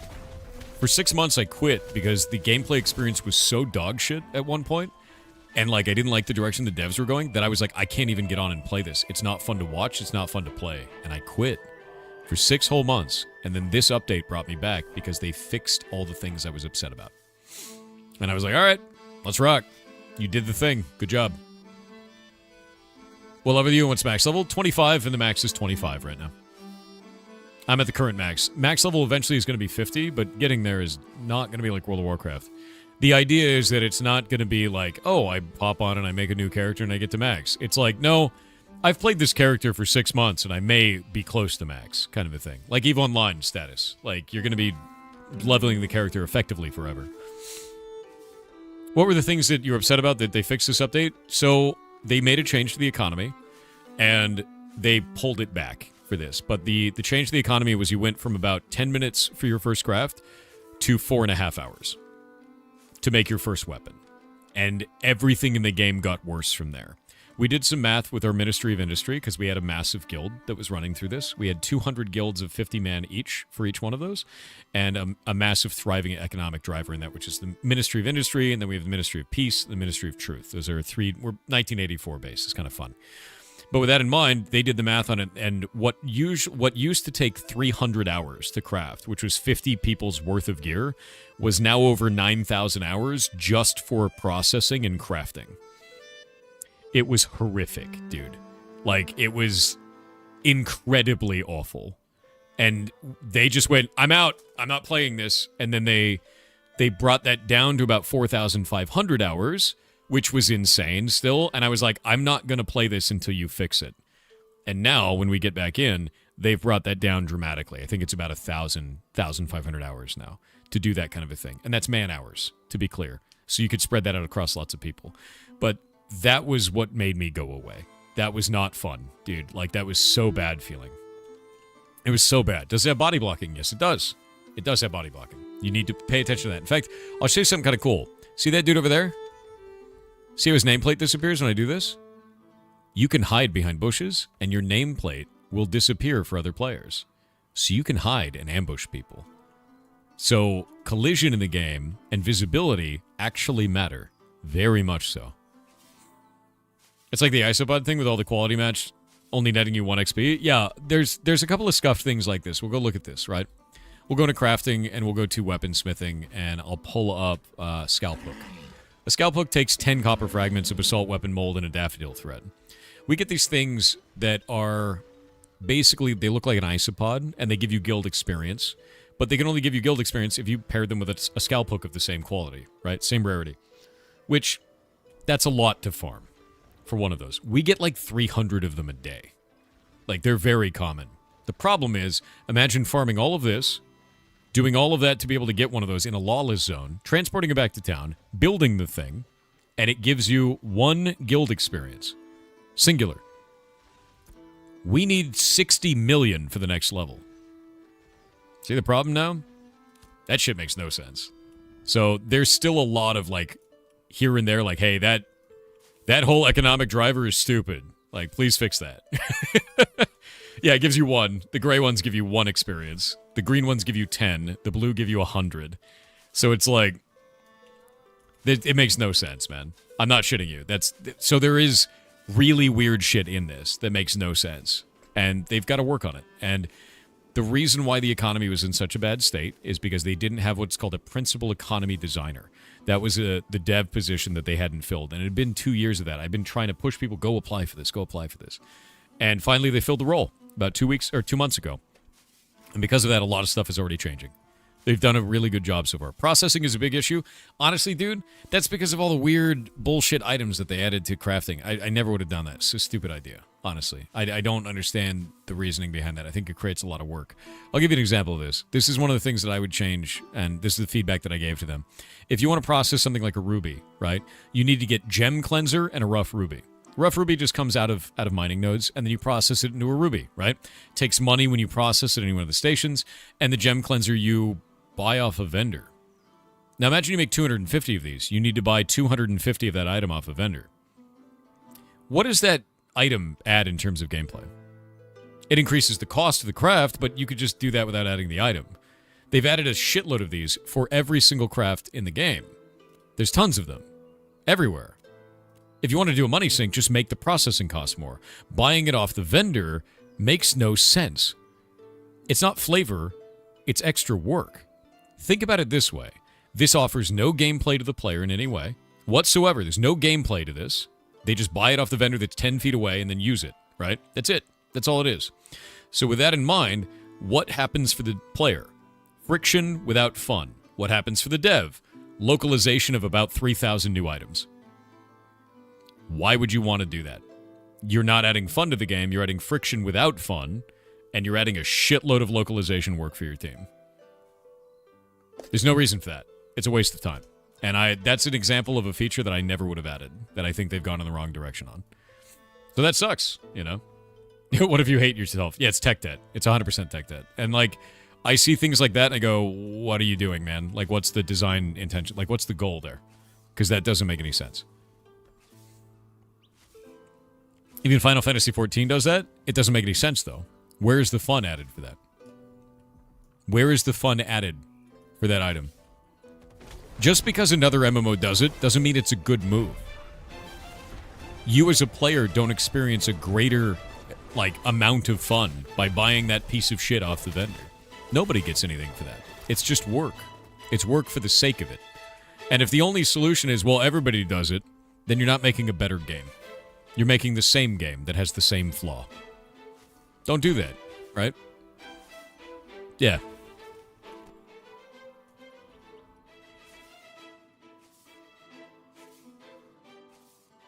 Final Fantasy XIV also has a full minigame. Agreed. I like Final Fantasy XIV's crafting. I really do. Village yet? No. We are at 34% though, so we're right on target. Also, in 13 hours, we're getting a new season. It'll be spring. As you notice, you see how the ground is really dark green now? If you look back at my streams, I think about a week and a half ago, I think this was more orange. Yeah, current season is spring, so we'll start summer in 12 hours. Tomorrow is going to be summer. Yeah. Since it's role-playing, buying from a vendor is kind of thematic. Do you think buying 200 of an item every time you want to do a craft is thematic? Do you think that's fun? Do you find enjoyment in filling your inventory with those items that don't do anything? They're just a requirement. Not a bonus, not a modifier. Just a thing that you have to do. There's the problem. Right? Seasons are working? Oh yeah, no, that's been working for ages, man. For years, they've had seasons. It might even snow here. I don't know what the weather looks like in this island, to be real with you.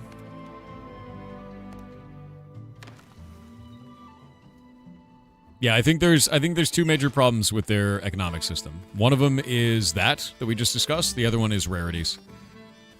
I need to run back to town, and we're going to start the next in December game.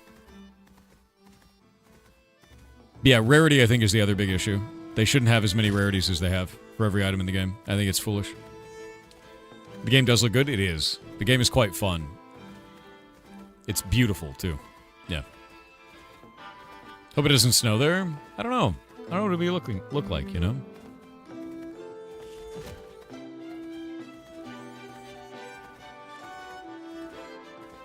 Are the vendor items available everywhere? Yes. So there's not even an economic driver to transport them from one part of the world to the other.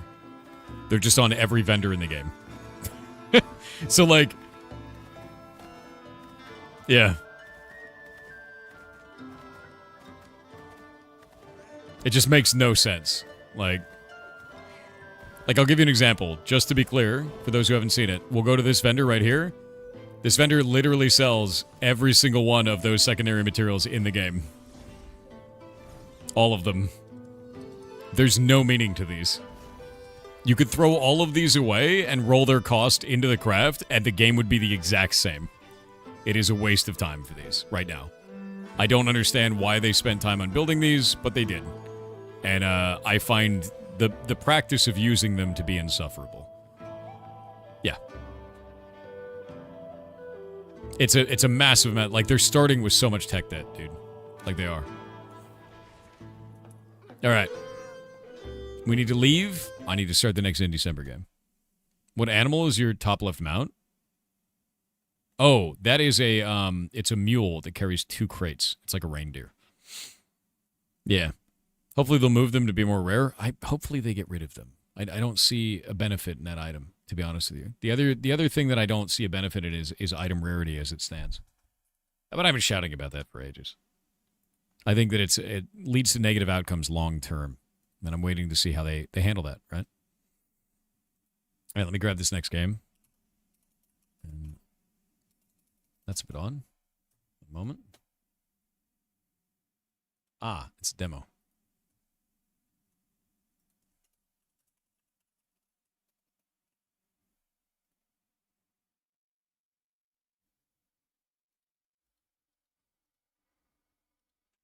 Add that.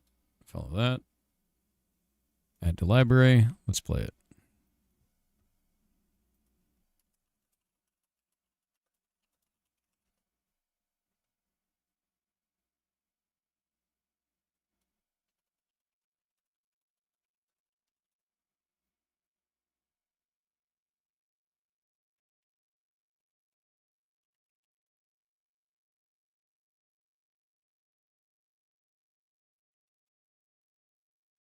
Waiting on it.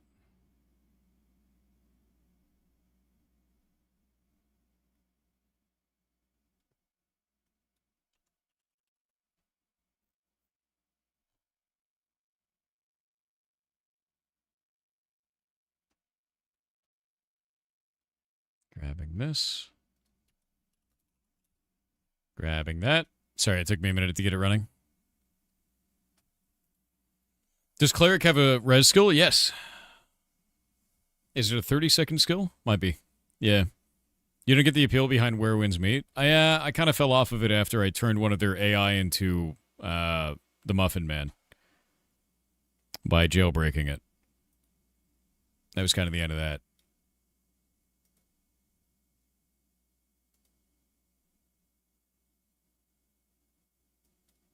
Setting everything up.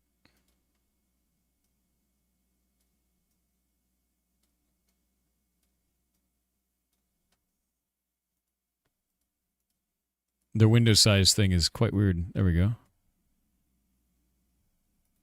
Okay, that's good.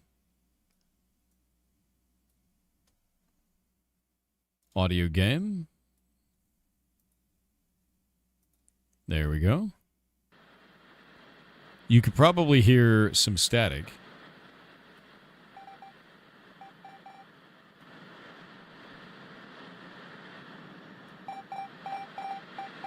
That's good. All right. You guys ready? Is it rain? No.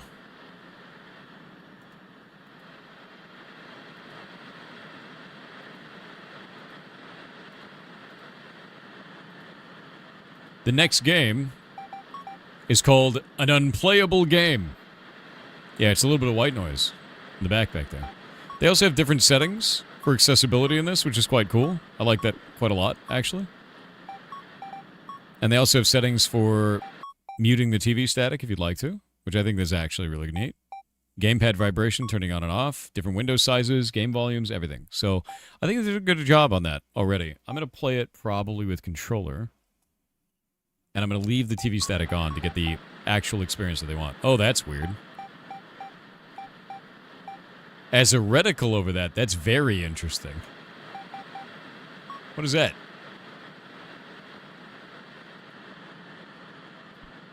It took you to a link tree for them. Oh, that's cool. Whoa, that's a neat menu. Wait.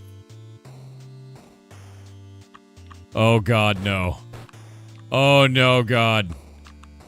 Oh, dear God, this is gonna be hell. I can't... Oh, no.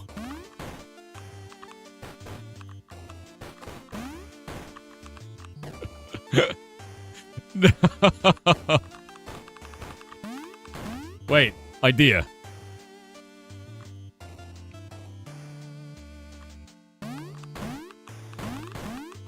Damn it. It's gonna put it in the center of the screen each time. Okay, wait. What if I put that one there? I put this one here. Got it! I am God.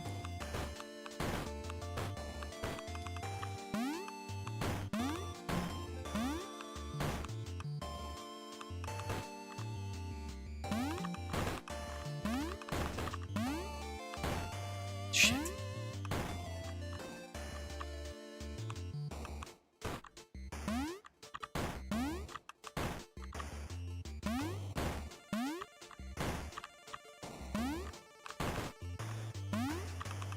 God damn it. Got it! No!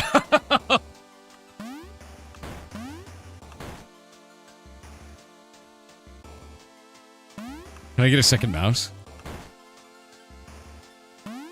I feel like I've done this.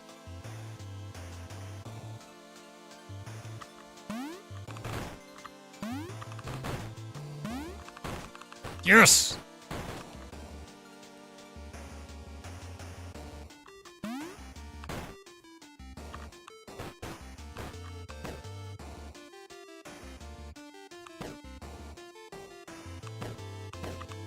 The blue button is run. How do you...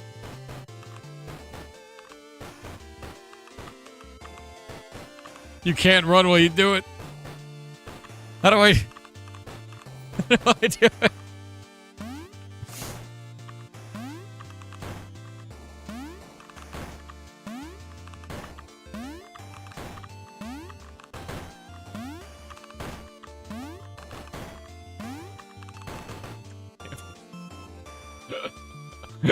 I'm dying. Your game is making me die. Wait. Wait. There has to be a better way. Oh, the buttons don't work. This game is rage. How do I... Wait. God damn it.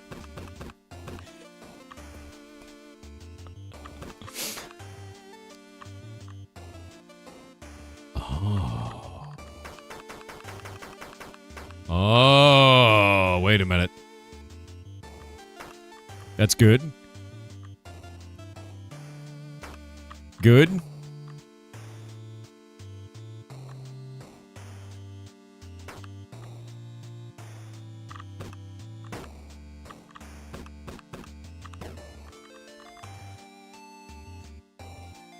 We're going. It's like a Tash speed run, dude.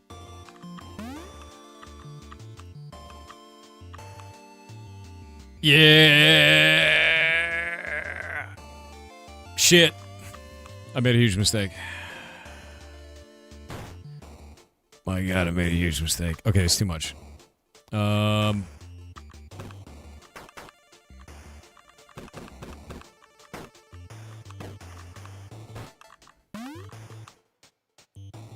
right, all right, all right.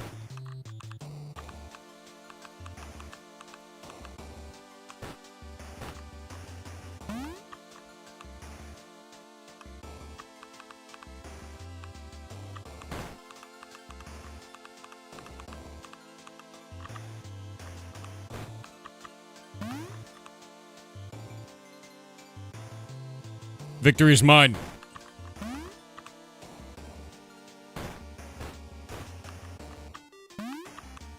Oh shit.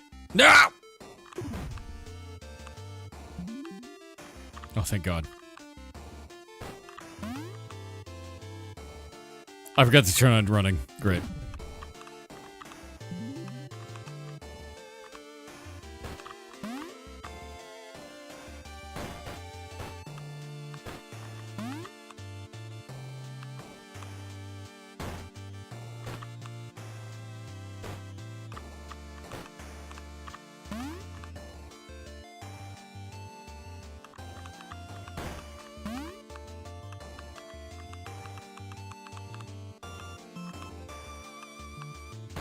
Wait. Made it.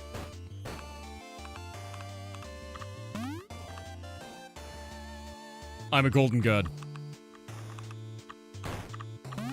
This is how you do it. We got ads. We're gonna wait to the ads.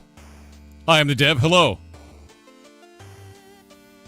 I managed to get quite far before I found the accessibility options. Your game is cool. Your game is cool. You're also a monster. I thought you should know.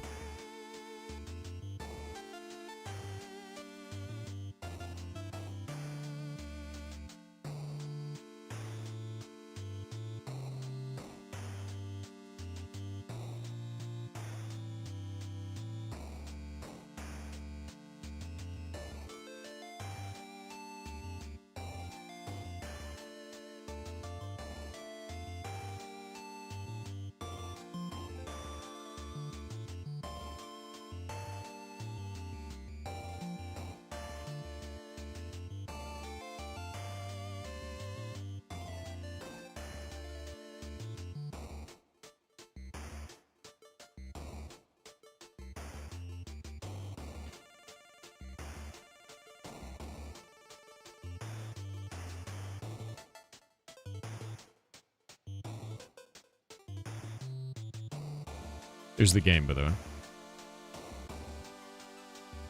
And it's a free-to-play game.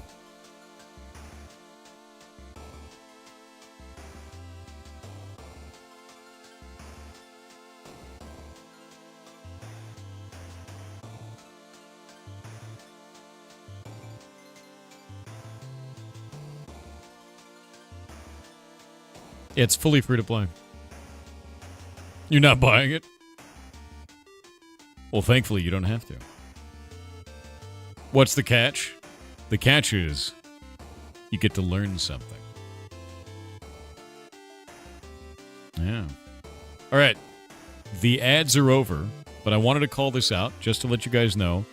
This is a free game. This is a free game and has developer commentary in it if you'd like to see that. And I think that's fantastic. It also says, proudly made over the course of 140 hours of human effort. The trailer was made at 120 hours, but it did a lot more bug fixing and polish afterwards. This game contains no generative AI output, and the AI was not used in any capacity during the game's construction. So they've called that out specifically. The game is free. It is fully free to play. And I think that this is cool because it's showcasing, and it says here even, the game explores the impact of accessibility settings through a short playable experience, forcing players to confront exactly how it feels to play an unplayable game. The reason why I found this game to be important, one of the reasons I wanted to have you on as a dev, is that's something that I tell the community all the time, is to do things like adding controller support and being able to add things like controller remapping, because people with physical disabilities cannot play a game without that. In many cases, this game kicks ass. You're awesome for making it. Now let me struggle to play it some more.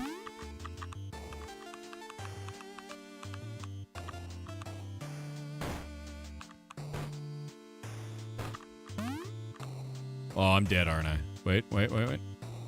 Oh! Yeet! Alright.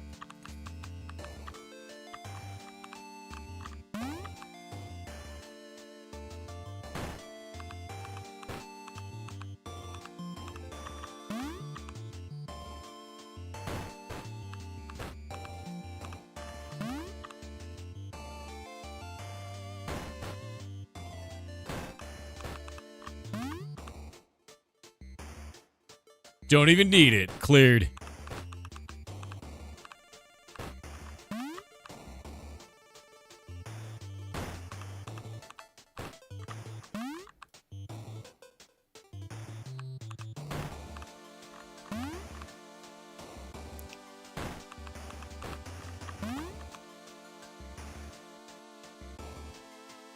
Now imagine playing this if we had no accessibility options. Like imagine doing that, right? Where you could only press one button at a time.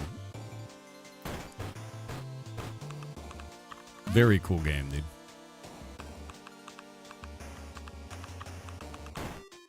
Shit!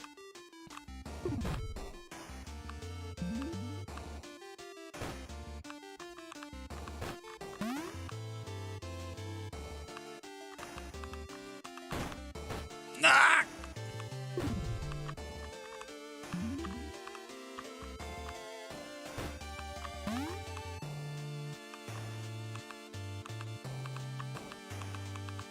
Nah. Have you tried not dying? Look, man, you don't understand. You understand what it's like, okay? And the game is free, so maybe you should understand what it's like by playing it yourself. Shit.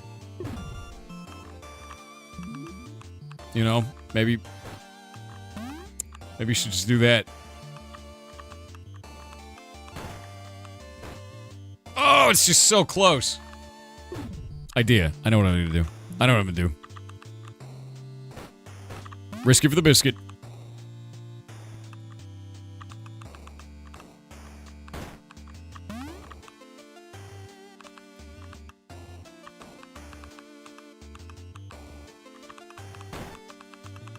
Boss.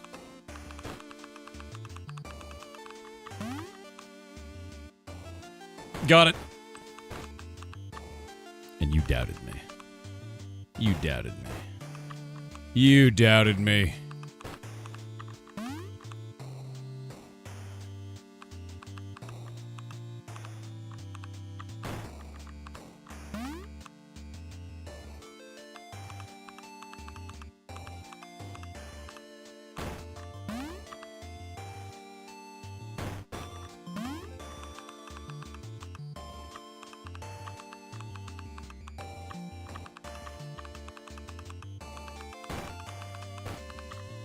Off we go. He's insane. It's true. Oh. What's up, dude? Oh, they've brought me into their cult. They know. Oh, God. Developer commentary unlocked.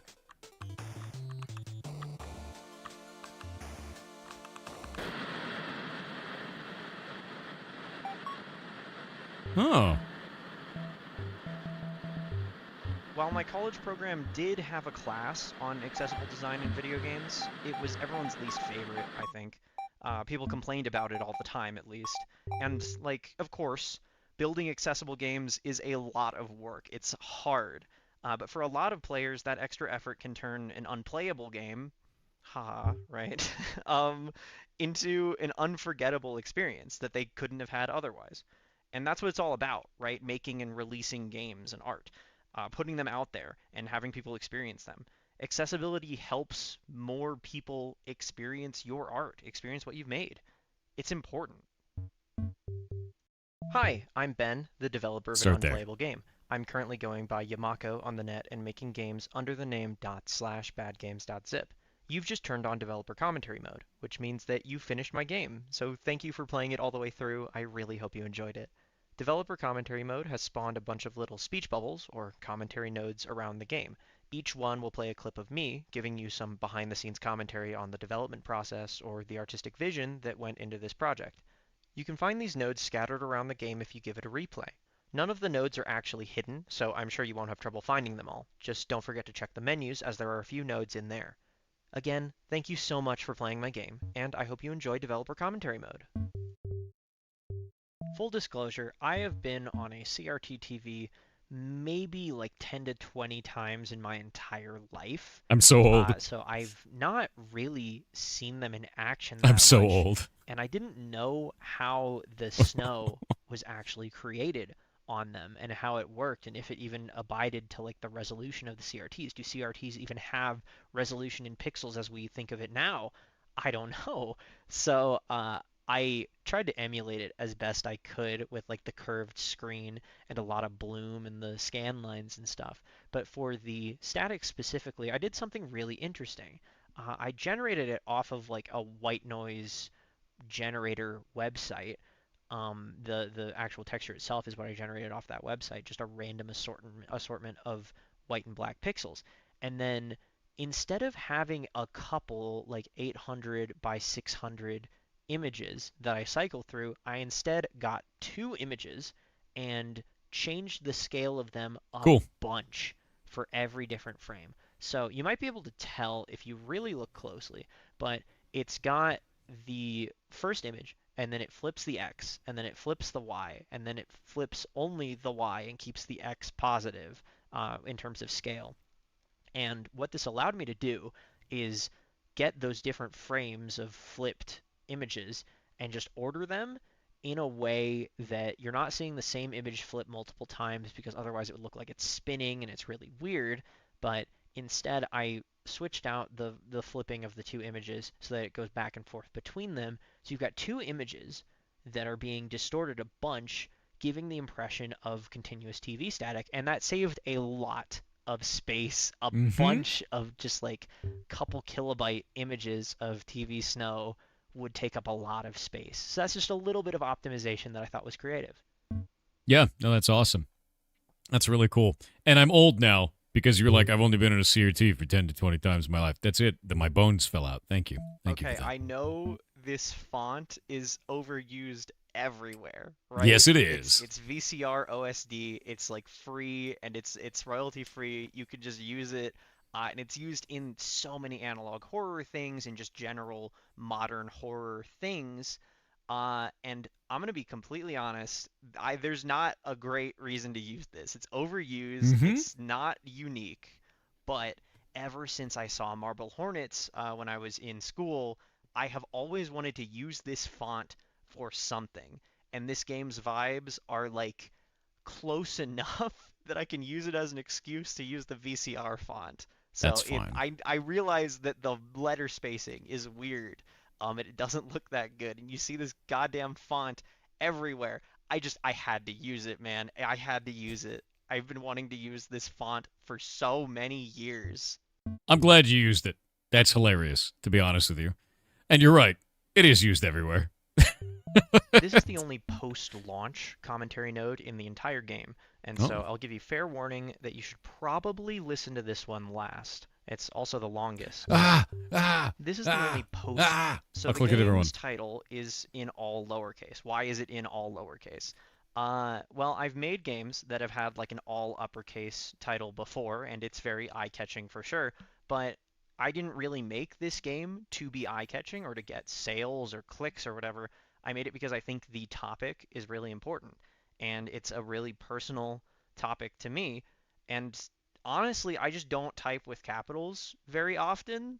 Like the vast majority of the time, I'm just in all lowercase. So it felt fitting to make the title of a game that's so personal to me in subject matter have an all lowercase title. You know, it feels like I'm the one saying the title, if that makes sense. That's interesting. That's weird to me. Now I want to know why. I had a number of different titles that I was going to use for the game. I originally went with accessibility is important, and then there was also the importance of accessibility, and musings on accessibility in games, and a ton more like that, right? That just tried so hard to get the point across within the title, so that as soon as you see the name of the game, you understand what the point is, kind of like a YouTube video. But I've realized that number one, naming it an unplayable game gets you intrigued. It's a little bit more clickbaity, but also it gets the point across. I'm not trying to, sit you down and be like, hey, we're talking about accessibility. I want you to experience how unplayable an inaccessible game can be.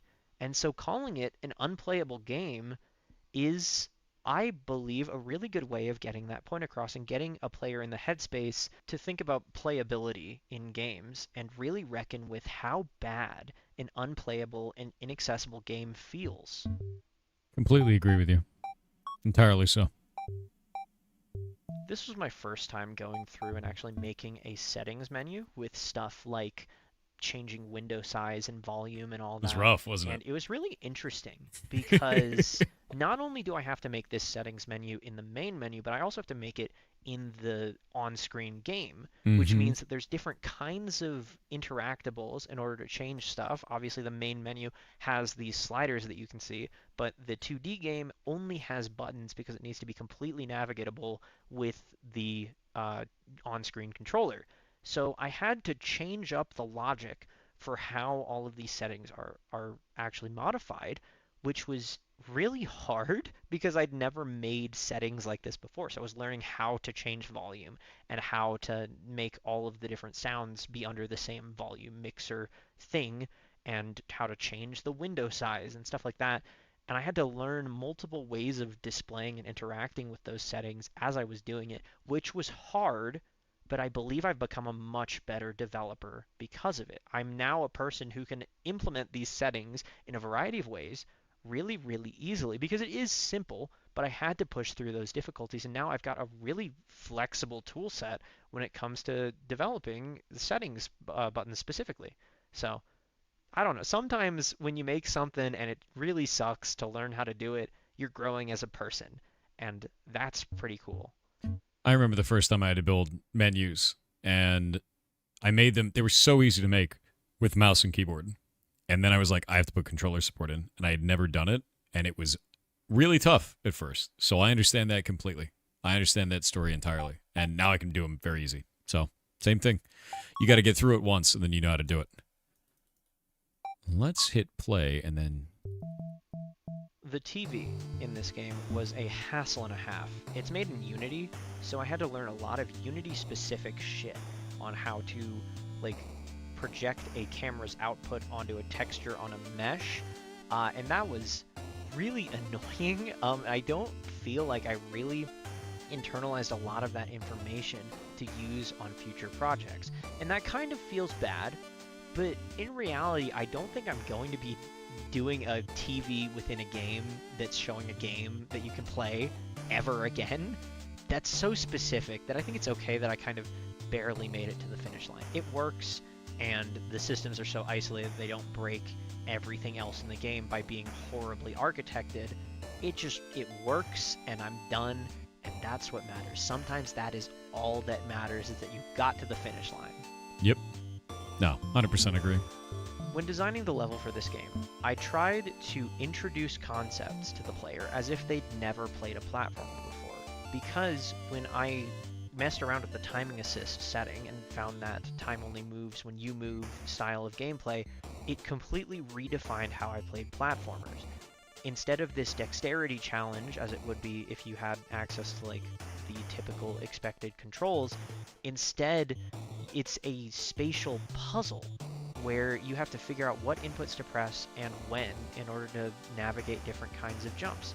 And because that's so different to how you would normally approach a platformer, I thought it would be a good idea to reteach all of the different platforming elements, like a tiny hill that you can jump over that has no risk whatsoever, and like a longer jump where you have to hold the right D-pad the whole time and you have to hold the A button throughout the entire jump to get the maximum amount of height. That kind of basic stuff is so different with the timing assist on that I thought it was a good idea to reteach it. That way you can sort of learn your baby steps once again now that you have entirely different legs, if that makes sense. Yeah, that's smart.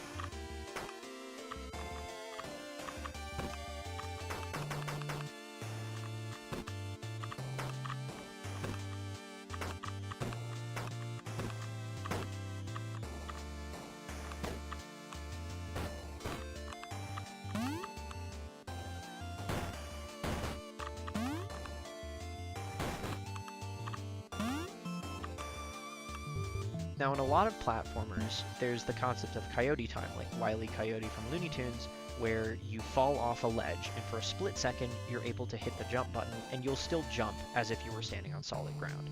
That is so that you can sort of have a little leeway with your timing when you're making a jump off a ledge. With the timing assist in this game, you have all the time in the world to line that up, especially if you turn the game speed down, you can get right up to the edge of that ledge. So I found that if I included coyote time, it would be so easily exploitable and break a lot of the delicate balance of the jumps in the level. So yeah, I just didn't include it. And also that saved me a good bit of dev time, let's be real. Makes sense entirely. Try to wiggle.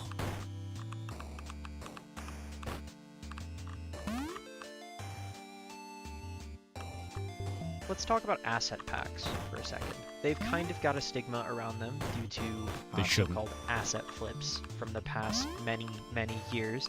But as you can probably tell, this pixel art on screen is so good, it's not mine because I suck at pixel art and animation.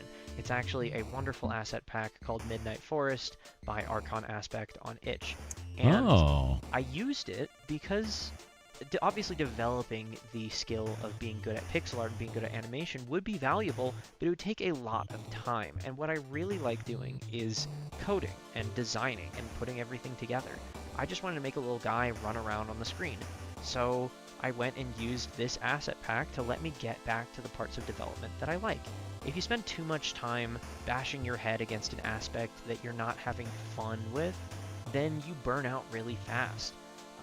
And I think it's really important to keep yourself motivated, so I don't think there's anything wrong with using asset packs to skip some parts of development that you're not enjoying that much due to maybe a lack of skill or just a lack of interest. I think it's fine. Now, that doesn't mean that you should just use AI because it saves you time. No, people have put a lot of work into making assets online for free. There's a ton of royalty-free and CC0 stuff on itch and Open Game Art and a ton of other places. It's very easy to find and search. And the thing is, these asset creators made these bits of content to be used in a video game. And I can imagine that any kind of asset creator would get really excited to see their work in a full video game.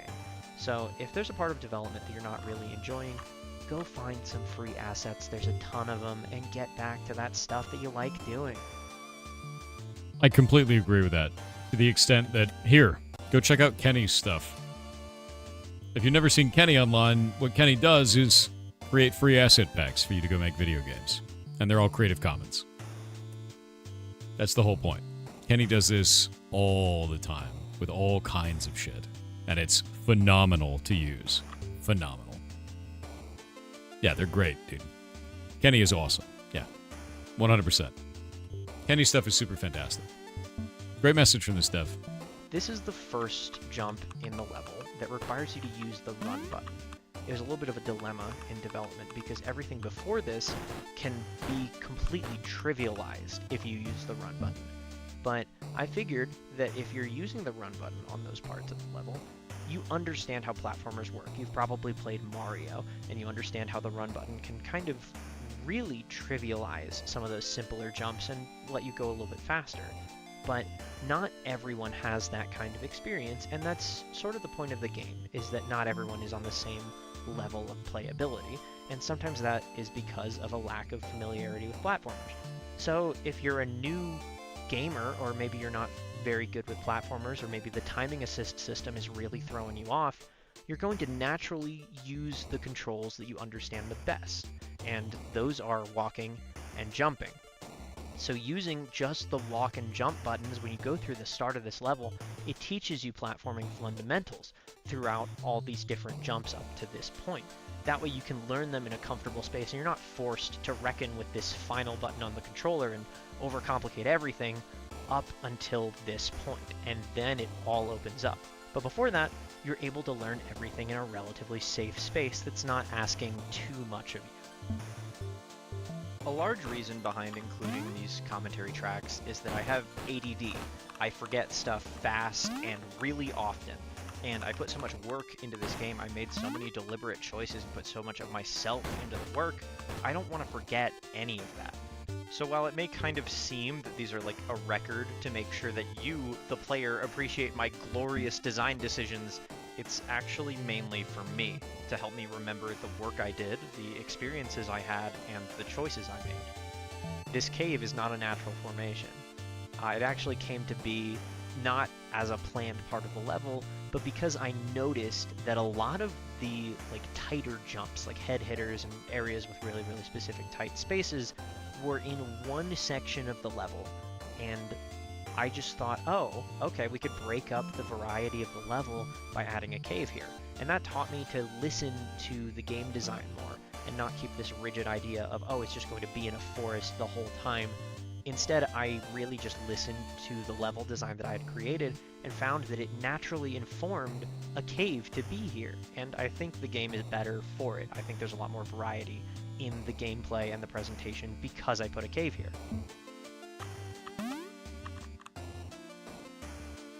Ah, I thought I could cheese it. I was a fool. A fool. Ah. You ever just, you know, you ever?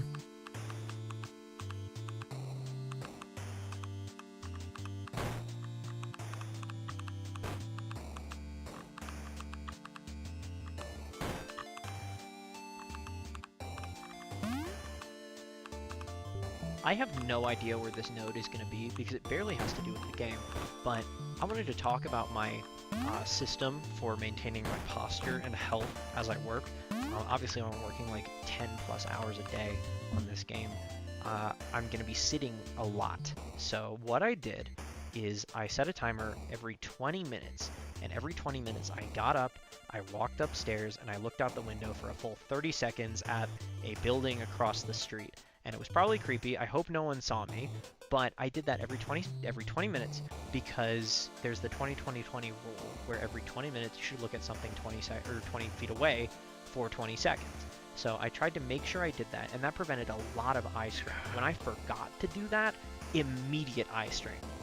And also, it gave me an excuse to get out of my chair and walk around, because no matter how good your chair is and how well tuned it is to your posture, you should still stand up and walk around. So if you haven't done that in 20 minutes, go stand up and walk around for like 20 to 30 seconds. You will feel better. I promise. Man, I don't know anyone like that would sit in a chair for 12 hours a day plus with the posture of an actual shrimp. No one would do that. Decorating the level with props, like the bushes and signs that you see in the background, took a surprisingly long amount of time, but it was really fun just to figure out when I could put in a bush and when I could put in like some rocks and a sign and stuff, and what kind of story I could tell with that. And what emerged out of that was a multi-act level where you're kind of going into this abandoned forest, and then you go into, you see little bits of infrastructure, and then you go into a cave and you see more recently maintained infrastructure that's not covered in moss. And then once you get out of the cave, you start seeing that there's a cult nearby, and you're sort of reaching their territory. And then finally you get to their territory at the end of the level, and you meet with one, and then you find out that, oh, this was the point. This is what you were trying to do, is get into this cult territory, to maybe join them. And then the final twist in the cutscene is that they are like trapping you, and they're coming out of the tent to surround you. And all of that came from just putting props in the environment. I didn't actually plan any of it beforehand, but as I started placing the little bits and bobs, a story formed out of that. And obviously this isn't a game where the story on screen is very important, but it was so fun to construct, you know? Just a great time all around. So at this point in recording, I realize I've hit over 20 minutes of these developer nodes, and that made me think about the original reason why this topic is so important to me. Back when I used to stream and do YouTube videos, the next YouTube video that I was going to make was going to be about accessibility in video games. I was going to talk about Control and Celeste and a couple others, and also difficulty settings and how all of those can make a game more playable for people of different skill levels and different ability, right? However, editing videos is possibly the worst thing I've ever done in my life. It feels like it's putting so much time into something for so little payoff, and I'm glad some people enjoy it, but I hate it. Fair. And I realized that, oh, I've put more time into this game than I would have put into the video of the same topic, but I was having so much more fun. Fair. And I really think that the way the idea is presented in the game, as opposed to if it was just a passively consumed video, I think it hits harder, that you have to see how the playability increases by doing it yourself and actually playing it before and after those settings are in play. I think that hits a lot harder, and hopefully it makes the point stick with people a bit more. I think anytime you are teaching someone something, gamifying it is the best way to do it. Put it in their hands. Let them experience it. Because if you can do that, it will hit home so much more. And it's funny, too, because, like, I've learned a number of things in my life because of that. I'm a programmer. I learned how to type because of Mario Teaches Typing. I never would have known how to use a keyboard. Like, it was Mario Teaches Typing that taught me that. Gamify that. Gamify learning concepts, even if it's concepts like this. Do that. Teaches people things. 100%. So since this is my first solo released game, I feel like it's a good time to talk about why I developed and released it under the name Bad Games. Obviously, I'm not trying to make low-quality games. I put a lot of work into the one you're playing right now. Instead, the name is meant to just be very upfront that the quality of the game isn't really the point. I think trying to objectively evaluate the quality of any piece of art is really reductive, and it means that you're treating that art as a product instead of a reflection of the artist or a piece of art trying to make a point. And I'm not trying to make products. I'm trying to make cool art. I make games to channel my passion into something that reflects me in some way, or has an interesting point, or is just fun for me to make. I don't care if it's considered good or will appeal to a lot of people. So the name kind of dissuades anyone who would look at a game that's not trying to be good and lose interest. I don't think those people would like my games, so I say they're bad. Fair. This small finale of the cliffs region of the level is kind of like a victory lap. The jumps aren't actually very confusing, they're just long jumps. They're like the longest jumps that I found were possible, and I made it like 1 block shorter, I believe, so that it wouldn't be too hard, because I wanted the finale to feel like a victory lap. I think what comes directly prior to this is actually the most interesting part of the level design, and the hardest kind of quiz of what the different jumps require. And instead, this final bit is just long running jumps that are easy to read and easy to identify what you've got to do to give you sort of a thrilling finale. I learned that from stuff like Portal 2, where the ending peaks in difficulty a little bit earlier and then gives you a fairly easy finale so that you can feel the rush of progress. And I hope I was able to capture that at the end of the level here. How am I supposed to interview you? If you answer every question I would ask you in the developer commentary of your game. God damn it. As you get to the end of the level here, I feel like it's important to ask if the story of the level actually added anything to the game as a whole. Did it improve the product? And you can probably guess my answer. I don't care. I just had fun making it. It was really enjoyable to see this story emerge out of a couple props that I placed in the level, and finding little avenues to give an increasing level of danger as the level goes on with those different props and the skulls on pikes and stuff.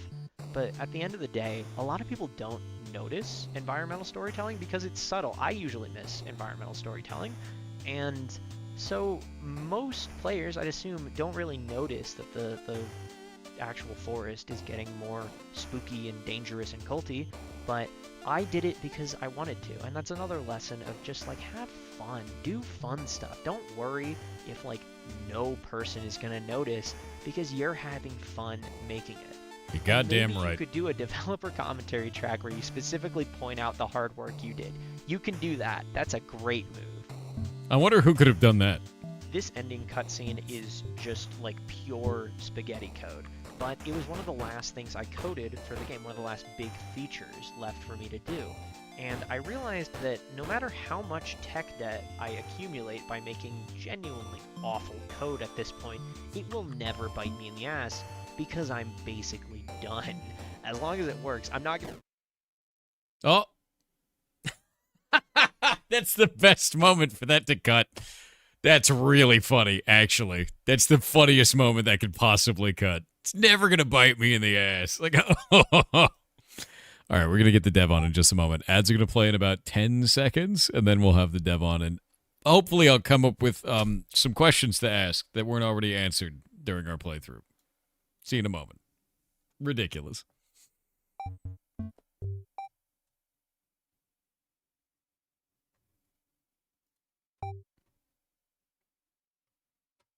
We'll hop on in just a sec. Perfectly cut. Yeah.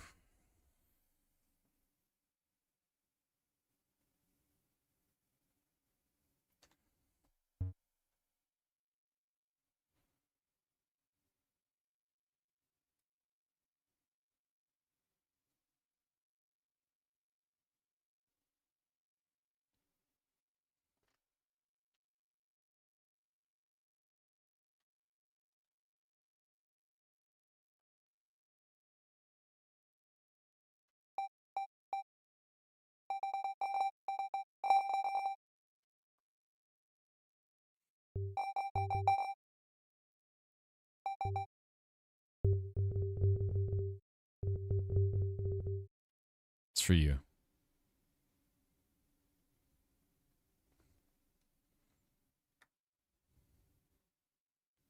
We're waiting on ads.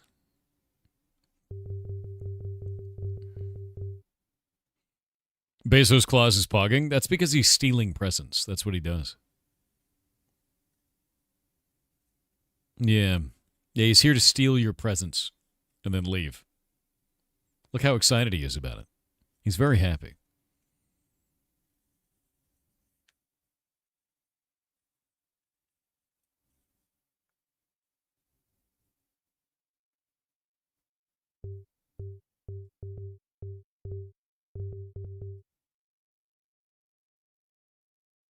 Yeah, your presents.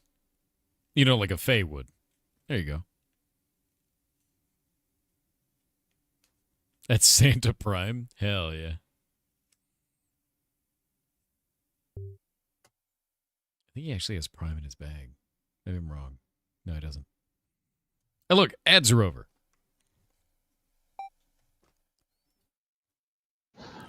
Hello. Whoa. Oh, hi. Oh God. Sorry, am I loud? You're real loud. I'm turning you down. Don't worry about it. Don't worry about it. I'll fix it on my end. Chat can hear you. I can hear you. Everything. Try now. Try saying things. Hello. Hello, I'm talking. Perfect. Am I good volume? You Awesome. are good volume. I fixed it. Powerful. Okay. Sorry about that. I want to, first off, I want to thank you for the interview that we just had, and it's now over. Yeah, man. I've got a lot to do today, so I'll just head out. Yeah, that's great, dude. No, so this is fantastic. I think this is really, really cool thing. I love the dev commentary that you've added to this. I think that's phenomenal, honestly. It did answer a lot of questions that I have about it. But if you'd like to introduce yourself, that's totally, no, I love that. If you'd like to introduce yourself to chat, tell them who you are and what you do. Yeah. Hi. I'm Ben. I'm going by Yamako on the internet right now, and I develop games under the name /badgames.zip. I said this in the commentary, I think, like verbatim. You did. That was. I was like, did you just read off your own commentary? Because it's the same. Well, I mean, yeah, it's has remained true over the past couple months. Cool. I'm a recent graduate from college, going into like the worst market ever. Congratulations. Yeah, there's a lot of people. Extremely fun. fun. It's rough. It's awful. Yeah. I feel bad, honestly, because it's one of the worst markets I've ever seen for anyone in games or IT or in any type of tech position. It's terrifying. So yeah, a lot of the people I graduated with are just doing grocery or retail or something. Yep. It's rough. It's anything to make real ends meet, bad. man, is really what it comes down to. And like I've been telling people in the community about that quite a lot. Is like, you don't need to have your dream job. You just need to have a way to pay the bills right now. And hopefully eventually you get an opportunity, because it's stupid. Like it's insane how little opportunity there is right now. And it's rather absurd. So I'm hoping that it pans out slowly over time, but it's rough right now. We've even had people in the community, like there was a dude that had his job. And he was like a principal engineer, like he's big time engineer. He'd been doing it for 20 years, lost his job, hasn't found new work for 4 years. And it's man. Dude, if you got a guy that skilled, like that's bonkers to me. Somebody who's really in the wheelhouse. So it is tough. It really is. Well, I hope you find see that something. kind of stuff. Yeah. I mean, so what I've been doing since I graduated, because I graduated last December in 2024, and I've just been doing. I kind of like just have been doing freelance game development for people. And a lot of that has been just building prototypes, building out little small game projects for people, fixing up vibe coded messes. Yep. So that's been the bills. But on the side, I've been trying to really start, making real full indie games because I went to college for computer science and game design and game design and development. But yeah, just kind of just kind of doing what I can when I can. So I am really interested in that subject because one of the things that I talk to the community about a lot is don't replace your critical thinking with AI. Don't replace your creativity with AI. Learn from it if you want to, like learn new subjects from it, but don't wholesale replace yourself with that. You said that you do vibe coding cleanup. So being a vibe coding repairman, is that a common thing that you have to do? And can you talk about that a little bit? I can talk about it a little bit. Mainly, Not I love specifics, teamwork. right? I was here for that Oh, earlier. I love teamwork. I love teamwork, I love guys. teamwork. Yeah. Big teamwork guy. Yeah. It just it I don't often find it myself like specifically coming online for that kind of stuff or Mhm. coming on board for that kind of stuff. It just kind of happens where like, oh, this new system needs to be integrated, right? And then I'm looking at it, I'm like, oh my god, what is happening? Yeah. And then you fix it up, integrate the things, add the new system, do my job. So, and then sometimes, I've had different gigs where I've had to like specifically fix up vibe coded stuff. Mm. So I don't know. What specifically do you want to sort of know about that? I'm kind of interested because we we had a situation pretty recently where we had a company that we are going to be doing some cool stuff with, and they sent me some art that they were going to use for it, and they said that the art was made by someone in house. They didn't realize that person in house was actually using AI to generate all of the art. They had no idea because they weren't artists, right? So I'm trying to basically get a litmus test on how often do you see that, and is it like super common? Is it kind of an uncommon thing to see vibe coded garbage out there? And do the companies even know when they hire a programmer that programmer is using these types of tools to just build messes effectively? Well, I guess my experience for it is sort of filtered through like the gigs that I get and all Yeah. that, right? This Where is a the lot of the only time, mirror I have for this out in the world for now. yeah. So I don't know how it is like in industry. I know in like my last year or so of college, I went into a lot of like team things where the other people in the team were putting out like clearly chat GPT code. They didn't even remove the comments, and I just had to deal with that. Oh. So again, not very like reflective of industry, and that was also when AI generated code was just starting. But I'm typically working with like like the idea guys or people with like a design document and a little prototype that they put together, and a lot of the time like that prototype or those systems that they have at that point are like vibe coded because they've got the concept and they're trying to like put together something to show to publishers, and they're not like a coder.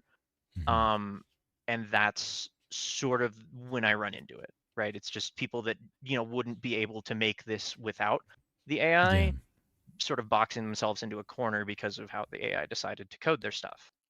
Yeah, I think that's the biggest concern that I always have. Where I tell people, I was like, use it to learn, but like you said, you box yourself into a corner, and then you're like, I can't fix this. I don't know what to do, and they don't have enough knowledge that they've learned through that process to do anything about it. And that's rough. I think it's a really rough position to be in.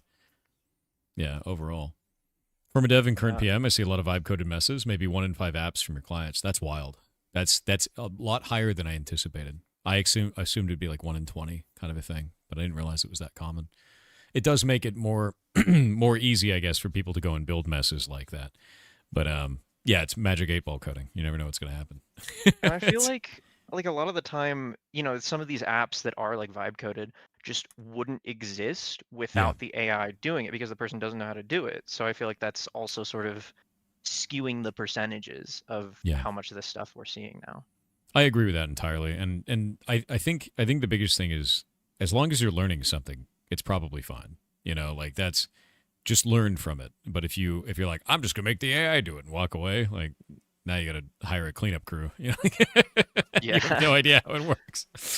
Yeah. Oh, but no, that's really interesting. Thanks for letting me know about that because like that's been I haven't been able to ask anyone about that so far. Like that's really fascinating. In terms of, course, it's not like sorry. No, go for it. Go for it.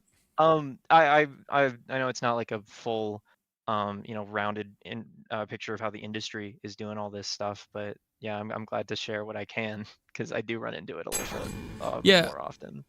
the thing is, at the end of the day, is like you can't get all of that from one person. There's no way to. So I try to find out as much information as I can about anything I'm fascinated in from like as many sources as possible. So it's good to find out, man. Like it super is. I am also really interested. Where did so you talked in the developer commentary quite a lot about everything, right? But where did your love of accessibility settings start? Guys, I'm very interested in how that began.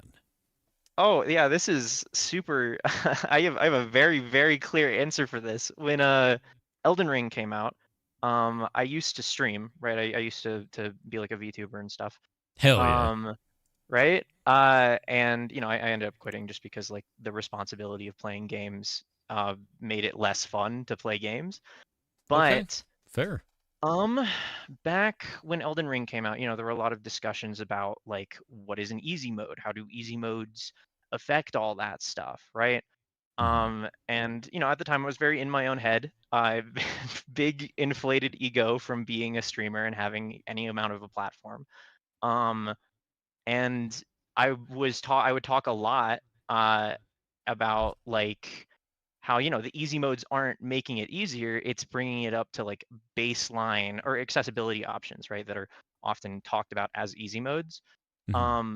It brings the like the requirement, the skill floor to play the game down to wherever you need it to be in order to play the game. And that made me think about like, oh, I'm gonna make a video talking about Celeste and Control and like Risk of Rain 2 as well, comparing like difficulty and accessibility settings and just how it's not about making the game easier, it's about making it playable. But you heard the dev commentary, video editing sucks. Yep. So I never did it. And just like the idea never left. And I realized, oh, the idea of accessibility settings not being difficulty modulators, but instead a way to make the game baseline playable, that can be a game. So I did that.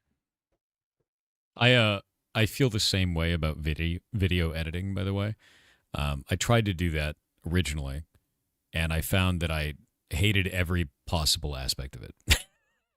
And now so long. Yeah, everything takes so long because like I'm used to like when I'm working on indie game stuff, right? Like I compile it and it's done. It's maybe 30 seconds a minute because tiny games, right? And it doesn't take very long, especially with modern engines. So when you do that, it doesn't take very long to test something. But when you're doing video editing, that shit could take forever, like forever in some cases. And then like uploading and downloading like video files from live streams and it's like, oh my god. So now Shadelock does that for me. I don't have to deal with it because it's horrible. And then I go to Shadelock. I'm like, this is the thing I want, please. And then Shadelock does some wizard magic, and it's done very rapidly. So I understand completely, very, very much so. Yeah, and like making games, coding, doing the design and stuff. I enjoy the process of that, and doing that made me realize, like, oh, putting the clips together, doing the audio. These sound like very basic things, but like. Oh, just piece by piece putting the video together was not fun to do. As much as I was like, oh, I'm proud to have made a video. The process of doing it wasn't very fun. I just thought that was how it was until I started doing game dev, and I enjoyed the process. And I realized, oh, yeah, I should be doing this. Do you have kind of like a pinnacle moment that happened for you, where you realized that?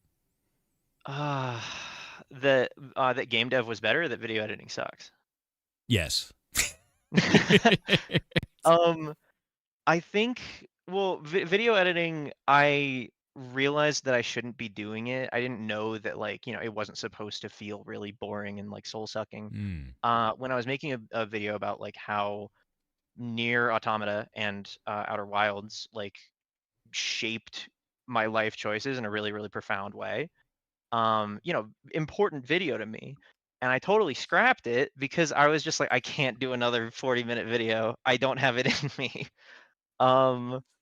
And I think when it comes to game dev, it was probably the settings menu, just something that would seem so nothing, so boring, busy work. You'd assume, like I would think a gamer would assume that it's, not a very involved process, but it was so technical, making all the things work, and audio, converting it from logarithmic to linear, so that it, the sliders make sense. I was talking to someone about that in chat.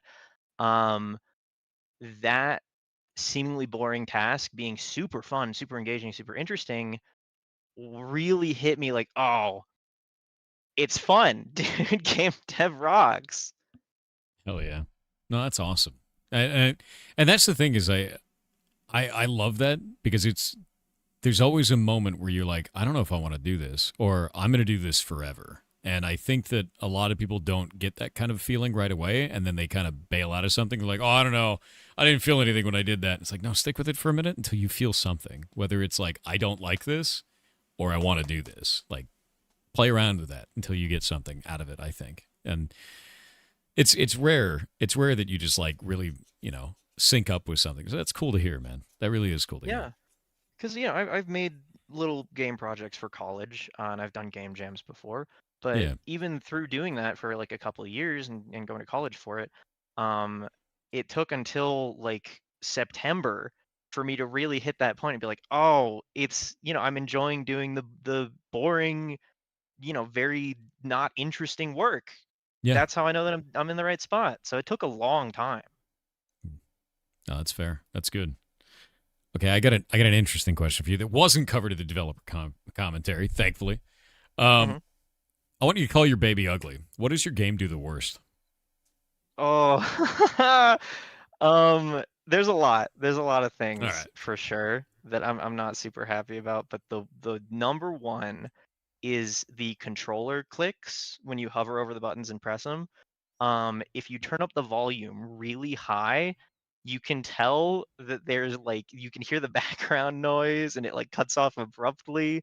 It's very bad. Uh, That's so specific.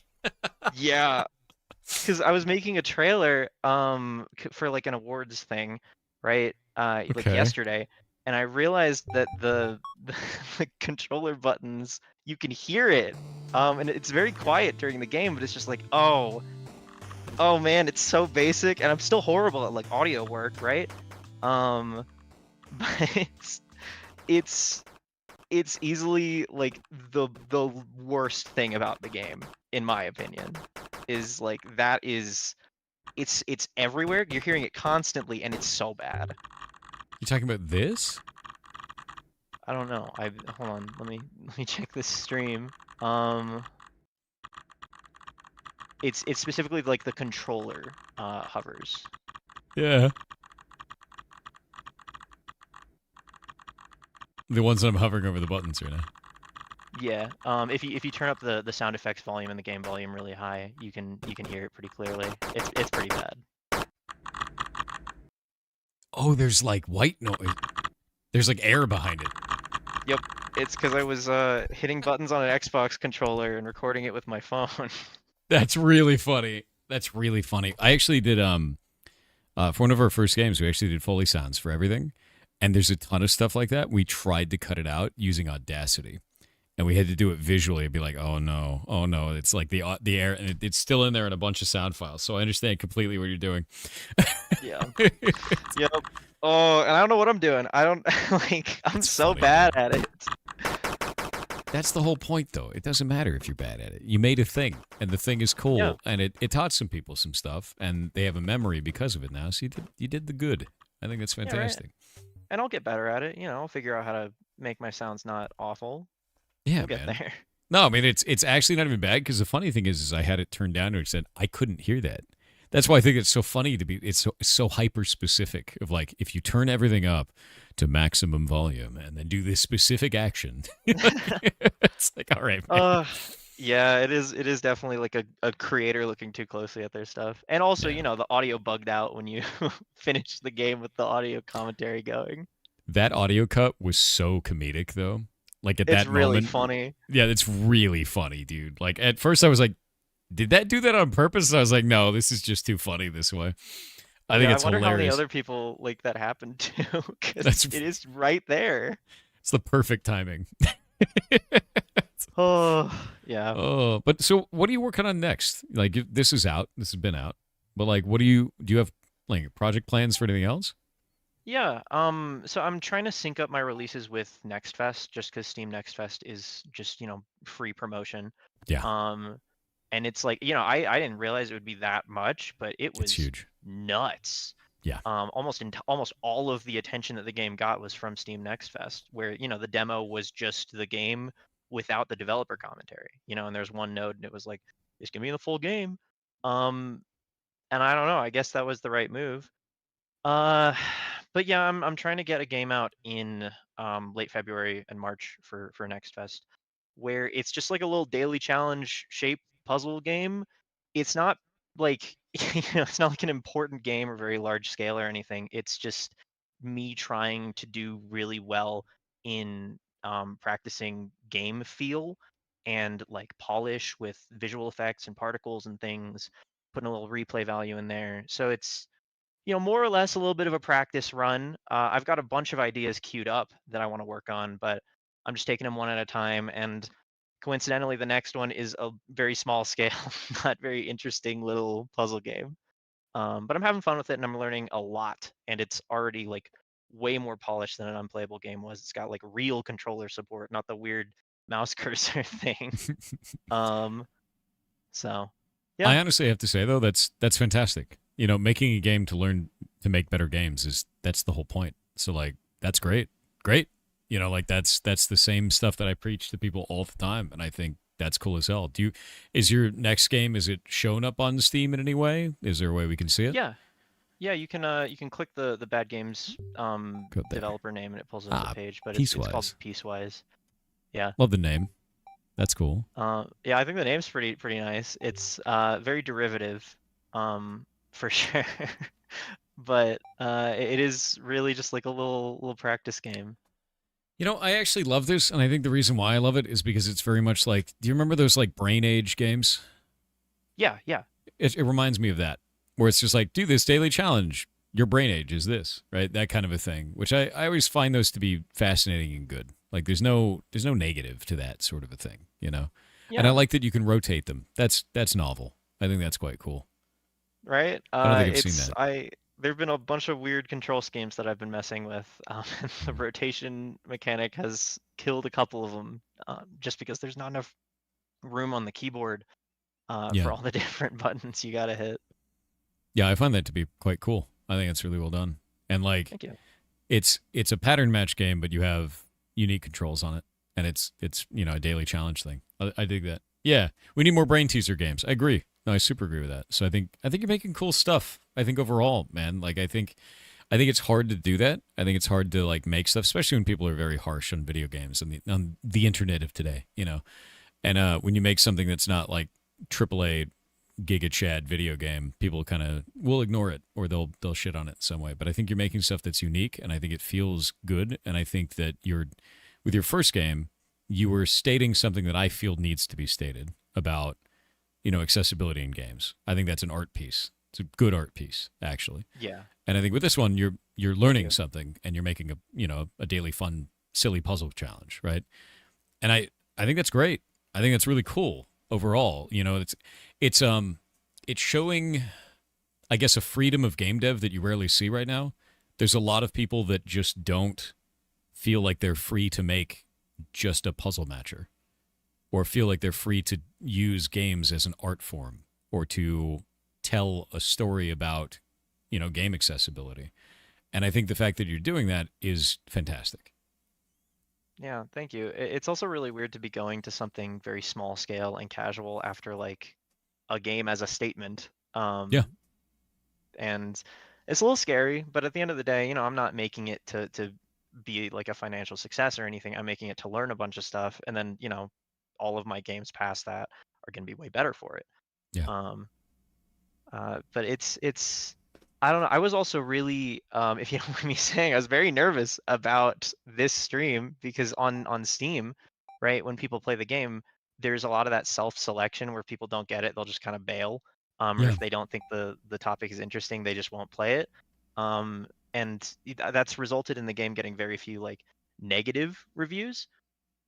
but it was it was probably a little bit too like nerve-wracking for me to see someone play the game, and you know there's a little bit of like an obligation to play through the whole thing or whatever, right? For you to just get through all of it. Whereas for other people, it's just like the self-selection of immediately being like, "Oh, this sucks," and leaving saves me from a lot of criticism, I think. That makes sense. I could see that. I think it's one of the reasons I tell people like put a demo out, for a lot of games is because they self-select out. But you're right. There is a value in having them stick around and not self-select out too. Like Yeah. get that kind of feedback is really, powerful and good sometimes. I will tell you, the best way that I feel about that is I think all feedback is valuable, even if all feedback isn't correct, if that makes sense. Yeah. Yeah. Because like I've gotten some wild feedback in my time making stuff, and like some of it is just, okay, man, like, like that's cool. Yeah. Like there's a story I tell to the community a lot, which is I had this guy contact me and he goes, "Your game doesn't have any story in it," and I was like, "That's a weird thing to say." Right? And like we sit there because it's a narrative RPG, it's all story, right? So I sit there and I talk to him and I was like, "Did you just not like the story? Did you not vibe with you? Like what's going on here?" And we sat down and talked for a while, and eventually he revealed, "I don't like reading, so I skipped it." I think I've seen this clip. I've seen this clip. You've probably seen this short, but like that is like the most mind-blowing feedback I think I've ever had in my life, because it was like, what am I like, my response to that point is like, okay. Yeah. It's like, what do you do with it, right? So there is really weird feedback that does happen, but I think getting that kind of opened my eyes to how players will play your game in a way that you could just never fathom, right? Like someone who's playing a narrative RPG and doesn't want to read. I'm like, that's not the game for you then. Like, like I can't fix that one, but I did think that opened my eyes. So I do think that getting feedback, even when it's weird, even when it makes no sense, can be valuable and can lead to, interesting revelations on that. So yeah, no, I dig that. Yeah. And on that topic, there's definitely like a lot of the times people give you feedback that's very like, you don't get what you get out of it is not what they're trying to tell you. It's like the feelings that they have. Yeah. And just having someone tell you, "Oh, this feels bad," is great, because then you can figure out how to fix it. But someone giving you this whole spiel of like what they didn't like and what you should change, you have to parse out of that, "Oh, this is the feelings that made them not enjoy it." Okay, and then this is what I can do to sort of fix that. I've gotten reviews that are just like, "Man, this is weird. I don't think disabled people should be able to play video games." And I'm just like, "Well, I am unable to help you there." Yeah, I've seen wild takes like that as well, and there's also like a lot of people, and I've seen this a lot. They are concerned that their accomplishments in a game are diminished because of the inclusion of accessibility options. And I'm like, that is not the case, dude. Like, yeah, it's very online. It is very online. It's very, I don't know. I find that a lot of online discourse many times is like a PvP enabled place that usually has no basis in reality. Like it gets really weird sometimes, like with stuff like that. Because, dude, if you're adding accessibility options, you're letting more people play your game. You're not diminishing the accomplishments of others. And if you feel that it's diminishing your accomplishments, then I guess I'd like to understand why, because I've never heard like a good reasoning to that. They're like, well, it makes certain aspects of the game easier, and it's like, yeah, but you're not doing that. Yeah. So you're playing the game differently than them, so it's not a problem, right? Yeah. Some people just like it's finding that fulfillment in yourself instead of like external sources and stuff. I do think that external sources for fulfillment are fine when you have things like leaderboards, speedruns, stuff like that. And I do think that there is a case for this in like, hey, a task speedrun is different from, say, a normal like player-driven speedrun. Tool-assisted is different from a normal player speedrun. But I think that comparison does fall apart when we're talking about accessibility options, like especially the grand majority of accessibility options, like controller support or, like colorblind options, things like that. I think the funniest one that I've seen is localization options being an advantage, because if you change a narrative game to Japanese, it's usually quite shorter by about 20 to 30%, because Japanese is much more concise. And so speedrunners a lot of the times will use Japanese language when they can, because you win. Which I always find that to be fascinating. Yeah, I find that to be really fascinating. So there are there is competition in the weirdest ways you may not have seen before. Yeah. Silksong Speedrun uses Chinese for that reason. Fair. Okay, that makes sense. Yeah. I saw that with Hollow Knight. I do think like, you know, a lot of people looking to like external sources for validation in games that don't like have leaderboards or multiplayer or anything. It strikes me a lot like art, where the best way to do it is just kind of to do it for yourself and for your enjoyment. You know, play the game in the way you like because you like it. Don't worry about comparing yourself to all the other people online unless that's what you want to do, unless that's where you find your fun. But I feel like a lot of people getting mad about accessibility settings are not, you know, they're a little in their own head with it. And I don't know if that's going to change. The conversation sort of pops up every couple of years, no matter what. Yeah, I think it becomes a popular topic once in a while. And I don't think it becomes a productive topic despite being popular, if that makes sense. Yeah. Because it usually wraps back around to people saying that they don't want someone with disabilities playing their game. And then that wraps into some people go, well, I don't care about that. I just don't want my game experience to be diminished because it feels like my accomplishments are less. It's funny.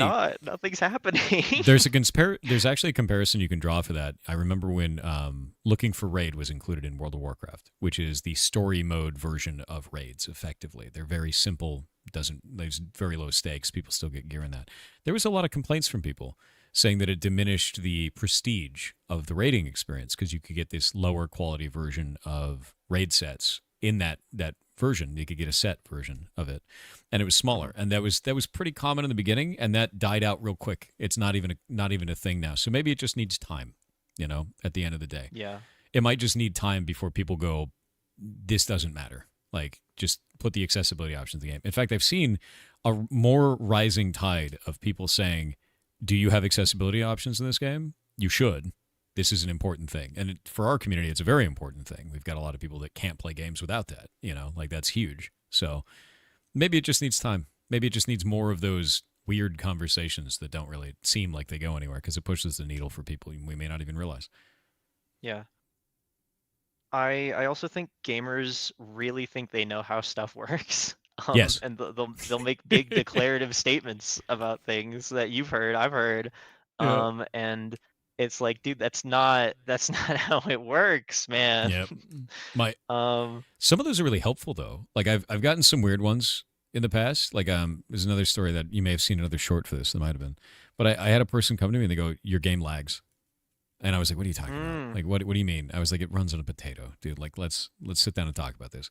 But it was a mini game where you have to poke these like pods on the screen with a finger. But the finger was animated and kind of doing this, like pulling back and going forward. And what was happening was the reticle to poke was like this, and that's where the mouse cursor was. So when the finger pulled back like this, they'd click on the pod, and it would click off the pod, like the actual model. And then they'd have to click again. And they interpreted this as the game is lagging because it's not noticing my inputs. All I did was I stopped animating the finger. And because it wasn't animated anymore, they could always click perfectly. And they're like, the lag was fixed. I'm like, okay. You bet, buddy. And I was like, yeah, totally fixed, man. But it just made me laugh because I'm like, okay, a lot of the times players won't understand the technical details behind what you are doing or what is causing a problem. They can only express it as, I think it's this. And you have to figure out the spaghetti of the conversation to like determine like, what is it do I actually need to fix here? Is there even a problem? So I get it. I super get that. In fact, what is the weirdest feedback you've received as a game developer? Oh man. I mean, this is like my like first like solo game, although the concept of like a solo game is all nebulous with asset packs and things. Yeah. But I have not gotten a ton of like actionable feedback. It has been very nice with people being like, oh, this has really resonated with me. This means a lot to me. I love this. I'm not going to complain about getting feedback like that. But I haven't gotten a whole bunch of just like, oh, this feels bad. There's an issue here. I guess probably one of the biggest ones was I was talking to someone that's in accessibility in like the games industry, and she told me that the TV static was really bad for misophonia. I believe is what it's called, just like a sound sensitivity thing. And she was like, it's not a big deal. I had to like rip off my headphones though when I loaded up the game and the TV static sound was going. And I'm like, oh, hold on, I'll fix that. And you added the option. Yeah. Yeah, and then also that that screen at the start, which didn't show up on stream because you were setting stuff up, but there's a little screen at the start of the game that is like, hey, do you want to turn this off before you go to the menu? And it's like, as a dev, you have that perspective. You want people to play your game. You want people to enjoy your game, and that involves making accessibility settings, fixing those little issues that hurt playability, because the most important thing is that people are able to play it and enjoy it if they want. Yeah. We're going to go into ads for about 2 minutes here. They just started. And we'll just chill out, basically. Just chill for 2 minutes. So I used to stream on Twitch and stuff. How is the reliable income from ads? So ads, if you run them 3 minutes an hour, which is the minimum for this, they change it from a 30% cut to the streamer to a 55% cut, which is massive. They also get rid of pre-rolls on your channel, which increases the amount of viewership that you have dramatically. Because pre-rolls, if you jump in to a channel and you get 8 ads and you've never seen the streamer, you're just going to leave. You change the channel. I do it all, I did it all the time. So that's a big one. The other thing they did was they actually split off and show how much you're making from Turbo now. So Twitch Turbo, because you get no ads, they show it now. They were giving you ad rev from that before. They just didn't show it. And it was one of the things that I brought up to Mike Minton, who was the chief monetization officer there at the time. And they were like, we're going to work on that. And 6 months later, I was like, oh, shit, I can see how much I make off Turbo. So that's damn. I think Turbo's 20% of the ad revenue now. And then the ad revenue overall is I'll give you an example of how ridiculous it can get. We run a ferret rescue here in Washington State. It's one of the largest in the world, and it's run completely off of ad revenue on Twitch. All the staff, all the animals. The ferret channel? Yeah, from the ferret channel. That's awesome. We're building a 2,400 square foot structure off of ad revenue. Damn. So it does pay quite well, and if you use it correctly and you have content that is advertiser friendly in categories that make sense for advertisers, not like mature games and things like that, you will find that you make dramatically more ad revenue. And if you are doing political content, you'll find that you make $0. No advertisers don't want to be associated with it. So we run that, and it's like a whole deal. But because it's in the animals and aquariums category, and it's very advertiser friendly, and it's a very good cause kind of a thing, and people love watching the ads there because it supports the rescue. It makes absolute bank, and then it allows us to do all of this stuff. Damn, and that's also framing it as oh, this supports the rescue, and that just it reframes people's thoughts on advertising as well. Yeah, it's the biggest thing that I talk about with it is you don't have to throw money at this. We don't need donations. Just watch. And it's so positive overall. But yeah, no, in terms of ad revenue on Twitch, it's very high if you understand what you're doing with it and try to do it in a way that makes sense for people. Don't they also have a program where they just give you money at the end of the month if you run X amount of ads per hour or something, right? Like a guaranteed. Really? No, that used to be deals between individual Twitch streamers. There's called a guaranteed minimum, was it called? But you had to sign up for that, and they were all backroom deals. There was no public deal for that. There was individual streamers could have that deal with Twitch, and it was different for every one of them, and it was like a hush hush thing. And one of the things that they did recently is these are off. We're not doing this anymore. And they made it all very public. All the systems are very public now, which I think is a better move, because I think that was weird. That's pretty cool. Yeah, I don't know. I was thinking of Twitch giving you X amount of money if you ran enough ads, and it was through Twitch specifically. I may just be totally off base and be misremembering something. Damn. Yeah, no, they don't do that. I know Kick gives a monthly minimum thing for that, but I don't want to stream there. Yeah, I was definitely not thinking about that. Yeah. I may just be super misremembering something. No, you're good. No, it makes sense. They've changed monetization styles so heavily over so many years. When were you a streamer, by the way? How long ago was that? If you I started in 2019. Because COVID was very lonely. Just because I that was also when I was starting college, so everything was remote, and the teachers didn't give a shit. Yeah. So I streamed a little bit, and then got a little bit of traction, made some YouTube videos. They did pretty well. I have one that I think just hit 1 million recently. It's not good. But that's great though. Yeah. But I stopped about when they changed the tag system away from predefined tags. I think I stopped a couple weeks before that. Oh, I remember that. Yeah. And in fact, this is one of the stats that we talk about quite a lot is you started during this. This is when COVID happened, and that's the total viewership on Twitch on my stream there. And it shows like how much this platform exploded during COVID. Like, and most people didn't leave, you know? So most people were like, I'm just going to go watch Twitch, I guess, because they're just trapped at home, you know? And it turned into like a regular kind of entertainment thing for a lot of people. And it's changed quite a bit recently because there's so many like streaming platforms now. Like people are doing other stuff like TikTok lives, and people are now streaming on Twitter, which is wild, and then Kick and everything like that. So it's changed quite a bit. Yeah, quite a bit. Man, and like YouTube is a real competitor now in the stream space. It is. I think their tooling is very behind. Personally, I think that they could do a lot better in that regard. They do some weird stuff with YouTube streaming. I think raids don't really exist. They have this thing called a live redirect, which is like you're trying to say raid, but in like a clean room with gloves on. It's very strange, you know. It's odd shit. But then like other stuff too that they're just behind on. Like you upload a GIF as an emote, and it says that it supports GIFs, and it shows the GIF animated in that menu, but you use it in chat and it turns into a static PNG. Oh, awesome. just weird stuff like that. And it's been like that for like 2 years. So it's not, you know, changed, you know, it's just broken. And there's a lot of stuff like that on YouTube. I think YouTube's amazing for static content, but I think Twitch is where it's at for live content, at least currently. Interesting. That might change. Good to know.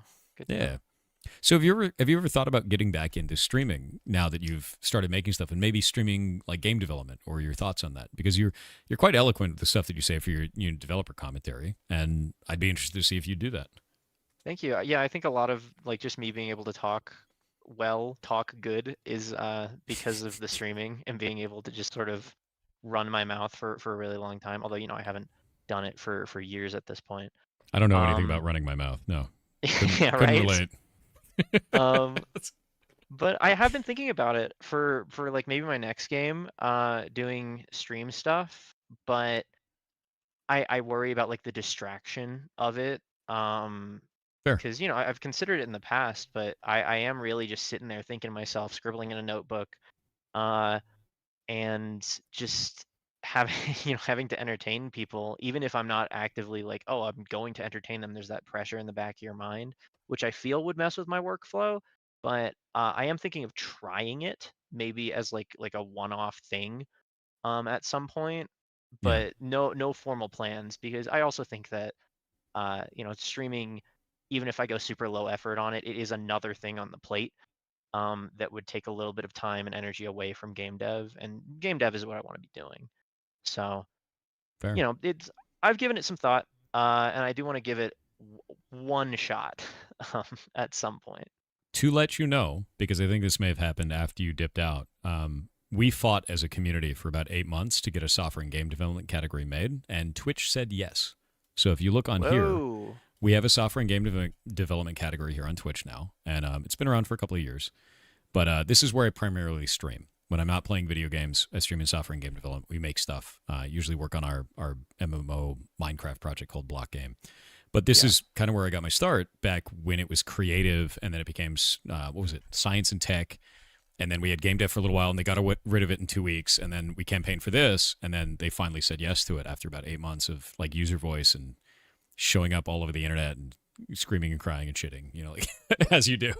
But but it's a place now, and like that's for people that want to do programming or art or writing or music or what, if you're making a game in any way. So there are places for that, and there's a lot of people that like to just watch co-working. Like you may not even be trying to entertain, just working on a thing while other people are also working on their thing, and some people really enjoy that. So there might be a space for that. Yeah. Yeah, I never would have thought that was a thing that people did. And also, like looking at the category right now, you only need like mid-30s to break into the top 2 rows. Oh yeah. So that's not bad. It's not bad at all. Also, my game is a category? What the hell? What? Yeah, your game will have a category automatically. I didn't know that. Yeah, so this is something that I tell a lot of devs is do this. Here, let me IGDB.com. So IGDB is owned by Amazon.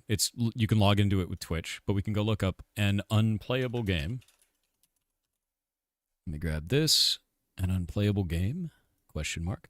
This is your game on IGDB, and it pulls from Steam. It pulls information from Steam, and you can even, add it yourself, anything like that. This is how a category in Twitch is made. So the moment it's up here, it's a category in Twitch. Instantly. Interesting. Yep. And that means if you didn't upload this, somebody did. Yeah, I did not do this. Yeah. Because they have fascinating. they have the icon or the image that you have to have for the category, and it's this image here. But like every game on Steam will get pulled up in here, and someone will format like an image for it. I think it's editors that are on there. But this is very well maintained, incredibly so. And if you have an account, you can claim your own game and all kinds of stuff like that. Very cool. I'll look into that. Thank you. Yeah, it's quite cool. And I didn't put mine up there originally either. It used to be through giantbomb.com. And then they switched it over to IGDB a couple of years back, but it's mostly automated. Like it's mostly just like done on its own kind of a thing, or done by wizard editors that just like descend from the sky and somehow take everything from Steam and put it in there. Yeah. But no, it's quite cool. I had no idea. That's very interesting. I'll definitely look into that. Yeah, it's really neat. But anyway, I think your game is cool, and I think you're making cool stuff, man. Thank you. Do you have any advice for someone who's just starting out that wants to make something? Maybe has never made anything before. I honestly, I don't think anything that you haven't already said. Just kind of, I mean, for games, everyone always says like start small, don't make your dream game. They are right. Because I've known, there's one side of it where people are like, oh, you shouldn't discourage, ambition and creativity. But on the other hand, I have seen so many people start with their dream games and finish it, and it's not what they wanted, or not finish it, and then give up because they shot for the stars and missed. And this game took like 120 140 hours, and over the course of like 3 months, which is short, but also I went to college for this, so that you shouldn't judge yourself based on that, like those metrics and that momentum. But making something really small is great. It's a great place to start off with, and the most important thing is just that you enjoy it. If you're not enjoying the process, you keep with it for a little bit, but don't force yourself to do something that you hate, like me with video editing. It's just you gotta like doing it, I guess. This is not very good advice. No, it's good. It is good. I think it's good because it's honest, right? Yeah. That's all it needs to be. It's how you feel about it. Doesn't mean it needs to be a universal truth. It's just yours. Yeah. Yeah, hell yeah, man. Just as long as you're having fun and learning something, it is more than worth it. I think the funniest response I've had to that question so far was someone said, "Don't." Yeah. And they said that the reasoning behind that was they wanted people to do it anyway out of spite, which I thought was hilarious. It's like a great, like really ridiculous. It's like you're tricking them into doing it, right? It's made me laugh. It's very funny. And someone said in chat, like if I start with my dream game, are people gonna copy it? Probably not, man. Like, the games that get copied are big, and if you're making something really small by yourself, no one's gonna see that and be like, oh, I'm gonna snipe them. On one hand, they're probably not gonna do that. On the other hand, if they do, it's the two cakes situation. So like, there's gonna be two games with a similar premise and cool stuff going on, and yours is gonna have your touch, your unique human artistry in it, and that's gonna make it worthwhile. But aside from that, just if you're having fun, you want to have fun, do it. Yeah, I hear the same kind of things where people get worried. They're like, I don't know if I want to stream the development of my game. Someone will steal it. And I'm like, yeah, but now you have all this video evidence of you making it. And they go, oh. It's like, yeah, dude, like, it just makes me laugh. But like, no, if somebody does copy your game, 99% of the game is execution. It is. Like, I think an unplayable game is infinitely better because of your developer commentary. I think it was just on its own without the developer commentary. I think it would be missing something, honestly. So that's your unique touch added to that. Anyone can make that game, but you made that game for a reason with words that back it up. And I think that's important. With AI just like making games now, right? Quality debatable. Yeah. That talking about the work that went into it is really important and cool. It's not just important as like an artist to really talk about your thoughts that went into it, because that's interesting. Just on a baseline level, it's really interesting to think about how, or to hear about how stuff was made. But that human creativity is really important to people now. So I really tried to lean into that as just like, yeah, AI is putting out stuff, but I made this one. Yeah. No, heck yeah. I think there are a lot of people that lean towards that too. There's kind of two trends that I'm seeing in social media right now around AI usage, which is accuse developers of using AI or artists of using AI when they didn't, which activates a mob of people, or Yeah. get mad about AI being used in any capacity whatsoever, and then that creates a mob of people. But if you're making something, you're like, I made all this myself, it's only positive. I don't see any real negatives from that. There is a lot of polarizing kind of feelings in that field, and it is kind of a minefield with it. But I don't see anyone really mad when you're like, I made this, I'm an artist, right? Like, it's just not, Exactly. it's hard to be mad at that, right? You're like, okay, cool, sick. Yeah, like maybe a couple people will call it like pretentious, but people get upset with AI usage, and they don't, that no one's going to be getting upset at AI usage if you don't use AI. So, Yeah. And it's funny too, because no matter what you make, someone's going to call it pretentious. That's how art works. Absolutely. Yeah, you just gotta not worry about it. Yeah, be like, all right, cool. That's it, man. In any case, we're almost at time, but it's been great talking with you. Like, your game is cool, you're cool, and I can't wait to see what you make next. I love the puzzle game you're putting out, even though it's a simple thing for you to learn from. I love the reasoning behind that, of making something just for the fact that you learn a thing by doing it, and that's great, honestly. And I'm gonna do commentary on that as well, because even though it's a small scale thing, it doesn't have as much to say. There's still a lot to be said about the creative process. So I want to make sure to talk about that and do it as a universal thing, because it's not just only these really thought piece games deserve the commentary. It's like, no, everything requires so many hours and so much work, and that's interesting. I love that you transitioned from being a video editor to an interactive devlog creator. Yeah. Oh. And then I try to do devlogs, and it's just like, no editing. I'm gonna record a clip in OBS and just dump it out. That's the game, dude. Your game is an interactive devlog, and that's hilarious, and I love it. Yeah. I think it's a really cool model, and I think anything you ever make, I think that you have a style here that's unique to you, and I think it's really positive and helpful and teachable to people. So, like, just keep doing that, because it's neat. Like, I thought that was great. It added a lot to the game.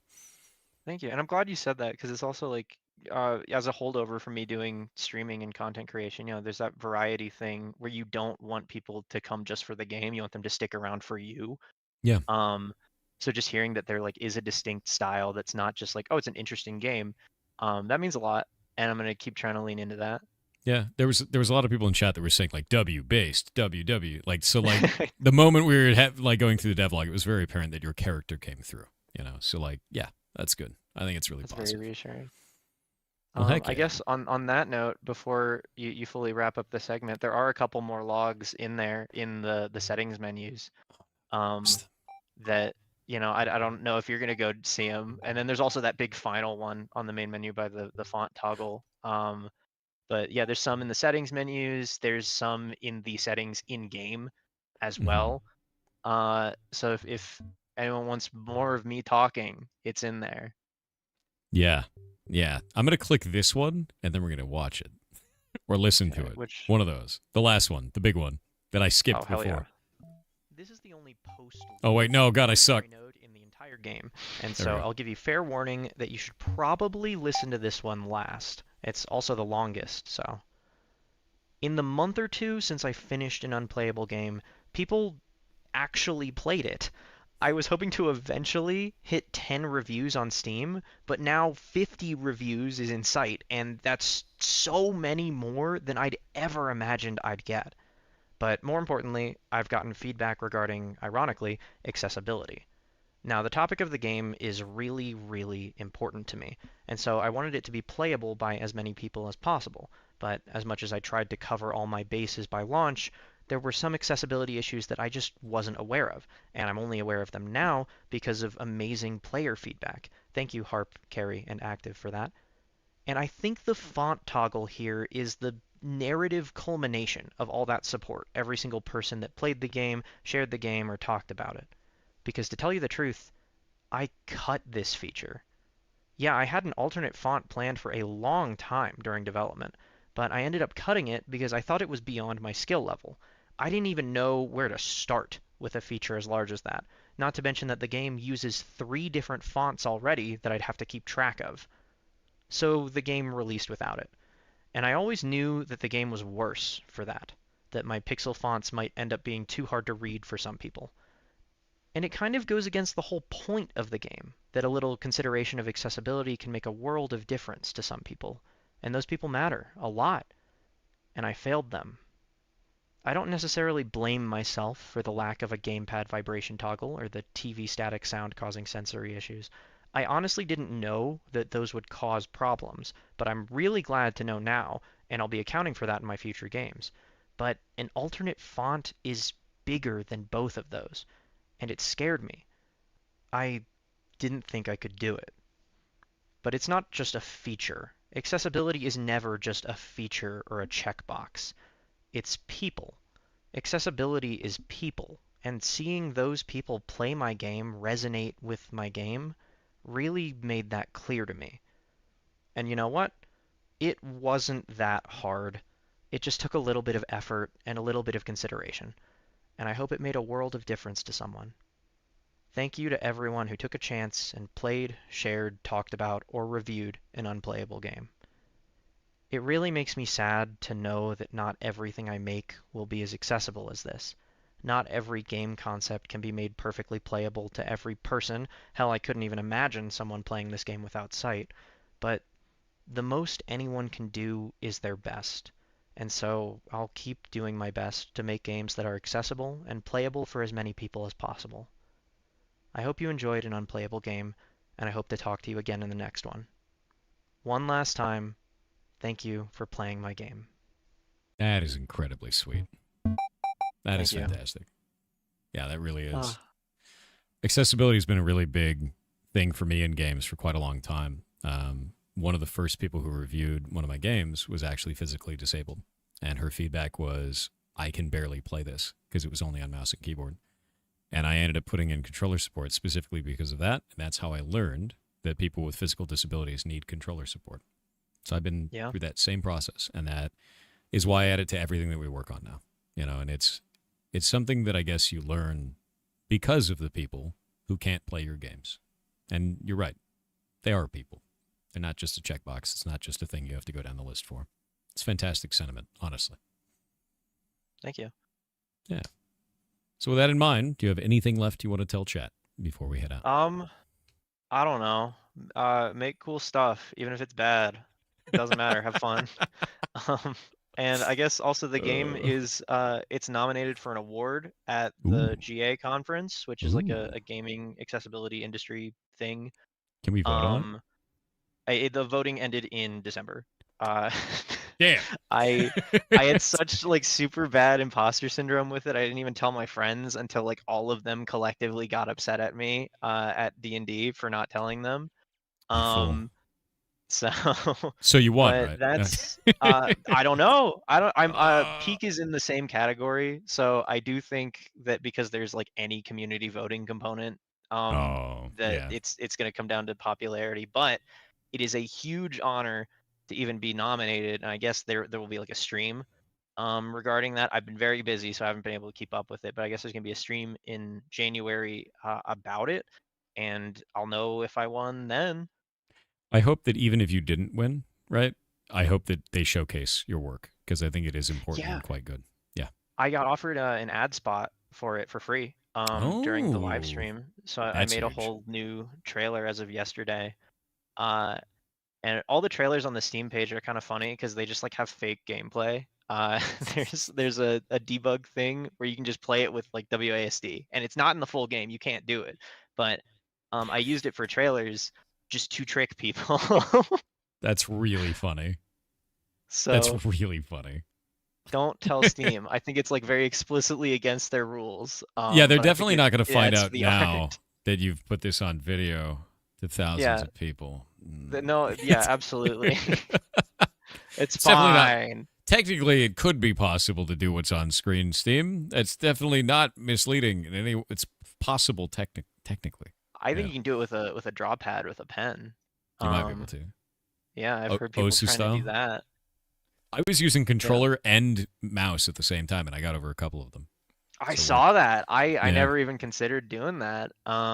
It's so reassuring that you had like the exact experience that I wanted you to have, where just like, you know, you bash your head against it, you're like, oh, I can do it, and then you're like, what is happening right now?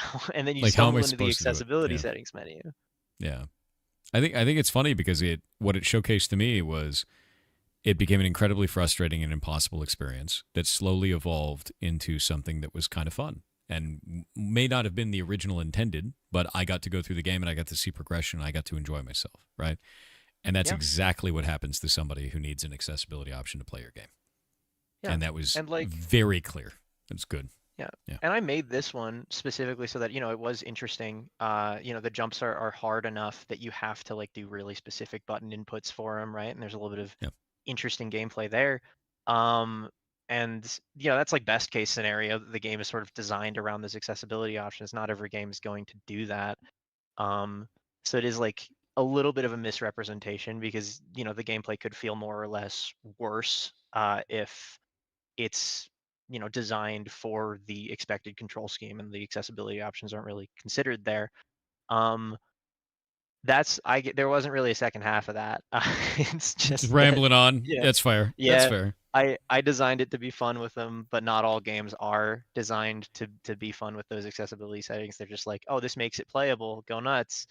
But people find their own fun with things. I trust people to do that. So I think just putting those settings in there, even if you feel like it compromises your idea of what the game should be and how it should be played, it's still worth doing because, you know, it's going from nothing to playable, and that's worth everything. Yeah. No, you're right. You're right. And I think it's a good message to have. Well, with that in mind, it has been lovely having you on. You've been awesome. Your game is awesome. And thank you very much. Thank you so much for having me on here. It has been an absolute pleasure. Well, rock on. I will talk to you later, and I can't wait to see you definitely win that award, right? Definitely. Maybe number one. Yeah. Number one. Beating everyone. Even Peak. You know, I think Peak deserves something. They kind of didn't win best multiplayer game. So gracious, you know. I like Peak. It's so good. It's a good game. Yeah. Yeah. All right. Well, thank you so much again. Absolutely. And I will talk to you later. All right. Take care. Good dev. Good game. Fantastic. Honestly. Yeah, no, that's quite good. This matters a lot to me. A lot of people may not realize this if you haven't been in the community a super long period of time. Shay, our artist, is red-green colorblind. Everything in our game Heartbound is built in that context. It has to look good to Shay, and it also has to look good to me. We don't have accessibility options for different colorblindness because they're built directly into the game. And that was something that kind of opened my eyes to that quite a bit, you know. And I think all of my feelings about accessibility have changed over the course of being a dev and interacting with you guys and getting feedback from players over the last, 8 years, something like that. Wish list, so you don't forget about it in your library of 600 games. Good. Yeah, do it. Do it up. There you go. And this subject is very important to me as a result of that. So thank all of you for giving me feedback on that over the years. And thank this dev for making games like this. Art pieces like this that push a narrative of inclusivity in video games for people with, different disabilities is huge, man. Accessibility is a massive subject to me. Cool dev. Definitely. And it does not diminish your experience if you're not using the accessibility options, for sure. As much as some people think it does. Definitely does not. All right. We're going to swap back out. Cool video game. Very cool video game. Yeah. How did you meet Shay? Internet. I did this maneuver. This may be very advanced maneuver. I had a day job, and I took what little piece of money the boss man allowed me to have, you know, while he bought 50 yachts. And then I took that and I raised it into the sky on the internet. And I went, I need art. and then Shay like scrungled out of the internet, was like, and like made noises like that. And then it took the money out of my hand and created art. That was basically it. That's the whole thing. It was like that. Yeah, like a hissing, enraged raccoon, rabid in a gutter kind of a thing. Yeah. Yeah, exactly. You got it. Scrungle mode. Full mode. Yeah. Rattling trash cans and everything, dude. And now we run a ferret rescue.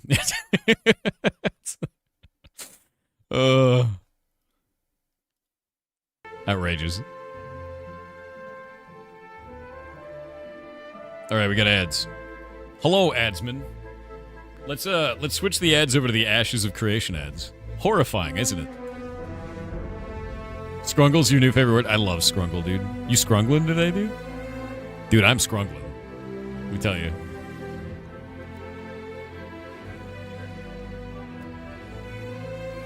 Scrungling to the maximum. Gutter raccoon, yeah. The Summoner Thor? Yeah, I'm over on the side, summoning a Bezos, dude. What you're saying is that the scrungle is real, yes.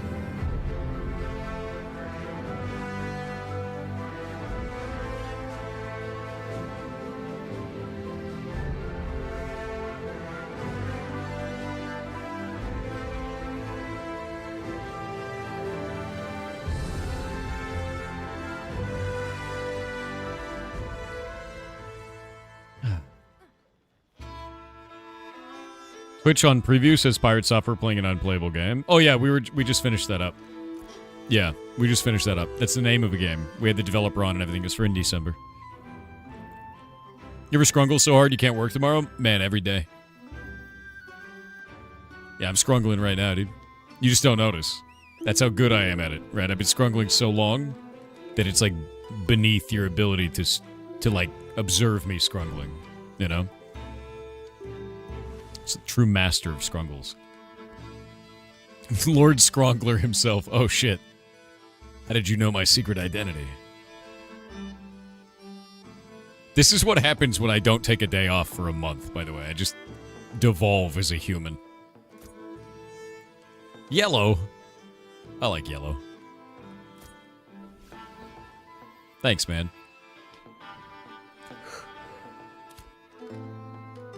Ugh.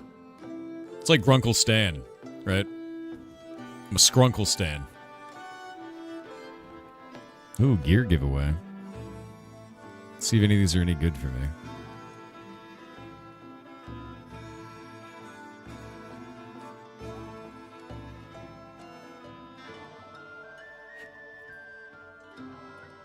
Nope.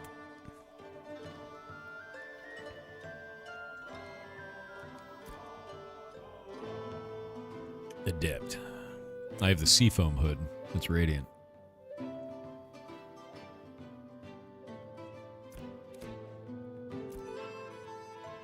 Ugh. I might end up wearing this. I need force gear. Ugh, I need 2 pieces of force gear right now.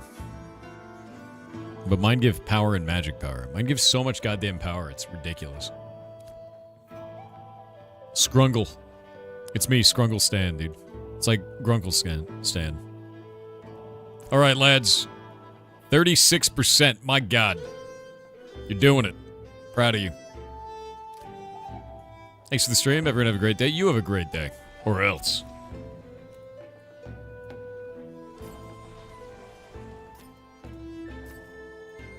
Yeah, you heard me. I need to go get more plants. More bullshit. More delicious foods. Got a lot of purple this time. Purple is good.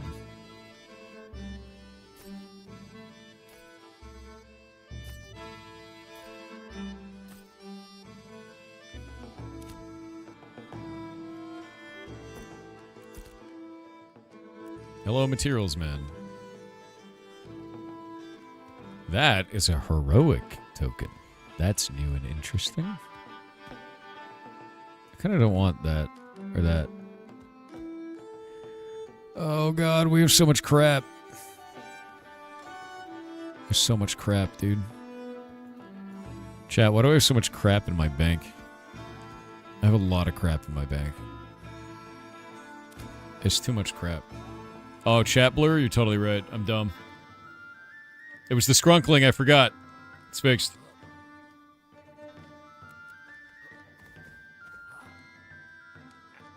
Everyone was yelling 7 to fix it. You're great.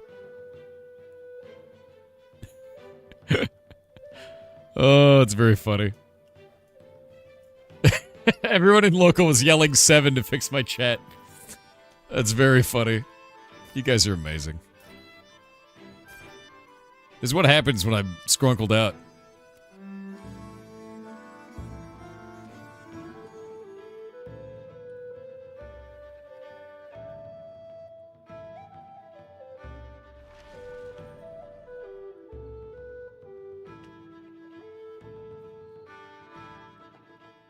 Shit.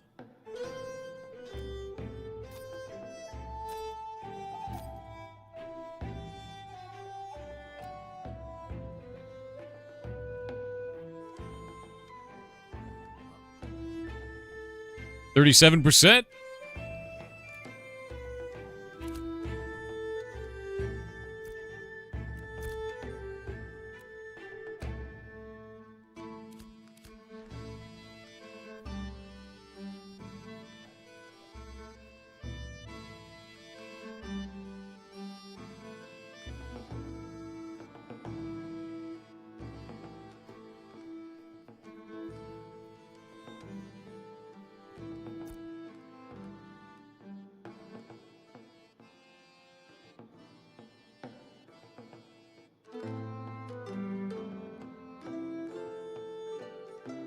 Let's grab this. Do you want some legendary mats? No. No, I'm good. I'm thinking about what I need to do for daffodil powder, or for grind powder.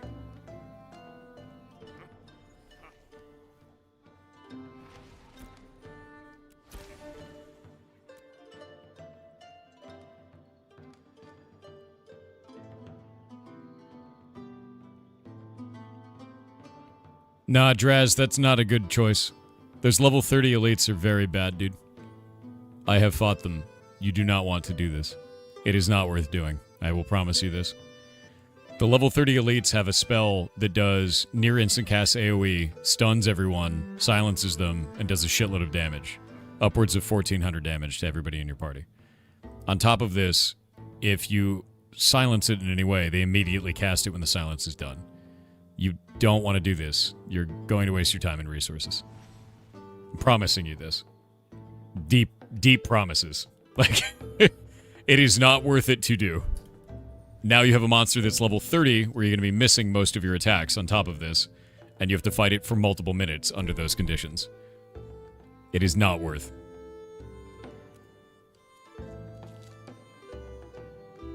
Oh, the 2 deviled eggs. God damn it. It's not a worthy challenge. We need to be pushing the island. We got to be focused. In that amount of time, you could be picking a bunch of plants on the mainland here and getting actual experience for the guild, for the node. One of the 5-star giants might be worth it. That may be worth it. That I don't know much about. I know those things hit like 50 trucks, and that's probably going to be a 40-man raid, to be clear. So you have to resolve, is that worth more than a 40-man raid locusting? And I'm going to tell you right now, it's likely not. When we fought 5-star monsters in the past, they've taken multiple attempts with everybody at level 25 with very well-crafted gear. And even then, there were wipes. So...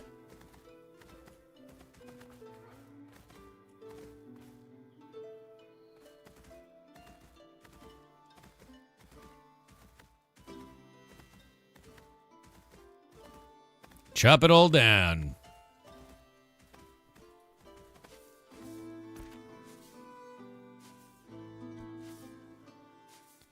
Shorefoot has leveled up and is at 0%.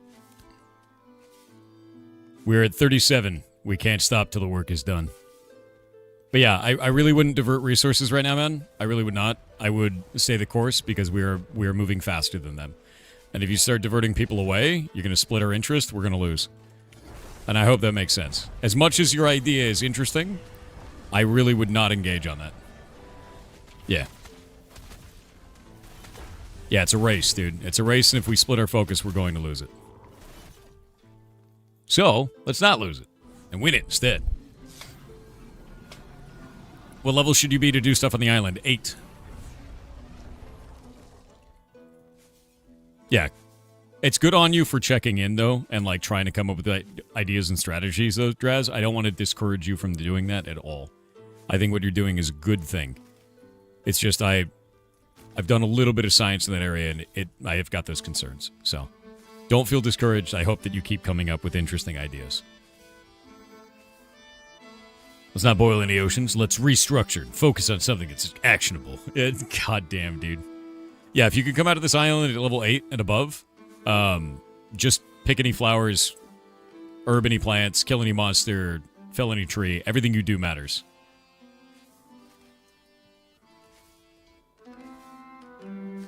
We'll circle back. What's the size of the elephant airfield? It's the entire island. It is thousands. You cannot... We've tried 100 players doing this, and we still can't harvest it all. It is infinite. Yeah. It is infinite. It is the whole of the island. Everything is this.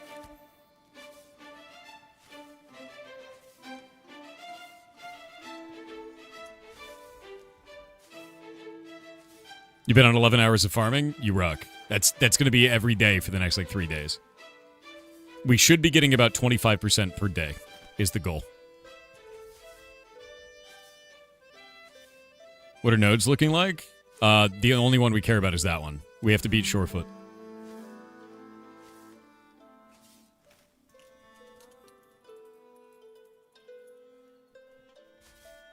Yeah, we're getting more people that are, going to move here. If you want to move to our island, come move in with us. It's your island too, man. These pirates smell like elephant ears? True. Why are we doing that? Because if we don't, they will turn us into vassals and we become peasants. And we can't do anything about that. We don't want to be peasants. You looking forward to other MMOs or just Ashes? Right now, it's really just Ashes. You know, I think that's the big thing for me is, Ashes is the big one right now for me. And I want to see... I'd like to see more MMOs come out that are social sandboxes, but this is the only one that looks promising to me currently. And it has for a number of years, you know. Can't become a citizen until we're a settlement, that is correct. Until the next level up, we become, I think, a village is the name of it. Let me check. Yeah, I think it's village next. Yeah, village. And then village allows us to be, citizens and everything. You're watching Ashes and grinding Dune. Really looking forward to the next update. Rock on. Yeah, Dune looks really good. How long do you think it'll take to get to Village? That's what we're working on right now. Today we've gone from 21% to 37% so far. And, I'm not stopping. I'm just going to keep going, right? And the more of you that do this, the faster we go. Plays said, Thor, I want you to know I am glad we met all those years ago under the broken lamp in New World. I know that the day will come when I may not be here as part of the community for one reason or another, but please continue the good work with others to uplift and encourage. Oh, it has been a wild ride with you, bro.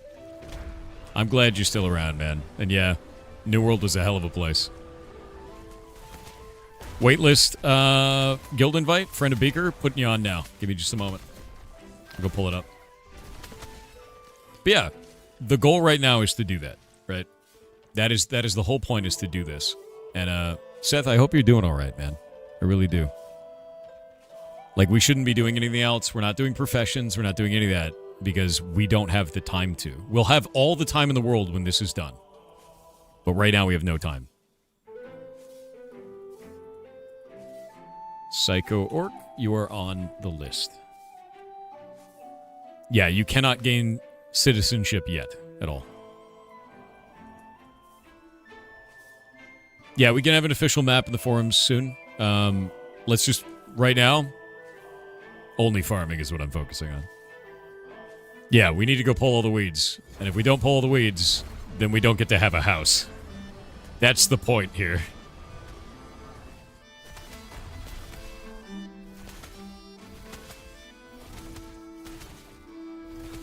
Only farms, yep.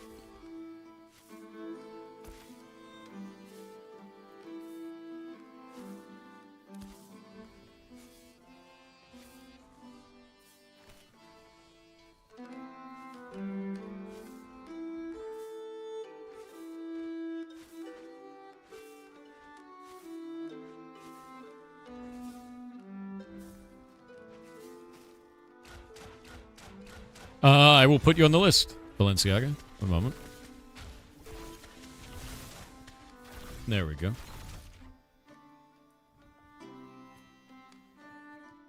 Yeah, Thor wants you for deforestation.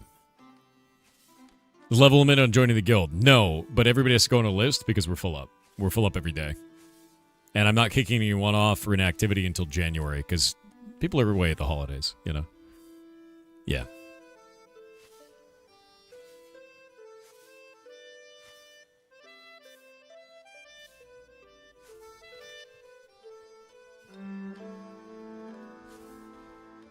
We're the predominant... What's the predominant race in the group looking at right now? I have no idea. We don't really keep track of that for, like... Because there's no racial bonuses, you know? And it doesn't influence architecture yet. It will eventually, but right now, not so much. Coalbeard, you are now on. Great name, by the way. Kind of cool. Very dwarven. And Meltalar, you're on, too. There you go, man. Added. But yeah, every time the guild levels up, we add 15 more people. So... And that's it.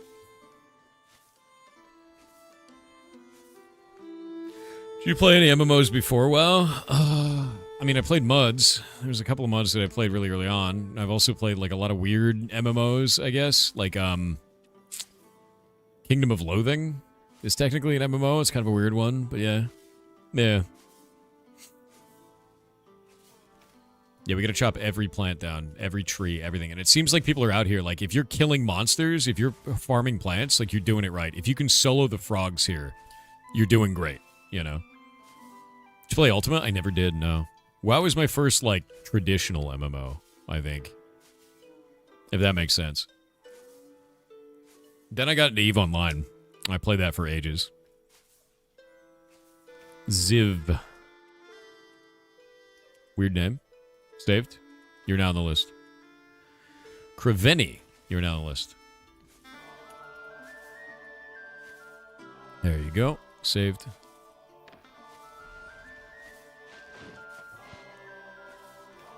Oh, T Maximus. That's fair.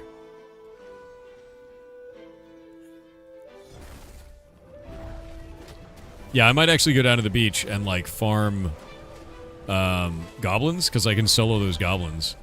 And that helps us dramatically more. So I'm probably going to start optimizing away from helping with plants. You guys should form a raid and get together and get people going. And get some, like, maybe one high-level player with you. Is there a way to harvest faster? There is, but you need better tools. That's about it. Or, hopefully, if you can go into your gear, you can get Herbalist Shirt and Herbalist Breeches. They give 15 Herbalism speed that way.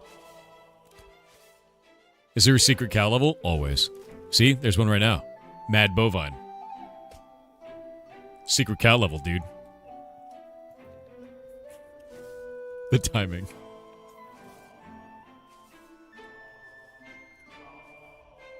You have gifts for me? What kind of gifts? Are they horrifying? Oh?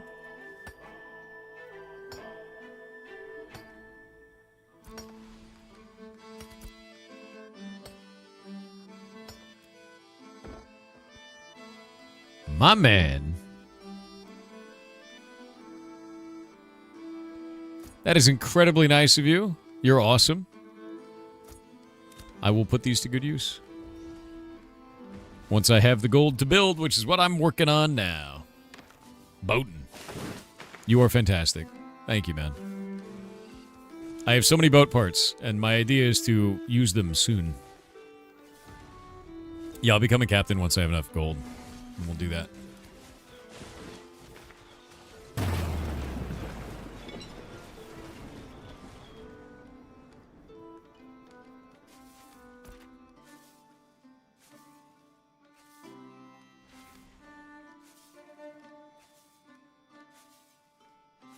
let me do an announcement to the guild, because we have an update.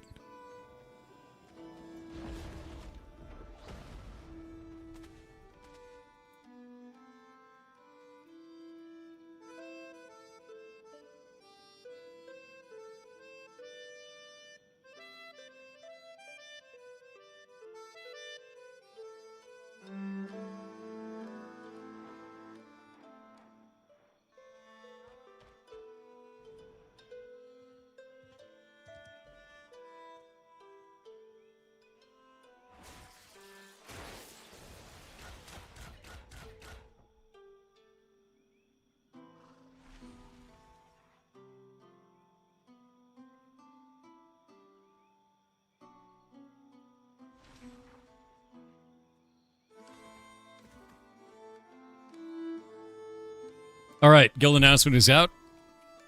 We're doing great. We got to keep up the same amount of pressure. Sylvanessa, I believe I already have you on the list from earlier. Yes, I do. Okay, you're good to go. Had to search.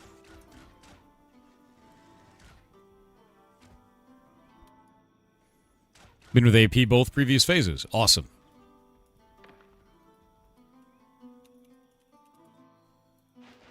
I will get you on. Yeah, you're on the list. When you come up, I will let you know.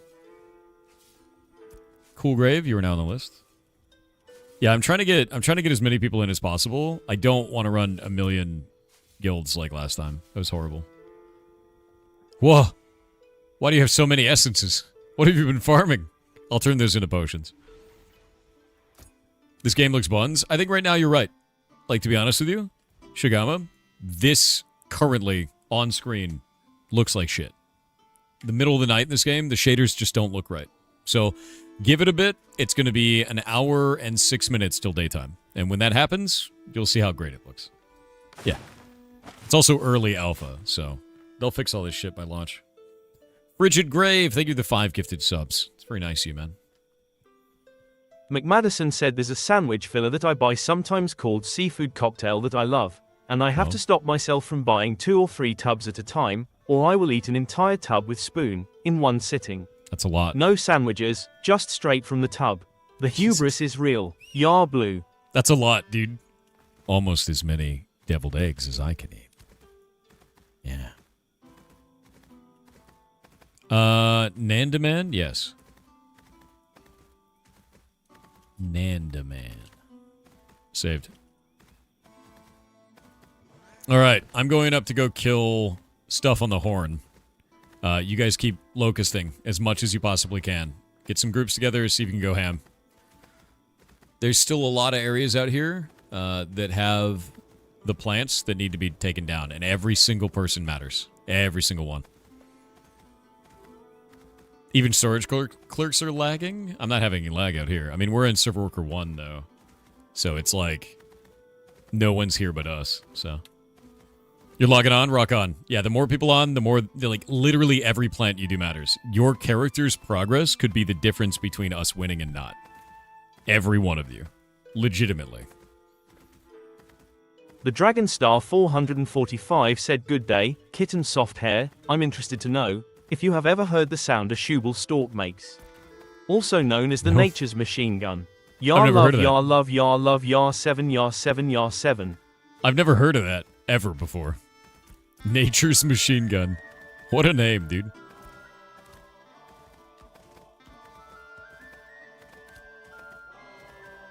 I must kill.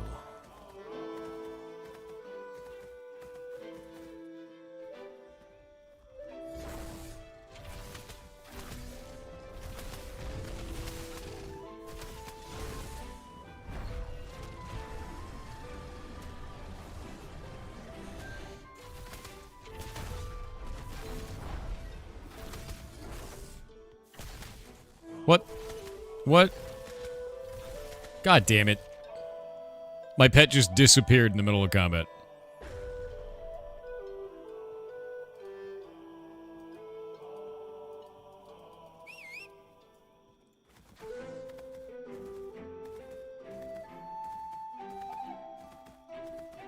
Oh, now you're back? You big piece of shit. Resummoning you.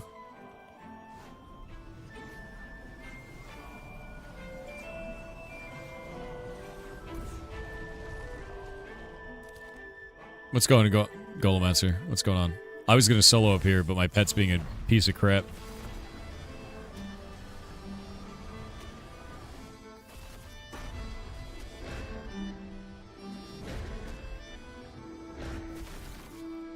That's not Jim the Dandy. Did that crab just teleport? What is going on up here? What is happening? Why?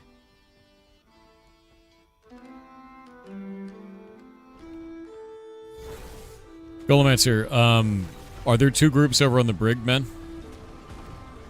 Do we already have that one being formed?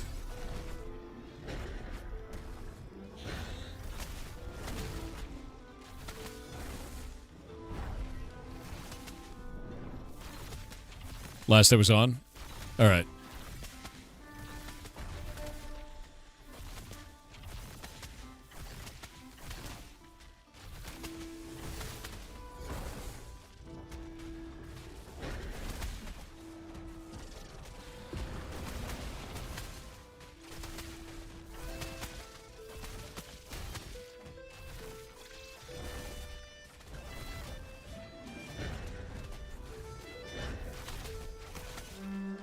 Nice.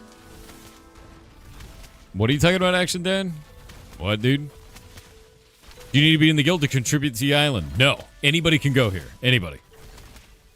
If you come to the island, everything you do matters. Every monster you kill, every tree you chop down, anything.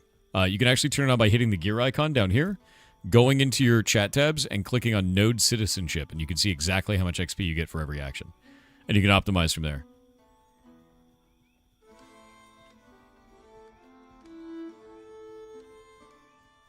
Like this right here, this tree, totally worth XP. I can send my pet over there to help him. Chest textures, yeah, it's a known issue. I've bug reported this a lot. It's because we're changing seasons in 10 hours. And the seasons start to get real weird with certain ones. Does the same when it's turning to snow.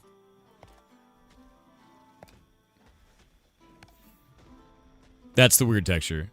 Yeah, it's a bug. I've reported that 10 billion times.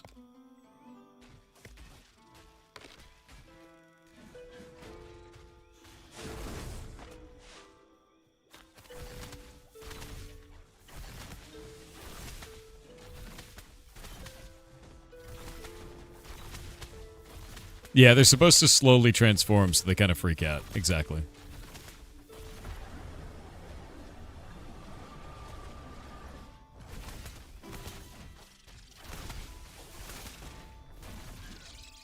Yeah, this is an actual race now, though. Like an actual race.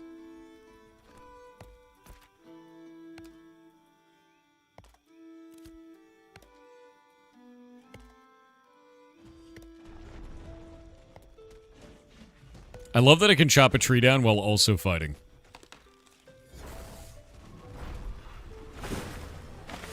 Dotson pet OP.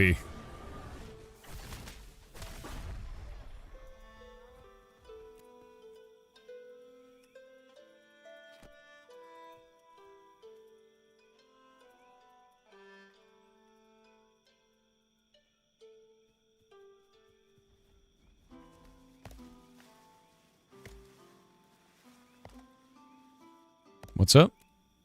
Got someone that wants to farm the goblins on the horn. If you want to do that, yeah, we should do that. Because we could pull like 10 of them at once, dude. We could just like farm clear the hell out of that. Because I was going to do that already, was come up here and solo them. Because they're worth like 100 each, you know? Now an adolescent coconut doesn't have a father. Okay. Adult coconut cut down at its prime.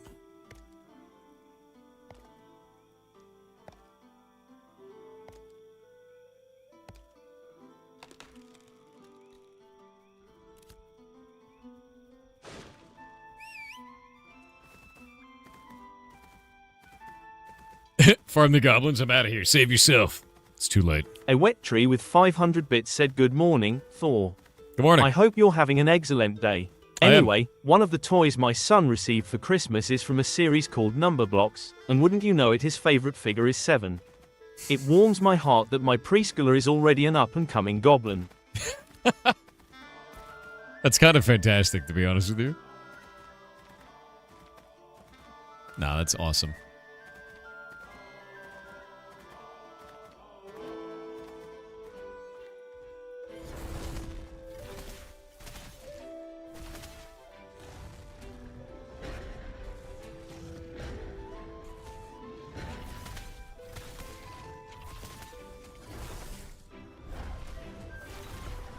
We might have all the clerics? Dude, they should spread out around the island, man.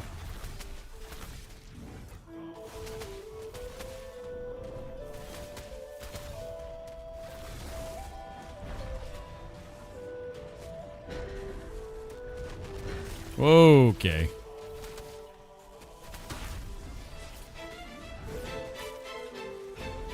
Nope.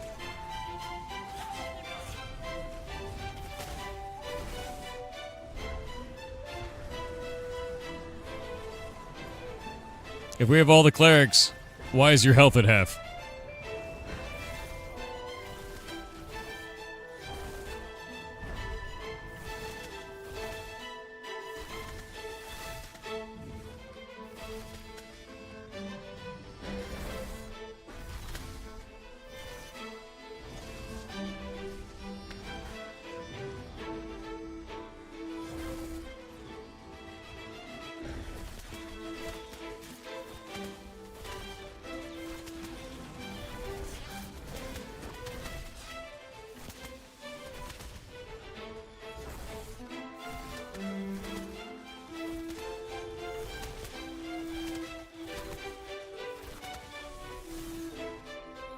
Every one of those was worth 248.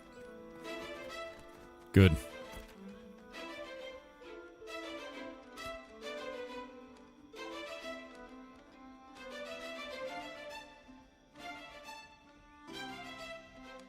Nasty, nasty enemies.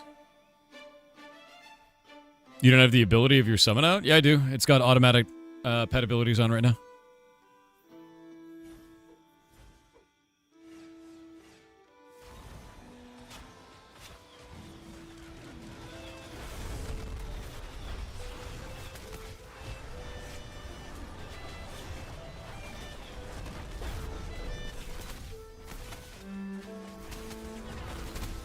Isn't you shield his spot? I don't need him to. Yeah, the only thing I need him to do is the AoE. He's not the tank. Gullimancer is. Yeah, I legit don't need him to do that. If he was the primary tank, yeah, but no. How's the audio for movesets? Oh, phenomenal, to be honest with you. Ads are over.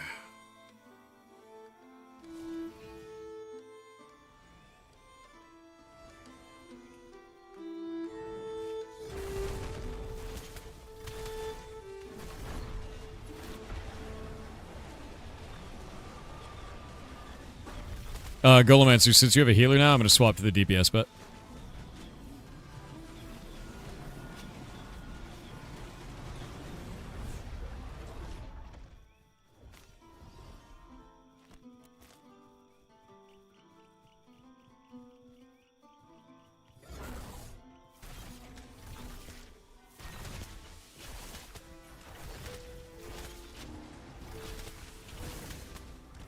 What is wrong with this pet?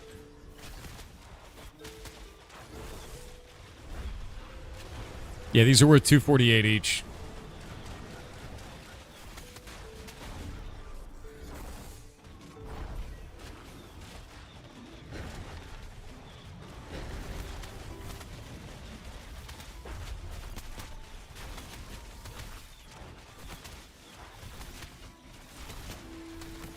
This is rough.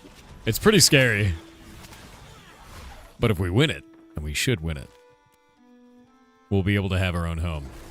And be the largest city in this area.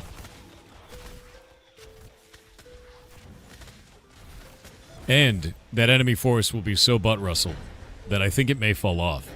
I don't think they can go for a triple, you know?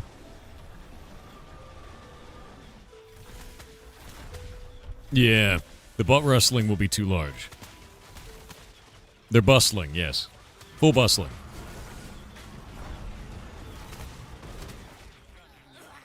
You feel the summoner pet gets affected by server problems very, very much? Yeah, no, a lot.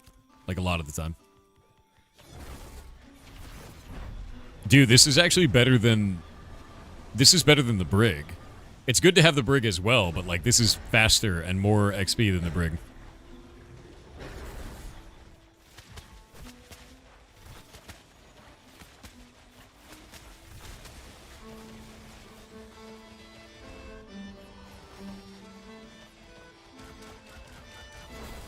Insane ring, but also insane cost to make that ring.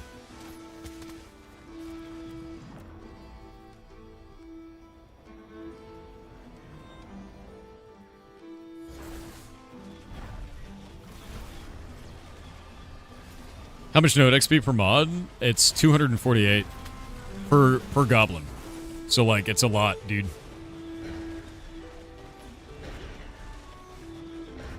Basically, we need everybody locusting, because all the locusts are, like, really good. And then we need everybody doing this as well, and we need everybody farming the Brig. We're hitting every resource on the island at the same time.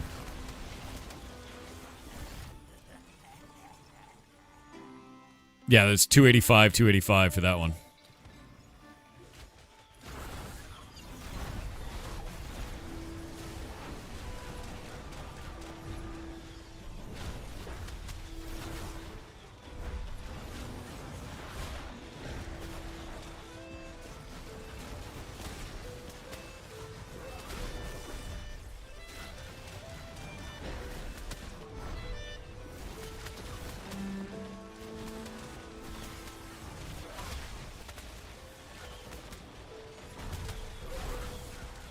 Nice. Yeah, that was 700 there. 750 in total.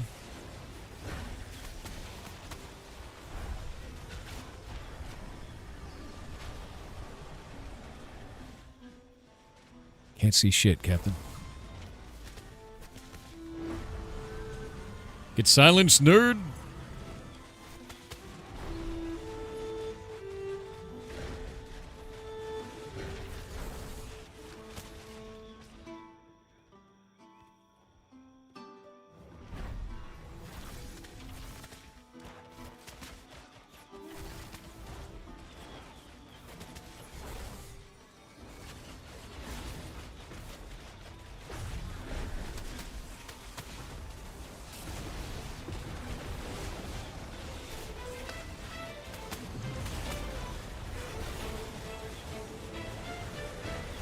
Nice. That's so much, dude. We just got another 1,000 from that. Yeah. This is the best place we could be doing this. Yeah, this is fantastic. It's just down to how fast we can bowl. There's a team down there. Let's not encroach on them. They're helping us. Gullimancer, let's go this way. Up the beach. Yeah, let them farm.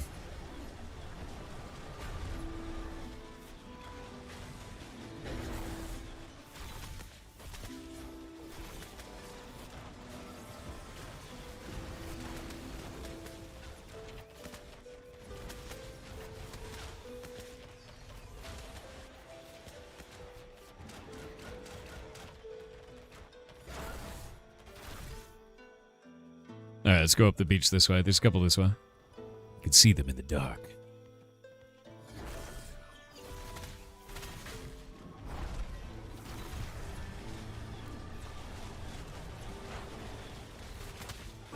Thank you sincerely, the team at the bottom of the hill. Hell yeah.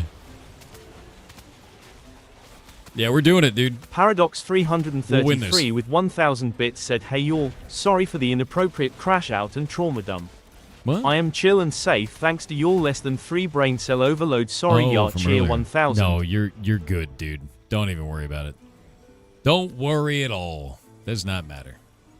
You are just fine. What's the cap on citizen bucks? I don't think there is one. And you can use them anywhere, so like, you know. By the way, Metacrow, if you're not on Brine Barrel, you should go to Brine Barrel, kill some things, loot some stuff. Because the more that you do that, the better everything's going to go for everybody. Join us. Join us on the island. Come get rich. You're on Shoal? Come get rich. What do you mean Shoal? Like Shoal Fire? The island down there? Don't go there. Go here. Here is better.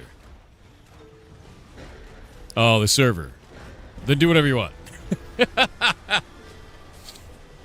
Oh, the server Shoal. F. Yeah, we just need more people out here. It's very funny. There's an island called Shoal Fire that we know of.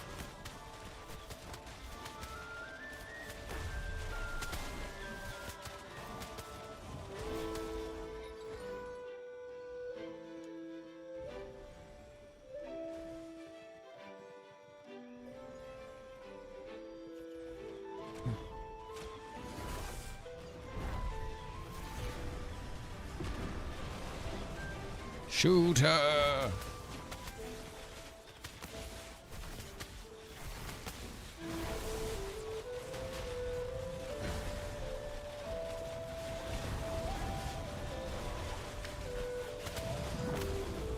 Dude, our AoE is insane now.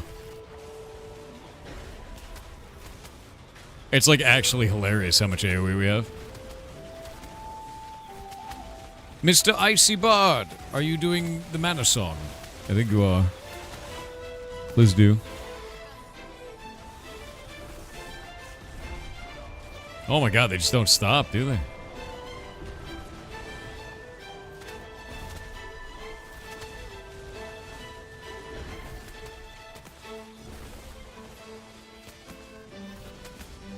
Can you be a necromancer? Yes. The sub-archetype of... Yeah, we've been in the 37 for a while. The sub-archetype of cleric, so it's summoner cleric, would be the way to become necromancer. We can't do that yet, though. So eventually, yeah.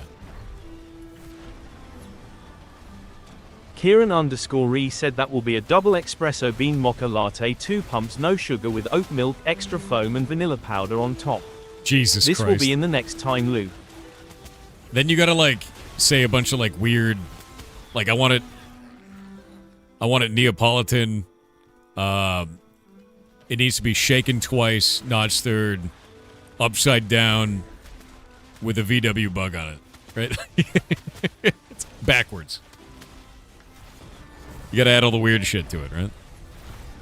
All the stuff that doesn't even exist. There's nothing wrong with just black coffee, man. I know. It's hilarious. It always makes me laugh. Like, the insanity of secret menu orders gets wild. I want 47 pumps of caramel in my coffee. Exactly. And if you do any other number, I'll know. I'll know. 47. Exact number. Exactly, dude. It's just always insane. Yeah, also I want my drink to be parallel parked in the shower, and if you don't do that, I'll know.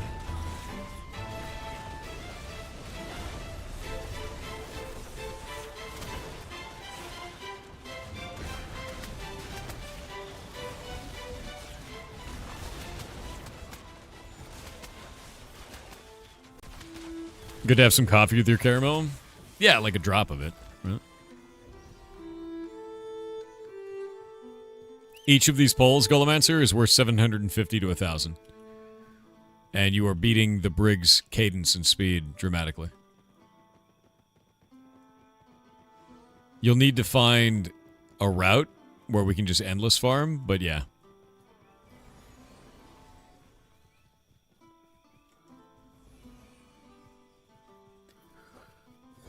There's one. Nope. Ah, my bones.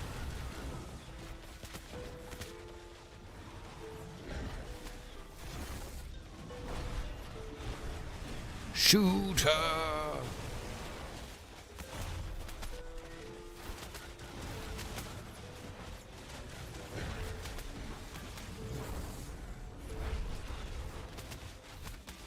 A drop of hyper coffee? Hyper coffee.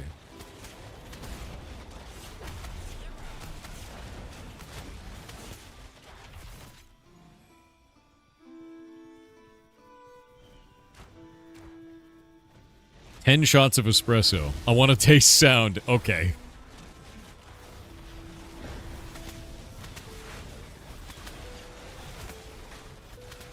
God damn, my damage is high.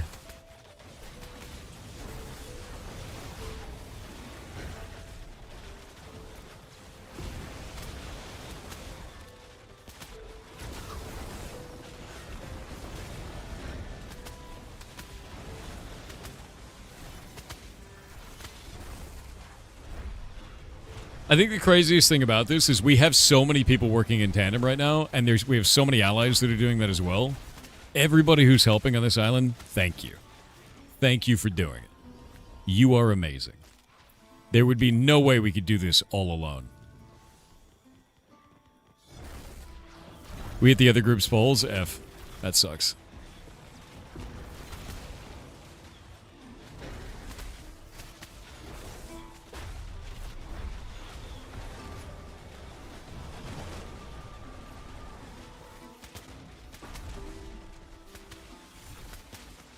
Yeah, every monster that dies counts, man.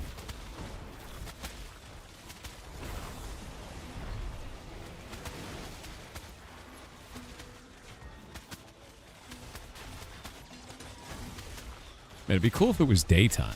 29 minutes, huh? Spare Melody with 500 bits said calm seas never made a sailor. Ask that girl with daddy issues out. Vadal evil giggle. Bro, wait a minute. You made it to the sea? Make it to the island. Good luck. Did you get a boat? No. We're putting all that on hold. The only thing that matters is this. We need to push the island. If you're not on the island, come to the island. If you're on the island, kill something. Or loot something. Do anything. Form a group. Kill a guy.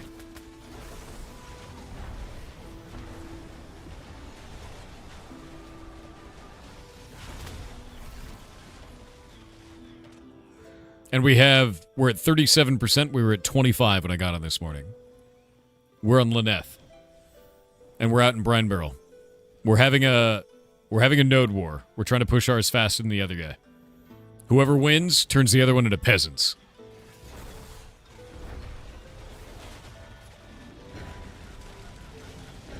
And I want a free nation for all pirates here, man. We can't be peasants. Ruin the whole vibe.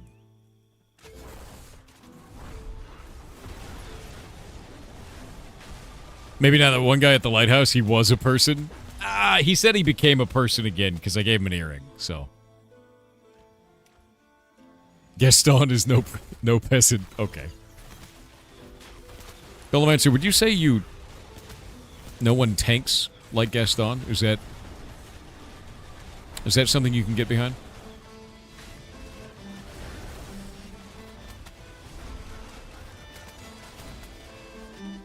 He's thinking. I can see the tank brain turning. I can hear it. The node is creaking. No one tanks like Gaston. There it is. You know Gaston ate like a half dozen eggs. Yeah, exactly. I might be turning into Gaston. I had 40 deviled eggs today. Chad also reminded me that a deviled egg is half of the egg. I thought I had only eaten 20. I was wrong. Worth. Yeah. Is 25 the max level? Yes, currently. But then it's power creep from gear. Bullshit.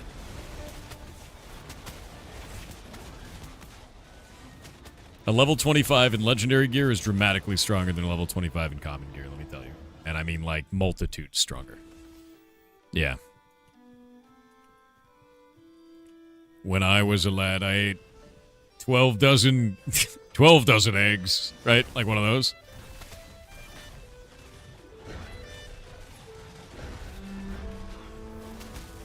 Yeah, I need eggs, dude. I need more deviled eggs.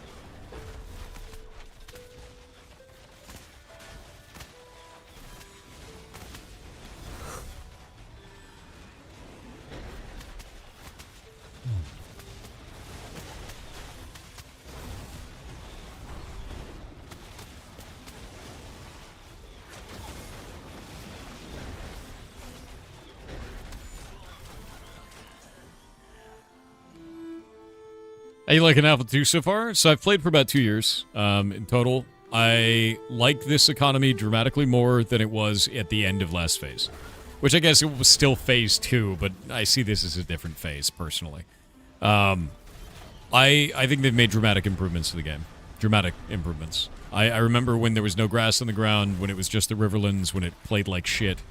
When Steven had to sign on and manually upgrade our towns when we hit new levels, like, been there. Been there. And it's nice to see how far this has come. No, this is not phase 3. They're still in phase 2, which is super weird, right? I don't know why they're doing that.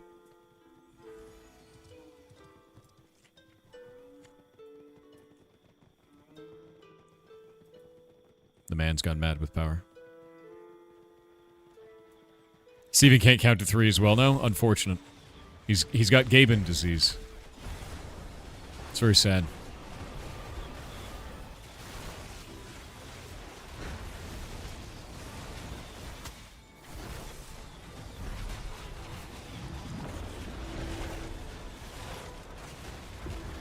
So much EXP debt from Iguana. Don't go where iguanas are. Stay near the city and just farm. Yeah, phase 2 and 3/4, exactly.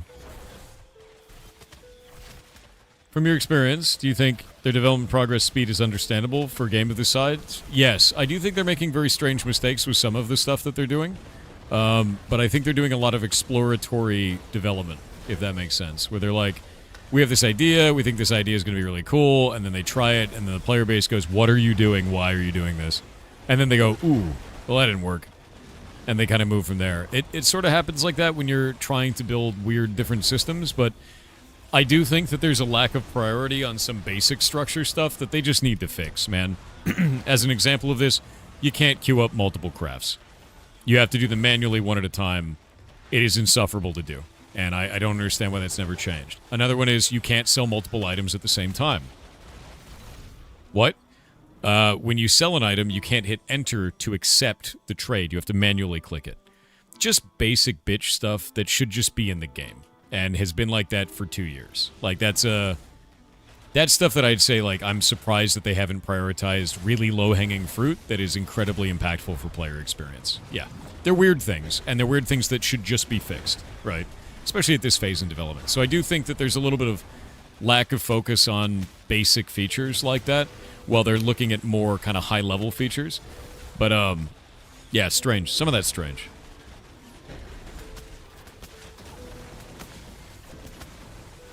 Yeah, basic quality of life stuff that should have been fixed ages ago, I think, on some of that. And I get that they're not focusing on quality of life right now, but there are some things that are such low-hanging fruit that there's no reason not to add that for your players to not crash out, right?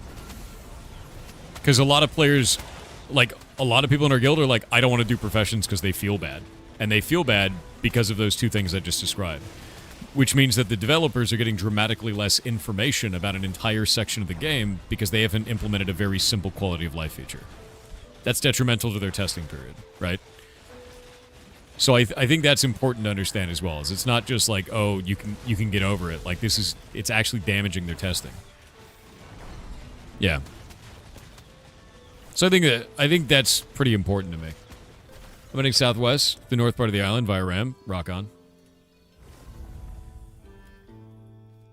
Make sure to go here and get the Ember Spring, or go to the middle of the island and get the Ember Spring. So if you die, you show it back here. 38. 38%.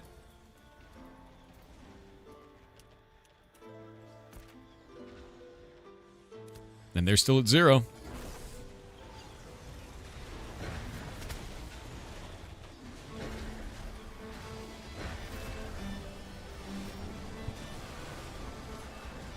What server are you on? Lyneth. Your longest stream was 17 hours? I stream 12 hours a day on average. Or more. Ultra Element XE said my bones. Smash Mouth, Blink 182, and Linkin Park are now classified as oldies. Don't. That's not fair. You can't do that to a man.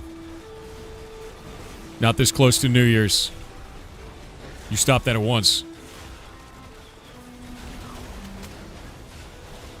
It's messed up, man.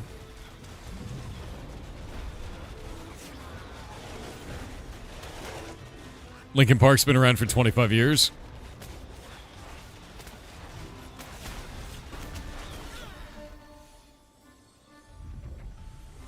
Damn it. I hate it, man. We don't want to go that way. That way sucks.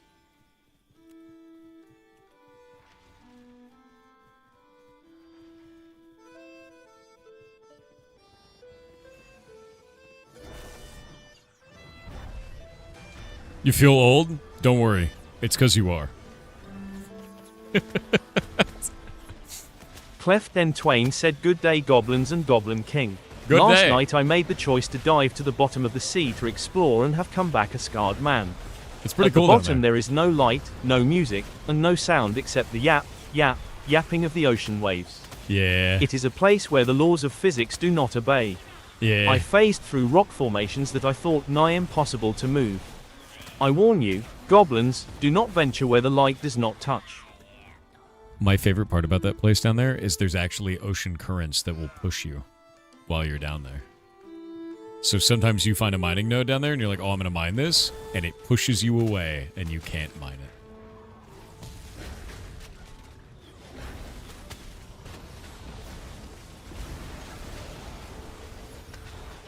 it. Yeah. Oh my god, goblins. There's so many of them.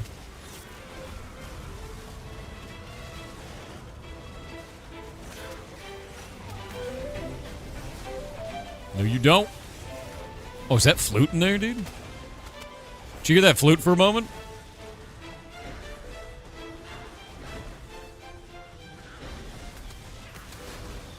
Where did that come from?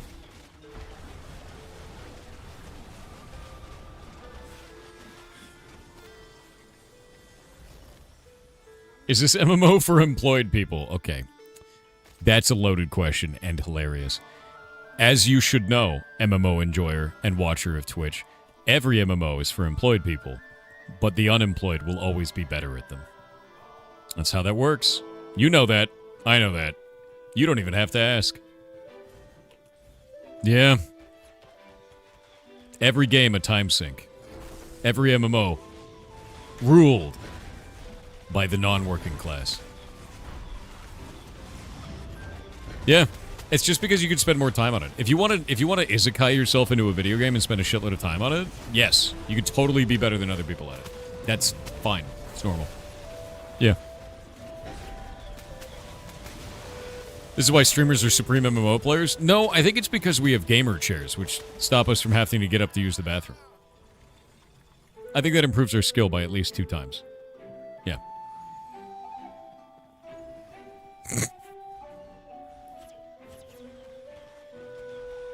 You have a gamer chair? My man. Hafting. You know, I don't even realize I say hafting, and then you guys bring it up, and I'm... It's kind of funny now. Oh my god, look at all of them. Look at them all. Look at them all.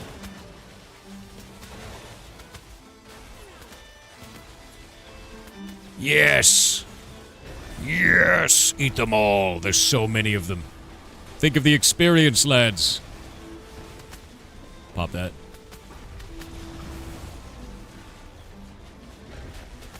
Oh my god, the AoE. Shooter. Yo, that was a lot. Each of those is 248 experience. Each of them.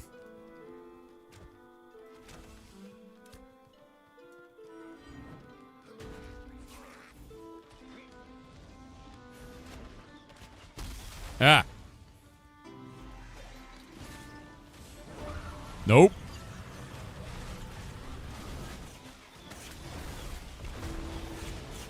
You should tank them on the guy.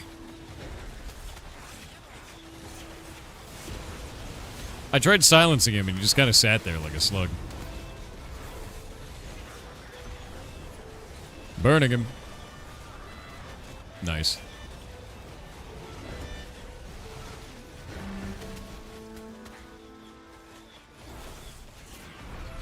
Rude? Nope.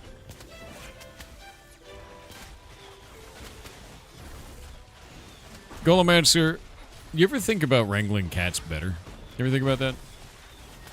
You know? Like ever in your life?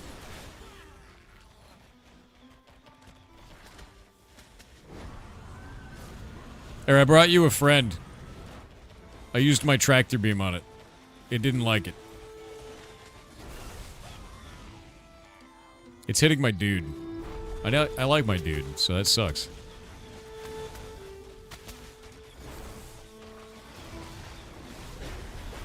The man's wrangling. Oh, we got ads in just a moment. McMadison with 500 bits said, "Yar cheer 500." On a second note, an American friend sent a photo to me of an IHOP coloring in sheet. On this sheet it showed you how to draw the cool S, with the statement, "Fun fact, the S thing was really popular in the late 1900s. So I'm flying to America to burn down IHOP. Yar glue." In the late 1900s.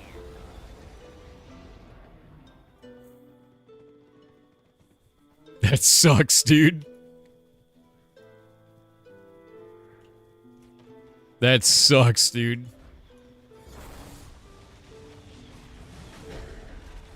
I'm posting that on Twitter immediately.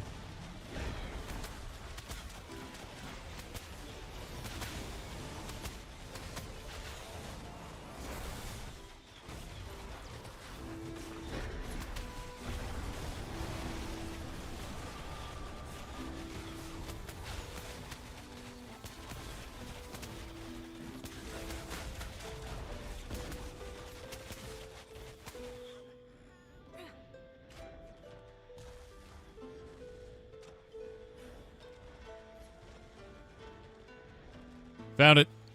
I found an exact image of this.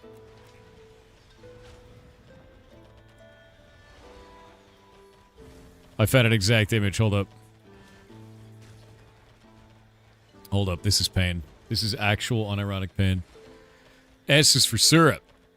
Fun fact, the S thing was really popular in the late 1900s.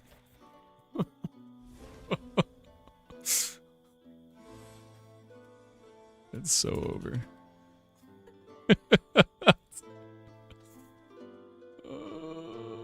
I need those. It's for my craft. Here, chat. You can have this. This is for you. That's insane. There you go, bud. That's wild, man.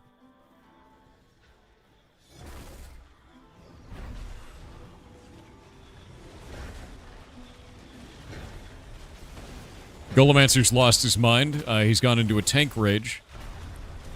This is when they're most susceptible to propaganda. Golomancer.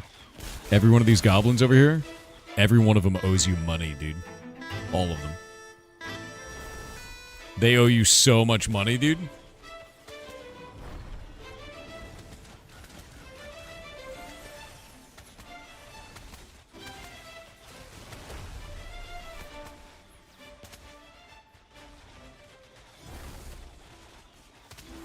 We gotta turn around. We got another group.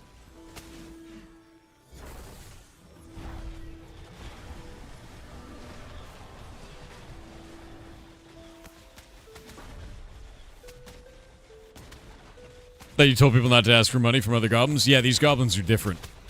Yeah, they're enemy goblins. Oh! We used to make a smile logo with the @S you posted. When I was a kid, we called that a Stussy. And I don't know why. I've literally no idea why. This is scary as a level 4? Yeah. Yeah, you're not going to survive very well out here at level 4. But you are at your home now. Yeah, we called it Stussy, and I don't know why it was called that.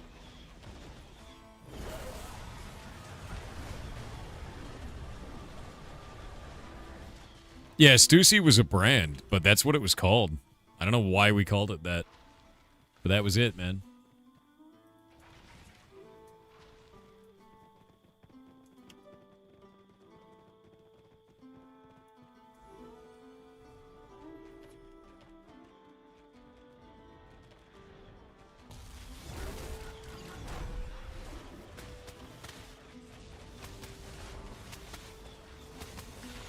So, Golomancer, I do believe that there's a casting goblin here.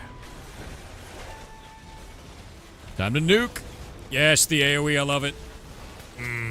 The damage. The damage. Look at that. Oh my god, the numbers. Oh, the numbers. And then Flair's really mad and he's going for you dudes. Flair's the scary one for your clothies.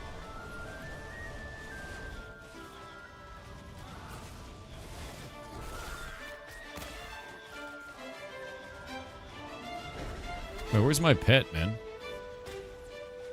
Alright.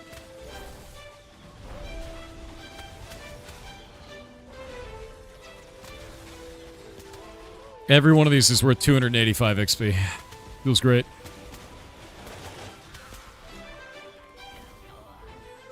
Yoink. Give me what I'm owed. Golomancer's lost his mind. Good, good.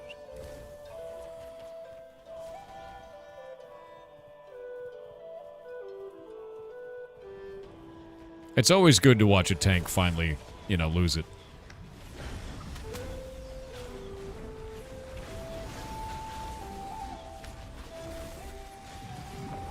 What was that?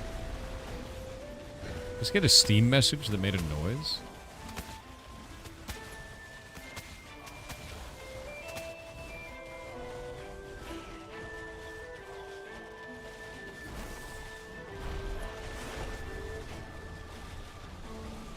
What are we farming? We are farming experience to push our node. Before these guys farm experience to push their node. We are 38% ahead of them. We are 38 percentile points ahead. You excited for anything next year? All of it. Next year we get to break ground building our ferret rescue. That is phenomenal. Honestly. That is a lifelong achievement, a lifelong goal of mine. And I'm amazed that we were able to attain that, and you made that possible. So that's cool as shit, honestly. We're getting the schematics done right now. They'll take 3 to 4 months, so like 3 months left. That is the thing I am most excited about for next year. The second thing I'm most excited about is Hightail. Hertz offer new home, 50 yards from my house. Tephra with 500 bits said Yarcheer 500 greetings and salutations for Creator Greetings of to you. Ashes, Inquisitor of that true? Indies, and our dad. How are you on this fine Boxing Day? Thank I'm you doing for good. streaming on holidays, it helps me Always. get through. I This will year always has been stream on pretty holidays. crappy for me. My mom had Sorry. surgery recently, nothing serious, but ever since my dad passed away this February, I've really been on edge. Even small things can stress me out. Anyway, thank you once again. Happy New Year 2026. Well, I hope that you're doing okay. That is incredibly stressful, and I'm sorry to hear that. I'm sorry for your loss, bud. But yeah, I will always stream on holidays. I always have. I always will. I'll be here for New Year's. I'll be here for Christmas every time because I know there are people that don't have anyone to spend time with. And that is devastating. And people can make poor decisions when they feel like they're unwanted in a great deal of time like that, especially during holidays. And I don't want that to ever be an option. So instead, I will always be here for that, and I always have. So, thank you for being here, and I hope you're doing okay despite the circumstances. Gagerator REX_ said, has anyone else realized that Thor meets all of the qualifications to be a Disney princess? Lives in a forest, animal sidekicks, long hair, etc. Dear God.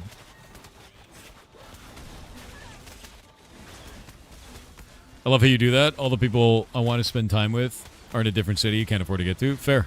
Yeah, no, 100%. It's something I started like 5 years ago. And it's just like become incredibly important to me, you know? And I still spend time with my friends and family during Christmas as well. But it's one of those things where like it's just important to me to always be there. For that. Always has been. It's been like 5 or 6 years for that, yeah. Also, you're a goblin.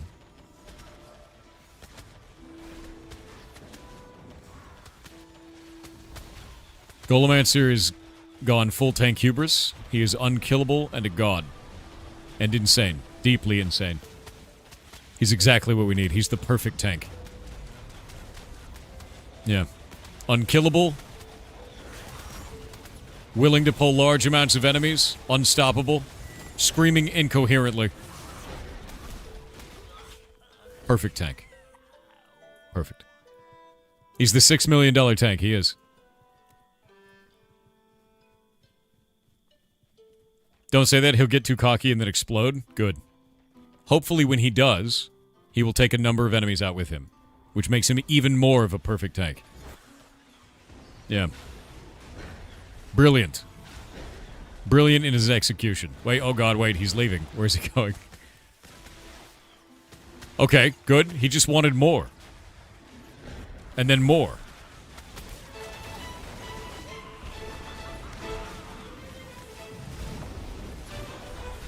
I mean, look at him. Look at him, right?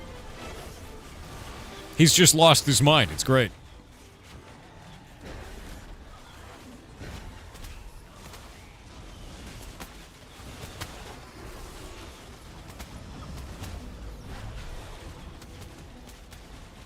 I told you, the hubris is taking him. He's basically on the endgame Noita run at this point. Like, he's doing Noita, and he's got, like, the endgame build right now. I don't even know how he moves. Like, look at him go. He's all the way the hell up there now. It's ridiculous, actually. I can't even click him. Yeah, the hubris.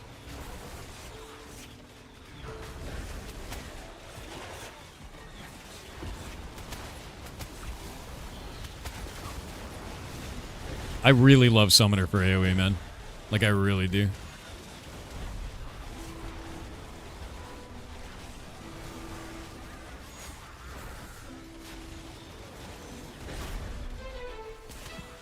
Rude.